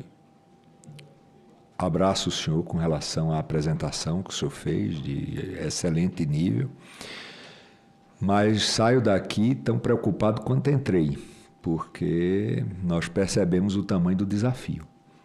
E é preciso que nós estejamos efetivamente aparelhados de forma objetiva para esse enfrentamento. Portanto, senador Amin, se já não é pouco tanto o trabalho da equipe de governo que faz a gestão dessa atividade, também não é pouca a nossa, aqui nas comissões e nas atividades parlamentares, mas eu vejo com clareza que nós também temos um dever de casa muito grande. nessa avaliação. De forma que essa comissão, eu acredito que já está na sua terceira reunião, terceiro encontro, e tenho certeza que nós já avançamos muito com relação à clareza do tamanho do desafio que nós temos pela frente nessa avaliação, nessa responsabilidade de avaliação do que nós estamos garimpando nesses encontros. De forma que, mais uma vez, me congratulo, ministro, com a vossa exposição e cumprimento o senador Amin pela condução na liderança dos trabalhos aqui da comissão especial que trata desse assunto. Muito obrigado a todos. Gostaria de acrescentar, não para a resposta imediata, mas para a consideração do ministro e da sua assessoria, e do doutor Molina, até se quiser fazer algum comentário adicional, um conjunto de perguntas que eu acho que já lhe foi disponibilizado do nosso E-Cidadania, que eu achei muito interessante. Rodrigo, do Distrito Federal, quais são os principais desafios enfrentados pelo Estado na implementação de políticas eficazes de segurança cibernética? Eu acho que o histórico demonstrou como esses desafios foram encarados. Iron, de Pernambuco, estado do nosso querido senador Fernando Doeri. Como os órgãos públicos podem promover a qualificação? Se eu puder retornar mais um, ou outro, aliás, mais dois. Mais um. Aquele que aparece aquela sensação de insegurança. Esse aí. Veja bem, nas grandes organizações houve um crescimento do pessimismo, vamos dizer assim, da situação de insegurança. Mas nas organizações menos capacitadas é que se percebeu mais a incapacidade. E aqui a pergunta é sobre corpo técnico em TI, tecnologia da informação, na segurança e defesa cibernética. Como é que se forma esse pessoal? Fábio, do Rio de Janeiro, o investimento no setor tecnológico está alinhado ao privado para a melhoria profissional e de material? Acho que ainda é muito cedo para nós avaliarmos isso, né? Nós estamos quase que na proto-história para fazer essa avaliação. O especialista em tecnologia da informação realmente está sendo formado em muitos estados com deficiência, em outros com menos sensibilidade quanto a isso. No meu estado, propriamente, há uma grande percepção de que faltam recursos humanos, porque nós temos um polo de informática bem desenvolvido e, por isso, a requisição de gente qualificada é quase que inesgotável. Igor, do Distrito Federal. Saliento que o Igor tem a mesma grafia do centroavante do Avaí. Não, ou seja, não é Igor sem H, é com H. Quais são? Que, aliás, derrotou numa circunstância absolutamente anormal o Sport Recife, né? Quais são as maiores dificuldades que o Conselho Nacional Ciber, agora eu vou adotar a sua pronúncia, nacionalizar a minha. Quando tiver Y, eu vou falar cyber. Quando for I, eu vou falar ciber. Tá certo? Vem enfrentando desde a sua criação. Estamos atrasados em relação aos países do Mercosul? Isso é uma pergunta que eu acho que pode ser respondida. Mas eu já vou passar. Essa só fica devendo, e o Molina também. Eu acho que é uma pergunta fácil de responder. No Mercosul, aí nós só vamos até a Bolívia. Não vamos até a Venezuela. João, do Rio de Janeiro. Quais medidas estão sendo adotadas frente à grande diferença tecnológica entre os países mais desenvolvidos? Essa, eu acho que não precisa ser respondida, mas pode ser reconhecida. E nós só falamos aqui do Ocidente, né? Não falamos sobre Rússia, China, Irã. E nem queremos falar agora. A AGEU do Distrito Federal, há planejamento de aumento do orçamento destinado à defesa cibernética. Esse aqui deve ter alguma formação militar, porque ele pergunta, do Exército Brasileiro. Ele não perguntou sobre as outras Forças Armadas, nem sobre os civis, nem sobre os eclesiásticos. Só perguntou sobre o Exército. Mas eu queria converter as perguntas em duas. Essa relacionada à comparação com os países do Mercosul, né? E o que está sendo... Quais são as reuniões e contatos que o nosso aparato oficial tem pelo menos com os países mais desenvolvidos. E o Molina poderia também complementar, se o senhor determinar.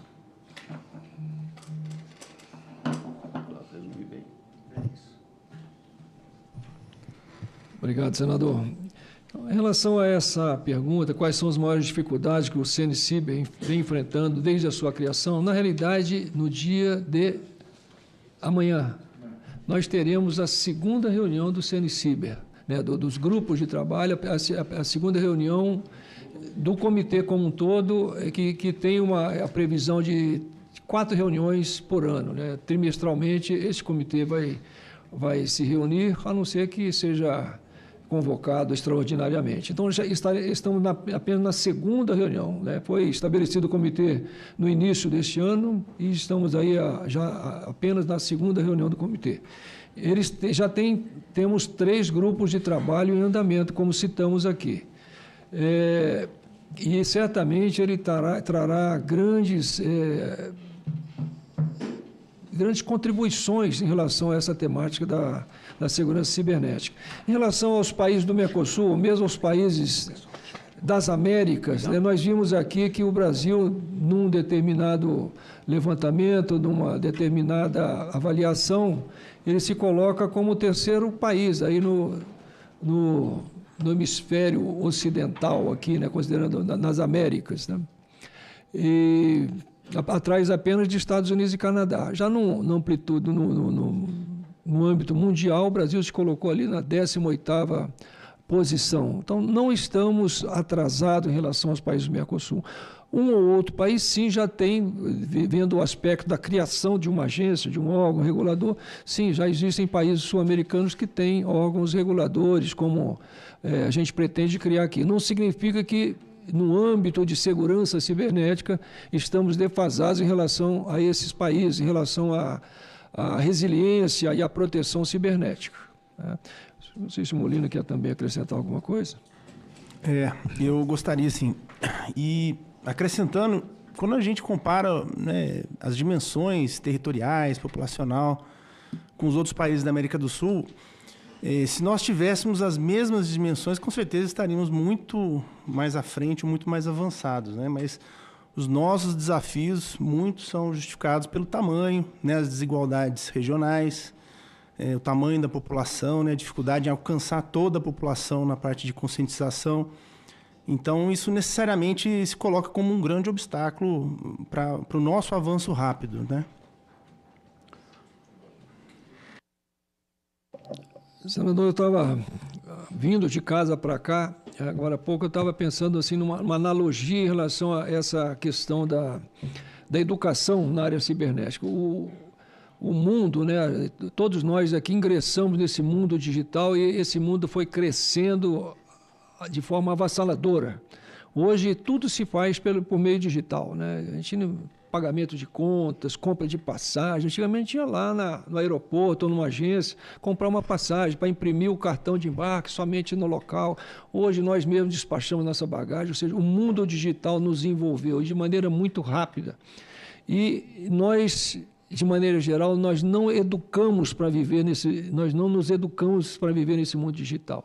Uma analogia assim é como se todos nós nos adaptando. Os mais velhos, especialmente, os mais novos também são aqueles mais vulneráveis, né?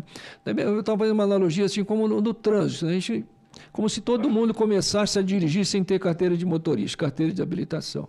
As crianças, desde pequenas, são educadas para, olha, ao atravessar a rua, olhe para um lado, olhe para o outro, sinal vermelho, sinal verde, as crianças vão sendo educadas nesse mundo perigoso, né, do trânsito, né, mas não foram educadas para o mundo digital, da mesma forma como também nós não nos preparamos para vivermos nesse novo ambiente que nos atinge a todos, e com maior possibilidade de sofrer as consequências os mais idosos, os mais jovens, que não têm essa educação digital. Então, o nosso assessor, o Marcelo Malaguti, nos diz o seguinte, que somente com esforço na área de educação se conseguem resolver um número muito grande de problemas na área cibernética. E, às vezes, mesmo tendo conhecimento de determinadas medidas que deveríamos tomar, ainda assim nós deixamos de colocá-las em prática, né? Porque traz mais dificuldade, algum trabalho, né, para trocar senha todo mês, essas coisas que evitam grandes problemas relacionados à segurança cibernética. É questão, então, de educação. Por isso que um dos objetivos, um dos princípios ali é educação, e por isso que o Ministério da Educação participa também deste Comitê Nacional de Cibersegurança. É um dos 13 membros, integrantes do governo. Exato. 13 mais 3 e depois 9 da sociedade civil. Se eu bem lembrei daquela sua colmeia, onde não havia abelhas. Exatamente. Eu considero que a nossa reunião cumpriu o seu objetivo para o momento. Esclareço que os nossos senadores, como eu, também estamos sendo chamados para a sessão deliberativa. Hoje temos assuntos relevantes e atuais, de forma que eu me vejo na contingência de dar por encerrada a reunião, não sem antes lhe agradecer a Vossa Excelência, a sua equipe, que prestigiou grandemente esta reunião. Creio que, antes de encerrarmos a nossa avaliação, deveríamos ter outro encontro, pode ser uma visita que se faça ao gabinete, mas não tenho dúvida de que vamos depender muito de informações institucionais, ou seja, como é que vamos desenvolver, não para trás-mente, mas para frente-mente, as circunstâncias institucionais, ou seja, qual vai ser a ideia de lei de criação do órgão, né? Qual será a participação do... Enfim, a partir daquele último slide, e em homenagem ao senador Isalci, que comparece, passa, por favor, para aquele último que fala dos prejuízos, viu? Aqui, ó. Senador Isalci, esse aqui, nós estamos encerrando a nossa reunião, mas não sem antes lhe conceder a palavra, para o senhor avaliar isso aí. A estimativa de prejuízos levantada no Fórum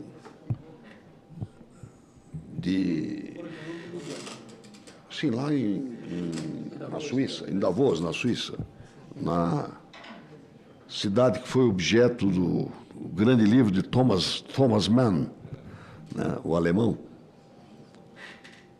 Esse é o prejuízo que seria estimado no Brasil, ou seja, o que os ataques cibernéticos podem produzir num ano, seria praticamente 14% do PIB do Brasil, ou seja, quase 1,5 trilhão de prejuízos que nós teríamos, até justificar o esforço de todos nós. Como o senhor é o nosso contador-geral do Senado, eu coloco isso como teaser, como início para a sua fala que encerrará a reunião.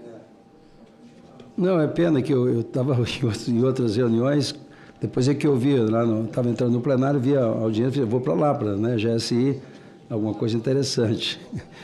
Mas não acompanhei, mas vou acompanhar isso. Nós estamos aí na área de ciência e tecnologia, né? Somos da comissão e estamos falando em inteligência artificial. Aliás, hoje pela manhã, o ponto alto da exposição feita sobre lítio e sobre terras raras, tanto de parte do Ministério de Minas e Energia, Ministério de Ciência, Tecnologia e Informação e da empresa Sigma Lithium, eu fiz o registro no seu nome. A grande novidade a partir do ano passado foi a liberação do FNDCT, esforço para o qual a sua inteligência e a sua dedicação foram essenciais. Obrigado. Mas vamos aprofundar nisso aí, né, na segurança cibernética, né, que o GSI que está responsável por isso lá. Isso é das contas com relação ao governo, né? A interferência. Nós temos a exposição aqui, senador, dando uma linha, colocando uma linha do tempo, a evolução da defesa cibernética, segurança cibernética, e temos a incumbência de apresentar futuramente um projeto de lei tratando da criação de um órgão para regulação, fiscalização e controle da atividade de segurança cibernética, relacionada à segurança cibernética. Tem alguma coisa nas Forças Armadas já, né? Assim, Sim. Todo esse relatório... Toda a linha do tempo sobre o que foi criado, sim. Agora, em elaboração, é o texto do que seria um projeto de lei institucionalizando, não em termos de Força Armada, mas em termos de Brasil, o dispositivo, vamos chamar assim, ou agência, enfim, o órgão caberá ao governo propor, uma vez que isso vai envolver criação de cargos. Ok, vou acompanhar. Eu digo, certamente. Nada mais havendo a tratar, agradeço mais uma vez a participação das senhoras e dos senhores, dos senadores em especial, das autoridades aqui presentes, especialmente ao excelentíssimo senhor ministro de Estado-chefe do Gabinete de Segurança Institucional, Marcos Antônio Amaro dos Santos, sua equipe, e eu percebo que alguns integrantes do comitê estão aqui também. Provavelmente já vieram para a reunião. É assim, Eduardo?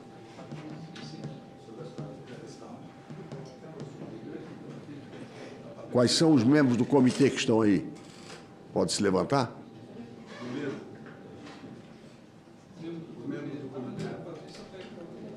Está ali. Bom, são todos bem-vindos e foram muito bem recebidos, com satisfação para todos nós. Muito obrigado, a sessão está encerrada.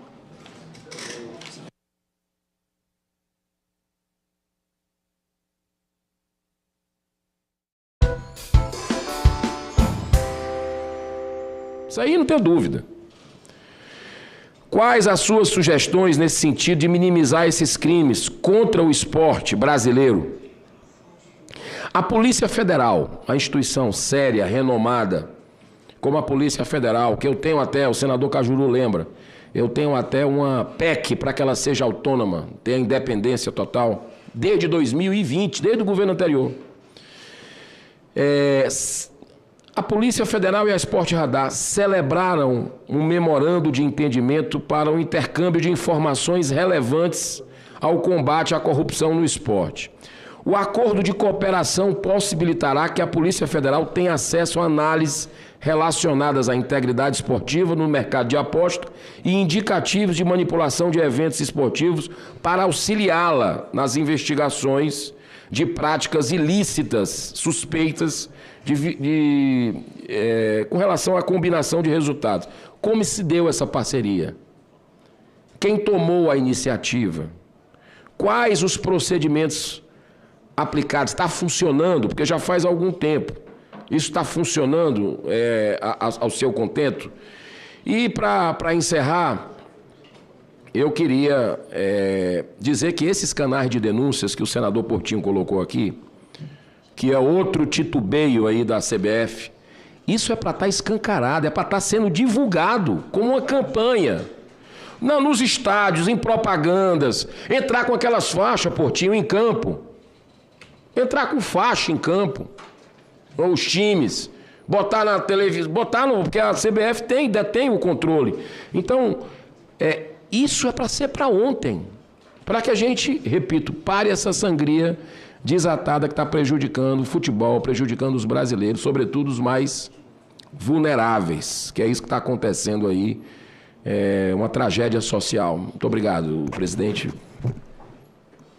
E eu que agradeço a sua objetividade, senador Eduardo Girão, e a compreensão de que há mais um convidado na sessão desta nossa reunião de hoje, 18 de junho de 2024, e queria agradecer muito a presença valiosíssima do representante da Sport Radar, a empresa americana contratada pela Confederação Brasileira de Futebol para as investigações de manipulações de resultados de futebol e de apostas, Felipe Marchetti, colocá-lo à disposição se queira fazer alguma observação final, agradecer a sua advogada, atenta, e eu fico feliz de ver numa CPI, eu que sou acostumado a ver em CPI, né, Girão e Valentim, Romário mais do que nós, né, sempre o convocado ou o convidado, toda hora o advogado está no ouvido dele, né? Tomara que tenha bom hálito, né? Porque é impressionante o que o cara suporta. O tempo inteiro alguma fofoca no ouvido dele, alguma coisa. Fala isso, não responde, cala a boca, né? E aqui não, aqui o tempo inteiro a advogada nem falou, nem se pronunciou, nem ouviu a voz dela, né? Então fica à vontade, Felipe. Tá. Excelentes perguntas, senador. Vamos por partes. Passo a passo. Inteligência artificial, primeiro corte de informação. O FDS, MTS e Integrity Exchange. Debate dos nossos analistas, parte qualitativa. Debate humano para ver se tem algum fator de mitigação que explique aquela movimentação de apostas. Tá? A partir daí, se o jogo foi considerado manipulado, produção de relatório. Tá? Próximo passo, envio do meu e-mail para o e-mail da entidade esportiva contratante. Tá? Esse é o processo. Exatamente esse é o passo a passo, e sempre depois que procurados, também podemos colaborar com a Polícia Federal, com o Ministério Público, com quem for. Já fazendo o gancho da tua outra pergunta, em relação com a Polícia Federal. Desde 2020, a gente tem esse memorando de entendimento com eles.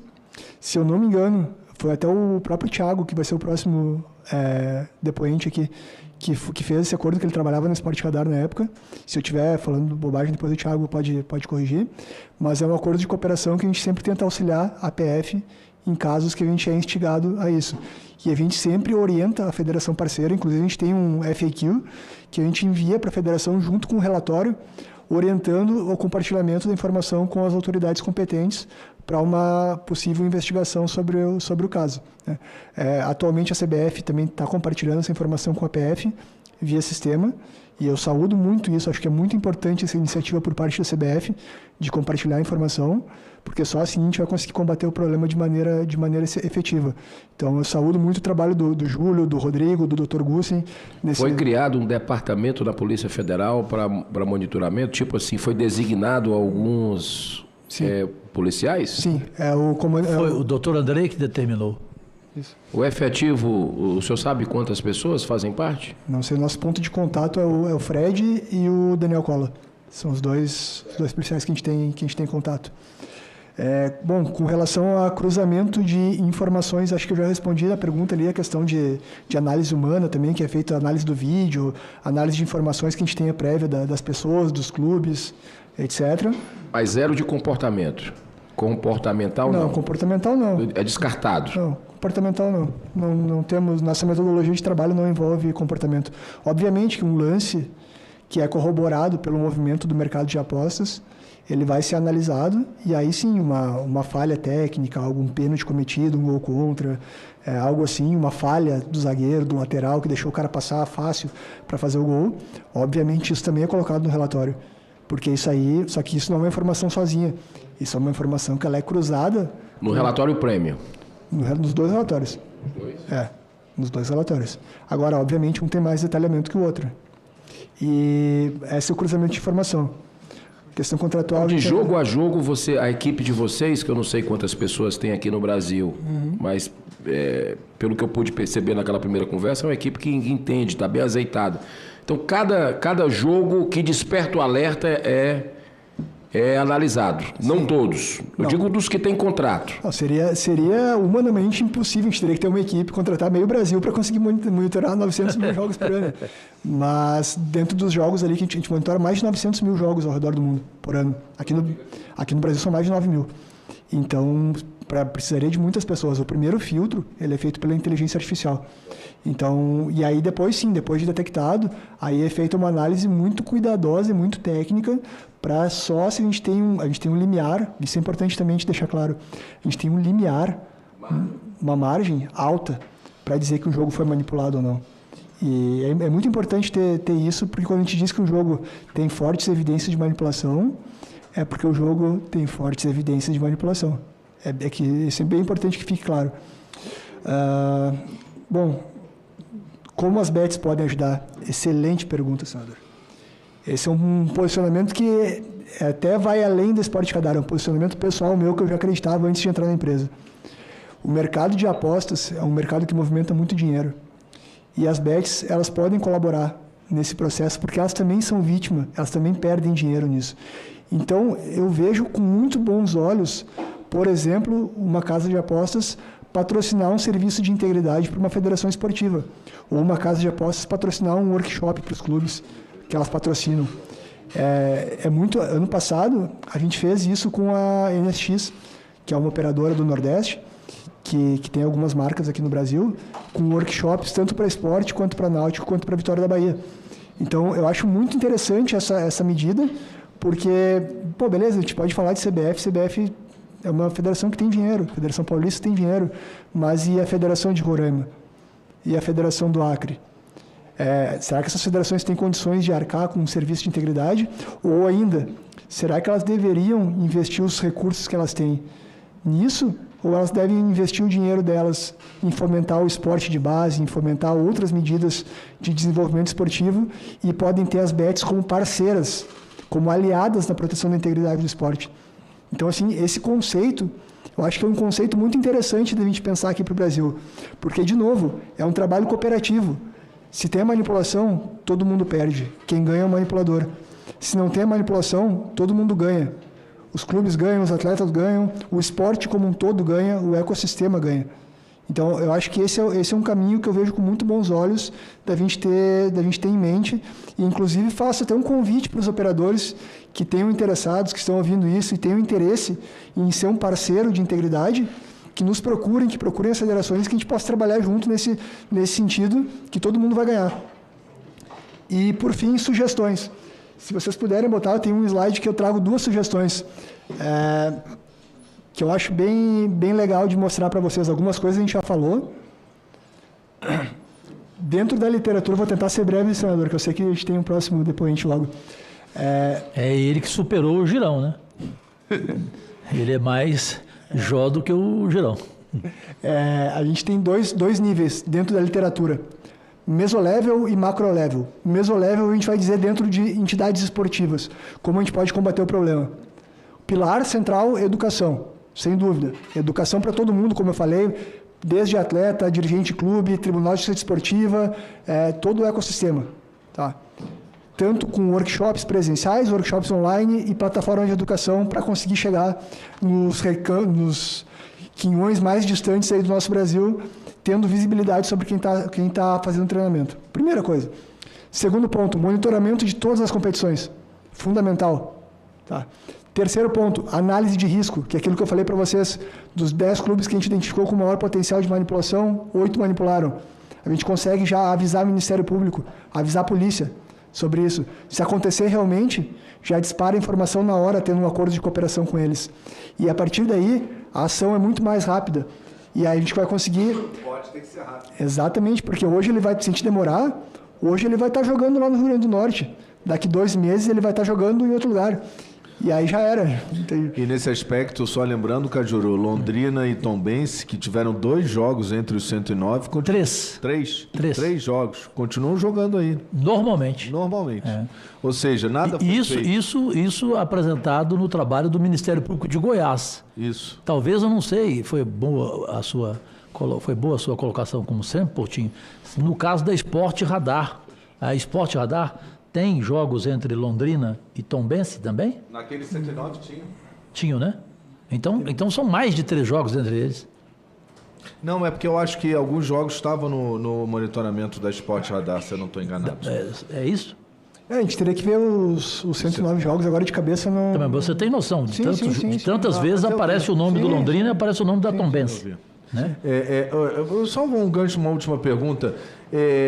As casas de aposta, então, dentro dessa resposta que foi dada ao Girão, seria importante que elas participassem também de acordos de não corrupção no início dos campeonatos, né?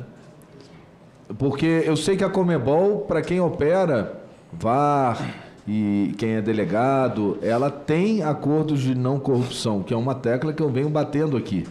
Antes do início dos campeonatos, não vai evitar, mas vai inibir e pode prever sanções além até do próprio CBJD, deixar claro, né? E que eu ressinto que falte isso. Acordos de não corrupção que envolvam árbitros, CBF, times, capitães ou todos os atletas, se for possível, né? Mas também as casas de aposta.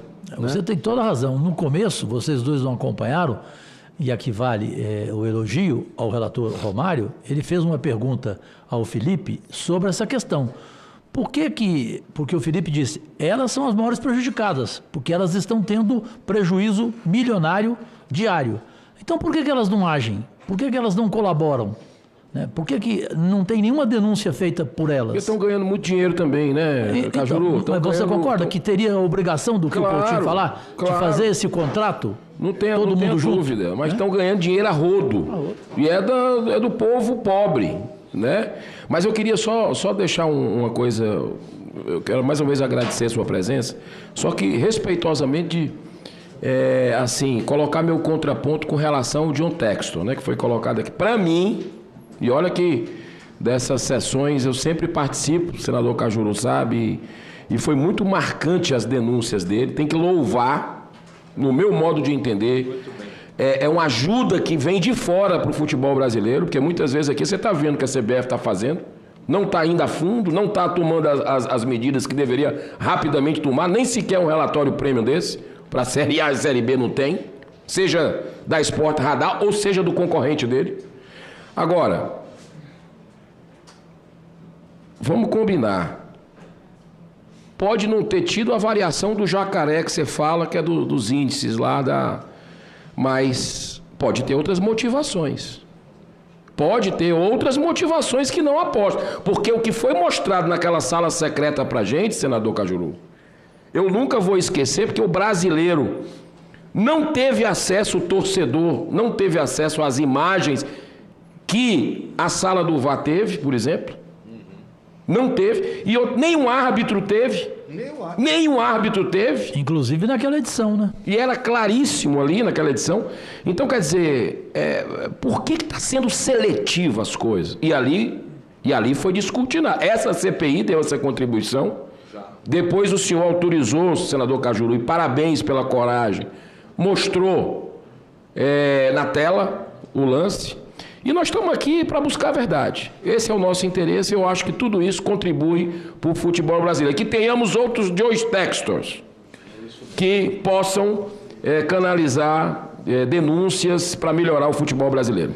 O senador Portinho colocou muito bem, e eu concordo, senador Girão, que se 1% do que ele trouxe for confirmado, for transformado em fato cabal e irrefutável, ele já estará prestando um serviço ao futebol brasileiro, e só essa movimentação dele já é fundamental, porque tem provocado o quê? Novas denúncias, né? Tem provocado tudo isso que nós estamos vendo, fazendo, e temos ainda muito mais a fazer aqui na CPI da manipulação de resultados de futebol. Lembrando que a própria Sport Radar, ela trata como evidências e como indícios. Exatamente. Né? Ela não pode dizer se é prova.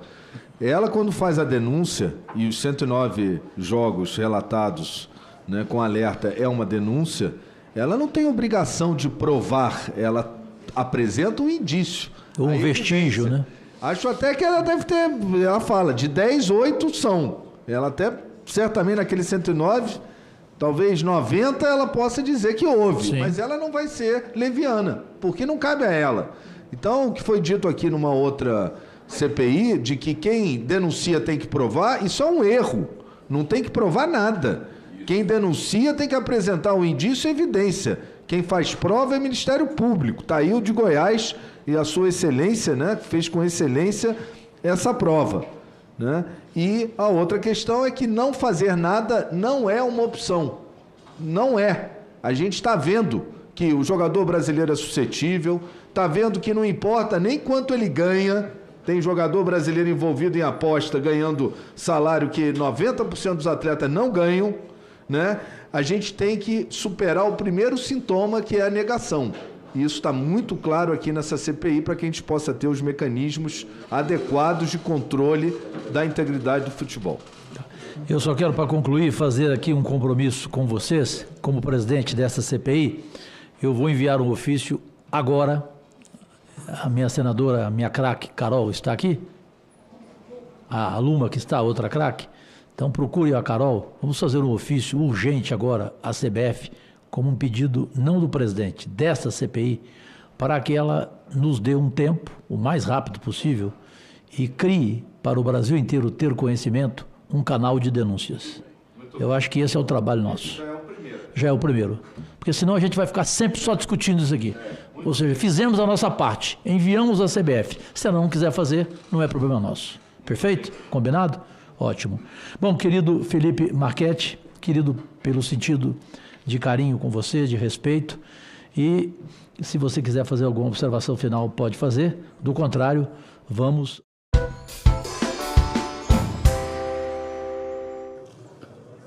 Está reaberta a sessão. Concedo a palavra ao próximo orador inscrito, o senador Jorge Cajuru, senador Paulo Paim, senadora Janaína Farias, senador Rogério Marinho.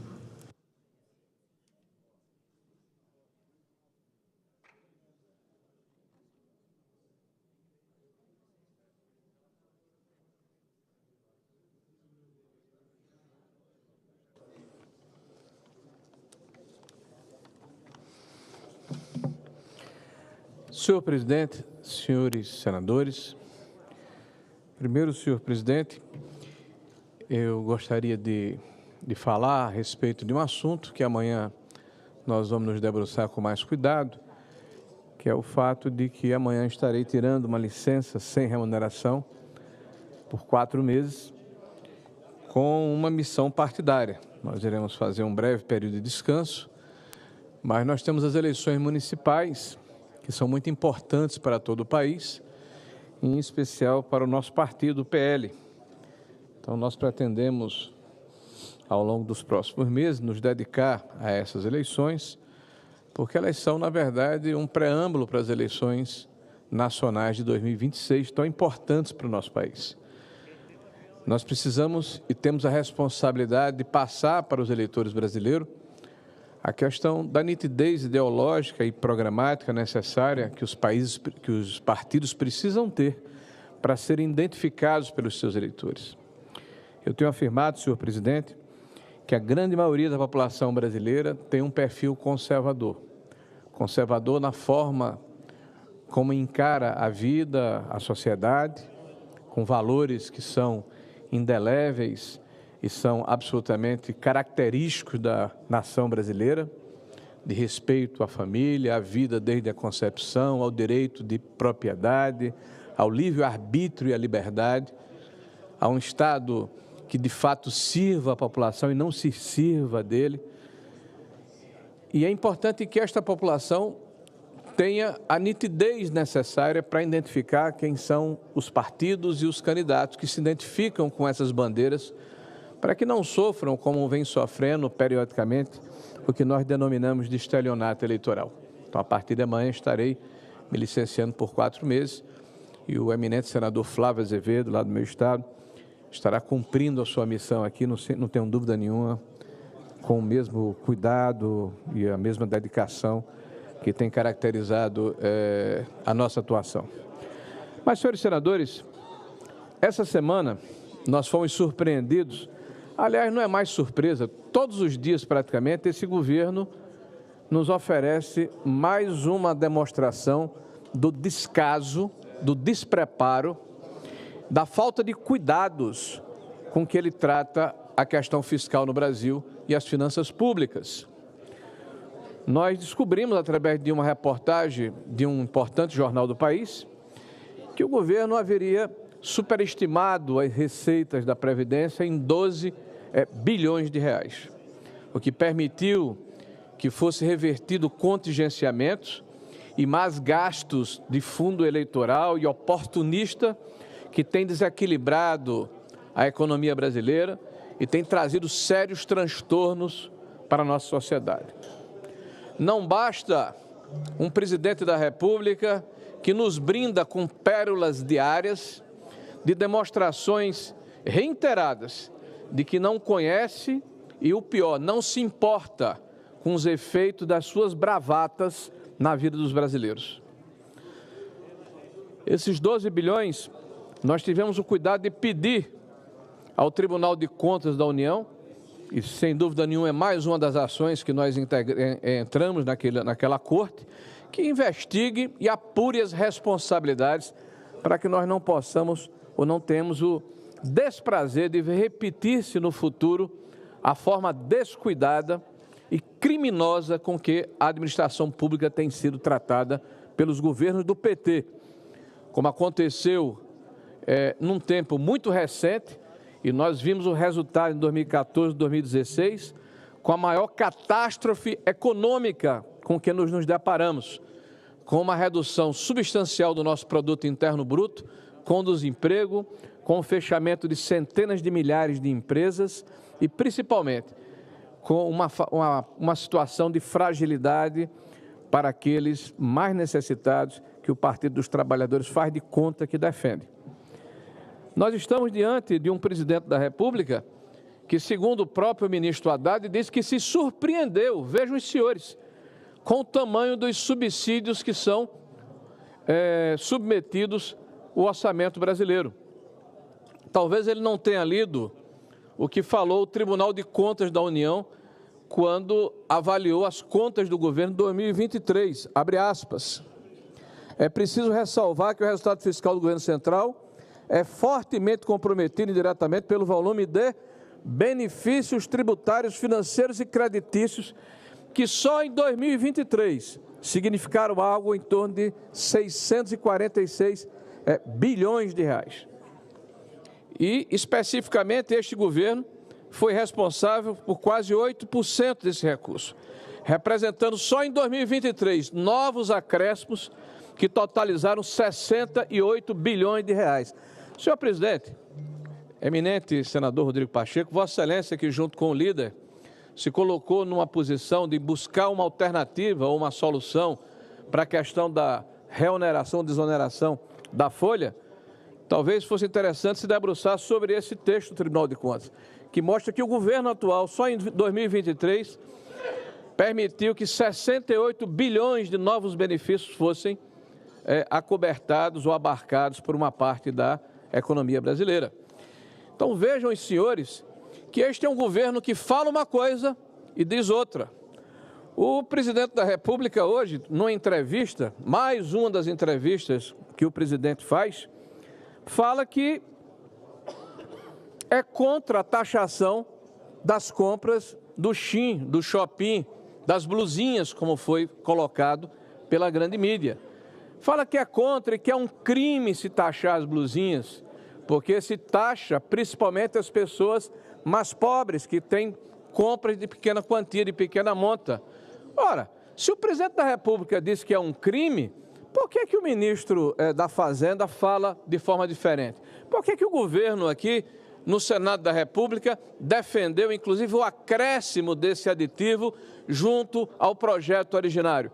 Me parece que há claramente um estelionato na forma como o presidente Lula se dirige à população brasileira, muito mais preocupado com a forma e a maneira como ele é recebido pela população do que em dizer a verdade. E aí vem aquele paradoxo do tal do fake news. O governo está tão preocupado com fake news, mas não está entendendo que o primeiro que seria processado seria o próprio presidente Lula, por fazer e por falar tanto fake news para a sociedade brasileira. Amanhã, provavelmente, nós teremos, eminente senador Oriovisto, mais uma reunião do Copom. E todos os analistas que trabalham o mercado e a economia brasileira avaliam que, diante das declarações feitas pelo presidente Lula, que disse que para resolver a situação fiscal do Brasil é necessário apenas o aumento de arrecadação e a diminuição dos juros, avaliam que a tradução em bom português é que o governo vai continuar aumentando impostos e na hora em que houver a troca do presidente do Banco Central, salve-se quem puder, porque nós vamos voltar à era do Tombini, onde a diminuição dos juros será feita de maneira artificial. Eu espero que o bom senso impere, porque por mais que nós sejamos oposição aqui nessa casa, nós estamos todos embarcados, somos todos passageiros nesse enorme navio ou avião chamado Brasil. Nós queremos e precisamos ter estabilidade política, previsibilidade, segurança jurídica, tá bom de improvisação, tá bom de populismo fiscal. Eu acho que o Brasil não suporta mais a maneira como esse governo está se comportando de maneira errática. Isso prejudica a economia, inibe os investimentos, afugenta aqueles que, porventura, teriam que ter a coragem de alocar recursos para gerar emprego, renda e oportunidade no nosso país. Senhor presidente, eu espero que o Brasil encontre o seu rumo. Nós estamos aqui fazendo o nosso papel de sermos uma oposição vigilante, mas uma oposição propositiva. E Vossa Excelência, que assumiu esse papel de protagonista, de buscar alternativas. Vamos buscar alternativas, senhor presidente, que não onerem mais a população brasileira. O povo brasileiro não aguenta mais aumento de impostos.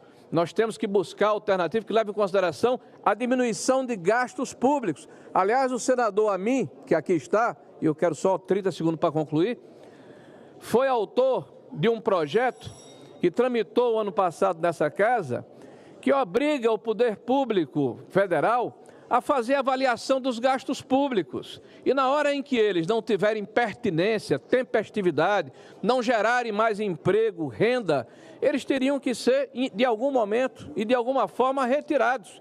Eu acho que esse é que é o caminho do aumento da produtividade, de sensatez na questão da aplicação de recursos e, sobretudo, na eficácia da administração pública. Obrigado, senhor presidente. Obrigado, líder Rogério Marinho. Próximo orador inscrito, senador Plínio Valério. Senador Oriovisto Guimarães.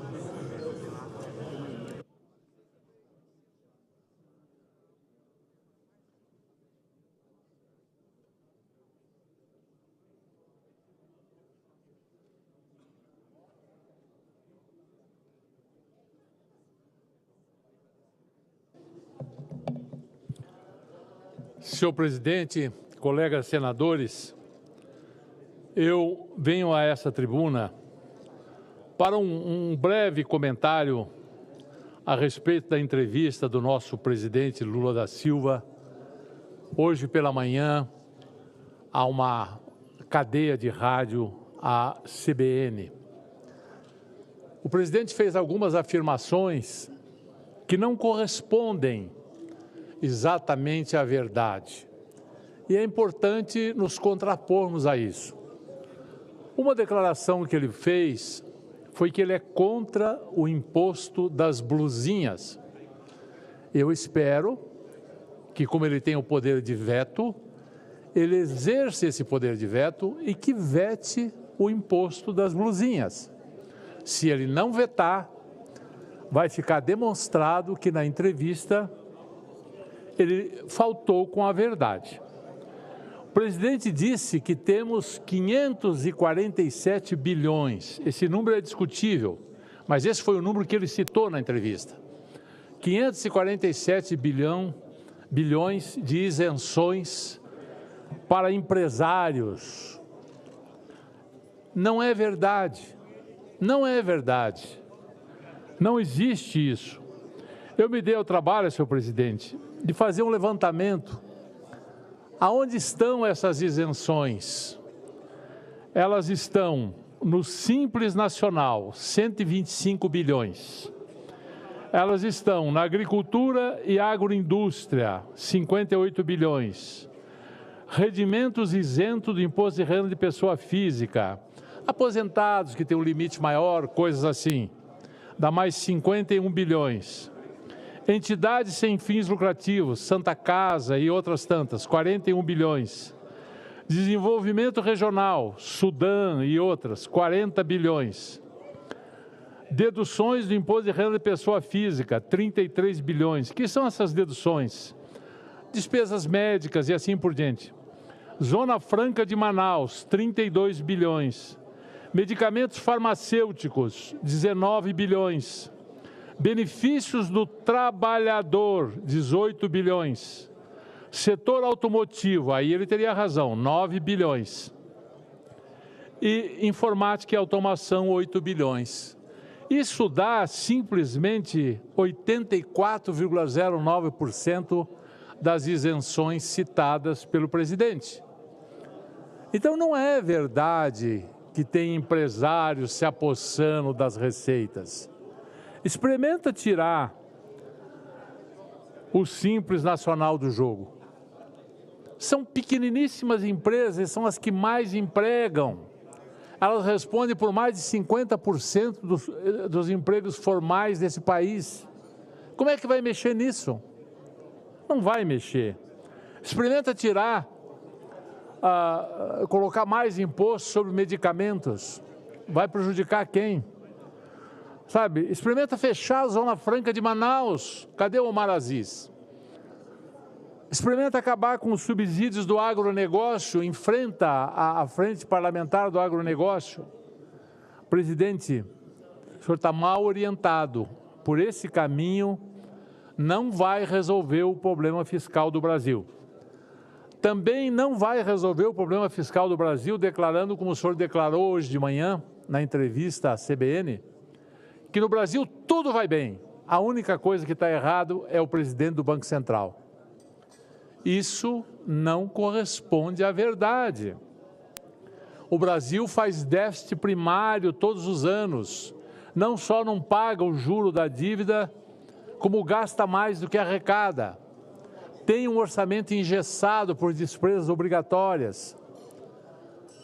O problema é muito mais complexo. Se fosse só trocar o presidente do Banco Central, estava muito fácil. O senhor vai poder trocar daqui a pouquinho. Não vai resolver nada. O problema vai continuar o mesmo, se não piorar. O Banco Central, presidente, não coloca juro alto porque gosta de juro alto. Ele só faz isso porque ele tem compromisso com a meta de inflação. Num governo que tem déficit fiscal, déficit primário, que paga um juro absurdo da dívida que ele mesmo fez, se o Banco Central não colocar o juro em 10,25, ou coisa que o valha, a inflação vai disparar.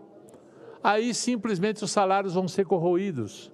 Aí o país vai ficar pior, muito pior do que já está. Então, senhor presidente, eu só vim aqui fazer essas observações para dizer que eu lastimo profundamente que uma entrevista que politicamente pode ser boa, pode pegar as pessoas menos avisadas e achar que o presidente tem razão, mas ele não tem razão. O problema é muito mais sério do que ele quer fazer aparecer. O Estado brasileiro precisa de uma profunda reformulação e não acho que esse governo esteja disposto a fazê-la. Muito obrigado, senhor presidente. Obrigado, senador Oriovisto Guimarães.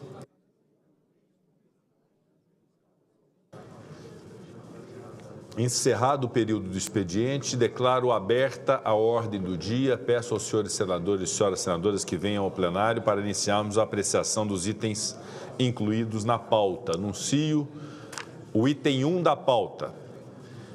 Projeto de Lei 2.308 de 2023 do deputado Gilson Marques, que institui o Marco Legal do Hidrogênio de Baixa Emissão de Carbono, dispõe sobre a Política Nacional do Hidrogênio de Baixa Emissão de Carbono, institui incentivos para a indústria do hidrogênio de baixa emissão de carbono, institui o regime especial de incentivos para a produção de hidrogênio de baixa emissão de carbono, REHIDRO, cria o Programa de Desenvolvimento do Hidrogênio de Baixa Emissão de Carbono, PHBC, e altera as leis números 9.427 de 1996 e 9.478 de 1997.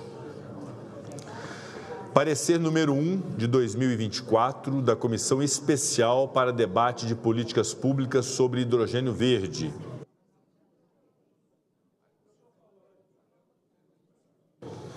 Relator da Comissão Especial, senador Otto Alencar. Favorável ao projeto, as emendas números 5, 6, 9 e 14, parcialmente a emenda número 3, parcialmente a emenda número 8, na forma da emenda número 9, com as emendas números 16, 17, 18, 19 e 20, que apresenta, e pela rejeição das demais emendas. As emendas não acatadas nas comissões são consideradas inexistentes nos termos do artigo 124, inciso 1 do Regimento Interno. Perante a mesa foram apresentadas as emendas números 21 a 40, já disponibilizadas na tramitação da matéria e que serão encaminhadas à publicação.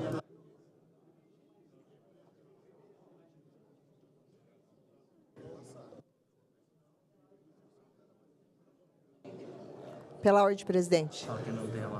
Só quero Com a palavra, pela ordem, a senadora Rosana.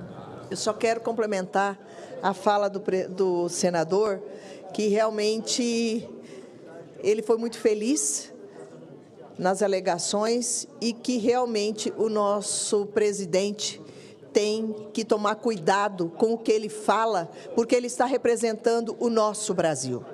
E essas falas, inúmeras vezes, têm colocado todo o segmento, todo o Brasil e principalmente o mercado econômico em instabilidade. Essas falas improvisadas, mal assessorado, está colocando todo o Brasil numa situação lamentável. Então, senador, o senhor realmente foi muito feliz em apontar números que, para falar de como está o Brasil precisa, o nosso presidente tem que se atualizar, ele está mal assessorado e tem que principalmente fazer os deveres de casa, economizar, cortar gastos para que não tenha esse tipo de fala desnecessária. Muito obrigado, presidente. Obrigado, senadora Rosana Martinelli.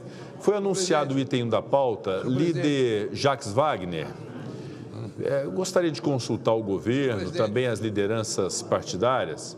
O item 1 da pauta é um importante projeto relativo ao hidrogênio verde, foi objeto da comissão especial para debater esse tema, sob a presidência do senador Cid Gomes e relatoria do senador Otto Alencar. Foram apresentadas 20 emendas em plenário. É sobre esse tema? É sobre esse tema. Perfeito. Vossa Excelência não aceitou uma emenda minha. Não, eu? Uma subemenda, é? Não, mas eu não tenho esse poder todo. Então o Otto está equivocado. Senador, é só o relator que pode acatar ou não a emenda.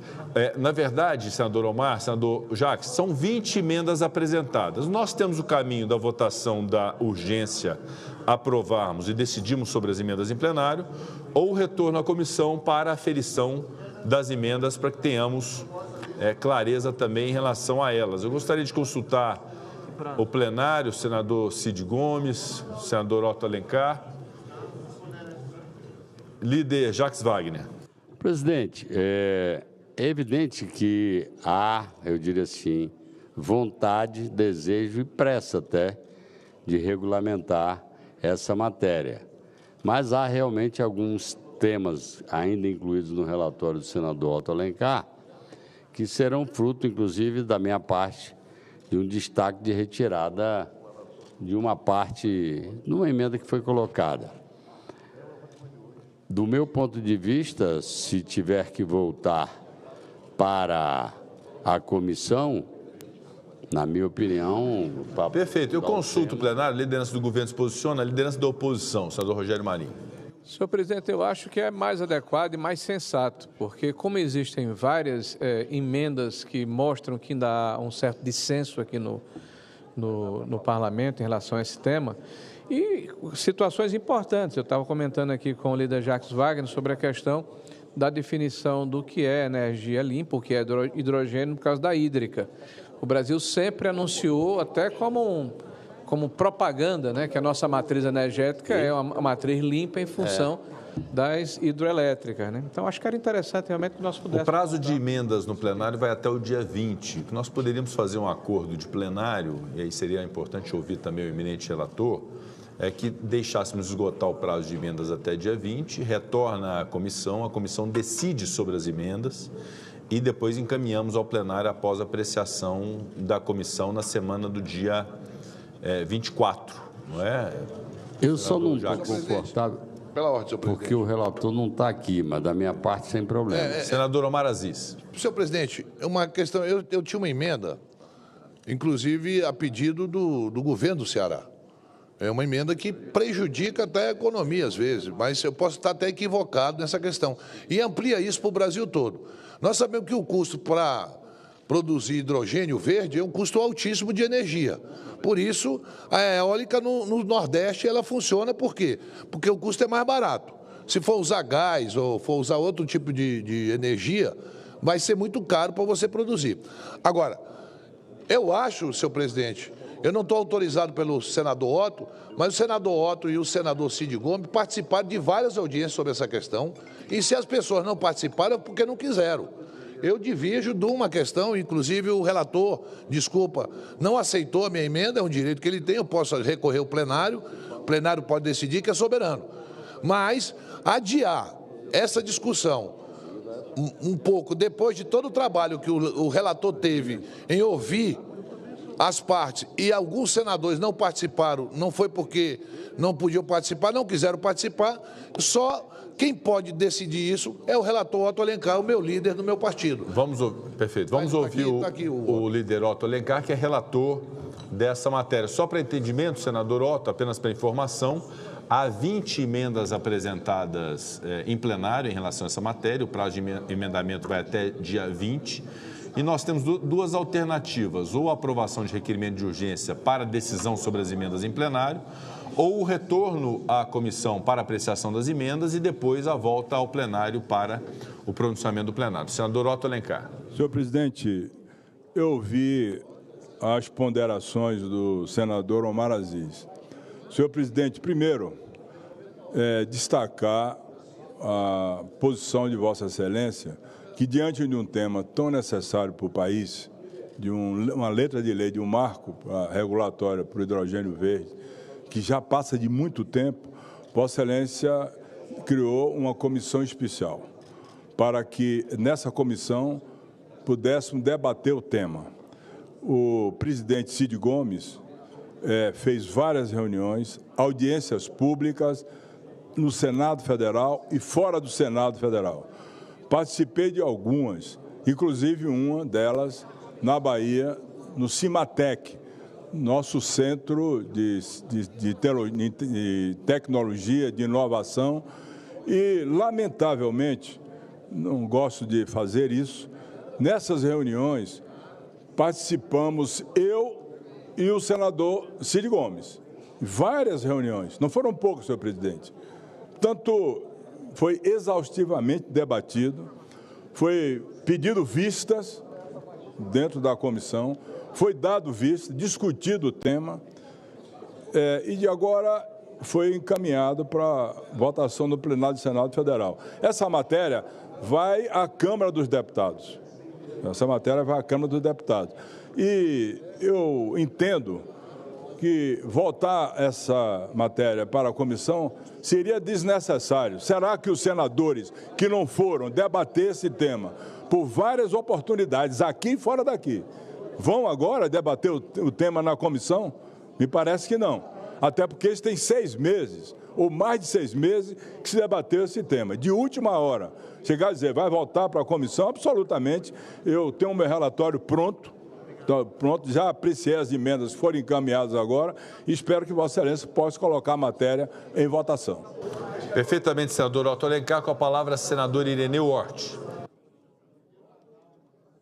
Presidente e colegas senadores, eu acho que é pertinente a colocação que o Otto Alencar faz e os senadores do Nordeste, em função da região Nordeste do país ter uma formação geológica diferente da região Sul. Se nós pegarmos a região Sul, a parte do hidrogênio verde, ela é primordial, é o principal fator de geração de energia. Né?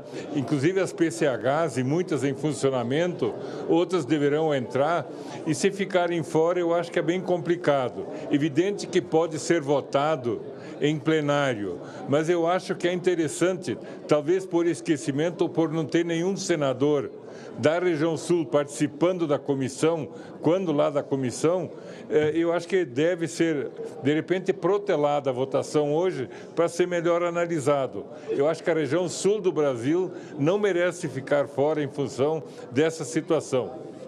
Obrigado. Obrigado, senador Ireneu. Líder Otto Alencar, e consulto também o líder do governo, senador Jacques Wagner. Está compreendido, eu considero que nós temos condições de votar em plenário, precisaríamos aprovar um requerimento de urgência. Eu consulto a liderança do governo, líder Otto, a Vossa Excelência, a liderança do governo, a liderança de oposição, se poderíamos, até à luz do que dito pelo senador Ireneu Hort, considerando que foi pautado agora nesta terça-feira, um encaminhamento que seria um encaminhamento eventualmente razoável, senador Otto, seria nós aprovarmos o requerimento de urgência na data de hoje e transferirmos para amanhã para que os senadores tenham 24 horas para poder apreciar o texto, considerando a sua complexidade, e votarmos amanhã diretamente no plenário sem a necessidade do retorno à comissão. Então, agora é uma proposta de encaminhamento que eu acho que combina os interesses, né, de maior conhecimento, maior aprofundamento em relação ao tema no plenário e, ao mesmo tempo, evita o retorno à comissão, e já deliberaríamos essa semana mesmo esse projeto. Líder Otto Alencar. Senhor presidente, só ouvir a colocação do senador Ireneu. Devo dizer ao senador que o senador Reisen, antes de Vossa Excelência chegar aqui, era membro da comissão e nunca compareceu a nenhuma das reuniões. Tanto tinha, sim, representante do Sul. Agora, se a importância devida não foi dada, lamento. Mas as reuniões todas foram chamadas, convocadas, aqui no Senado, fora do Senado, debatido e discutido. Esse tema, então, ele fazia parte da comissão. Não houve comparecimento. Senador Otto, Vossa Excelência concorda? Acha razoável esse encaminhamento? Nós aprovamos o requerimento de urgência e votamos o texto amanhã? Aí é 24 horas para que os senadores e senadoras possam ter conhecimento e, eventualmente, também um acordo, porque há um destaque do PT em relação a um dispositivo, também é o tempo necessário para que haja conversa com o relator em relação a esse ponto. Líder Otto. Senhor presidente, claro, eu gosto do entendimento, do debate. E se quiser debater antes do plenário, vamos para a comissão debater, não tem nenhum problema. Não, aí fazemos esse encaminhamento, eu acho que todos concordam. Nós votamos a urgência e amanhã, então, nós votamos o mérito do projeto. Está acatada a proposta. Senador Omar Aziz. Senhor presidente, o senador Otto, ele tem razão sobre os debates que houveram sobre essa questão. Teve uma emenda que foi rejeitada, que depois vou pedir destaque para Vossa Excelência, para ver se o plenário. Mas eu ia sugerir que a gente começasse amanhã os trabalhos às 14 horas, porque nós temos autoridades para votar e tem esse debate sobre essa questão. Amanhã nós vamos votar várias autoridades, que consta que nós estamos numa semana. Então, em vez de a gente começar às 17 horas, 16h30, começar às 14 horas, porque amanhã tem, inclusive, sabatina do ministro Mauro Campbell, mas até às 14 horas já deve ter sido aprovado.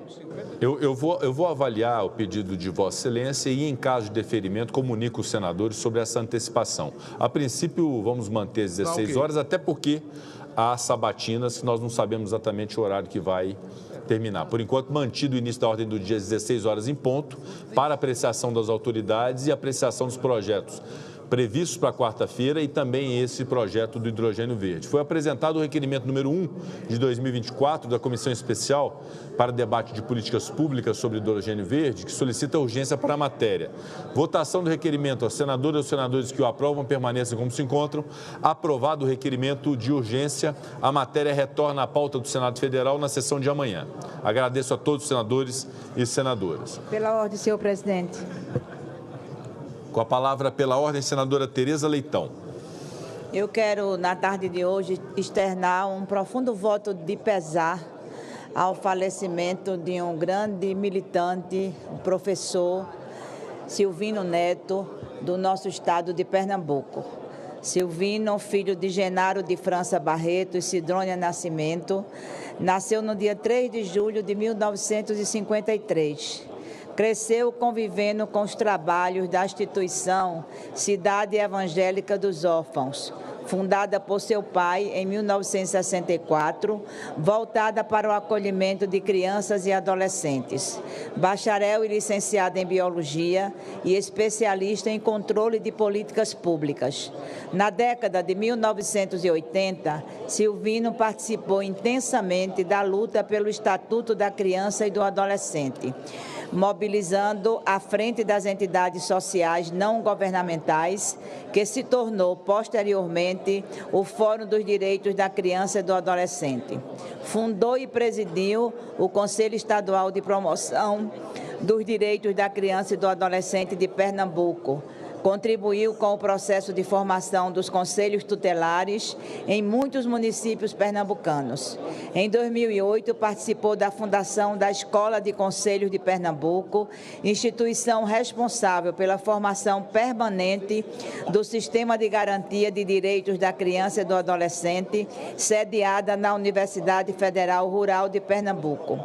Publicou livros sobre as memórias de suas vivências no Sistema de Garantia de Direitos e, mesmo aposentado, Silvino Neto dedicou os últimos dias da sua vida atuando na Escola de Conselhos de Pernambuco e lutando pela manutenção da Cidade Evangélica dos Órfãos.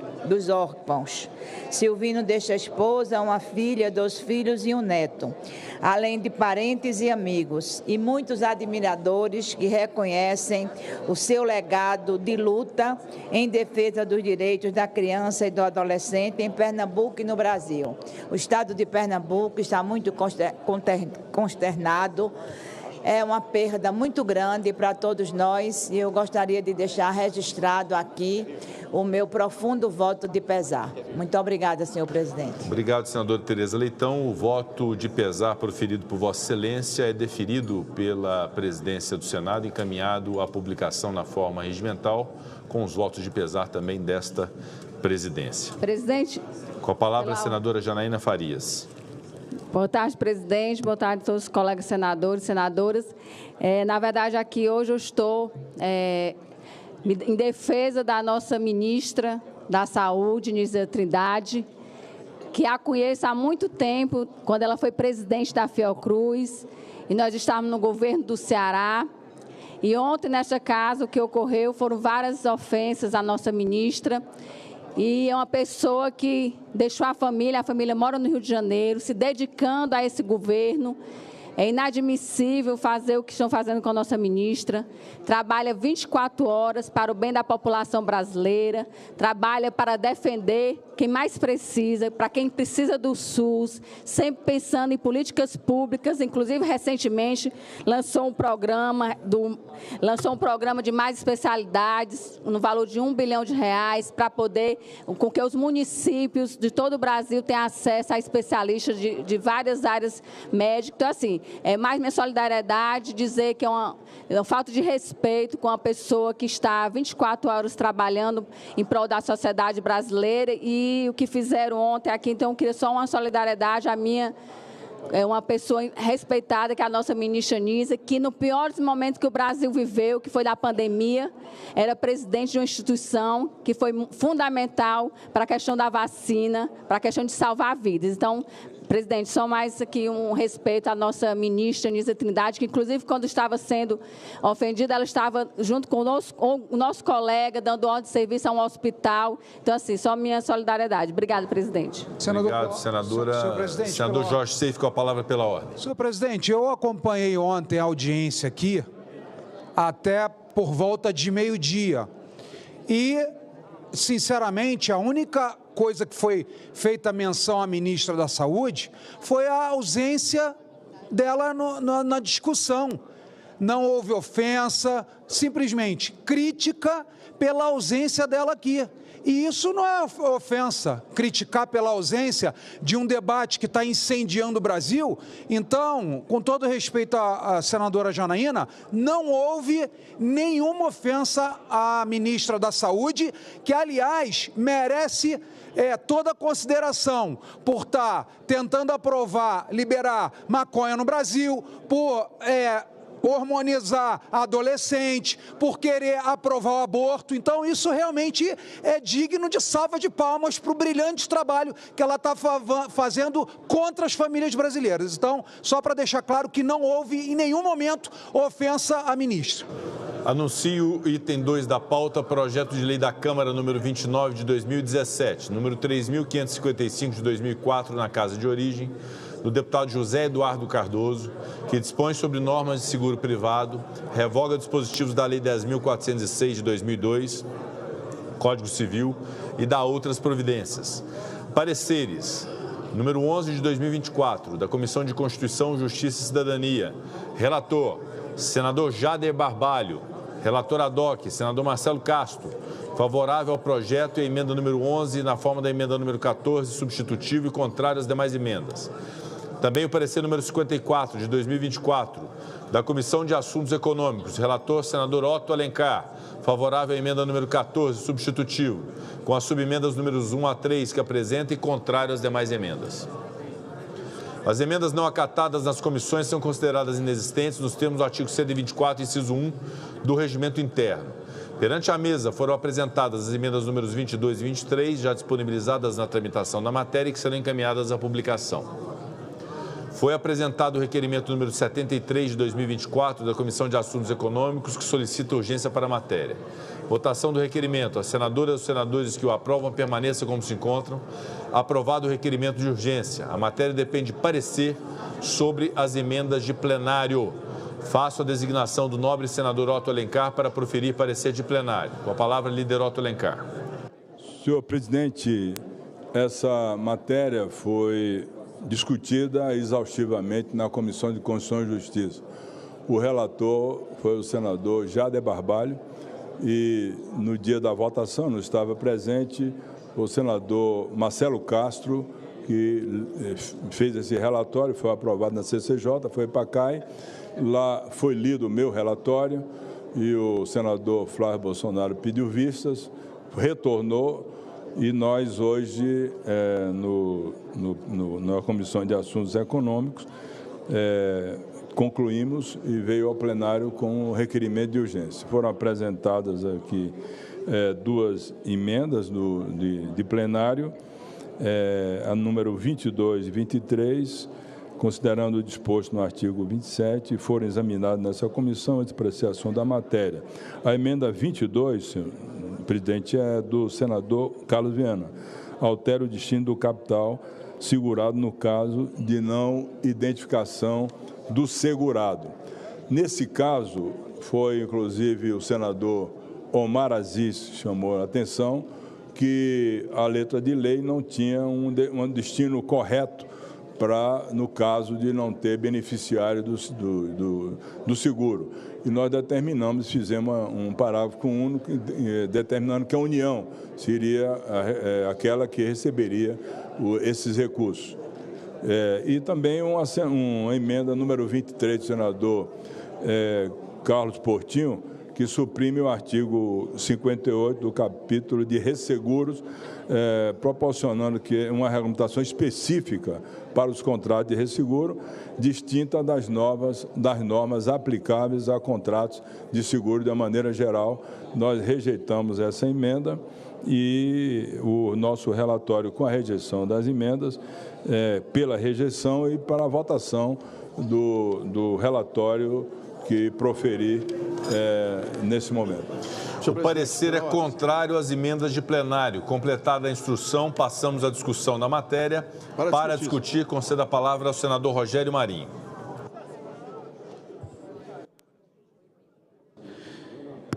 Na verdade, eu quero ressaltar aqui a importância desse projeto, chama a atenção dos meus pares, porque, sem dúvida nenhuma, a modernização e, eu diria, a melhoria da nossa legislação no que tange a questão dos seguros é uma medida profilática, é uma medida saudável, é uma medida necessária.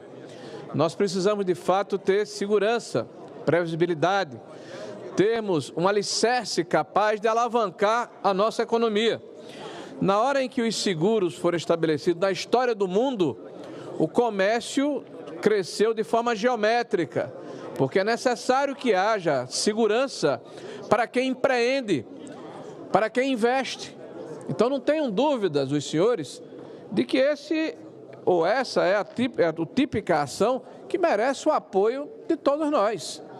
Toda a sociedade abraça e aplaude um projeto que moderniza, que dá maior segurança ao nosso setor de seguros. Agora, a nossa preocupação, senhor presidente, e por isso que pedi para discutir, porque a gente teria um tempo maior, é que fizemos uma emenda que foi assinada pelo eminente senador Carlos Portinho, aliás, duas, em relação ao artigo 58, e aí eu chamo a atenção do nobre relator e do líder do governo, o senador Jacques Wagner, dos demais líderes dos demais partidos aqui presentes, Marcelo Castro. A nossa preocupação é que o setor de seguros é um setor tão delicado, e vejo o que aconteceu agora recentemente com a catástrofe do Rio Grande do Sul, é um setor tão sensível que é uma necessidade asseverada e corroborada pelas experiências que aconteceram ao longo de séculos no mundo inteiro, de que haja uma divisão do risco, uma diversificação do risco. Quanto maior e mais vultoso for o seguro, maior a necessidade de pulverizar, a necessidade de fazer frente a esse risco. E aí surgiu o Instituto do Resseguro, que não é uma situação apenas do nosso país, é uma questão no mundo inteiro, o resseguro. E a inovação feita dentro do projeto, ao invés de modernizar, retrocede o mercado de seguro no Brasil, senhor presidente. Eu gostaria muito que os senhores senadores, independente de partido político, isso é uma ação de Estado brasileiro, prestassem atenção no que eu estou falando aqui. Olha a importância do que a gente está discutindo. Nós temos em torno de 130 empresas de resseguro no Brasil, em torno de 130. Pouco mais de 15 ou 16 empresas são empresas nacionais. As demais empresas são de fora do país, porque elas têm capital, porque elas têm expertise, porque elas têm condição de suportar a necessidade de garantir o risco dos investimentos, dos empreendimentos, senador Alessandro, que são feitos no Brasil, na 8ª economia do mundo. Este projeto, neste artigo, determina que há uma concordância tácita no aceite do resseguro, o que restringe no prazo de 20 dias, o que praticamente elimina essas empresas do mercado. Em vez de 130 empresas, teremos 15, 14, 13. Qual é o resultado disso?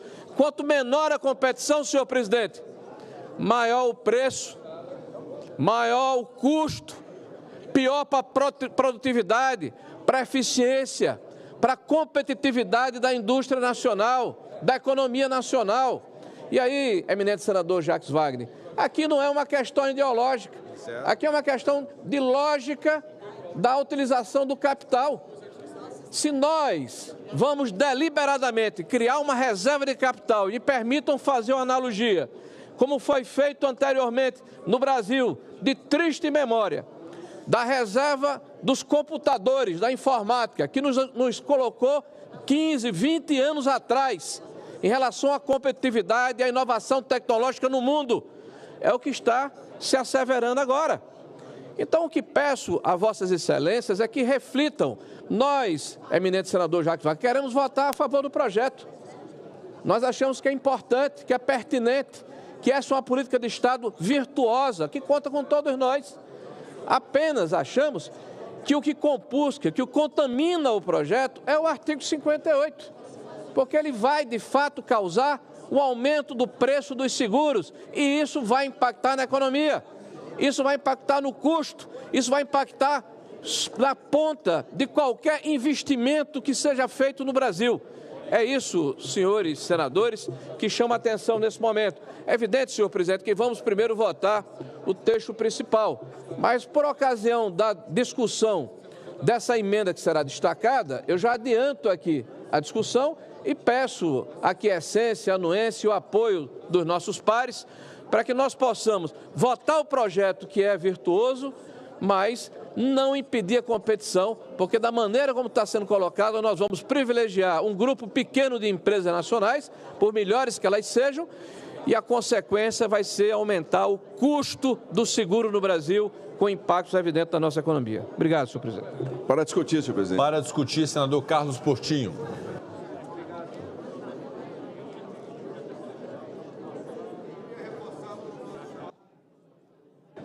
Reforçar para todos os nossos pares, isso é zero ideológico, não tem nada a ver com questão político-partidária. Isso é projeto de Estado. O país está se modernizando, a lei do seguro é boa, o texto base, perfeito. Apenas a parte que trata de resseguro, que é o que nós estamos discutindo. A maioria das empresas de resseguro, naturalmente, estão fora, são empresas estrangeiras. Que bom! A gente abriu o mercado. Antes era como querem que seja agora. Antes, com o mercado fechado, prevalecia esse silêncio positivo. Ou seja, eu encaminho para a minha resseguradora, se ela em 20 dias não contestar, ela aceitou. Antes, quando o mercado era fechado, era assim. Quando em 2011 se abriu o mercado, isso foi bom para a concorrência, para o barateamento, para a segurança, porque a gente está falando de resseguro, as empresas estrangeiras vieram para o Brasil.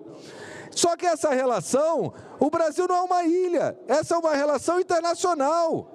Na hora que a gente coloca numa lei nacional, por exemplo, que essa cláusula de silêncio vai prevalecer de forma tácita, isso pode valer aqui no Brasil, mas para a resseguradora que está lá fora, isso não vale de nada, isso vai gerar conflito ou, como disse o senador Rogério Marinho, vai afastar essas resseguradoras que são as maiores do mundo, do mercado brasileiro. Vai forçar uma concentração de mercado, vai encarecer, por falta de concorrência, justamente o resseguro. A lei que a gente vai aprovar, o texto base, é de seguros.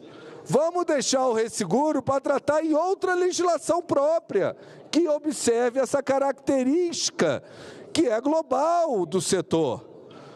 Essa é a defesa, então, para suprimir essa parte do resseguro, especialmente esse artigo do silêncio tácito, que gera aceite, que vai valer aqui dentro no Brasil, não vai valer para a resseguradora que está lá fora. E a gente vai criar um ponto de conflito. Para discutir, conceda a palavra ao senador Carlos Viana. Obrigado, senhor presidente Rodrigo Pacheco. Eu apresentei uma emenda sobre um ponto que estava realmente obscuro, não teria sido abordado pelo projeto, que era a questão de para onde iriam os recursos caso não houvesse um beneficiário identificado. Nós colocamos aqui o pedido para que o dinheiro vá para um fundo de calamidades públicas, de prevenção, para que possa ser usado nas várias propostas públicas que nós precisamos trazer de volta ao país para evitar as catástrofes. Nada mais justo. Se é um dinheiro que vem de um seguro de grande escala, de uma tragédia, se não há quem seja identificado para receber, não é a União que tem que pegar esse dinheiro e se colocar no orçamento. Nós precisamos, senhores senadores e senadoras, criar no Brasil, estruturar cada vez mais políticas de prevenção. Porque hoje, por exemplo, estamos aqui debatendo a tragédia com os nossos irmãos gaúchos lá na cidade de Porto Alegre. Se recentemente o prefeito tivesse vindo aqui, feito uma análise, o governador, falar, olha, eu preciso de 50 bilhões para evitar o número de mortes, que a minha cidade seja destruída. Ele não ia ter esse dinheiro. Ninguém ia entregar para ele, para nenhuma capital brasileira. Agora, quando acontece o problema, todos nós lamentamos o luto, fazemos grandes campanhas. Por que nós não podemos, no Brasil, começar a trabalhar prevenção? Há um projeto que fui relator, que já está aprovado nessa casa, seguiu para a Câmara, em que nós estamos prevendo que, inclusive, parte das multas ambientais do Brasil sejam utilizadas em questões de prevenção, como as de Petrópolis, por exemplo, no Rio de Janeiro, como as do meu estado, em várias áreas de risco. Mas a nossa insensibilidade do atual governo é impressionante. A questão é, tem que deixar acontecer a tragédia para depois nós buscarmos os recursos. Não. Vamos começar a criar fundos para que a gente possa trabalhar as políticas públicas. Foi essa a intenção da minha proposta, que eu entendo muito relevante. Por que nós temos que mandar para o Tesouro um dinheiro que pode ser usado, destinado diretamente a proteger a população? Faço aqui, inclusive, ao Liderato, né, um pedido de revisão dessa questão do encaminhamento dos recursos. Porque eu entendo, nós precisamos sair da cultura do luto, da cultura da tragédia, para a cultura dos países mais desenvolvidos, que é prevenção. Eu cito, senhores, um exemplo da minha capital, da nossa cidade, Belo Horizonte. Quando repórter, no ano de 2002, eu fui cobrir uma tragédia de deslizamento em uma das favelas de Belo Horizonte, chama Morro das Pedras. 8 pessoas da mesma família soterradas e mortas naquele dia. Uma tragédia que comoveu toda a cidade. Depois, nós começamos a cobrar e a discutir. Belo Horizonte criou um grande programa de prevenção de encostas, com voluntariado dos moradores, com incentivo, com obras. Nunca mais tivemos um problema de desmoronamento com morte nas áreas de vilas e favelas, nas áreas, a cidade formal e que começou a ter ocorrências. Essa experiência me impactou muito, por isso eu trago mais uma vez. Se nós podemos pegar o seguro, que não tem uma destinação do prêmio, e não podemos mandar para um fundo que nos ajude a prever e a resolver questões antecipadamente, como aconteceu em Porto Alegre, por que isso? Por que não? Essa mudança de mentalidade que nós precisamos ter no Brasil. É a minha contribuição, senhor presidente. E o meu pedido ao Liderato, é que a gente possa rever, quem sabe, dar a destinação que eu entendo mais correta para esse dinheiro. Muito obrigado. Para discutir, senador Sérgio Moro. Presidente, esse é um tema que não tem nada de polarização nem ideológico, é um projeto de lei técnico feito, relatado pelo senador Otto, mas nessa linha existe uma série de preocupações, porque, muito embora as intenções sejam positivas, alguns equívocos podem gerar dificuldades para a atividade do seguro e do resseguro aqui no país. Eu quero endossar aqui a manifestação do senador Carlos Portinho, porque também fui incessantemente procurado por empresas de resseguro no Brasil, que estavam extremamente preocupadas com o teor do capítulo de resseguros constante nesse projeto. Apresentamos emenda supressiva desse capítulo, não foi acolhida pelo relator, mas solicitaria, se possível, que o relator, o senador Otto, pudesse então rever esse ponto em especial. A atividade de resseguro tem uma especificidade, já tem lei própria, e creio que ela demandaria uma discussão à parte desse projeto sobre seguro. Um outro ponto também que gostaria aqui de chamar a atenção dos pares e pedir novamente ao relator que reveja esse ponto, que, a meu ver, é um ponto bastante importante, porque a lei deixa claro, senador Pacheco, que a atividade de seguro se aplica à lei brasileira, a lei prevista, o projeto, inclusive, que nós estamos aqui aplicados.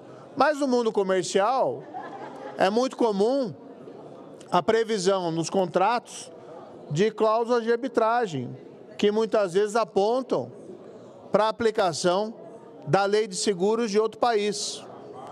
E a legislação aqui não deixa claro se está acabando com essa possibilidade, o que vai de certa maneira, nos colocar fora de uma possibilidade mais ampla de conexão de mercados internacionais. É uma emenda que eu apresentei ao projeto, uma emenda simples, que não destoa do conteúdo do projeto, mas deixa claro que, sim, a lei brasileira se aplica, salvo se também tiver uma previsão em cláusula de arbitragem e aplicação de uma legislação estrangeira. Deixar as partes fazer essa deliberação. São os dois pontos principais, sem prejuízo aí de fazer os elogios necessários ao trabalho que foi feito pelo senador Otto. Para discutir, líder Jacques Wagner. Na verdade, é para esclarecer um pouco esse ponto. Como foi dito aqui pelo senador líder da oposição, Rogério Marinho, que para mim é tristeza está tirando uma licença de 4 meses, 80% do resseguro feito no Brasil, eu estou aqui ao lado de um ex-deputado que trabalhou na SUSEP, etc. 80% do resseguro feito no Brasil já é de empresas brasileiras, que não quer dizer de donos brasileiros, empresas que se instalaram aqui. Porque ninguém pede de uma resseguradora se instalar aqui no Brasil. Então, para esses 80%, o projeto que está em discussão não muda absolutamente nada. Agora, eu peço vênia aos colegas, mas não vejo sentido em alguém que não tem sede aqui, mas pode fazer o resseguro aqui, que ele queira usar como balizamento a legislação do seu país de origem. Eu nunca vi isso. Se você está atuando num país, independente se está instalado ou não aqui, você obedece às regras desse país. É assim com qualquer empresa nossa que queira se instalar em outro país. Você se instala em outro país, você tem que aderir às regras. O que o senador Moro falou aqui é óbvio, se no contrato tiver uma previsão de arbitragem em qualquer câmara de arbitragem, é outra coisa. Mas a luz... Você precisa colocar a ressalva na lei, senão vai dar confusão. Não, eu sei, mas é que Vossa Excelência não está dizendo que não é para obedecer à lei local. Está dizendo que a arbitragem pode ser estabelecida em qualquer Câmara Arbitral do mundo, eu concordo. Mas a arbitragem pode eleger a lei aplicada. Não, aí já não concordo. Não, porque eu não sou obrigado a aderir. Senador, deixa eu lhe dizer, a resseguradora vem para cá. O que ele recebe do resseguro vai para onde? Vai para a matriz. Então não fica aqui o dinheiro. Então eu já estou perdendo esse dinheiro. Porque se for uma empresa, repito, não precisa ser nacional, instalada aqui, óbvio que esse dinheiro vai ficar aqui. Mas quem dá garantia é isso, quem está lá fora. Não, tem 80%, senador Portinho, segundo a informação, que já são de resseguradoras nacionais. Então, do meu ponto de vista, eu não vejo por que alguém queira se instalar aqui e abocar a lei do seu país de origem para fazer isso. Eu próprio, sobre o item que Vossa Excelência colocou, eu próprio fiz uma emenda, não me lembro se na CAI ou na CCJ, exatamente para estender o prazo da chamada que o senhor falou, lei do silêncio. Ou seja, que você dê um espaço maior para a resseguradora se manifestar. Todo mundo sabe que seguradora sempre tem cláusulas que vão dar panos para manga de discussão. Aquelas letras pequenininhas que ficam lá embaixo, que às vezes a gente não lê, e depois, quando vai cobrar o seguro, é no seguro. No resseguro, não sei se tem, que eu nunca fiz resseguro. Mas o que eu quero dizer, presidente, o projeto da relatoria do senador Otto, na minha opinião, está muito bem posto. Eu não acho que isso vai afugentar ninguém. O mercado brasileiro é um mercado importante. E, repito, se as empresas quiserem aqui se instalar, elas serão bem-vindas, como são várias multinacionais. Para discutir, senador líder Randolfo Rodrigues. Presidente, esse projeto, essa legislação moderniza o mercado de seguros no Brasil. Ela institui uma nova lei geral de seguros à luz da realidade brasileira e, o mais importante, traz para a arbitragem nacional todas as controvérsias que ocorrerem entre empresas de seguros, sem impedir empresas internacionais que aqui se estabeleçam. Não há impedimento nenhum, só que em todos os campos e todos os temas do mercado, eles têm que se submeter à lei nacional. Em primeiro lugar, o projeto aumenta a segurança jurídica e a transparência. Eu queria cumprimentar o relatório do senador Otto nesse sentido. A lei confere um poder regulamentar para a entidade fiscalizadora do mercado de seguros, que era ausente e que deixava ao arbítrio da própria empresa responsável pelos seguros anteriormente. Outros países adotam lei igual. Isso aí não vai ser uma jabuticaba brasileira, meu querido senador. Outros países adotam lei igual e lei mais abrangente. E, acima de tudo, eu acho que o fundamental do projeto que está aqui é trazer a questão dos seguros e as controvérsias que existem em relação aos seguros para serem resolvidos pela arbitragem brasileira. Eu não entendo os colegas da oposição porque se contrapõem. Eu acho que eles esqueceram aquela parte do, como é que é mesmo? Brasil acima de tudo. Né? Brasil acima de tudo vai sempre na consigna, mas aqui o Brasil fica atrás. Eles preferem manter a arbitragem internacional sobre as empresas internacionais que aqui se estabelecem e até sobre as empresas brasileiras na controvérsia, do que restabelecer todo o mercado de seguros para estar na órbita da legislação do ordenamento jurídico brasileiro. É parte do Brasil acima de tudo, parece-me que era só falácia em campanha.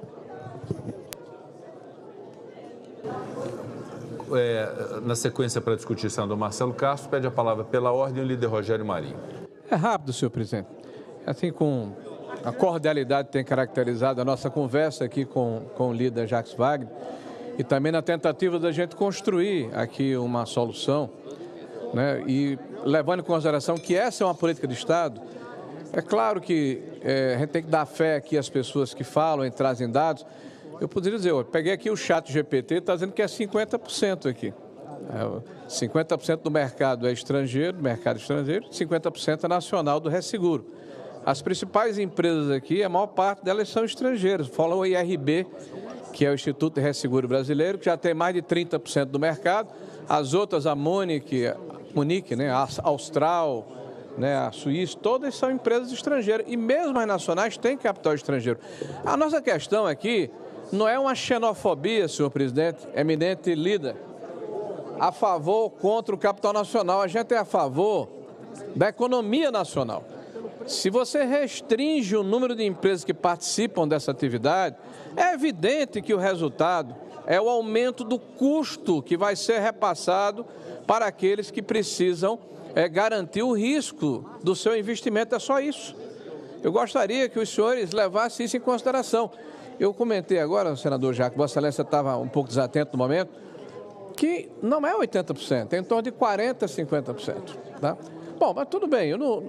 Mas a questão mais importante não é essa questão entre se é capital estrangeiro ou nacional, é o custo que é repassado para a sociedade e para a economia na hora que a gente restringe a competitividade. É isso que eu gostaria que os senhores levassem em consideração. Na hora que se faz reserva de mercado, em algum momento vem a conta. E a conta acontece, eminente senador, e eu sei que Vossa Excelência é bem intencionado, ama o país, está preocupado com esse problema, e a conta acontece com a diminuição da competitividade brasileira, com a diminuição da nossa condição de empreender, de investir no Brasil. É essa a preocupação que a gente tem. Se puder levar isso em consideração, a gente faria um acordo, senão a gente vai para o voto, é evidente, é a questão democrática, mas seria muito importante, né, que houvesse aqui uma tomada de posição a favor da nossa economia, independente da questão. Perfeito. Para discutir, senador Marcelo Castro. Senhor presidente, senhoras e senhores senadores, esse projeto de lei é de autoria do ex-deputado, ex-ministro depois da Justiça, José Eduardo Cardoso, de 2004. nós estamos exatamente há 20 anos discutindo essa matéria no Congresso Nacional. Aqui no Senado, nós tivemos como relator o grande representante do MDB do Pará, Jader Barbalho, e agora o nosso amigo e competente senador Otto Alencar, que é o relator aqui de plenário. Eu tive a oportunidade de ser o relator ad hoc. É evidente que a gente já pega o relatório todo pronto e a gente tem que analisar as consequências. Mas, senhor presidente, senhoras e senhores senadores, de maneira bem objetiva, o Brasil é hoje a 9ª economia mundial. Já estamos puxando a 8ª e marchando para grau de investimento. Mas essa é uma outra questão. Não vamos trazer isso aqui, que dá estresse em certas alas aqui no Senado. Mas o que eu quero dizer, senador Rogério Marinho, é que apesar de nós sermos a 8ª ou 9ª economia do mundo, nós somos apenas a 18ª em mercado de seguros. Isso é um atestado do nosso atraso que nós temos nessa área. Então, em boa hora, numa hora iluminada, o deputado, ex-deputado José Eduardo Cardoso apresentou esse projeto. Só que são tantas as implicações de uma lei dessa, que para avançar e chegar a um consenso, só agora que nós estamos votando no Senado, 20 anos depois. E aí, senador Rogério Marinho, Vossa Excelência, que fez a fala mais enfática aqui, contrária. Quem é que está de acordo com esse projeto? A SUSEP, Superintendência de Seguros Privados. A CNSEG, Confederação Nacional das Seguradoras. O IRB Brasil, a principal empresa de resseguros do Brasil. A FENACOR, a Federação Nacional das Corretoras de Seguro Privado. A FEBRABAN, o Ministério da Fazenda. Tudo isso foi construído numa longa e árdua concertação para que nós chegássemos aqui hoje. Então, na minha opinião, nós já estamos mais do que atrasados, é mais do que oportuno a gente votar essa lei para tirar o Brasil desse lugar e colocar ao nível dos demais mercados de seguro que existe hoje no mundo. Era essa a minha observação, senhor presidente. Muito obrigado. Para discutir, senador Marcos Rogério. Para discutir, senador Otto Alencar. Senhor presidente. Presidente, complementando a fala do senador Marcelo Castro, eu quero dizer a Vossa Excelência que ouvimos todos os segmentos, não só da seguradora, da SUSEP, inclusive os representantes dos segurados. Isso é muito importante na figura do seu presidente, o doutor Ernesto, Instituto de Direito do Seguro do Brasil. Dessa forma, o que pretende essa lei, e eu quero ser bem claro, é que as empresas resseguradoras de outros países, da França, ou da Espanha, ou da Inglaterra, elas sejam submetidas à legislação nacional.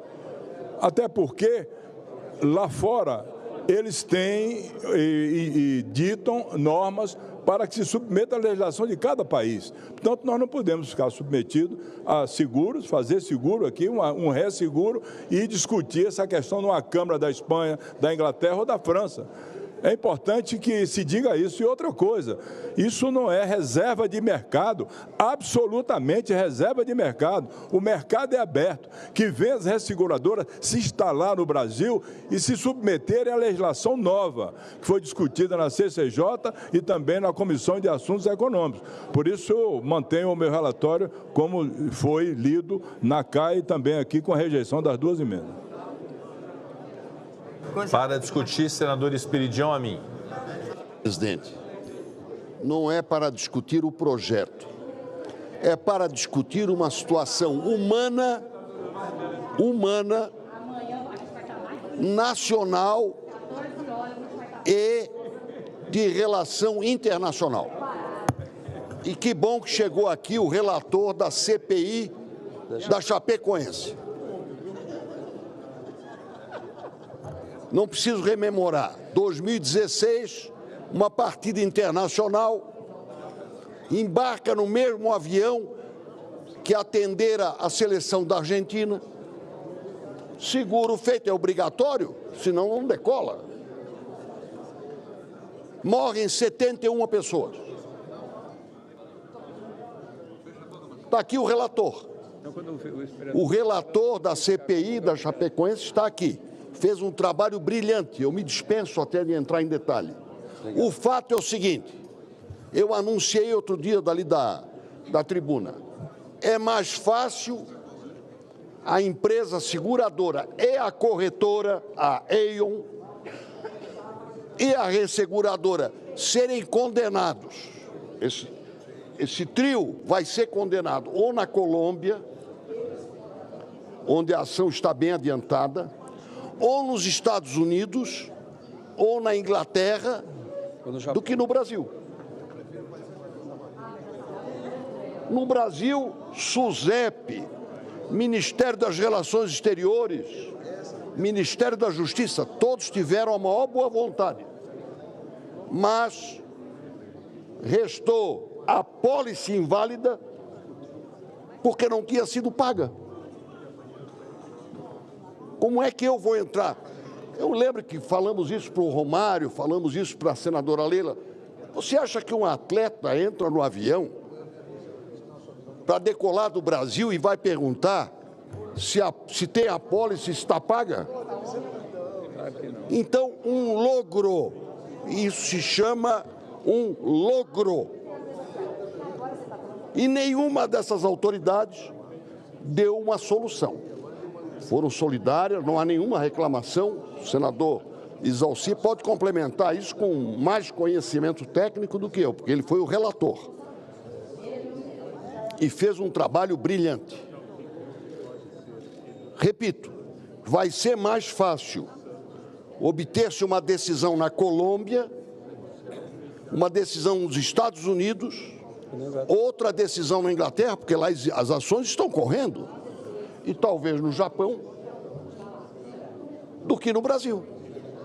Mas os mortos, o trauma e as sequelas para as famílias das vítimas estão aqui.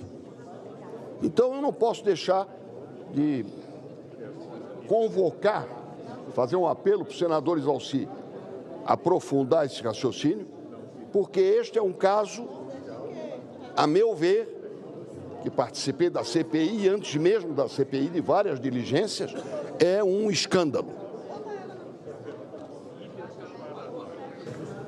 Para discutir, senador Marcos Rogério.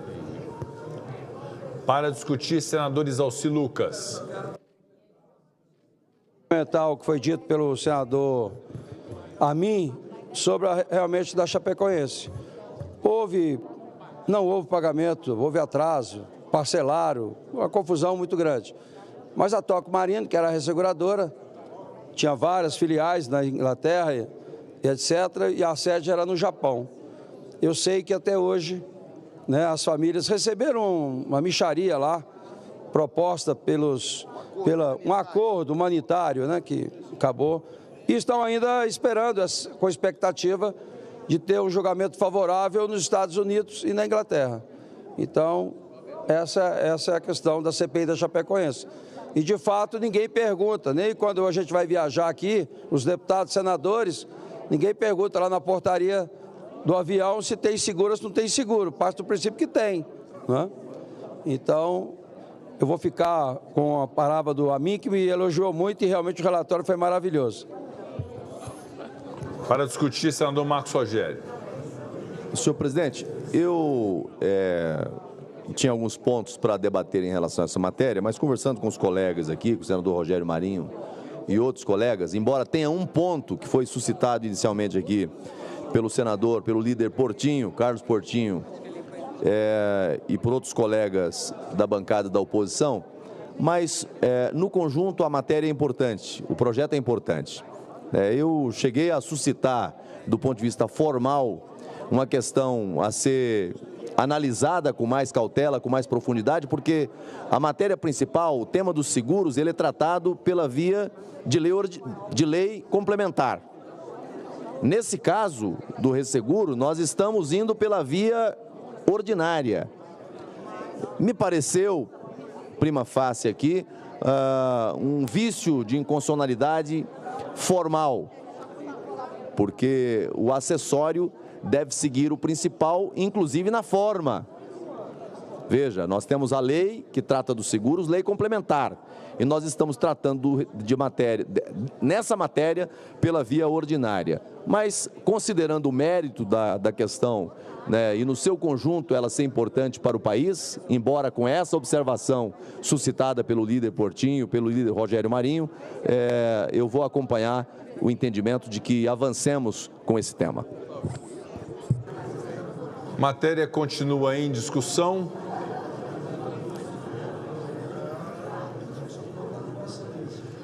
Não havendo mais quem queira discutir, está encerrada a discussão. Passamos à apreciação da matéria. Foram apresentados os requerimentos números 449 e 450 do senador Carlos Portinho, líder do PL, de destaque para votação em separado do capítulo 11 do título 1 do substitutivo e da emenda número 23, respectivamente. Também o requerimento 456 do senador Rodrigo Cunha, líder do Podemos, de destaque para votação em separado da emenda número 22. Eu consulto os autores dos requerimentos de destaque sobre se mantém ou se retiram o destaque. Líder Carlos Portinho mantém os destaques do PL? Ficam mantidos os destaques pelo líder Carlos Portinho. Consulto o líder Rodrigo Cunha, do Podemos. Senador, o Rodrigo... Senador Stevenson Valentim. Mantém. Mantém o destaque, perfeitamente.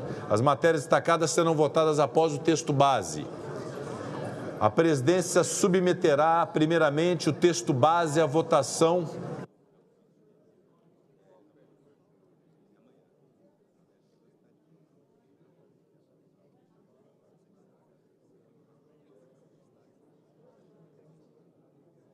A presidência submeterá, primeiramente, o texto base à votação simbólica e, em seguida, os destaques. Em votação, a emenda número 14, substitutivo, com subemendas, nos termos do parecer da Comissão de Assuntos Econômicos, em turno único, ressalvados os destaques.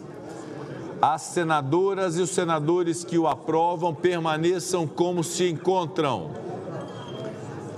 Aprovada a emenda número 14, substitutivo, com subemendas, ressalvados os destaques.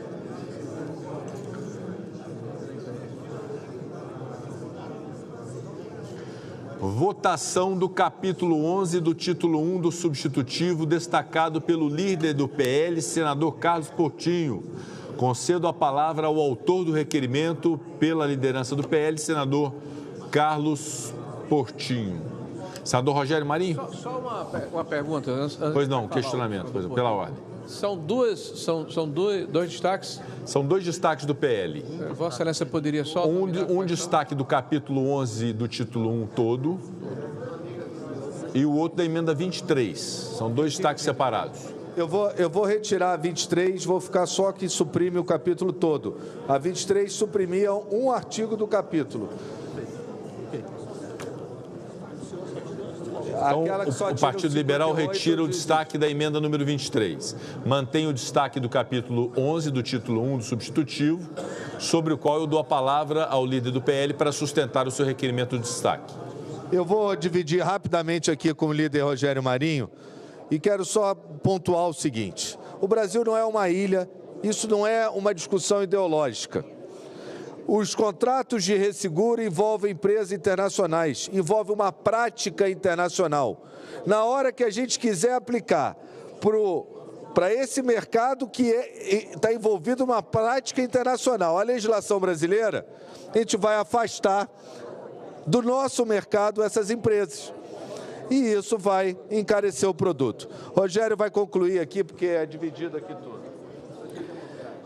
Senhor presidente, senhores senadores, veja, nós, a exemplo do que dissemos por ocasião da discussão inicial, nós votamos favorável ao projeto.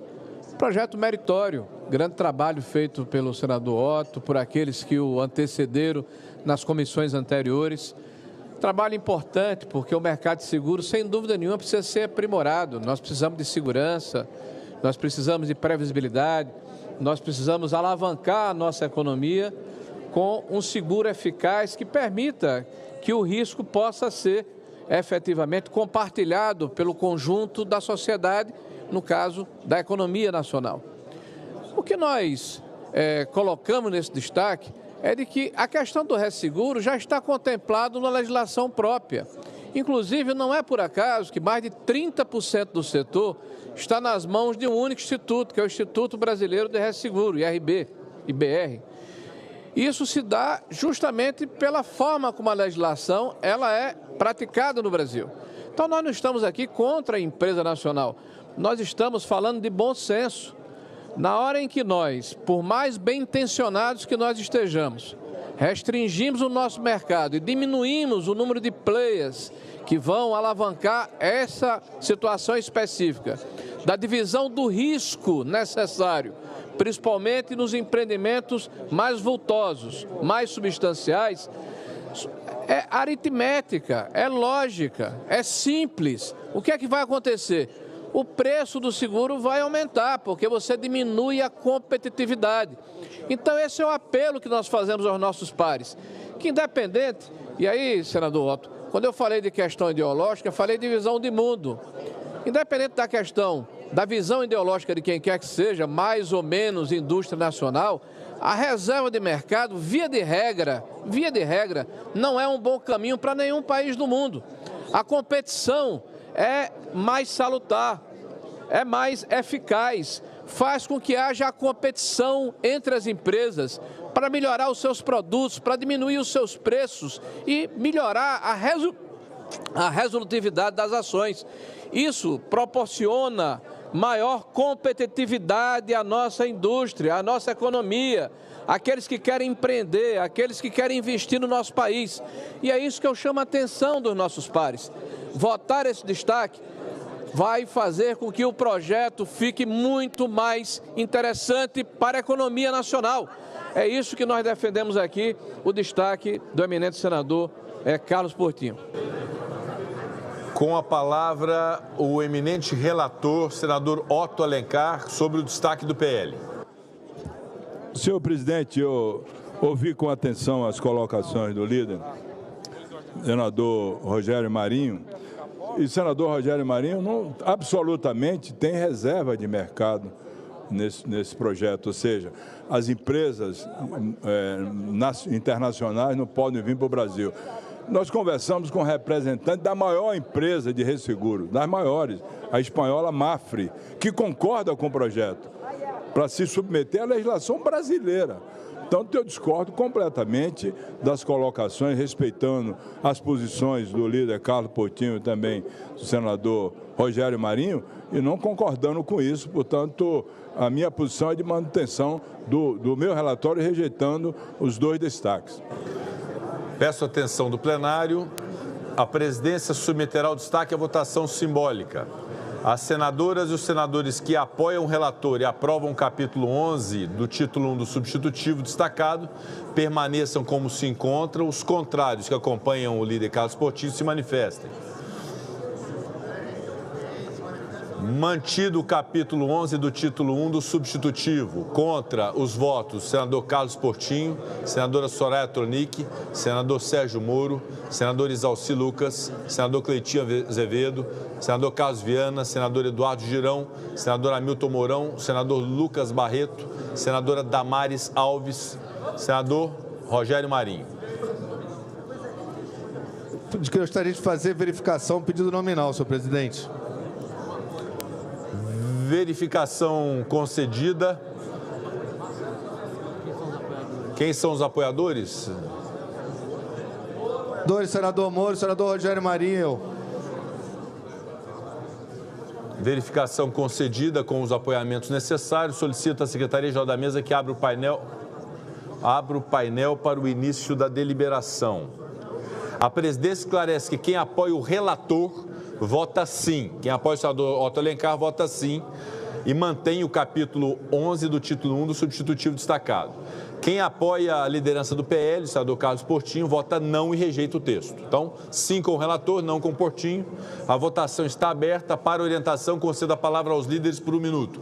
Como orienta o PSD, líder Otto Alencar? Senhor presidente, não é sim o destaque, não? Não, sim ao texto para ser mantido no texto base. O destaque é para suprimir do texto, então não é não ao texto. Senador Otto Alencar, como orienta o PSD? Esse relatório foi muito discutido. Esse meu relatório dá a condição de que essas empresas de resseguro internacionais possam se instalar no Brasil, se submetendo à legislação brasileira, não valendo a legislação da França, ou da Inglaterra, ou da Espanha. Portanto, eu peço aos meus colegas do PSD que encaminhem o voto sim pelo meu relatório e também os outros senadores e senadoras, até porque o Brasil tem um grande mercado para seguros, sem dúvida nenhuma. Senhor presidente, só um dado para dizer a Vossa Excelência. Dos casos que aconteceram no Rio Grande do Sul, só 10% das empresas tinham seguros. Portanto, trazer para dentro do Brasil resseguradoras é gerar emprego e também obrigar a seguir a legislação do Brasil e não de outros países que têm os resseguros. PSD orienta o voto sim, como orienta o PL, líder Carlos Portinho? O PL orienta não, para que a gente possa tratar do resseguro apenas num projeto à parte. Como orienta o MDB, vice-líder Marcelo Castro? Marcelo, como orienta o MDB? O MDB orienta sim, senhor presidente. Como orienta o PT, líder Beto Faro? Eu orienta sim, votando com o relator e garantindo que essa questão seja realizada de acordo com as leis nacionais do nosso país, senhor presidente. Como orienta o Podemos? Presidente, aqui, Podemos libera a bancada. Senador Stevenson libera a bancada do Podemos. Como orienta o União? Líder Efraim Filho. Senhor presidente, o União segue o relator Otto Alencar e orienta o voto sim. Como orienta o Progressistas? Vota não, presidente. Progressistas orienta o voto não. Como orienta o PSB? Flávio Arnes. O PSB encaminha o voto sim. Como orienta o Republicanos, vice-líder Hamilton Mourão? O Republicanos orienta não, presidente. Como orienta o PDT? Senadora Ana Paula. PDT orienta sim. Como orienta o Partido Novo, líder Eduardo Girão? Presidente, o Partido Novo orienta não. Como orienta o PSDB? Como orienta a maioria, líder Renan Calheiros? Como orienta a minoria? Como orienta o governo, líder Jacques Wagner? O governo orienta o voto sim, acompanhando o relator. Como orienta a oposição, líder Rogério Marinho? A favor do Brasil e da competição, do livre mercado, do livre arbítrio, nós votamos não. Como orienta a bancada feminina do Senado? Estamos em processo de votação nominal. Peço aos senhores senadores e às senhoras senadoras que possam votar.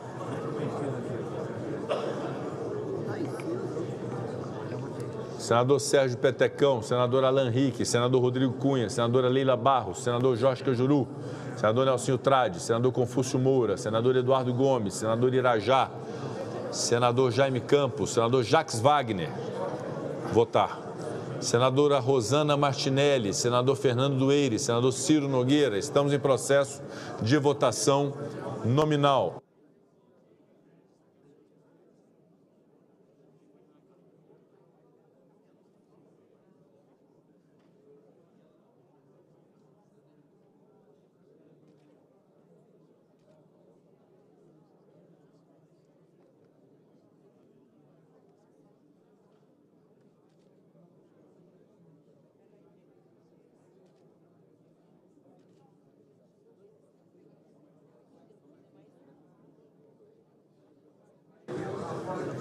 Oradores inscritos.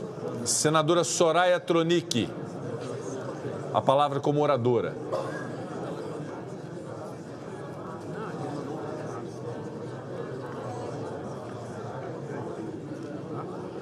Quer fazer depois? Senadora Soraya Tronic tem a palavra como oradora.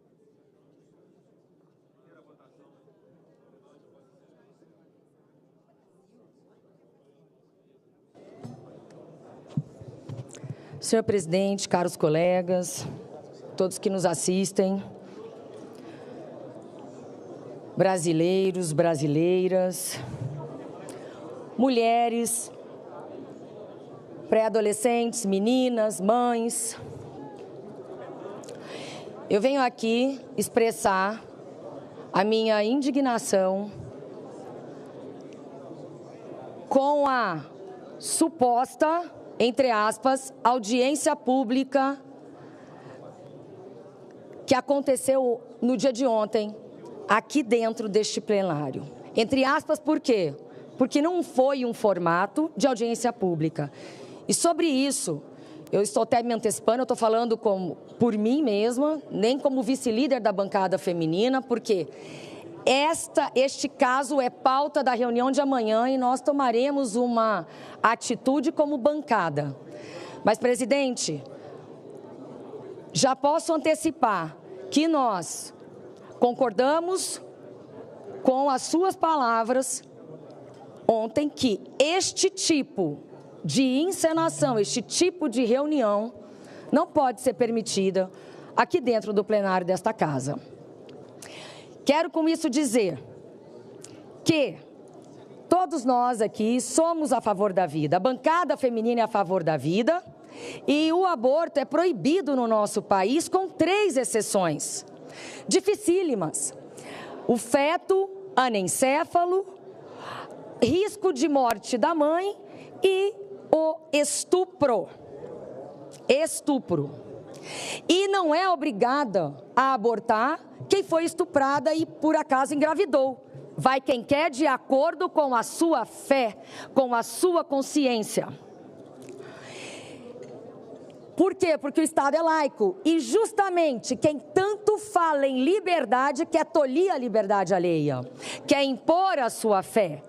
Um verdadeiro fundamentalismo. Isso é ditadura. Então é tão contraditório que chega a ser vergonhoso. E eu li o projeto de lei e não vi pena nenhuma para o genitor que vai atrás do médico que vai abortar, ele paga o aborto, mas ele não tem participação nenhuma. Coautoria, participação, nada disso foi abordado. Quem que foi abordado? A mulher, a menina sim, para cumprir medida socioeducativa, e o médico ou a médica. E o que mais nos espanta, presidente, é que no mandato do presidente Bolsonaro, esta bancada jamais falou do assunto, porque teria certeza que seria sancionado. Por que agora? 4 anos para aprovar isso. Por que agora? Porque agora a vida não importava? 4 anos e a vida não importava? E mais, não sou da área da ciência, da área médica, mas sabe-se que a vida desde a concepção. Então quer dizer que até um dia antes das 22 semanas, não há vida, não há dor. Que contradição! E mais, eu gostaria muito, mas muito, vou terminar o raciocínio, Fabiana, e vou te dar, que nossos colegas, eu queria até o telefone, o contato daquela senhora que esteve aqui ontem, encenando aquilo que nós vimos. Sabe por quê? Porque eu quero ver ela encenando a filha, a neta, a mãe, a avó, a esposa de um parlamentar sendo estuprada. Eu quero que ela faça a encenação do estupro agora. Por que não? Se encenaram um homicídio aqui ontem, que encenem o estupro. E pergunto para vocês, se é a filha de um parlamentar aqui, com 10 anos, com 11, com 18, com 20, que é estuprada, essa menina, esse parlamentar, diante de um flagrante delito, é obrigado a denunciar. Ele vai fazer o quê? Vai denunciar a filha para 20 anos de cadeia? E se a mulher de um parlamentar for estuprada? E se ela engravidar? Se esta mulher engravidar, então este parlamentar vai fazer o quê? Vai levar a termo a gestação. Aí, Fabiano Contarato, ele vai acompanhar a gravidez do estuprador na esposa dele. Aí, vai dar toda a atenção, o dia que nascer, ele vai escolher se ele assume esta criança ou se ele dá para adoção. É mais uma vez algo que nos choca. E o SUS banca a vasectomia. Para quem quiser fazer, ninguém delibera sobre o corpo dos homens. E eu não estou aqui defendendo o aborto, eu sou contra. E o Estado brasileiro também é, com 3 raras exceções. Portanto, é aviltante, é chocante o que querem deliberar sobre o sentimento, sobre a fé de cada uma de nós brasileiros. Que estes parlamentares nos respondam se iriam denunciar suas filhas, suas netas, suas esposas. E a gente sabe, muitos homens são copartícipes, eles são participantes, enfim. Agora um detalhe importante, o senhor que é penalista, presidente, não é descriminalizar. Sabe por quê? Porque é crime abortar, porém não se penaliza porque a violência, não se penaliza, é diferente. Continua cometendo um crime, mas não se penaliza porque o fato de ter sido estuprada já é dor suficiente para a pessoa. Então, a tecnicidade, Contarato, eu gosto de falar com quem é penalista, quem entende do que eu estou falando, porque parece que aqui a gente até é a favor e é contra a vida o que estão falando. Portanto, concedo a Vossa Excelência, meu amigo, a palavra. Eu quero parabenizar a Vossa Excelência por ter tido a coragem de trazer à tribuna do Senado Federal esse tema, que para mim também, senadora Soraya e senador Rodrigo Pacheco, eu acho que nós chegamos ontem a uma demonstração de um grau de psicopatia, talvez até de um retorno ao período medieval. Eu me assusto com como que o Senado está se caminhando. Recentemente, o Senado aprovou castração química. Agora, ontem, uma encenação do que seria o diálogo de uma vida humana intraútero que está sendo interrompida, sem nenhum embasamento científico, por puro populismo, por puro grau de apelação, tendo um comportamento que, como você muito bem diz, desde 1940, são 3 as hipóteses do chamado aborto legal: anencefalia, quando não há outro meio para salvar a vida da gestante, e nos casos da gravidez resultante de estupro. Minha gente, uma mulher, uma criança vítima de estupro, um crime hediondo. Essa criança de 10 anos, se interromper, ela vai receber medida socioeducativa, ela vai ser internada. É isso que nós vamos fazer com as nossas crianças? Criança não é mãe, estuprador não é pai. Isso que tem que ser dito. É necessário. Agora, o que foi visto aqui ontem é de causar arrepios, é de causar medo, é de causar asco. Eu acho que sim, nós temos que subir a tribuna para defender a vida, eu não tenho dúvida. Mas aquilo que já foi uma garantia das mulheres, porque, senador Rodrigo, eu queria que os colegas me apresentassem, por exemplo, uma lei que foi criada, que regula qualquer parte de um homem, qualquer parte do corpo de um homem. Mas é muito fácil fazer isso com relação às mulheres, num país que ainda é sexista, num país que ainda é misógino, num país que ainda quer reduzir o tamanho da mulher. Homens são expressas na Constituição Federal. Agora, fazer o que nós estamos fazendo, com essa audiência pública que aconteceu ontem, dentro desse plenário, eu acho que é inaceitável. Eu acho que nós não tivemos um mínimo de responsabilidade com a população brasileira, porque não é esse. Imagine uma pessoa aqui fazer a simulação do que seria o diálogo de uma vida humana intraútero, sem nenhum embasamento científico, sem absolutamente nada. Então eu faço aqui, senadora Soraya, parabéns pela altivez, parabéns pela seriedade, parabéns por estar dignificando e muito a honrada classe das mulheres. E, mais uma vez, criança não é mãe, estuprador não é pai. É simples assim, não podemos retroagir, não estamos na época do período medieval. É necessário que nós tenhamos a firmeza de dar vida, vez e efetividade àquela determinação expressa no artigo 128, e muito bem diz, não se pune um aborto praticado pelo médico quando não há outro meio para salvar a vida da gestante, quando a gravidez for resultante de estupro e no caso de anencefalia. Obrigado, senhor presidente. Senadora Soraya, para concluir, por favor. Eu vou concluir.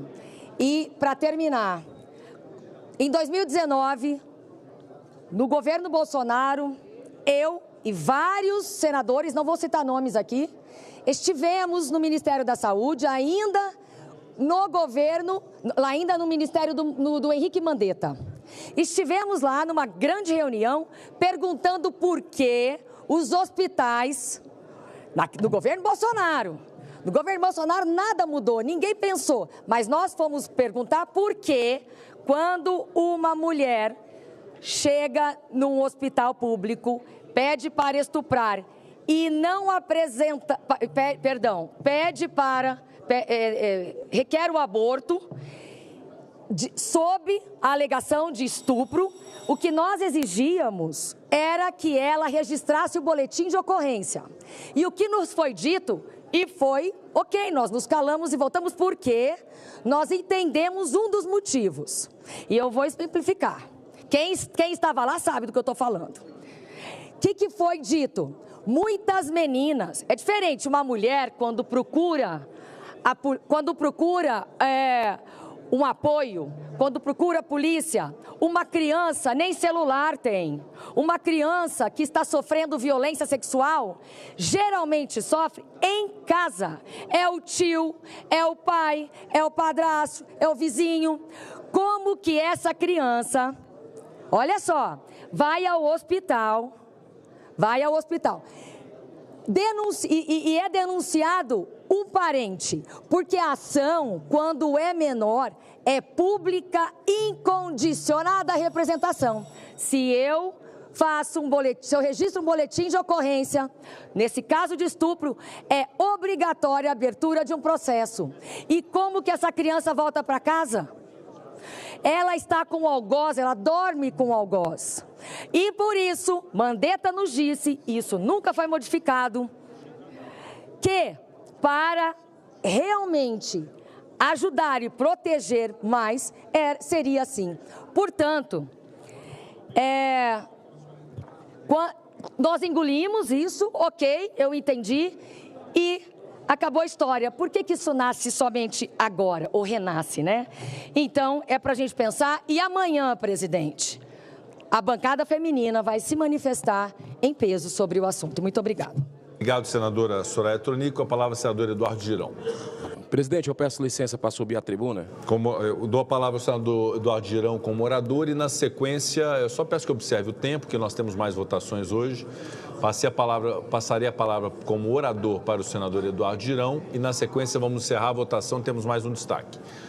Presidente, em primeiro lugar, muito obrigado pela oportunidade. Eu acho importante esse debate, que a gente possa trazer, tirar do tapete certas situações que são sempre repetidas como uma narrativa de coisas que foram selecionadas e colocadas na mídia. Quem estava aqui, como o senador Marcos Rogério, senadora Damares, vários outros deputados e deputadas, viu que a sessão que nós tivemos aqui, de uma sessão temática de debates, foi extremamente técnica. Nós ouvimos aqui o Conselho Federal de Medicina, que não teve voz. Repito, não teve voz até ontem de uma resolução com mais de 600 mil médicos brasileiros, que foi tomada pela Confederação de Medicina, Conselho Federal de Medicina, de uma forma com seus delegados, por ampla maioria. O que aconteceu ontem, já lhe dou a palavra, se o presidente permitir, senador Flávio, mas o que aconteceu ontem aqui, e aí a gente vê quem realmente é a favor da vida, que não sabe o que está falando, talvez nem o projeto tenha lido, mas não foi debatido sobre o projeto ontem aqui. O projeto 1904 está lá na Câmara.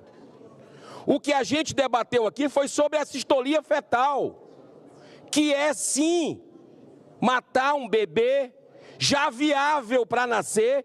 Detalhe, o que é que nós estamos falando aqui? Ou mata dentro do ventre, num processo de tortura que foi mostrado aqui, ou 1 minuto depois mata fora. Essa é a escolha. E esse método, senhores, senhoras senadoras, senhores senadores, nem animais irracionais, nem animais é permitido pelo Conselho Federal de Medicina Veterinária. Por que que com seres humanos é permitido? Que 2 pesos são esses? Que sanha é essa de perseguir crianças? E um detalhe, eu trouxe dados ontem aqui que outros médicas e médicos colocaram. A mulher fica com consequências do aborto. Nós estamos aqui defendendo 2 vidas. 2 vidas. Consequências de ordem emocional, de ordem psicológica, mental e até física, segundo universidades do mundo inteiro, como a revista British Psychiatry, que tem postado, tem colocado todos os anos pesquisas no sentido de que o maior envolvimento com álcool e drogas, depressão, síndrome do pânico e suicídio, que é a grande pandemia do momento. Então, eu agradeço a oportunidade de que a gente possa ter liberdade. Liberdade. Querem até cercear agora a manifestação artística de pessoas. Que país é esse? Uma contadora de histórias que fez dezenas de apresentações aqui durante todos esses anos. Uma pessoa correta está sendo perseguida, senador Seif. Estão ameaçando tirar o emprego dela, porque ela veio aqui expressar a sua opinião através do talento que ela tem, que é artístico. Só que esqueceram de falar, e é aí que eu chamo a atenção de quem está nos assistindo, assista. Isso aqui não está acontecendo por acaso agora. Assista às 7 horas de debates aqui, que a ministra, que foi a primeira chamada, ministra da Saúde, não compareceu. E foi chamada desde o dia 11 de junho. Um assunto que mobiliza todo o Brasil. Ela nem veio, senador Rogério Marinho, e nem mandou um representante. E nós insistimos. Eu mostrei os documentos, a gente insistindo. Então, isso é um governo, senhor presidente, se eu me der mais 1 minuto, eu prometo encerrar. É um governo que desde o momento que assumiu, e o brasileiro precisa entender, que o Lula fez uma carta para os cristãos lá atrás, durante a campanha, e ele está fazendo tudo ao contrário. Sabe o que é que o Ministério da Saúde fez, logo quando assumiu? cancelou uma portaria que fazia com que se identificasse os estupradores. Agora foi colocado por um colega aqui, eu votei a favor do tratamento hormonal. Eu apoio projetos contra estupradores. Cadê o PT? Por que o PT não apoia? Nós precisamos aqui deixar claro quem votou, senador Stevenson, contra a castração química na CCJ agora. Então, senhor presidente, está muito claro aqui, lhe agradeço o tempo extra, está muito claro aqui exatamente o que é que o governo Lula tem feito. Ele cancelou uma portaria, eu repito, isso é gravíssimo, uma portaria para que os organismos públicos fossem atrás do estuprador. Hoje o aborto está praticamente legalizado no Brasil, numa população que é 80% contra. Todas as pesquisas mostram isso. Esse governo vai relativizando a vida. E a declaração do presidente da República hoje, eu não vejo das senhoras senadoras, dos senhores senadores, nenhum pio que apoiam esse governo, chamar de quem é fruto de estupro de monstro. Isso é inadmissível. O presidente Lula tem que pedir desculpa imediatamente, porque nós temos milhares de brasileiros que nasceram vítimas dessa violência brutal e que estão aí amando, ajudando suas famílias. Quem não conhece alguma mãe que foi violentada, tem entidades no Ceará que nasceu, que resolveu levar a gravidez adiante, seja por um princípio ético, religioso, enfim. E essa criança é a razão da vida dessa mãe. Tem vários e vários casos. Vários e vários casos, presidente. Uma parte, senador. Então, eu quero dizer que agora as máscaras caíram. E essa declaração de Lula, pode ter certeza, que foi por causa da sessão de ontem.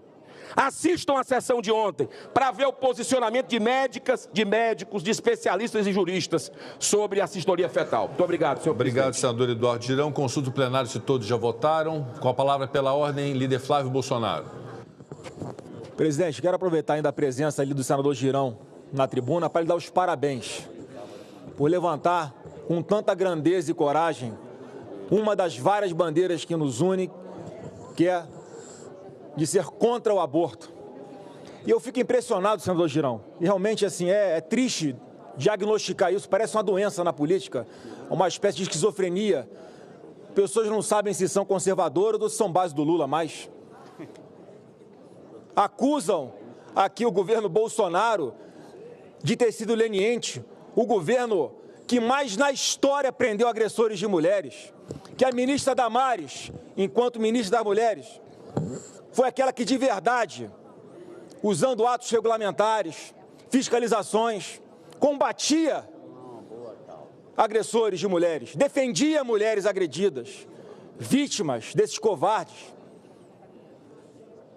E olha o duplo grau de padrão moral que é nojento. Nos acusam com esse projeto aí de ter alguma benevolência com o estuprador e nos acusam de estarmos num período medieval porque defendemos castração para estuprador. Quer dizer, nos acusam de defender em uma oportunidade e de ser medieval no outro. Como é que pode, presidente, se indignar aqui com a apresentação artística? Essa sim, alguém em defesa da vida, e não se indigna quando o dinheiro público é usado com criança em palco e adultos manipulando pênis nus? Cadê a indignação? Não, é seletiva a indignação. Simular aqui o assassinato de uma criança no ventre da mãe, não pode.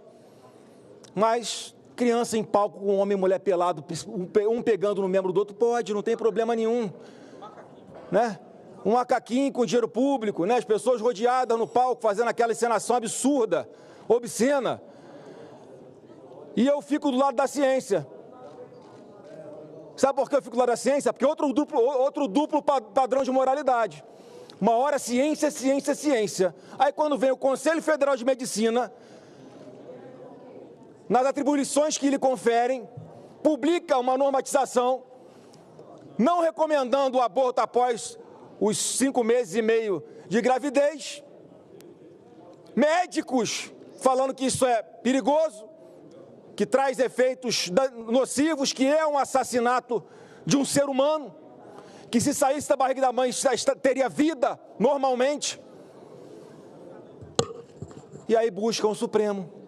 Aí é um magistrado que fala o que é ciência e o que não é ciência. Vamos ficar do lado da ciência, gente. E por fim, também não vi a indignação com o Lula, como Vossa Excelência muito bem colocou. Para concluir, senador Flávio. Para concluir, dizendo que a criança, fruto de um estupro, é um monstro. Quem tem menos culpa nessa história é a criança, meu Deus do céu. Ela que vai ser a vítima. Quantos exemplos existem de mulheres ou de casais que preferem ter o filho sim e dar a adoção, que isso fica ao critério de cada um. Não tem que nós aqui, senadores ou presidente da República ou ministro Supremo, decidir o que a mulher vai fazer, em especial naqueles casos que são autorizados na legislação. Então, parabéns pela coragem e essa luta é nossa, senador Girão. Encerrada a votação, determino a Secretaria-Geral da Mesa que mostre no painel o resultado.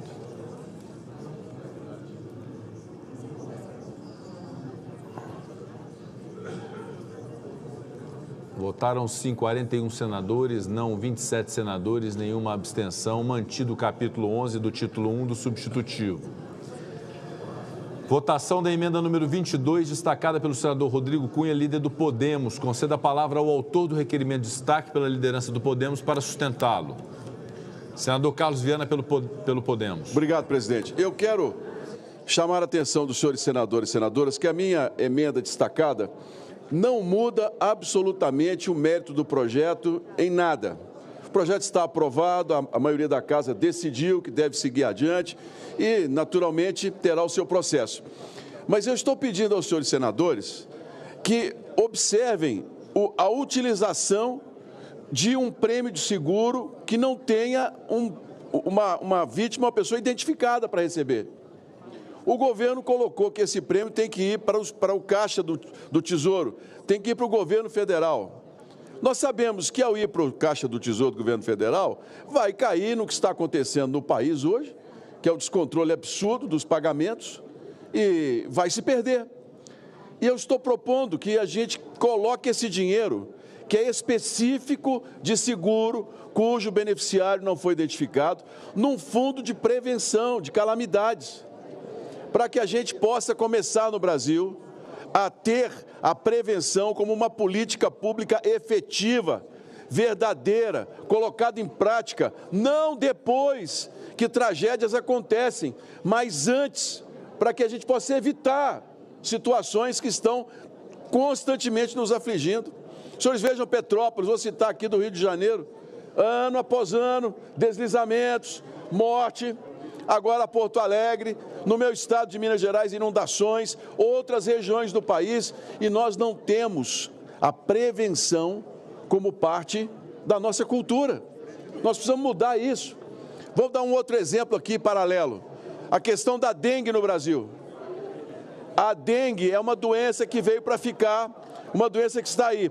Quando os governos não fazem as campanhas de prevenção, alertando a população, quando as prefeituras não fazem a limpeza das vias junto com todos, incentivam, a dengue vem matando milhares de pessoas, como matou esse ano no Brasil.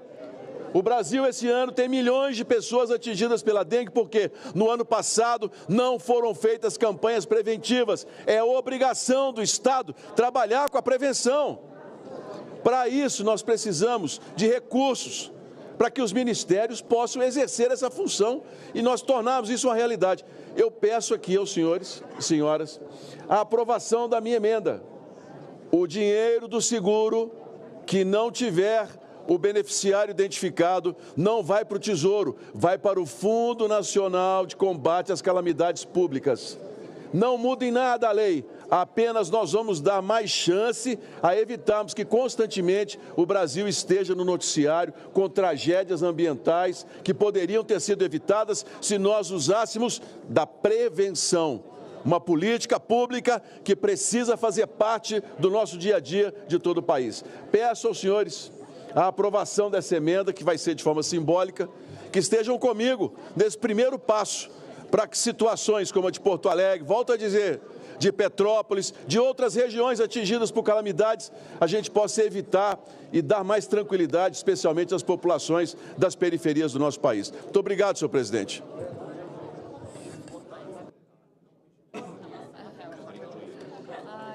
Com a palavra, o relator, senador Otto Alencar, acerca do destaque da emenda número 22 do Podemos, senador Otto. Senhor presidente, o senador Carlos Viana, eu li o destaque que ele apresentou. No meu relatório, em um parágrafo único, eu acrescentei que os recursos não tendo nenhum beneficiário, nenhum deles não tivesse absolutamente, hoje é uma insegurança, fica com a seguradora praticamente, ninguém vai buscar isso. E eu coloquei que o destino desses recursos seriam para a União. O senador Carlos Viana coloca para mandar para um fundo. Já que vai para a União esses recursos e para um fundo que fosse destinado a outras finalidades, eu não quis detalhar, portanto, eu mantenho o meu relatório, senhor presidente, e encaminho o voto, sim, pelo meu relatório, pela aprovação do meu relatório, com os recursos destinados à União. Presidente, pela ordem. Presidente. Com a palavra pela ordem, senador Jaime Campos. Quero fazer um adendo aqui só à fala do ilustre mestre Otto Alencar, que seria ideal, conversando com a nossa querida senadora Tereza aqui, Margarete, esse dinheiro, senador Otto, não fosse destinado para um fundo que está acontecendo essa tragédia do Brasil aí, e nós não temos recursos disponibilizados. Isso acabou de acontecer no Rio Grande do Sul. Por que não? Porque você vai para a União, esse recurso, essa devolução desse seguro, seria, eu acho que é louvável a iniciativa de nós construirmos um fundo, todas as vezes que ocorresse, essa devolução, que seria nesse caso, se não tivesse alguém para receber, a colocar num fundo, eu acho que seria bacana essa maneira. Hein? Um fundo de cadastro, porque está dizendo aqui a nossa senadora querida. O que Vossa Excelência, eu indago, a título de sugestão, extraindo nossas opiniões aqui, eu acho que seria muito mais louvável e meritório, nesse caso particularmente, que eu acho que, diante das escassez de recursos que nós temos, qualquer migalha que nós tivemos nesse fundo de cadastro aí, seria muito bom, senador Otto. Senador Jaime, senador Carlos, primeiro teria que ter um fundo específico para isso. Não conheço nenhum fundo que possa receber. Tem um FUNCAP. Tem um FUNCAP. Então, indo para a União, fazer um projeto para criar um fundo que possa receber esse seguro. É exatamente por isso que não tem para onde. Vamos colocar em que fundo? Qual é o fundo que o senador Carlos Viana, por acaso, determinou? Vossa Excelência especifique. Está especificado, senador, perdão. Aqui, olha, então, vou diga aqui. Qual é o fundo público. Fundo de Calamidades Públicas de Proteção e Defesa Civil. Senador Carlos, eu quero que Vossa Excelência defina qual é o fundo público que esses recursos serão direcionados. Pois não, Mas no seu destaque não consta esse fundo. Consta, Excelência. Consta, Excelência. Aqui, olha, o Fundo de Calamidades Públicas, Proteção e Defesa Civil, FUNCAP, já existe. É de onde o governo tira dinheiro quando precisa atender a emergência de calamidades públicas no país. Quero agradecer ao senador Jaime Campos a compreensão, a sensibilidade. Isso não vai mudar em nada o projeto, senador Otto. Só vamos direcionar o recurso para a prevenção no país, para atender, inclusive, em situações de calamidade. Isso não vai fazer diferença nenhuma no Tesouro, mas no fundo como esse daqui, faz e muita para as comunidades atingidas. Peço a vocês, e o projeto vai voltar para a Câmara, então não há problema nenhum em acatar a emenda. Senhor presidente, os argumentos do senador Carlos Viana, do senador Jaime Campos, eu realmente vou reconhecer de que o destaque que foi apresentado hoje, eu não vi que esse fundo público, esse recurso pode ser direcionado. Portanto, eu quero pedir desculpa a Vossa Excelência, até pelo meu erro, e concordar e aceitar o destaque, Vossa Excelência. Muito bem, senador Jaime. Depois de Vossa Excelência proclamar, eu queria só um rápido Rápido, professor. Presidente, só uma curiosidade no tema. Se sabe de que valor a gente está falando? Se a consultoria da casa tem... Que valor seria esse de 5 anos para trás? Essa é a pergunta de quanto se está falando de valores de doação que ficam sem beneficiário. Acho que também era importante, é feito de curiosidade da parte. O parágrafo 4º do artigo 113, destacado pelo senador Carlos Viana, cadê o caput dele? Diz o seguinte: se a seguradora, ciente do sinistro, não identificar beneficiário ou dependente do segurado para subsistência no prazo prescricional da respectiva pretensão, o capital segurado será tido por abandonado nos termos do disposto do inciso 3 do caput do artigo 1275 do Código Civil e será aportado no fundo que tenha por único objetivo o Fundo de Calamidade Pública. Calamidades, né? Tá um erro redacional aí. Proteção e Defesa Civil, FUNCAP. Não prevalecerá a indicação de beneficiário nas hipóteses de revogação da doação, observados os artigos 555, 556 e 557 do Código Civil. Não há definição de valor. É apenas conceitual, uma questão de premissa. Assim como depósitos judiciais, ativos, de recursos do sistema financeiro, sem titularidade, revertem para a União. Nesse caso, a proposta do Carlos Viana é que, no caso do seguro, sejam revertidos para esse Fundo de Proteção à Calamidade. Não é isso, senador? É isso mesmo, senhor presidente, porque o próprio relator Otto identificou muito bem que há um limbo na legislação brasileira sobre esse assunto. Quando não há quem pagar o prêmio, ele ficava com a seguradora. Agora nós estamos deixando claro, se não houver no prazo prescricional o recebimento ou pagamento, ele vai para um fundo de apoio à calamidade pública no nosso país. Na verdade, a proposta é nós votarmos o destaque, salvo se houver dúvidas em relação a isso que precisa ser dirimidas. Senador Jaime Campos. Só para efeito de esclarecimento, eu quero fazer uma indagação ao senador Carlos Viana. Qual o prazo, em caso ocorra, que não existe, a pessoa já faleceu e não tem herdeiro, qual o prazo que esse dinheiro será destinado para esse fundo que Vossa Excelência já destacou aí, como o senhor bem disse? Tem prazo estipulado? 5 anos. Aqui se refere ao prazo prescricional e aí vai remeter à previsão de prescrição do Código Civil. Exato, nesse caso seria 5 anos. 5 anos. Normalmente ocorre. Se não aparecer nenhum herdeiro, às vezes aparece lá alguém, herdeiro, algum beneficiário, às vezes um filho, quem não tenha sabido, ele tem 5 anos. Passados 5 anos, a seguradora tem que depositar no fundo público o dinheiro, não fica com ela. E o presidente, a emenda foi acatada, presidente. É o suficiente os 5 anos. Isso. Mas eu fico muito grato, viu, presidente? Obrigado. Sobretudo com a bela posicionamento. Senhor presidente. Com a palavra pela ordem, senador Renan Calheiros. Microfone, Renan. Presidente, eu não sei se é possível. Na dúvida, eu recorro a Vossa Excelência. Dá para registrar minha presença na votação nominal anterior? Vossa Excelência pode consignar o seu voto. O meu voto é sim. Eu voto sim, então o senador Renan votou sim, com orientação do partido na votação anterior. Senador Rogério Marinho. Muito obrigado, presidente. Da mesma forma que o senador Renan Calheiros consignou o voto dele, eu quero dizer a Vossa Excelência que no ardor aqui do debate eu terminei votando sim, quando eu defendi o não. Claro, perfeitamente. Então, isso é muito óbvio, Vossa Excelência se equivocou na hora da votação. Para cada lado, pediria que o nosso voto fosse considerado como não. Fica registrado o voto também do senador Rogério Marinho, esclarecimento do seu voto na votação anterior. Podemos votar, senador Viana? A presidência submeterá o destaque à votação simbólica. Senadoras e senadores que aprovam os termos do parecer do relator e, consequentemente, aprovam a emenda número 22 destacada, permaneçam como se encontram. Aprovada a emenda número 22. O parecer da comissão diretora oferecendo a redação para o turno suplementar será publicado na forma regimental. Discussão do substitutivo em turno suplementar. Encerrada a discussão sem emendas, o substitutivo é dado como definitivamente adotado sem votação. A matéria retorna à Câmara dos Deputados.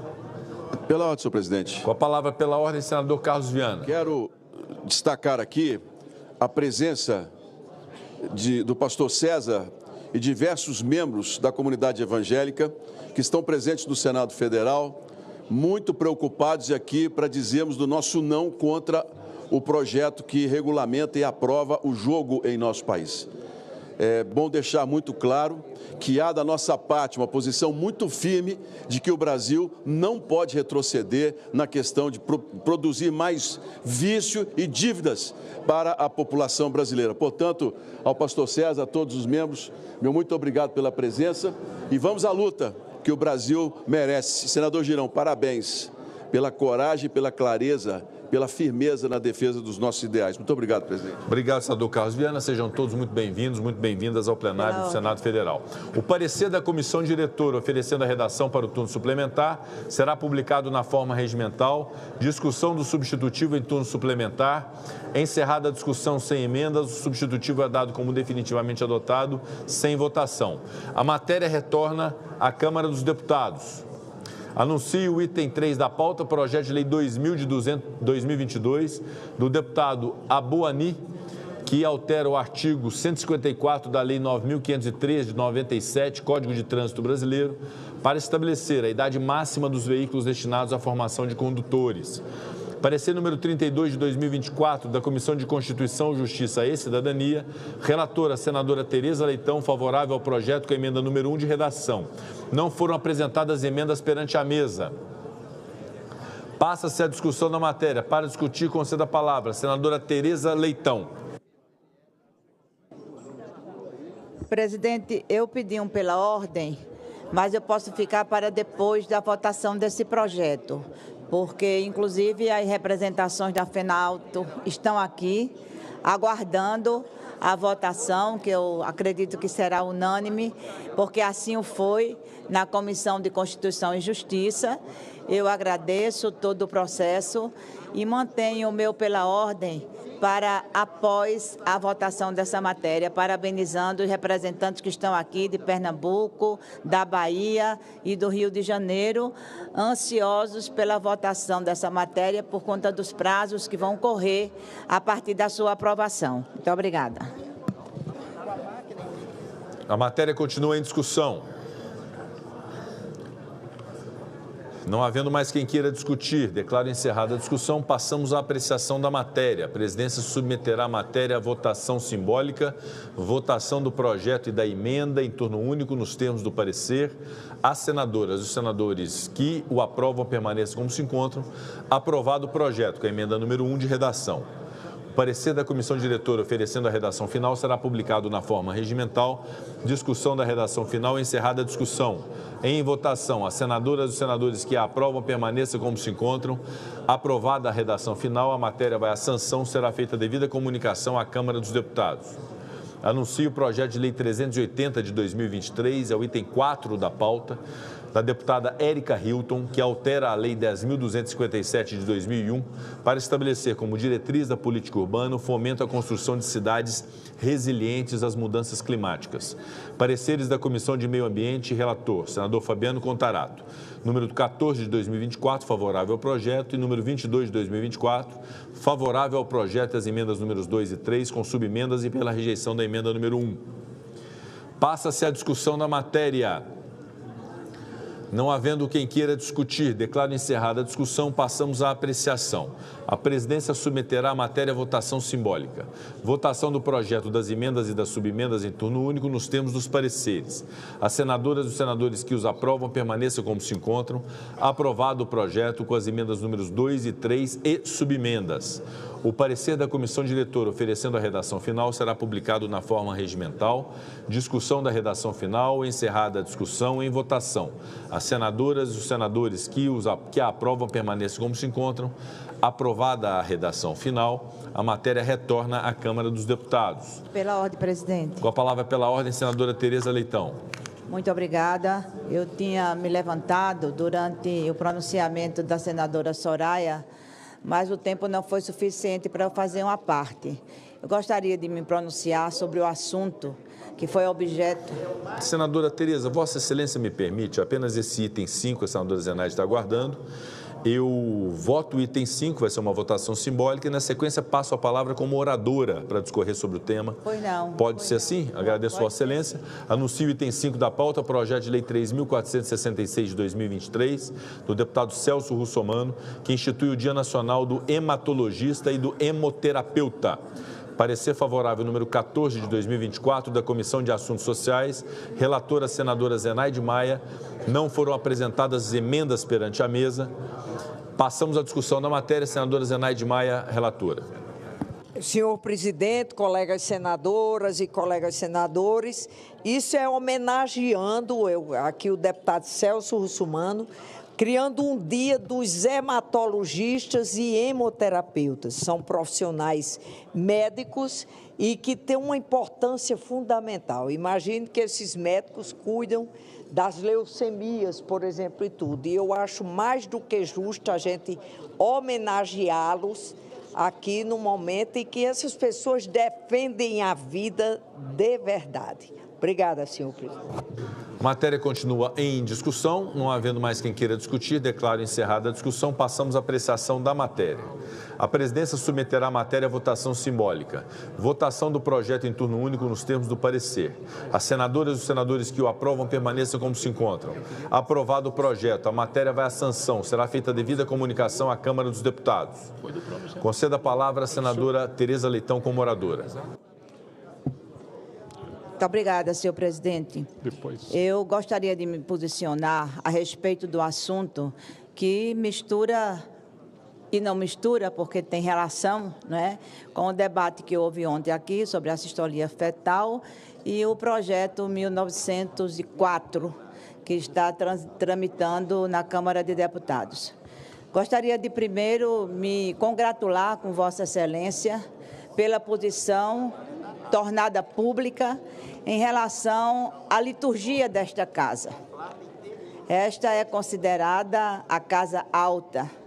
Aqui chegam geralmente pessoas com larga experiência política, alguns que já foram ministros, alguns que já foram governadores e governadoras, outros que já foram prefeitos, vários que já foram deputados estaduais, deputados federais. Então, há, de fato, um ambiente que precisa ser considerado como um ambiente de debate. O que eu vi aqui, ouvi, eu não assisti tudo, tem muito a ver com isto. E acho que o pronunciamento público de Vossa Excelência, primeiro de que, uma vez chegado aqui, o famigerado projeto 1904 não terá o tratamento que teve na Câmara, onde a urgência foi aprovada em 23 segundos, e onde o próprio autor disse que é um projeto para retaliar determinado partido que o colocou no Supremo Tribunal Federal. Se o PSOL tirar a queixa, ele retira o projeto de tramitação. Então, o que está se debatendo aqui é, evidentemente, posições ideológicas. Foi dito aqui claramente, são posições ideológicas, não é defesa da vida. Foi dito também aqui por um dos oradores que a mulher pode ter o direito de gerir e de gestar um filho fruto do estupro, se ela quiser. E por que é que ela não pode ter o direito de estuprada interromper a gravidez, como prevê desde 1940 o Código Penal? Sabem quantas meninas e adolescentes têm direito ao acesso à saúde? E não venham me dizer que é simplesmente porque o serviço é precário. É, mas muitas vezes é porque não sabem que aquele estupro gerou uma gravidez. A menarca, senhores deputados, assim como a menopausa, gera um ciclo menstrual alterado. Como é que a menina vai saber que está grávida porque a sua menstruação foi interrompida, se ela não sabe nem contar direito o seu ciclo menstrual? quando vem se descobrir, já vai longe. Então, esse projeto, que teve o repúdio de mais de 80% de pessoas que se pronunciaram na pesquisa ou na chamada que a Câmara fez, levou milhares de mulheres às ruas. E homens de boa vontade também, porque ele é o absurdo dos absurdos. Nós temos 3 ocasiões em que a interrupção da gravidez é permitida, porque só esta precisa ser revalidada, e revalidada retrocedendo, revalidada colocando em risco a vida de meninas. Eu assisti o que o meu estado vivenciou, de uma criança de 10 anos de idade, estuprada por um tio há mais de 4 anos, que chegou em Pernambuco, vinda do Espírito Santo, por autorização judicial, que depois que foi detectada a gravidez, ficou em cárcere privado para poder se completar mais tempo da gravidez. Veja que crueldade. E precisou entrar no serviço médico, presidente, escondida, porque estava sendo chamada de assassina. 4 anos depois, isso ainda pesa sobre a família. É pela interrupção da gravidez em si, já é, de fato, uma decisão que para a mulher tomar é difícil, quanto mais a família de uma criança. Mas o espetáculo que se fez em torno disso, nós não queremos nossos corpos espetacularizados. A nossa dor é espetacularizada. Tem um deputado que está andando com um manequim, senador. Um manequim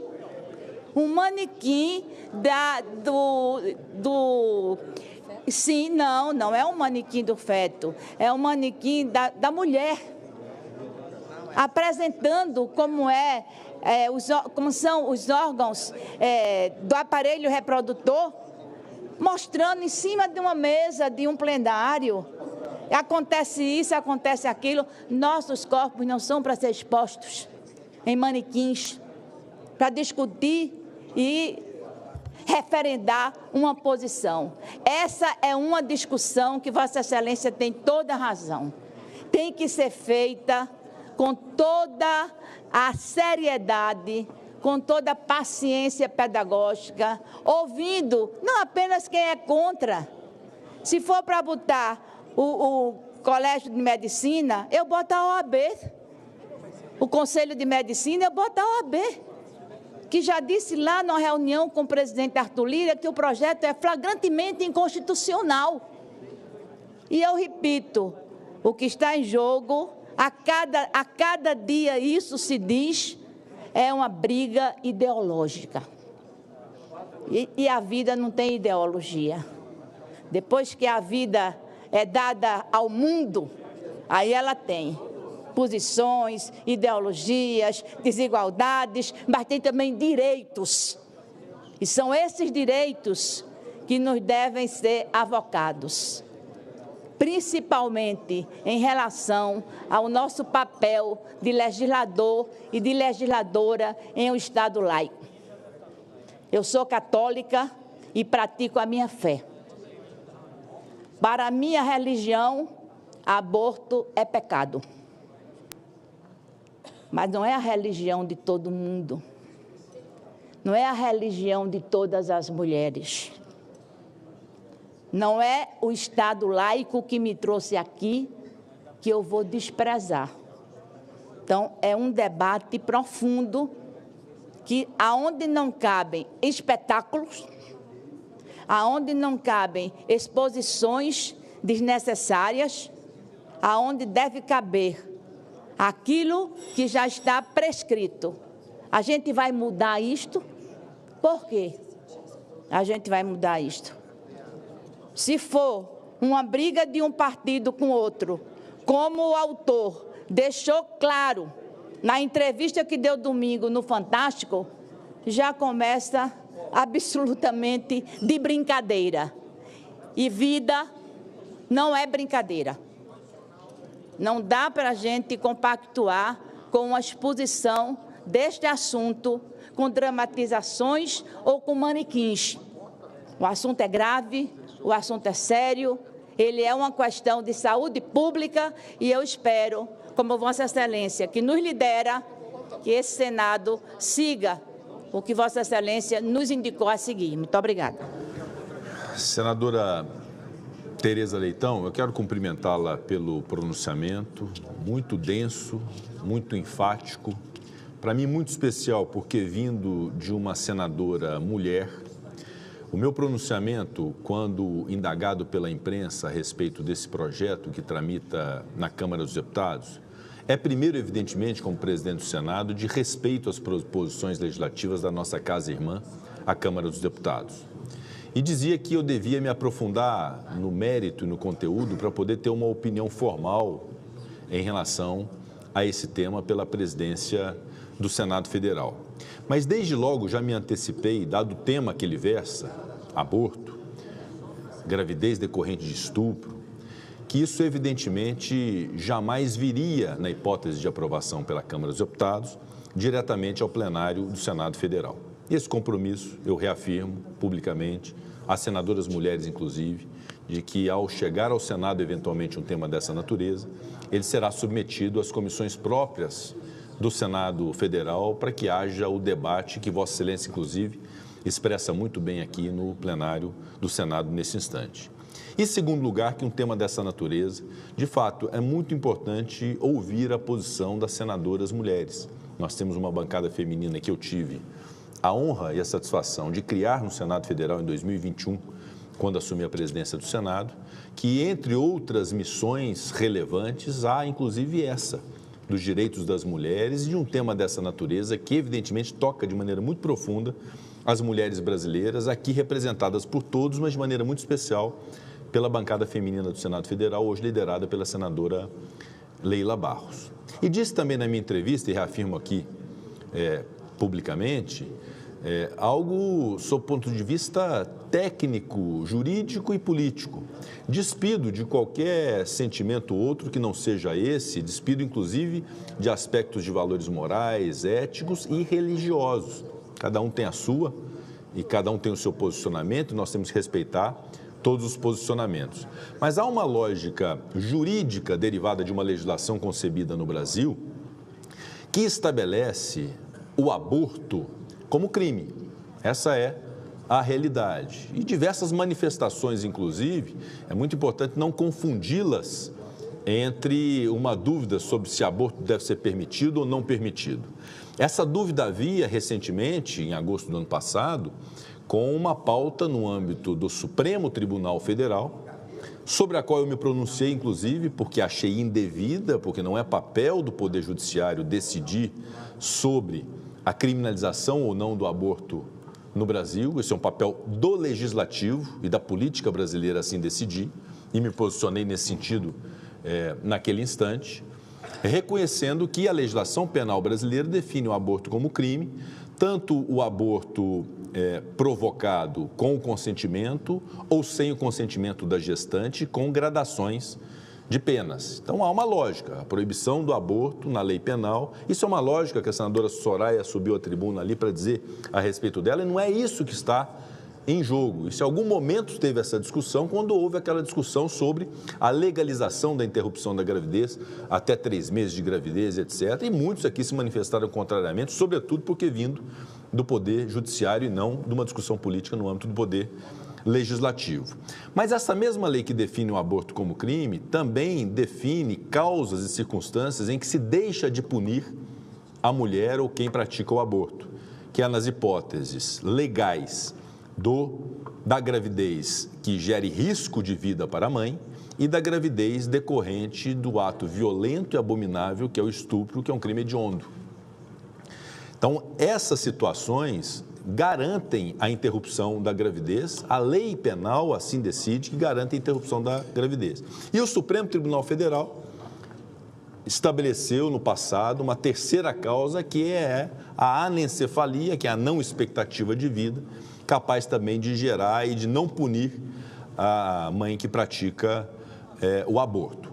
Então, nós estamos discutindo, nesse instante, um tema relativo à questão do aborto decorrente de estupro, quando, na verdade, a lei já define que a gravidez decorrente de estupro, evidentemente, pode ser interrompida sem que isso gere uma consequência jurídica para a mãe. Evidente que uma mulher estuprada, que uma menina estuprada, ela tem o direito de não conceber aquela criança. Essa é a lógica penal, respeitados os entendimentos religiosos que haja, mas essa é a lógica política e jurídica estabelecida no Brasil. Quando se discute a possibilidade de equiparar o aborto, em qualquer momento, a um crime de homicídio, que é definido pela lei penal como matar alguém, isso de fato me perdoe, uma irracionalidade. Isso não tem o menor cabimento, a menor lógica, a menor razoabilidade de se punir a título de homicídio, que pressupõe matar alguém com vida, gerada após o parto, com o aborto. A lei penal distingue muito claramente o que é aborto e o que é homicídio. Essa inovação muito infeliz, ela inclusive coloca em xeque a própria ciência do direito penal. O direito penal é uma ciência, não é uma vontade de nós legisladores simplesmente fazer aquilo que nós achamos que tem que acontecer. Há regras, há base empírica, há direito comparado, há uma lógica, há uma proporcionalidade de pena. Imagine punir aborto com pena de 6 a 20 anos equiparado a homicídio. O que nós vamos fazer com o próprio crime de homicídio? O que nós vamos fazer com outros crimes, como o próprio estupro? Então, de fato, nós temos que ter responsabilidade penal ao legislar em matéria penal. A defesa sobre se aborto deve ser permitido ou não, essa é uma discussão política que se trava. Se a interrupção da gravidez deve se dar até determinado prazo ou não, isso é uma outra discussão política. Mas equiparar aborto ao homicídio é, de fato, uma irracionalidade sobre todos os aspectos. E eu acho que essa ponderação nós, de fato, temos que fazer. Eu acho que todos tinham que colaborar nessa compreensão, porque é plenamente possível defender suas teses, defender suas causas, com argumentos e com um mínimo de racionalidade e de razoabilidade. E esse projeto, da forma como está concebido, de fato, definitivamente não me parece minimamente viável. Obviamente que eu respeitarei, caso chegue aqui, vou mandar para as comissões, ele vai ser discutido, é direito dos senadores decidirem, não é? Mas, de fato, da forma como ele está sendo tratado, com uma equiparação legal entre homicídio e aborto, me parece que toda a academia, toda a doutrina, todos os juristas e grande parte da população vai reconhecer que isso não é possível. Então, nós temos que ter, na defesa das nossas causas, todo o direito de todos os argumentos possíveis, mas algum limite, inclusive ético, na abordagem desse tema, sobretudo sacrificarmos as ciências do Brasil e o direito penal, que é uma ciência posta à solução de conflitos e não à criação de conflitos.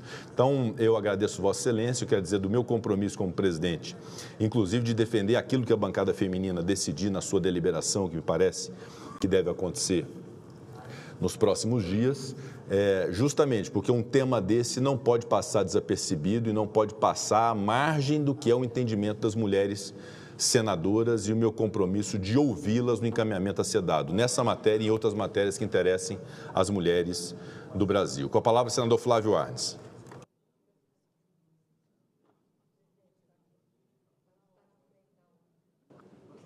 Senhor presidente, só no sentido de apresentar um requerimento baseado no regimento interno do Senado Federal, com inserção em ata de voto de aplauso ao Centro de Orientação e Controle de Excepcionais de Curitiba, COSEC, entidade mantenedora da Escola Nilza Tartucci, que está completando 60 anos de atividades na área da educação especial. Só 2 parágrafos. Localizada em Curitiba, a Escola Nilza Tartucci presta atendimento gratuito nas áreas de educação, saúde e assistência social a cerca de 300 crianças e adolescentes de 0 a 15 anos com deficiência intelectual e ou transtorno do espectro autista, Lembrando que, inclusive, hoje, dia 18 de junho, é o Dia Mundial do Orgulho Autista. Ressalto que grande parte desse público é composto por pessoas em situação de vulnerabilidade social e, por isso, a grande relevância do trabalho que desenvolvem. São 60 anos de dedicação à educação especial, uma trajetória bonita, construída por pessoas dedicadas e que, com determinação e amor, fazem trabalho de muita qualidade, que é referência para o Brasil. Parabéns a todas e todos que fazem parte dessa caminhada e vida longa à Escola Nilza Tartucci. Requeiro, senhor presidente, que seja enviada a cópia do presente voto, conforme dados contidos nesse requerimento. Agradeço, só quero também destacar, como eu disse agora há pouco, que dia 18 de junho, que é o dia de hoje, né, é o Dia Mundial do Orgulho Autista, né, uma data importante para combater o preconceito e também uma data muito importante para promover cidadania, dignidade, direitos humanos, que é o tema que está sendo debatido, inclusive, né, em relação à questão da tramitação do projeto de lei na Câmara dos Deputados. Obrigado, senhor presidente. Senadora Leila Barros. Senhor presidente, primeiramente agradecer a sua fala com relação à bancada feminina, de que vai fazer o devido debate, caso chegue o 1904 aqui ao Senado, que nós vamos ter o devido debate, que nós vamos poder, a bancada feminina, participar efetivamente e ativamente desse processo. Mas, assim, só reforçando as falas das minhas colegas aqui, a Tereza Leitão e a Soraya Tronic, assim, definitivamente, aqueles que tentam distorcer a narrativa de nós, mulheres, dentro da casa, nós defendemos a vida. Nós, mulheres, independentes do campo ideológico que estamos, nós entendemos aqui que a bancada inteira é contra o aborto. Historicamente, desde 1940, nós temos 3 excepcionalidades que já foram citadas, mas cabe aqui o debate importante com relação ao estupro. Porque eu acho que, pelo menos nós da bancada e esse Congresso entende que 70% das vítimas de estupro, vejam bem, 70% das vítimas de estupro são crianças e adolescentes. Crianças e adolescentes periféricas e, em sua maioria, as negras, as pretas. Nós, mulheres, somos subrepresentadas nessa casa, somos apenas 18%. E nós temos o dever de defender as mulheres e as crianças, sim, e os adolescentes, porque são elas que estão sendo penalizadas. E outra coisa, quando nós falamos que existe a notificação, que ela é tardia, muitas vezes, todos nós sabemos, não sejamos hipócritas, que o algoz da vítima é o pai, é o padrasto, é o irmão, é o vizinho, é o tio, é aquele que aquela criança deveria ser protegida, aquela menina deveria ser protegida, e muitas vezes é dentro do lar dela que ela é violentada e muitas vezes escondida pela própria família. Então, eu faço um alerta ao Brasil do que está sendo tratado dentro desse Congresso Nacional. Senadora Damares é de um campo, eu sou de outro, nós somos de Brasília e nós somos contra o aborto, assim como todas as mulheres da bancada. Mas nós não vamos deixar de defender as nossas crianças, as nossas meninas e as nossas adolescentes, porque o que estão tentando aqui é um retrocesso, uma tentativa de se tirar, né, a dignidade das mulheres do Brasil. Estão simplesmente colocando o valor da vida feminina das mulheres do Brasil no limbo. E nós não vamos aceitar isso. Nós não vamos aceitar. Mais uma vez, 70% das vítimas de estupro que está se tornando, né, tipificando como crime, né, 70% dessas vítimas são crianças, adolescentes e seus algozes são seus pais, os seus padrastos, os seus tios, os seus vizinhos, os seus primos. Não vamos deixar de fazer esse debate aqui dentro, senadores. E a bancada, independente do lado que estejamos, o único lado que essa bancada está é a favor da vida e, acima de tudo, das meninas e as mulheres desse país. Muito obrigada. Parabéns pela fala, senadora Leila. Extremamente importante destacar e levantar a voz nesse momento. Pela ordem, temos o senador Zequinha, em seguida o senador Eduardo Girão. Senhor presidente, eu requeiro, nos termos do artigo 222 do Regimento Interno do Senado Federal, a inserção em ata de votos de aplauso ao pastor Valdemar Nascimento Oliveira, pelos 45 anos e 3 meses de ministério frente à Igreja Evangélica Assembleia de Deus em Altamira, no Pará. Pastor Valdemar Nascimento, no domingo passado, celebrou e agradeceu a Deus por esses mais de 45 anos de ministério na Transamazônica, e ele é conhecido como o apóstolo da Transamazônica. Encerrou também a sua carreira ministerial em função da idade e em função, né, das enfermidades, passando o comando ao seu filho Joel Mendes, que assume a direção daquele grande trabalho. Ao pastor Valdemar, nossos cumprimentos, né, e o reconhecimento por todo o trabalho que realizou durante essas mais de 4 décadas naquela região. Trago também, presidente, votos, requeiro no artigo 222, Regimento Interno do Senado Federal, inserção de votos de aplausos também à Assembleia de Deus no Brasil, que hoje completa 113 anos. Festa muito bem celebrada pela Igreja Mãe em Belém do Pará e por todas as igrejas e ministérios por todo o Brasil. São 113 anos de muita luta, mas também de muitas vitórias.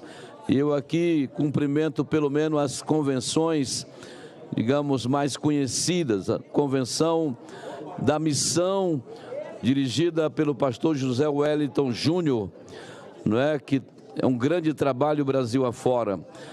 Cumprimento também o Ministério de Madureira, da Assembleia de Deus Madureira, grande ministério, na pessoa do pastor Samuel Ferreira, não é? E toda a família Ferreira, porque são grandes lideranças do Ministério de Madureira. De igual forma, saudações, Assembleia de Deus, Ministério de Anápolis, na pessoa do pastor Clarimundo César, que também é um grande trabalho, uma convenção nacional.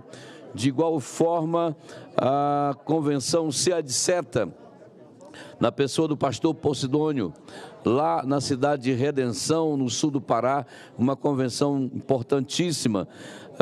E de igual maneira, a convenção da Igreja Mãe em Belém do Pará, presidida e liderada, digo melhor, pelo pastor Samuel Câmara e todos os outros pastores com sede nacional na cidade de Belém do Pará. Então, a todo o povo, a toda a nação assembleiana brasileira, nossos cumprimentos, abraços fraternais, né, que se possa comemorar com alegria e muita gratidão a Deus esses 113 anos de existência de uma grande igreja evangélica pentecostal que tem pregado o evangelho, que tem realizado a sua missão. Muito obrigado, presidente. Senador Zequinha, o requerimento de Vossa Excelência será acatado e seguirá para publicação. Em seguida, passa a palavra ao senador Girão. Obrigado, senhor presidente. Eu queria concordar com a senadora Leila no que ela falou aqui. Inclusive, a senadora Damares está nos ouvindo ainda aqui. E é importante que se deixe claro a defesa da vida. Quando a senadora Damares foi ministra no governo anterior, esse dado que a senadora Leila colocou aqui, e me parece que está bem fidedigno, com a realidade é que a maioria dos estupros que acontecem nesse país, crime hediondo, acontecem com pessoas próximas, familiares, tios. Com a portaria retirada no início do governo atual, isso eu quero deixar muito claro, nós estamos incentivando esse tipo de coisa. E é necessário que a gente se indigne com isso. Não é possível. A menina é abusada. Olha só que loucura, presidente. A criança, o adolescente é abusado, engravida. Não tem mais necessidade, porque o governo Lula tirou, o Ministério da Saúde tirou a obrigatoriedade de fazer um boletim de ocorrência. Olha só a gravidade disso. E essa menina vai ser entregue depois do aborto, que ela tem o direito, claro, e ninguém está questionando isso. O que a gente questiona é a questão da 22ª semana. Vai deixar chegar um período de viabilidade para abortar? Mas ninguém está questionando a questão do direito. Mas olha só, senadora Damares, se eu estiver equivocado, por favor, me ajude. Essa criança, depois do aborto, essa adolescente, vai ser devolvida aos seus algozes. Vai ser devolvida àquela família, aquelas pessoas que abusaram, e ninguém vai atrás de punir os responsáveis. Isso é ou não é uma tortura com essa criança, com esse adolescente? O boletim de ocorrência, você ia atrás e ia punir quem fez esse ato violento, brutal. Mas com essa portaria que foi retirada, e muitos ontem palestrantes aqui, médicos e médicas, colocaram essa gravidade. Precisa voltar, senadora Damares. Porque senão, se essa portaria não for punir os estupradores, esse crime vai acontecer sucessivamente. Nós precisamos de racionalidade nesse debate. Não podemos ter dois pesos e duas medidas. Não podemos absolutamente passar a mão na cabeça de estuprador. Esse é o problema. A senadora Leila foi muito feliz quando colocou. Só que essa indignação, que nós nem discutimos o PL 1904, ontem foi a sistolia fetal aqui. Mas essa indignação tem que ser com essa portaria do governo. E esse silêncio ensurdecedor incomoda as pessoas que querem realmente defender a vida. Defender as crianças, os adolescentes. Senadora Damares, eu coloquei alguma coisa equivocada com relação a esse dado, se a senhora puder.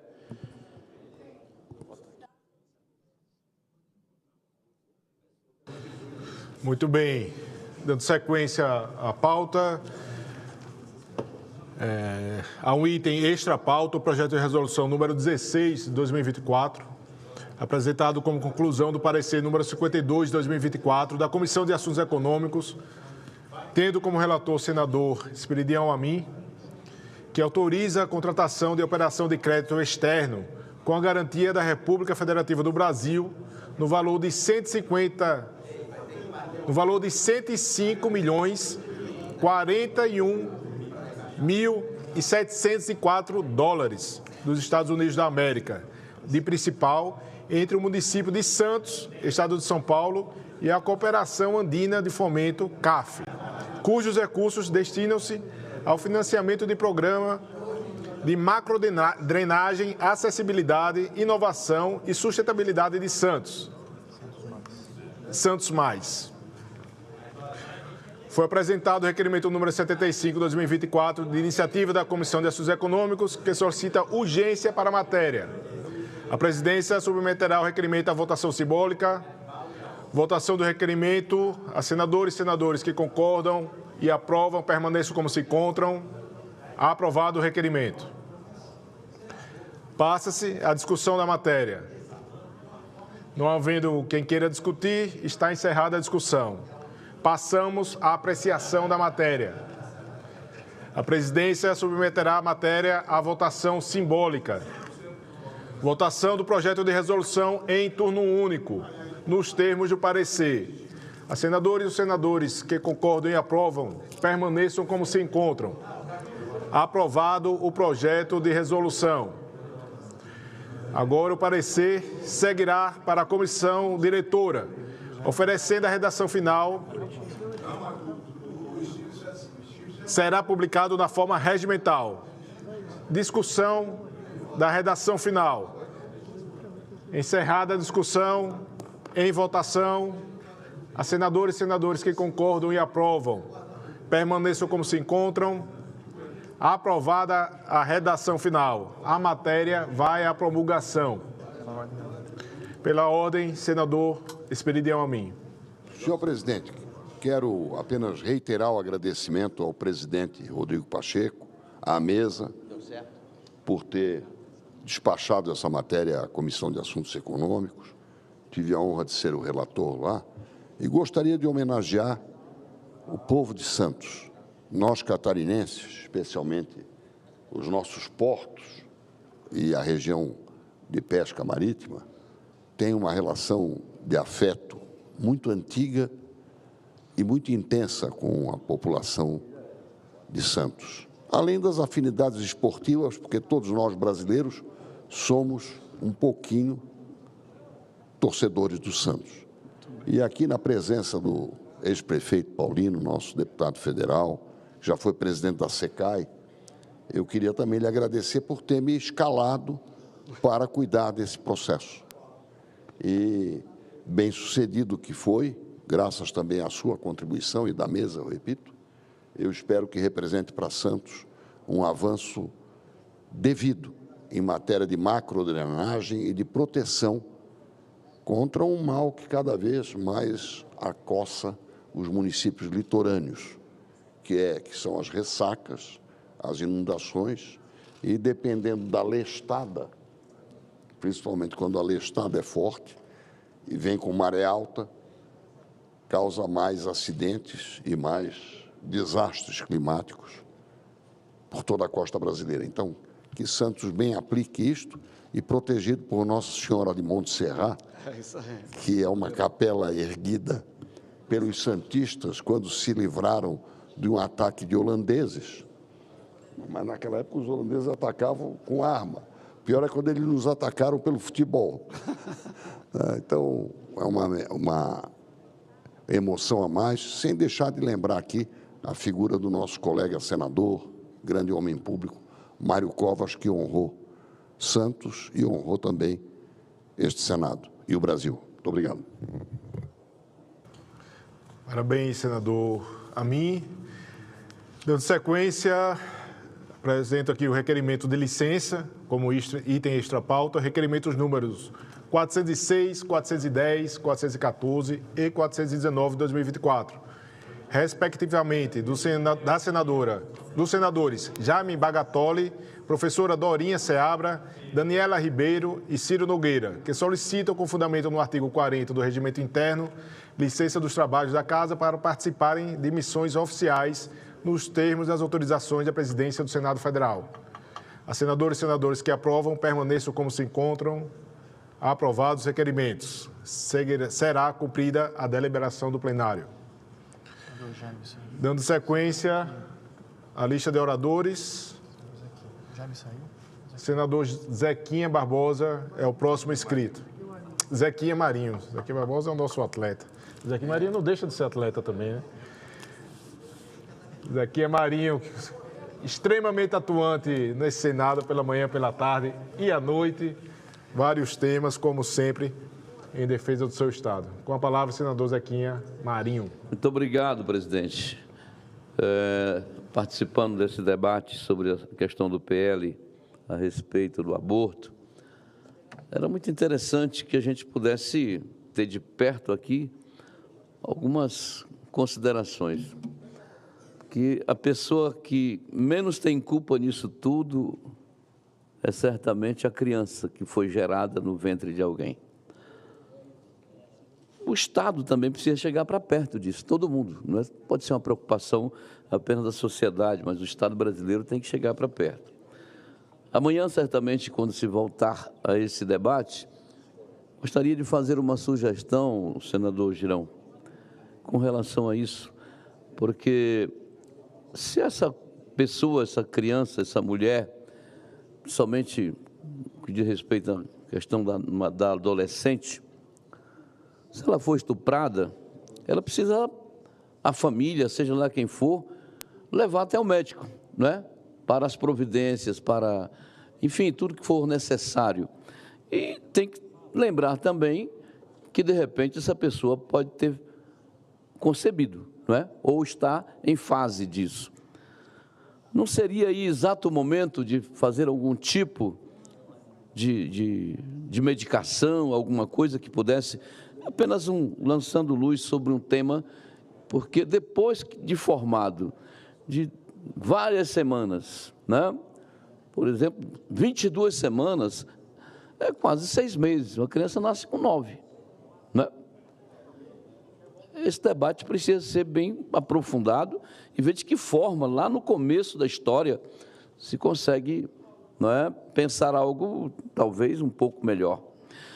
Mas eu tenho aqui, presidente, tenho visto nas redes sociais uma movimentação da população cobrando do Congresso Nacional para que se aumente a punibilidade para abusadores e estupradores, né? Aquele que realmente causa todo o crime, que o problema não está no meio nem na ponta, o problema está lá no começo de tudo.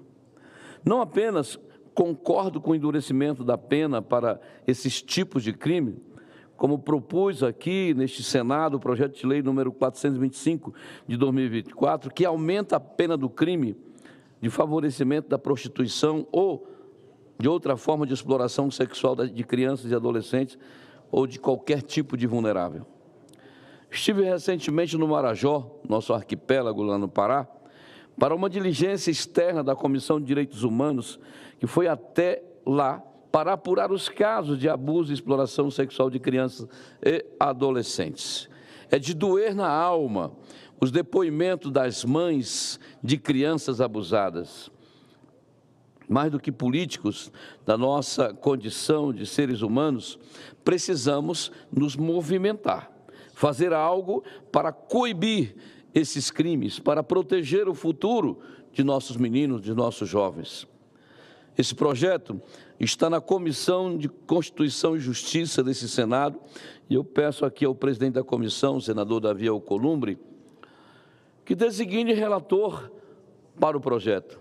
O senador Alcolumbre é vizinho do Pará e conhece a dura realidade do arquipélago do Marajó. E é sensível a essa pauta, com certeza. Vamos caminhar com esse projeto e mostrar aos abusadores que as leis estão mais severas, mais duras. Até hoje, o abusador que pegar a pena mínima pode cumprir em casa. Isso é um verdadeiro absurdo. 4 anos, não vai nem preso, vai cumprir na sua residência. Estatisticamente, a maioria dos casos de abuso e exploração sexual de crianças e adolescentes está dentro de casa. Manter aquele abusador em casa, por mais que esteja cumprindo pena, é condenar 2 vezes a vítima, isto é, a criança. Para impedir essa atrocidade, é que a pena domiciliar para abusadores de crianças e adolescentes, no meu projeto, aumenta de 4 para 6 anos.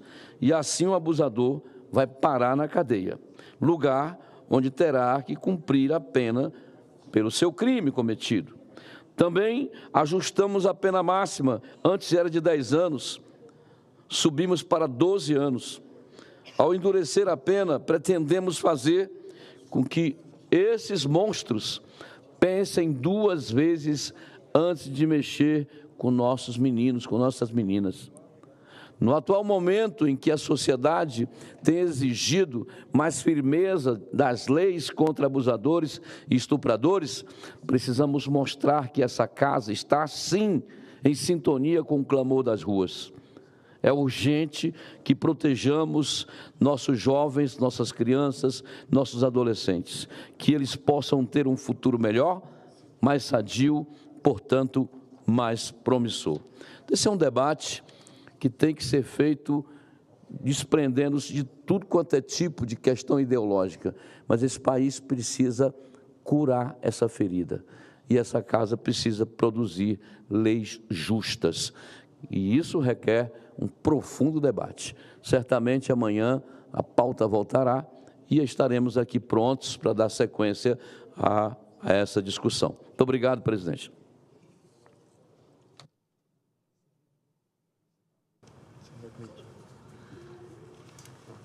Finalizada a fala do senador Zequinha Marinho, convido o senador Cleitinho para fazer uso da tribuna.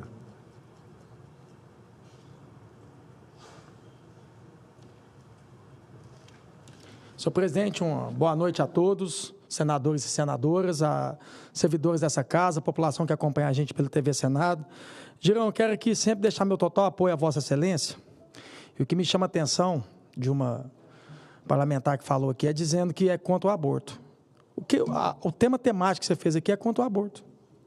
Se essa atriz exagerou, se ela passou um pouco do ponto, aí é outra coisa. Mas o tema temático que você estava fazendo aqui, essa audiência que você tratou aqui, é contra o aborto. Então não tem como ficar contra essa audiência quem fala que é contra o aborto. Você está entendendo? Se todo mundo que se posiciona a favor da vida é contra o aborto, como é que vai ficar contra uma audiência que Vossa Excelência fez aqui, que trata contra o aborto? Simples. A atriz, se ela exagerou, aí é outra coisa. Eu não sou ator, né? Eu não sou ator. Apesar de ter muito político que acaba sendo ator, mas eu não sou ator aqui para julgar ela. Se ela exagerou, se ela passou do ponto. Agora, o mais importante, tira a questão dela. O tema que você estava tratando aqui ontem era contra o aborto. Então, quem é contra o aborto tem que ficar a favor do seu tema. Agora, eu queria mostrar isso aqui, gente, para vocês, para a população brasileira. Não acredito que minha bateria... Ah, não, está aqui. Deixa eu mostrar para vocês aqui. Quer ver? Olha que maravilha. Maravilha não. Olha, presta atenção no que eu vou mostrar para vocês aqui. Olha, cadê? O vídeo foi tirado? Só um minutinho. Deixa eu ver aqui se eu acho aqui. Estou acreditando... Ah, não, está aqui, ué. Cadê o áudio? Então como é que a gente pode achar que esse debate é um debate... Tchau. Monstro vai sair do ventre dessa menina. Então como é que a gente pode achar que esse debate é um debate cru? Ou seja, é um debate maduro que envolve a sociedade. Nós temos que respeitar as mulheres. Sabe, elas têm o direito de ter um comportamento diferente e não querer. Sabe, por que uma menina é obrigada a ter um filho de um cara que estuprou ela? Que monstro vai sair do ventre dessa menina? Que monstro vai sair do ventre dessa menina? Essa fala hoje aqui, não sei se foi hoje, se foi ontem, é do presidente atual, do presidente da República, o Lula, que disse que um bebê que sai do ventre, né, de uma mulher, independente se ela foi estuprada, é um monstro. Um monstro. Ô Lula, deixa eu falar uma coisa para você. O que a gente precisa tratar aqui é prevenir para não remediar. O que a gente precisa tratar aqui é acabar com o monstro. E você, como presidente da República, você vetou a questão da saidinha. E deixa eu te falar o que acontece quando um bandido, um criminoso vai para a saidinha. Sabe o que ele faz além de roubar e de matar? Ele vai estuprar. Ele vai estuprar. Então o que a gente precisa tratar? Nunca que um bebê, independente do fruto que ele foi gerado, se foi de um estupro, ele é um monstro. Ele é vítima, ele é inocente como a mãe. Ele é inocente. O monstro da história é o estuprador. E o senhor vetou a questão da saidinha. Que poderia fazer o quê? Acabar com o criminoso, para não sair. Porque além de roubar e de matar, ele vai estuprar. O que a gente tem que tratar aqui, prevenir para não remediar, é aumentar a pena para o estuprador. Por que você não faz campanha, Lula, sobre a questão da castração química? Faça campanha. Vamos castrar essa turma. Aqui, infelizmente, gente, aqui no Brasil, aqui, tem que fazer uma nova constituinte. Mas na lógica, para serial killer, para essa turma, e para maníaco, deveria ter pena de morte para essa turma. E para o estuprador, castração química. Eu ia mais, viu? Tem país aí, quando o cara rouba, eles cortam a mão dele. Para esse estuprador aí, sabe o que precisava fazer com eles? É cortar o trem deles mesmo. Cortar! Cortar! Ser preso e se sair de novo e fazer, é cortar! É assim! Se quer acabar com a questão do aborto, não ter aborto, e acabar com o estuprador, é acabar com o monstro. Vamos parar de passar a mão na cabeça dessa turma. Criança não é mãe, mas criança também não é trans. Vamos tratar direito aqui. Vamos parar de ser hipócrita e ser demagogo. Se nós queremos mudar e prevenir para não remediar e acabar com o aborto, gente, para não ter aborto nesse país, é acabar com o quê? Com o estuprador. É dar pena. Vamos aumentar a pena. Vamos pôr a pena máxima que puder para estuprador aqui. Então, o que é que a gente precisa fazer? Nunca que um bebê que nasce é monstro. Nunca. Ele é inocente, ele é vítima como a mãe. O monstro é o estuprador. Se quer acabar, vamos acabar com o monstro. Viu? Fica a minha fala aqui. E falando em Lula, que hoje eu vou falar muito dele, viu, gente? Tem mais aqui, tá? Aqui, ó, que eu queria mostrar para vocês. Que loucura. Ó, isso aqui é a fala dele, viu, gente? Que compra essas coisas de $50. Eu não sei se você compra, Cássia. A minha mulher compra. Eu falei pro Alckmin, tua mulher compra. Eu falei pro Haddad, tua filha compra, tua mulher compra. Porque são coisas que estão aí, baratinha, coisa para pintura, para cabelo, um monte de coisa. Sabe, $50. Ora, por que taxar $50? Por que taxar o pobre e não taxa o cara que vai no free shop e gasta $1.000? É apenas uma questão de consideração com o povo mais humilde desse país. Sabe, as pessoas gastar $50 tem que pagar imposto e o cara que gasta 2.000 não paga. Gasta 1.500 não paga, gasta 1.000. Então, essa foi a minha divergência. Depois, houve uma tentativa de fazer acordo, houve um acordo, e eu assumi o compromisso com o Haddad de que eu aceitaria colocar o PIS e COFINS para a gente cobrar, que dá mais ou menos 20%. Isso está garantido. Isso está garantido. Eu estou fazendo isso pela unidade sabe, do Congresso e do governo e das pessoas que queriam, porque eu, pessoalmente, acho equivocado a gente taxar as pessoas humildes que gastam $50. Aqui, Lula, deixa eu falar uma coisa. Você conhece aqui a música do Cazuza? As suas ideias não correspondem aos fatos? É o que acontece com você. Veta. É só você vetar. Não é para o humilde? Não é para o trabalhador? Que você tanto fala que defende? Então vete. Outra coisa que você deveria vetar, viu, Lula? Essas viagens que você está fazendo aí. Igual semana passada estava viajando. Essas viagens estão custando caro para o povo brasileiro, para o pequeno, para o trabalhador. Pare com essas viagens, que é só gastança em cima de gastança. Outra que eu vi aqui também, gente, que ó, gastando muito, mas está gastando muito. Quer ver aqui, ó? Quero mostrar para vocês aqui. Tá aqui, ó. Viagens de filho de Lula já custaram quase 6 milhões no atual governo. Vamos vetar isso aqui. Eu fico imaginando meus filhos, o governo ter que bancar viagens dos meus filhos. É demais para mim. Então está na hora de você começar a vetar. Esses gastos públicos que está tendo exagerado, vamos começar a vetar. Se o país está quebrado, está em déficit, começa a vetar essa gastança. E começa primeiro com você, dando um bom exemplo. Comece com você. Tem que começar com você. E eu escutei agora, nessa fala dele aqui, eu queria chamar a atenção aqui desses pré-candidatos que estão querendo vir a candidata a presidente, né? Eu fico escutando nos bastidores falando o seguinte: não, gente, se o Lula vir para a reeleição, eu não sei se eu vou vir não, porque eu tenho medo de perder para ele. É a mesma coisa, parece, quando vem na Libertadores, todo time brasileiro tem medo de pegar o Boca nas oitavas, nas quartas, você quer pegar ele na final. Se você quer ser campeão, meu amigo, você enfrenta o Boca a hora que você quiser. Então não tem essa, não. Então vai um recado aqui lá para o governador de Minas, que está querendo ser um pré-candidato a presidente, o próprio Tarcísio, que sempre fala o nome dele aqui, o Caiado, o Ratinho. Pera aí. Se você estiver com medo, eu tô aqui no banco de reserva, viu, gente? Esquentando e estou pronto, eu estou à disposição. Porque está na hora de enfrentar um cara que fala que é do povo, porque eu sou do povo. Eu estou doido para poder ser um dia um pré-candidato a presidente, para enfrentar o Lula. Para enfrentar ele, porque aí ele vai ver quem que é do povo aqui de verdade aqui, que as minhas ideias correspondem aos fatos, as minhas correspondem. Eu sou do povo e trabalho para o povo e não vou contra o povo. Se você não quer ir contra o povo, presidente, veta, porque isso aí atinge só o povo, que você tanto fala, e muito desse povo votou em você. Se você quer falar que defende o povo, mostre que você defende o povo e vete, fique do lado do povo. Não fique contra o povo. Você vai ficar do lado do Tachad? Por quê? Você que nomeou o Tachad, você que escolheu ele. Ele é seu ministro. É o senhor que tem que falar para ele: não, eu vou vetar. Suas ideias têm que corresponder aos fatos. Corresponde aos fatos. Pois eu quero falar. Ele está falando que vai vir para a reeleição dele. Aí fica um monte de candidato que é pré-candidato a presidente. Fala: não sei. Os batidores é esse. Se for com ele, eu tenho medo. Medo? Eu não tenho. Está na hora de ter um que é do povo. Ele fala que é do povo. Eu vou mostrar para ele o que é povo. O que é defender o povo. O que é estar do lado do povo. Né? Mandando o povo ter que pagar imposto cada dia, não. Desde quando eu entrei aqui no Senado ano passado aqui, todo dia é proposta de aumento de imposto, gente. Todo dia é proposta de aumento de imposto. Para quem pagar? Você acha que é os senadores, os deputados, ele que paga? Porque o nosso salário está rigorosamente em dia. E é alto. Sabe quem paga a conta de verdade aqui? O povo. Que ele tanto fala que defende o povo. Então vocês resolvem. Porque eu estou aqui, viu, igual um leão dentro da jaula. Solta o leão para vocês verem o que eu vou fazer. Eu estou ali no banco de reserva, ó, treinando, aquecendo, doido para entrar no jogo. Põe eu no jogo para vocês verem o que eu faço aqui. Viu? Porque é uma coisa que eu não tenho medo, graças a Deus. Eu não tenho medo do sistema. O único que eu tenho medo aqui é de Deus. É da mão pesada de Deus e do povo que me elegeu. Esse eu tenho medo, esse paga meu salário. Agora, de sistema político, de partido político, de sistema, eu nunca terei medo. Nunca, sabe por quê? Porque eu entrei limpo aqui, com o coração puro e as mãos limpas. Sem fazer nada de errado e sem prejudicar ninguém. Eu nunca prejudiquei ninguém. Eu ganhei para senador aqui, só fazendo o certo e defendendo o certo. Então não tem medo de nada.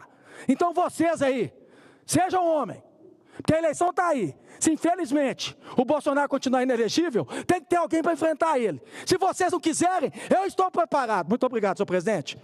E uma parte, rapidamente, se me Fica permite. à vontade, meu querido. Em primeiro lugar, me coloca à disposição para ser seu vice. Calma. Se assim for. Mas eu quero dizer o seguinte, senhor presidente. Esse governo já deu. Esse governo, sob todos os aspectos, é um governo que está ruindo. Não só na economia, que está todo mundo vendo, perdido completo, mas moralmente ruiu. E hoje nós tivemos o ápice. Eu não sei o que é que mais a sociedade brasileira precisa ouvir, que os colegas senadores, deputados, dizer que quem nasce fruto da violência de um estupro é monstro. São 19 horas e 48 minutos. Essa declaração foi dada pelo presidente Lula numa entrevista pela manhã à CBN, e até agora ele não veio pedir desculpas. O senhor sabe quantos brasileiros são vítimas de estupro? Quantas mulheres e homens que estão aí trabalhando, ralando, mantendo família, sendo amor para muitas pessoas, luz, milhares de pessoas. E tem vários exemplos, tem até deputado federal, deputada que foi deputada federal por 5 mandatos, deputada Fátima Pelais, que chegou a ser ministra de Estado. Ela deu um depoimento emocionante numa entrevista lá em São Paulo, que eu estava junto, revelando. Tem muitos outros casos, senhor presidente. Hoje mesmo eu coloquei na rede social alguns casos. Agora eu vou para uma coisa grave. Os filhos do estupro em Ruanda. Cerca de 20 mil bebês, 20 mil, nasceram após as violações de 250 mil mulheres em 1994. É monstro esses 22 mil bebês para o presidente Lula? É monstro. É genocídio? Monstro tem que acabar? É uma declaração desastrosa de alguém que não... Porque aí a gente tem que voltar, não sabe o que está falando. A gente tem que ter aquele sentimento de cristão de verdade, dizer, ele não sabe o que faz, não sabe o que está dizendo.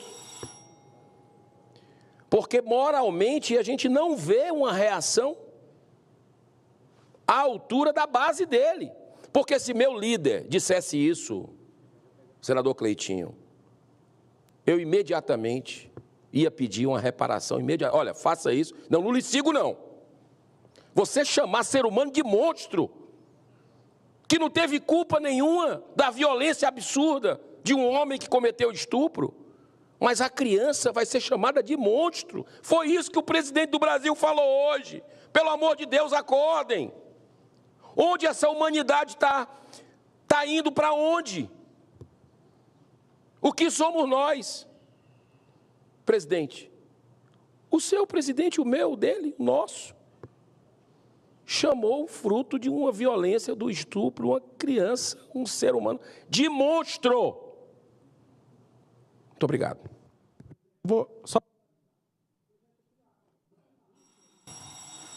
Presidente, eu finalizo porque essa fala que eu disse aqui sobre essa questão de estar no banco de reserva esperando, eu quero deixar bem claro que aí vai vir falando, você não tem mestrado, não tem doutorado, você não tem preparo político. Esse preparo político, graças a Deus, eu não quero ter. Eu tenho preparo de caráter, de essência, de ética, de entender o que o povo precisa, porque eu vim do povo. Eu quero falar uma fala que foi até do ex-presidente Bolsonaro, sobre a questão de preparo, sobre não ter mestrado e doutorado. Me coloca no Enem com a Dilma e com o Lula. Ou me coloca no debate lá no Jornal Nacional, que a gente resolve lá. Muito obrigado.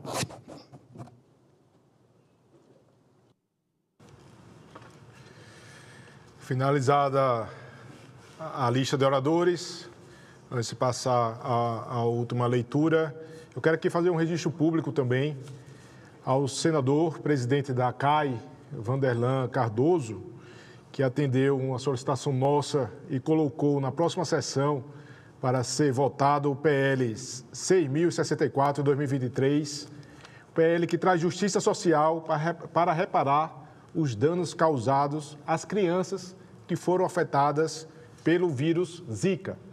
Nós temos no Brasil, desde 2015, esse surto, né? Então, ou seja, quase 10 anos, e mais de 1.500 crianças sofrem e vão sofrer durante toda a sua vida as consequências, que são neurológicas, são consequências motoras e são consequências, na grande, se não na totalidade, irreversíveis.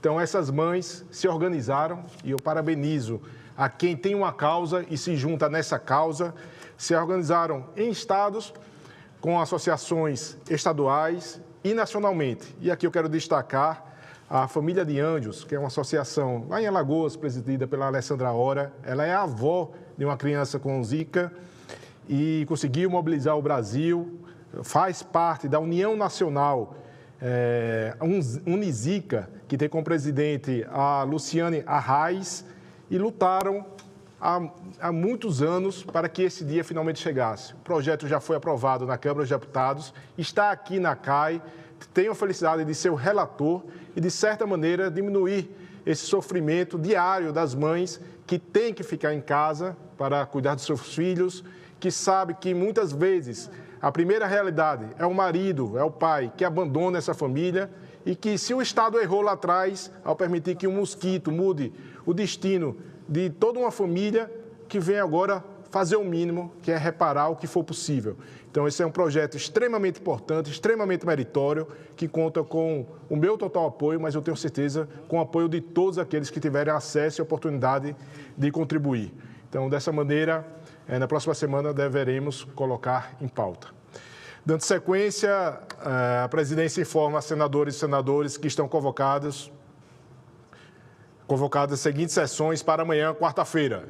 Sessão de premiação e condecoração, às 10 horas, destinada à entrega do prêmio Adoção Tardia, Gesto Redobrado de Cidadania, e a sessão deliberativa ordinária, às 14 horas, com pauta divulgada pela Secretaria-Geral da Mesa. Cumprida a finalidade desta sessão, a presidência declara o seu encerramento. Muito obrigado.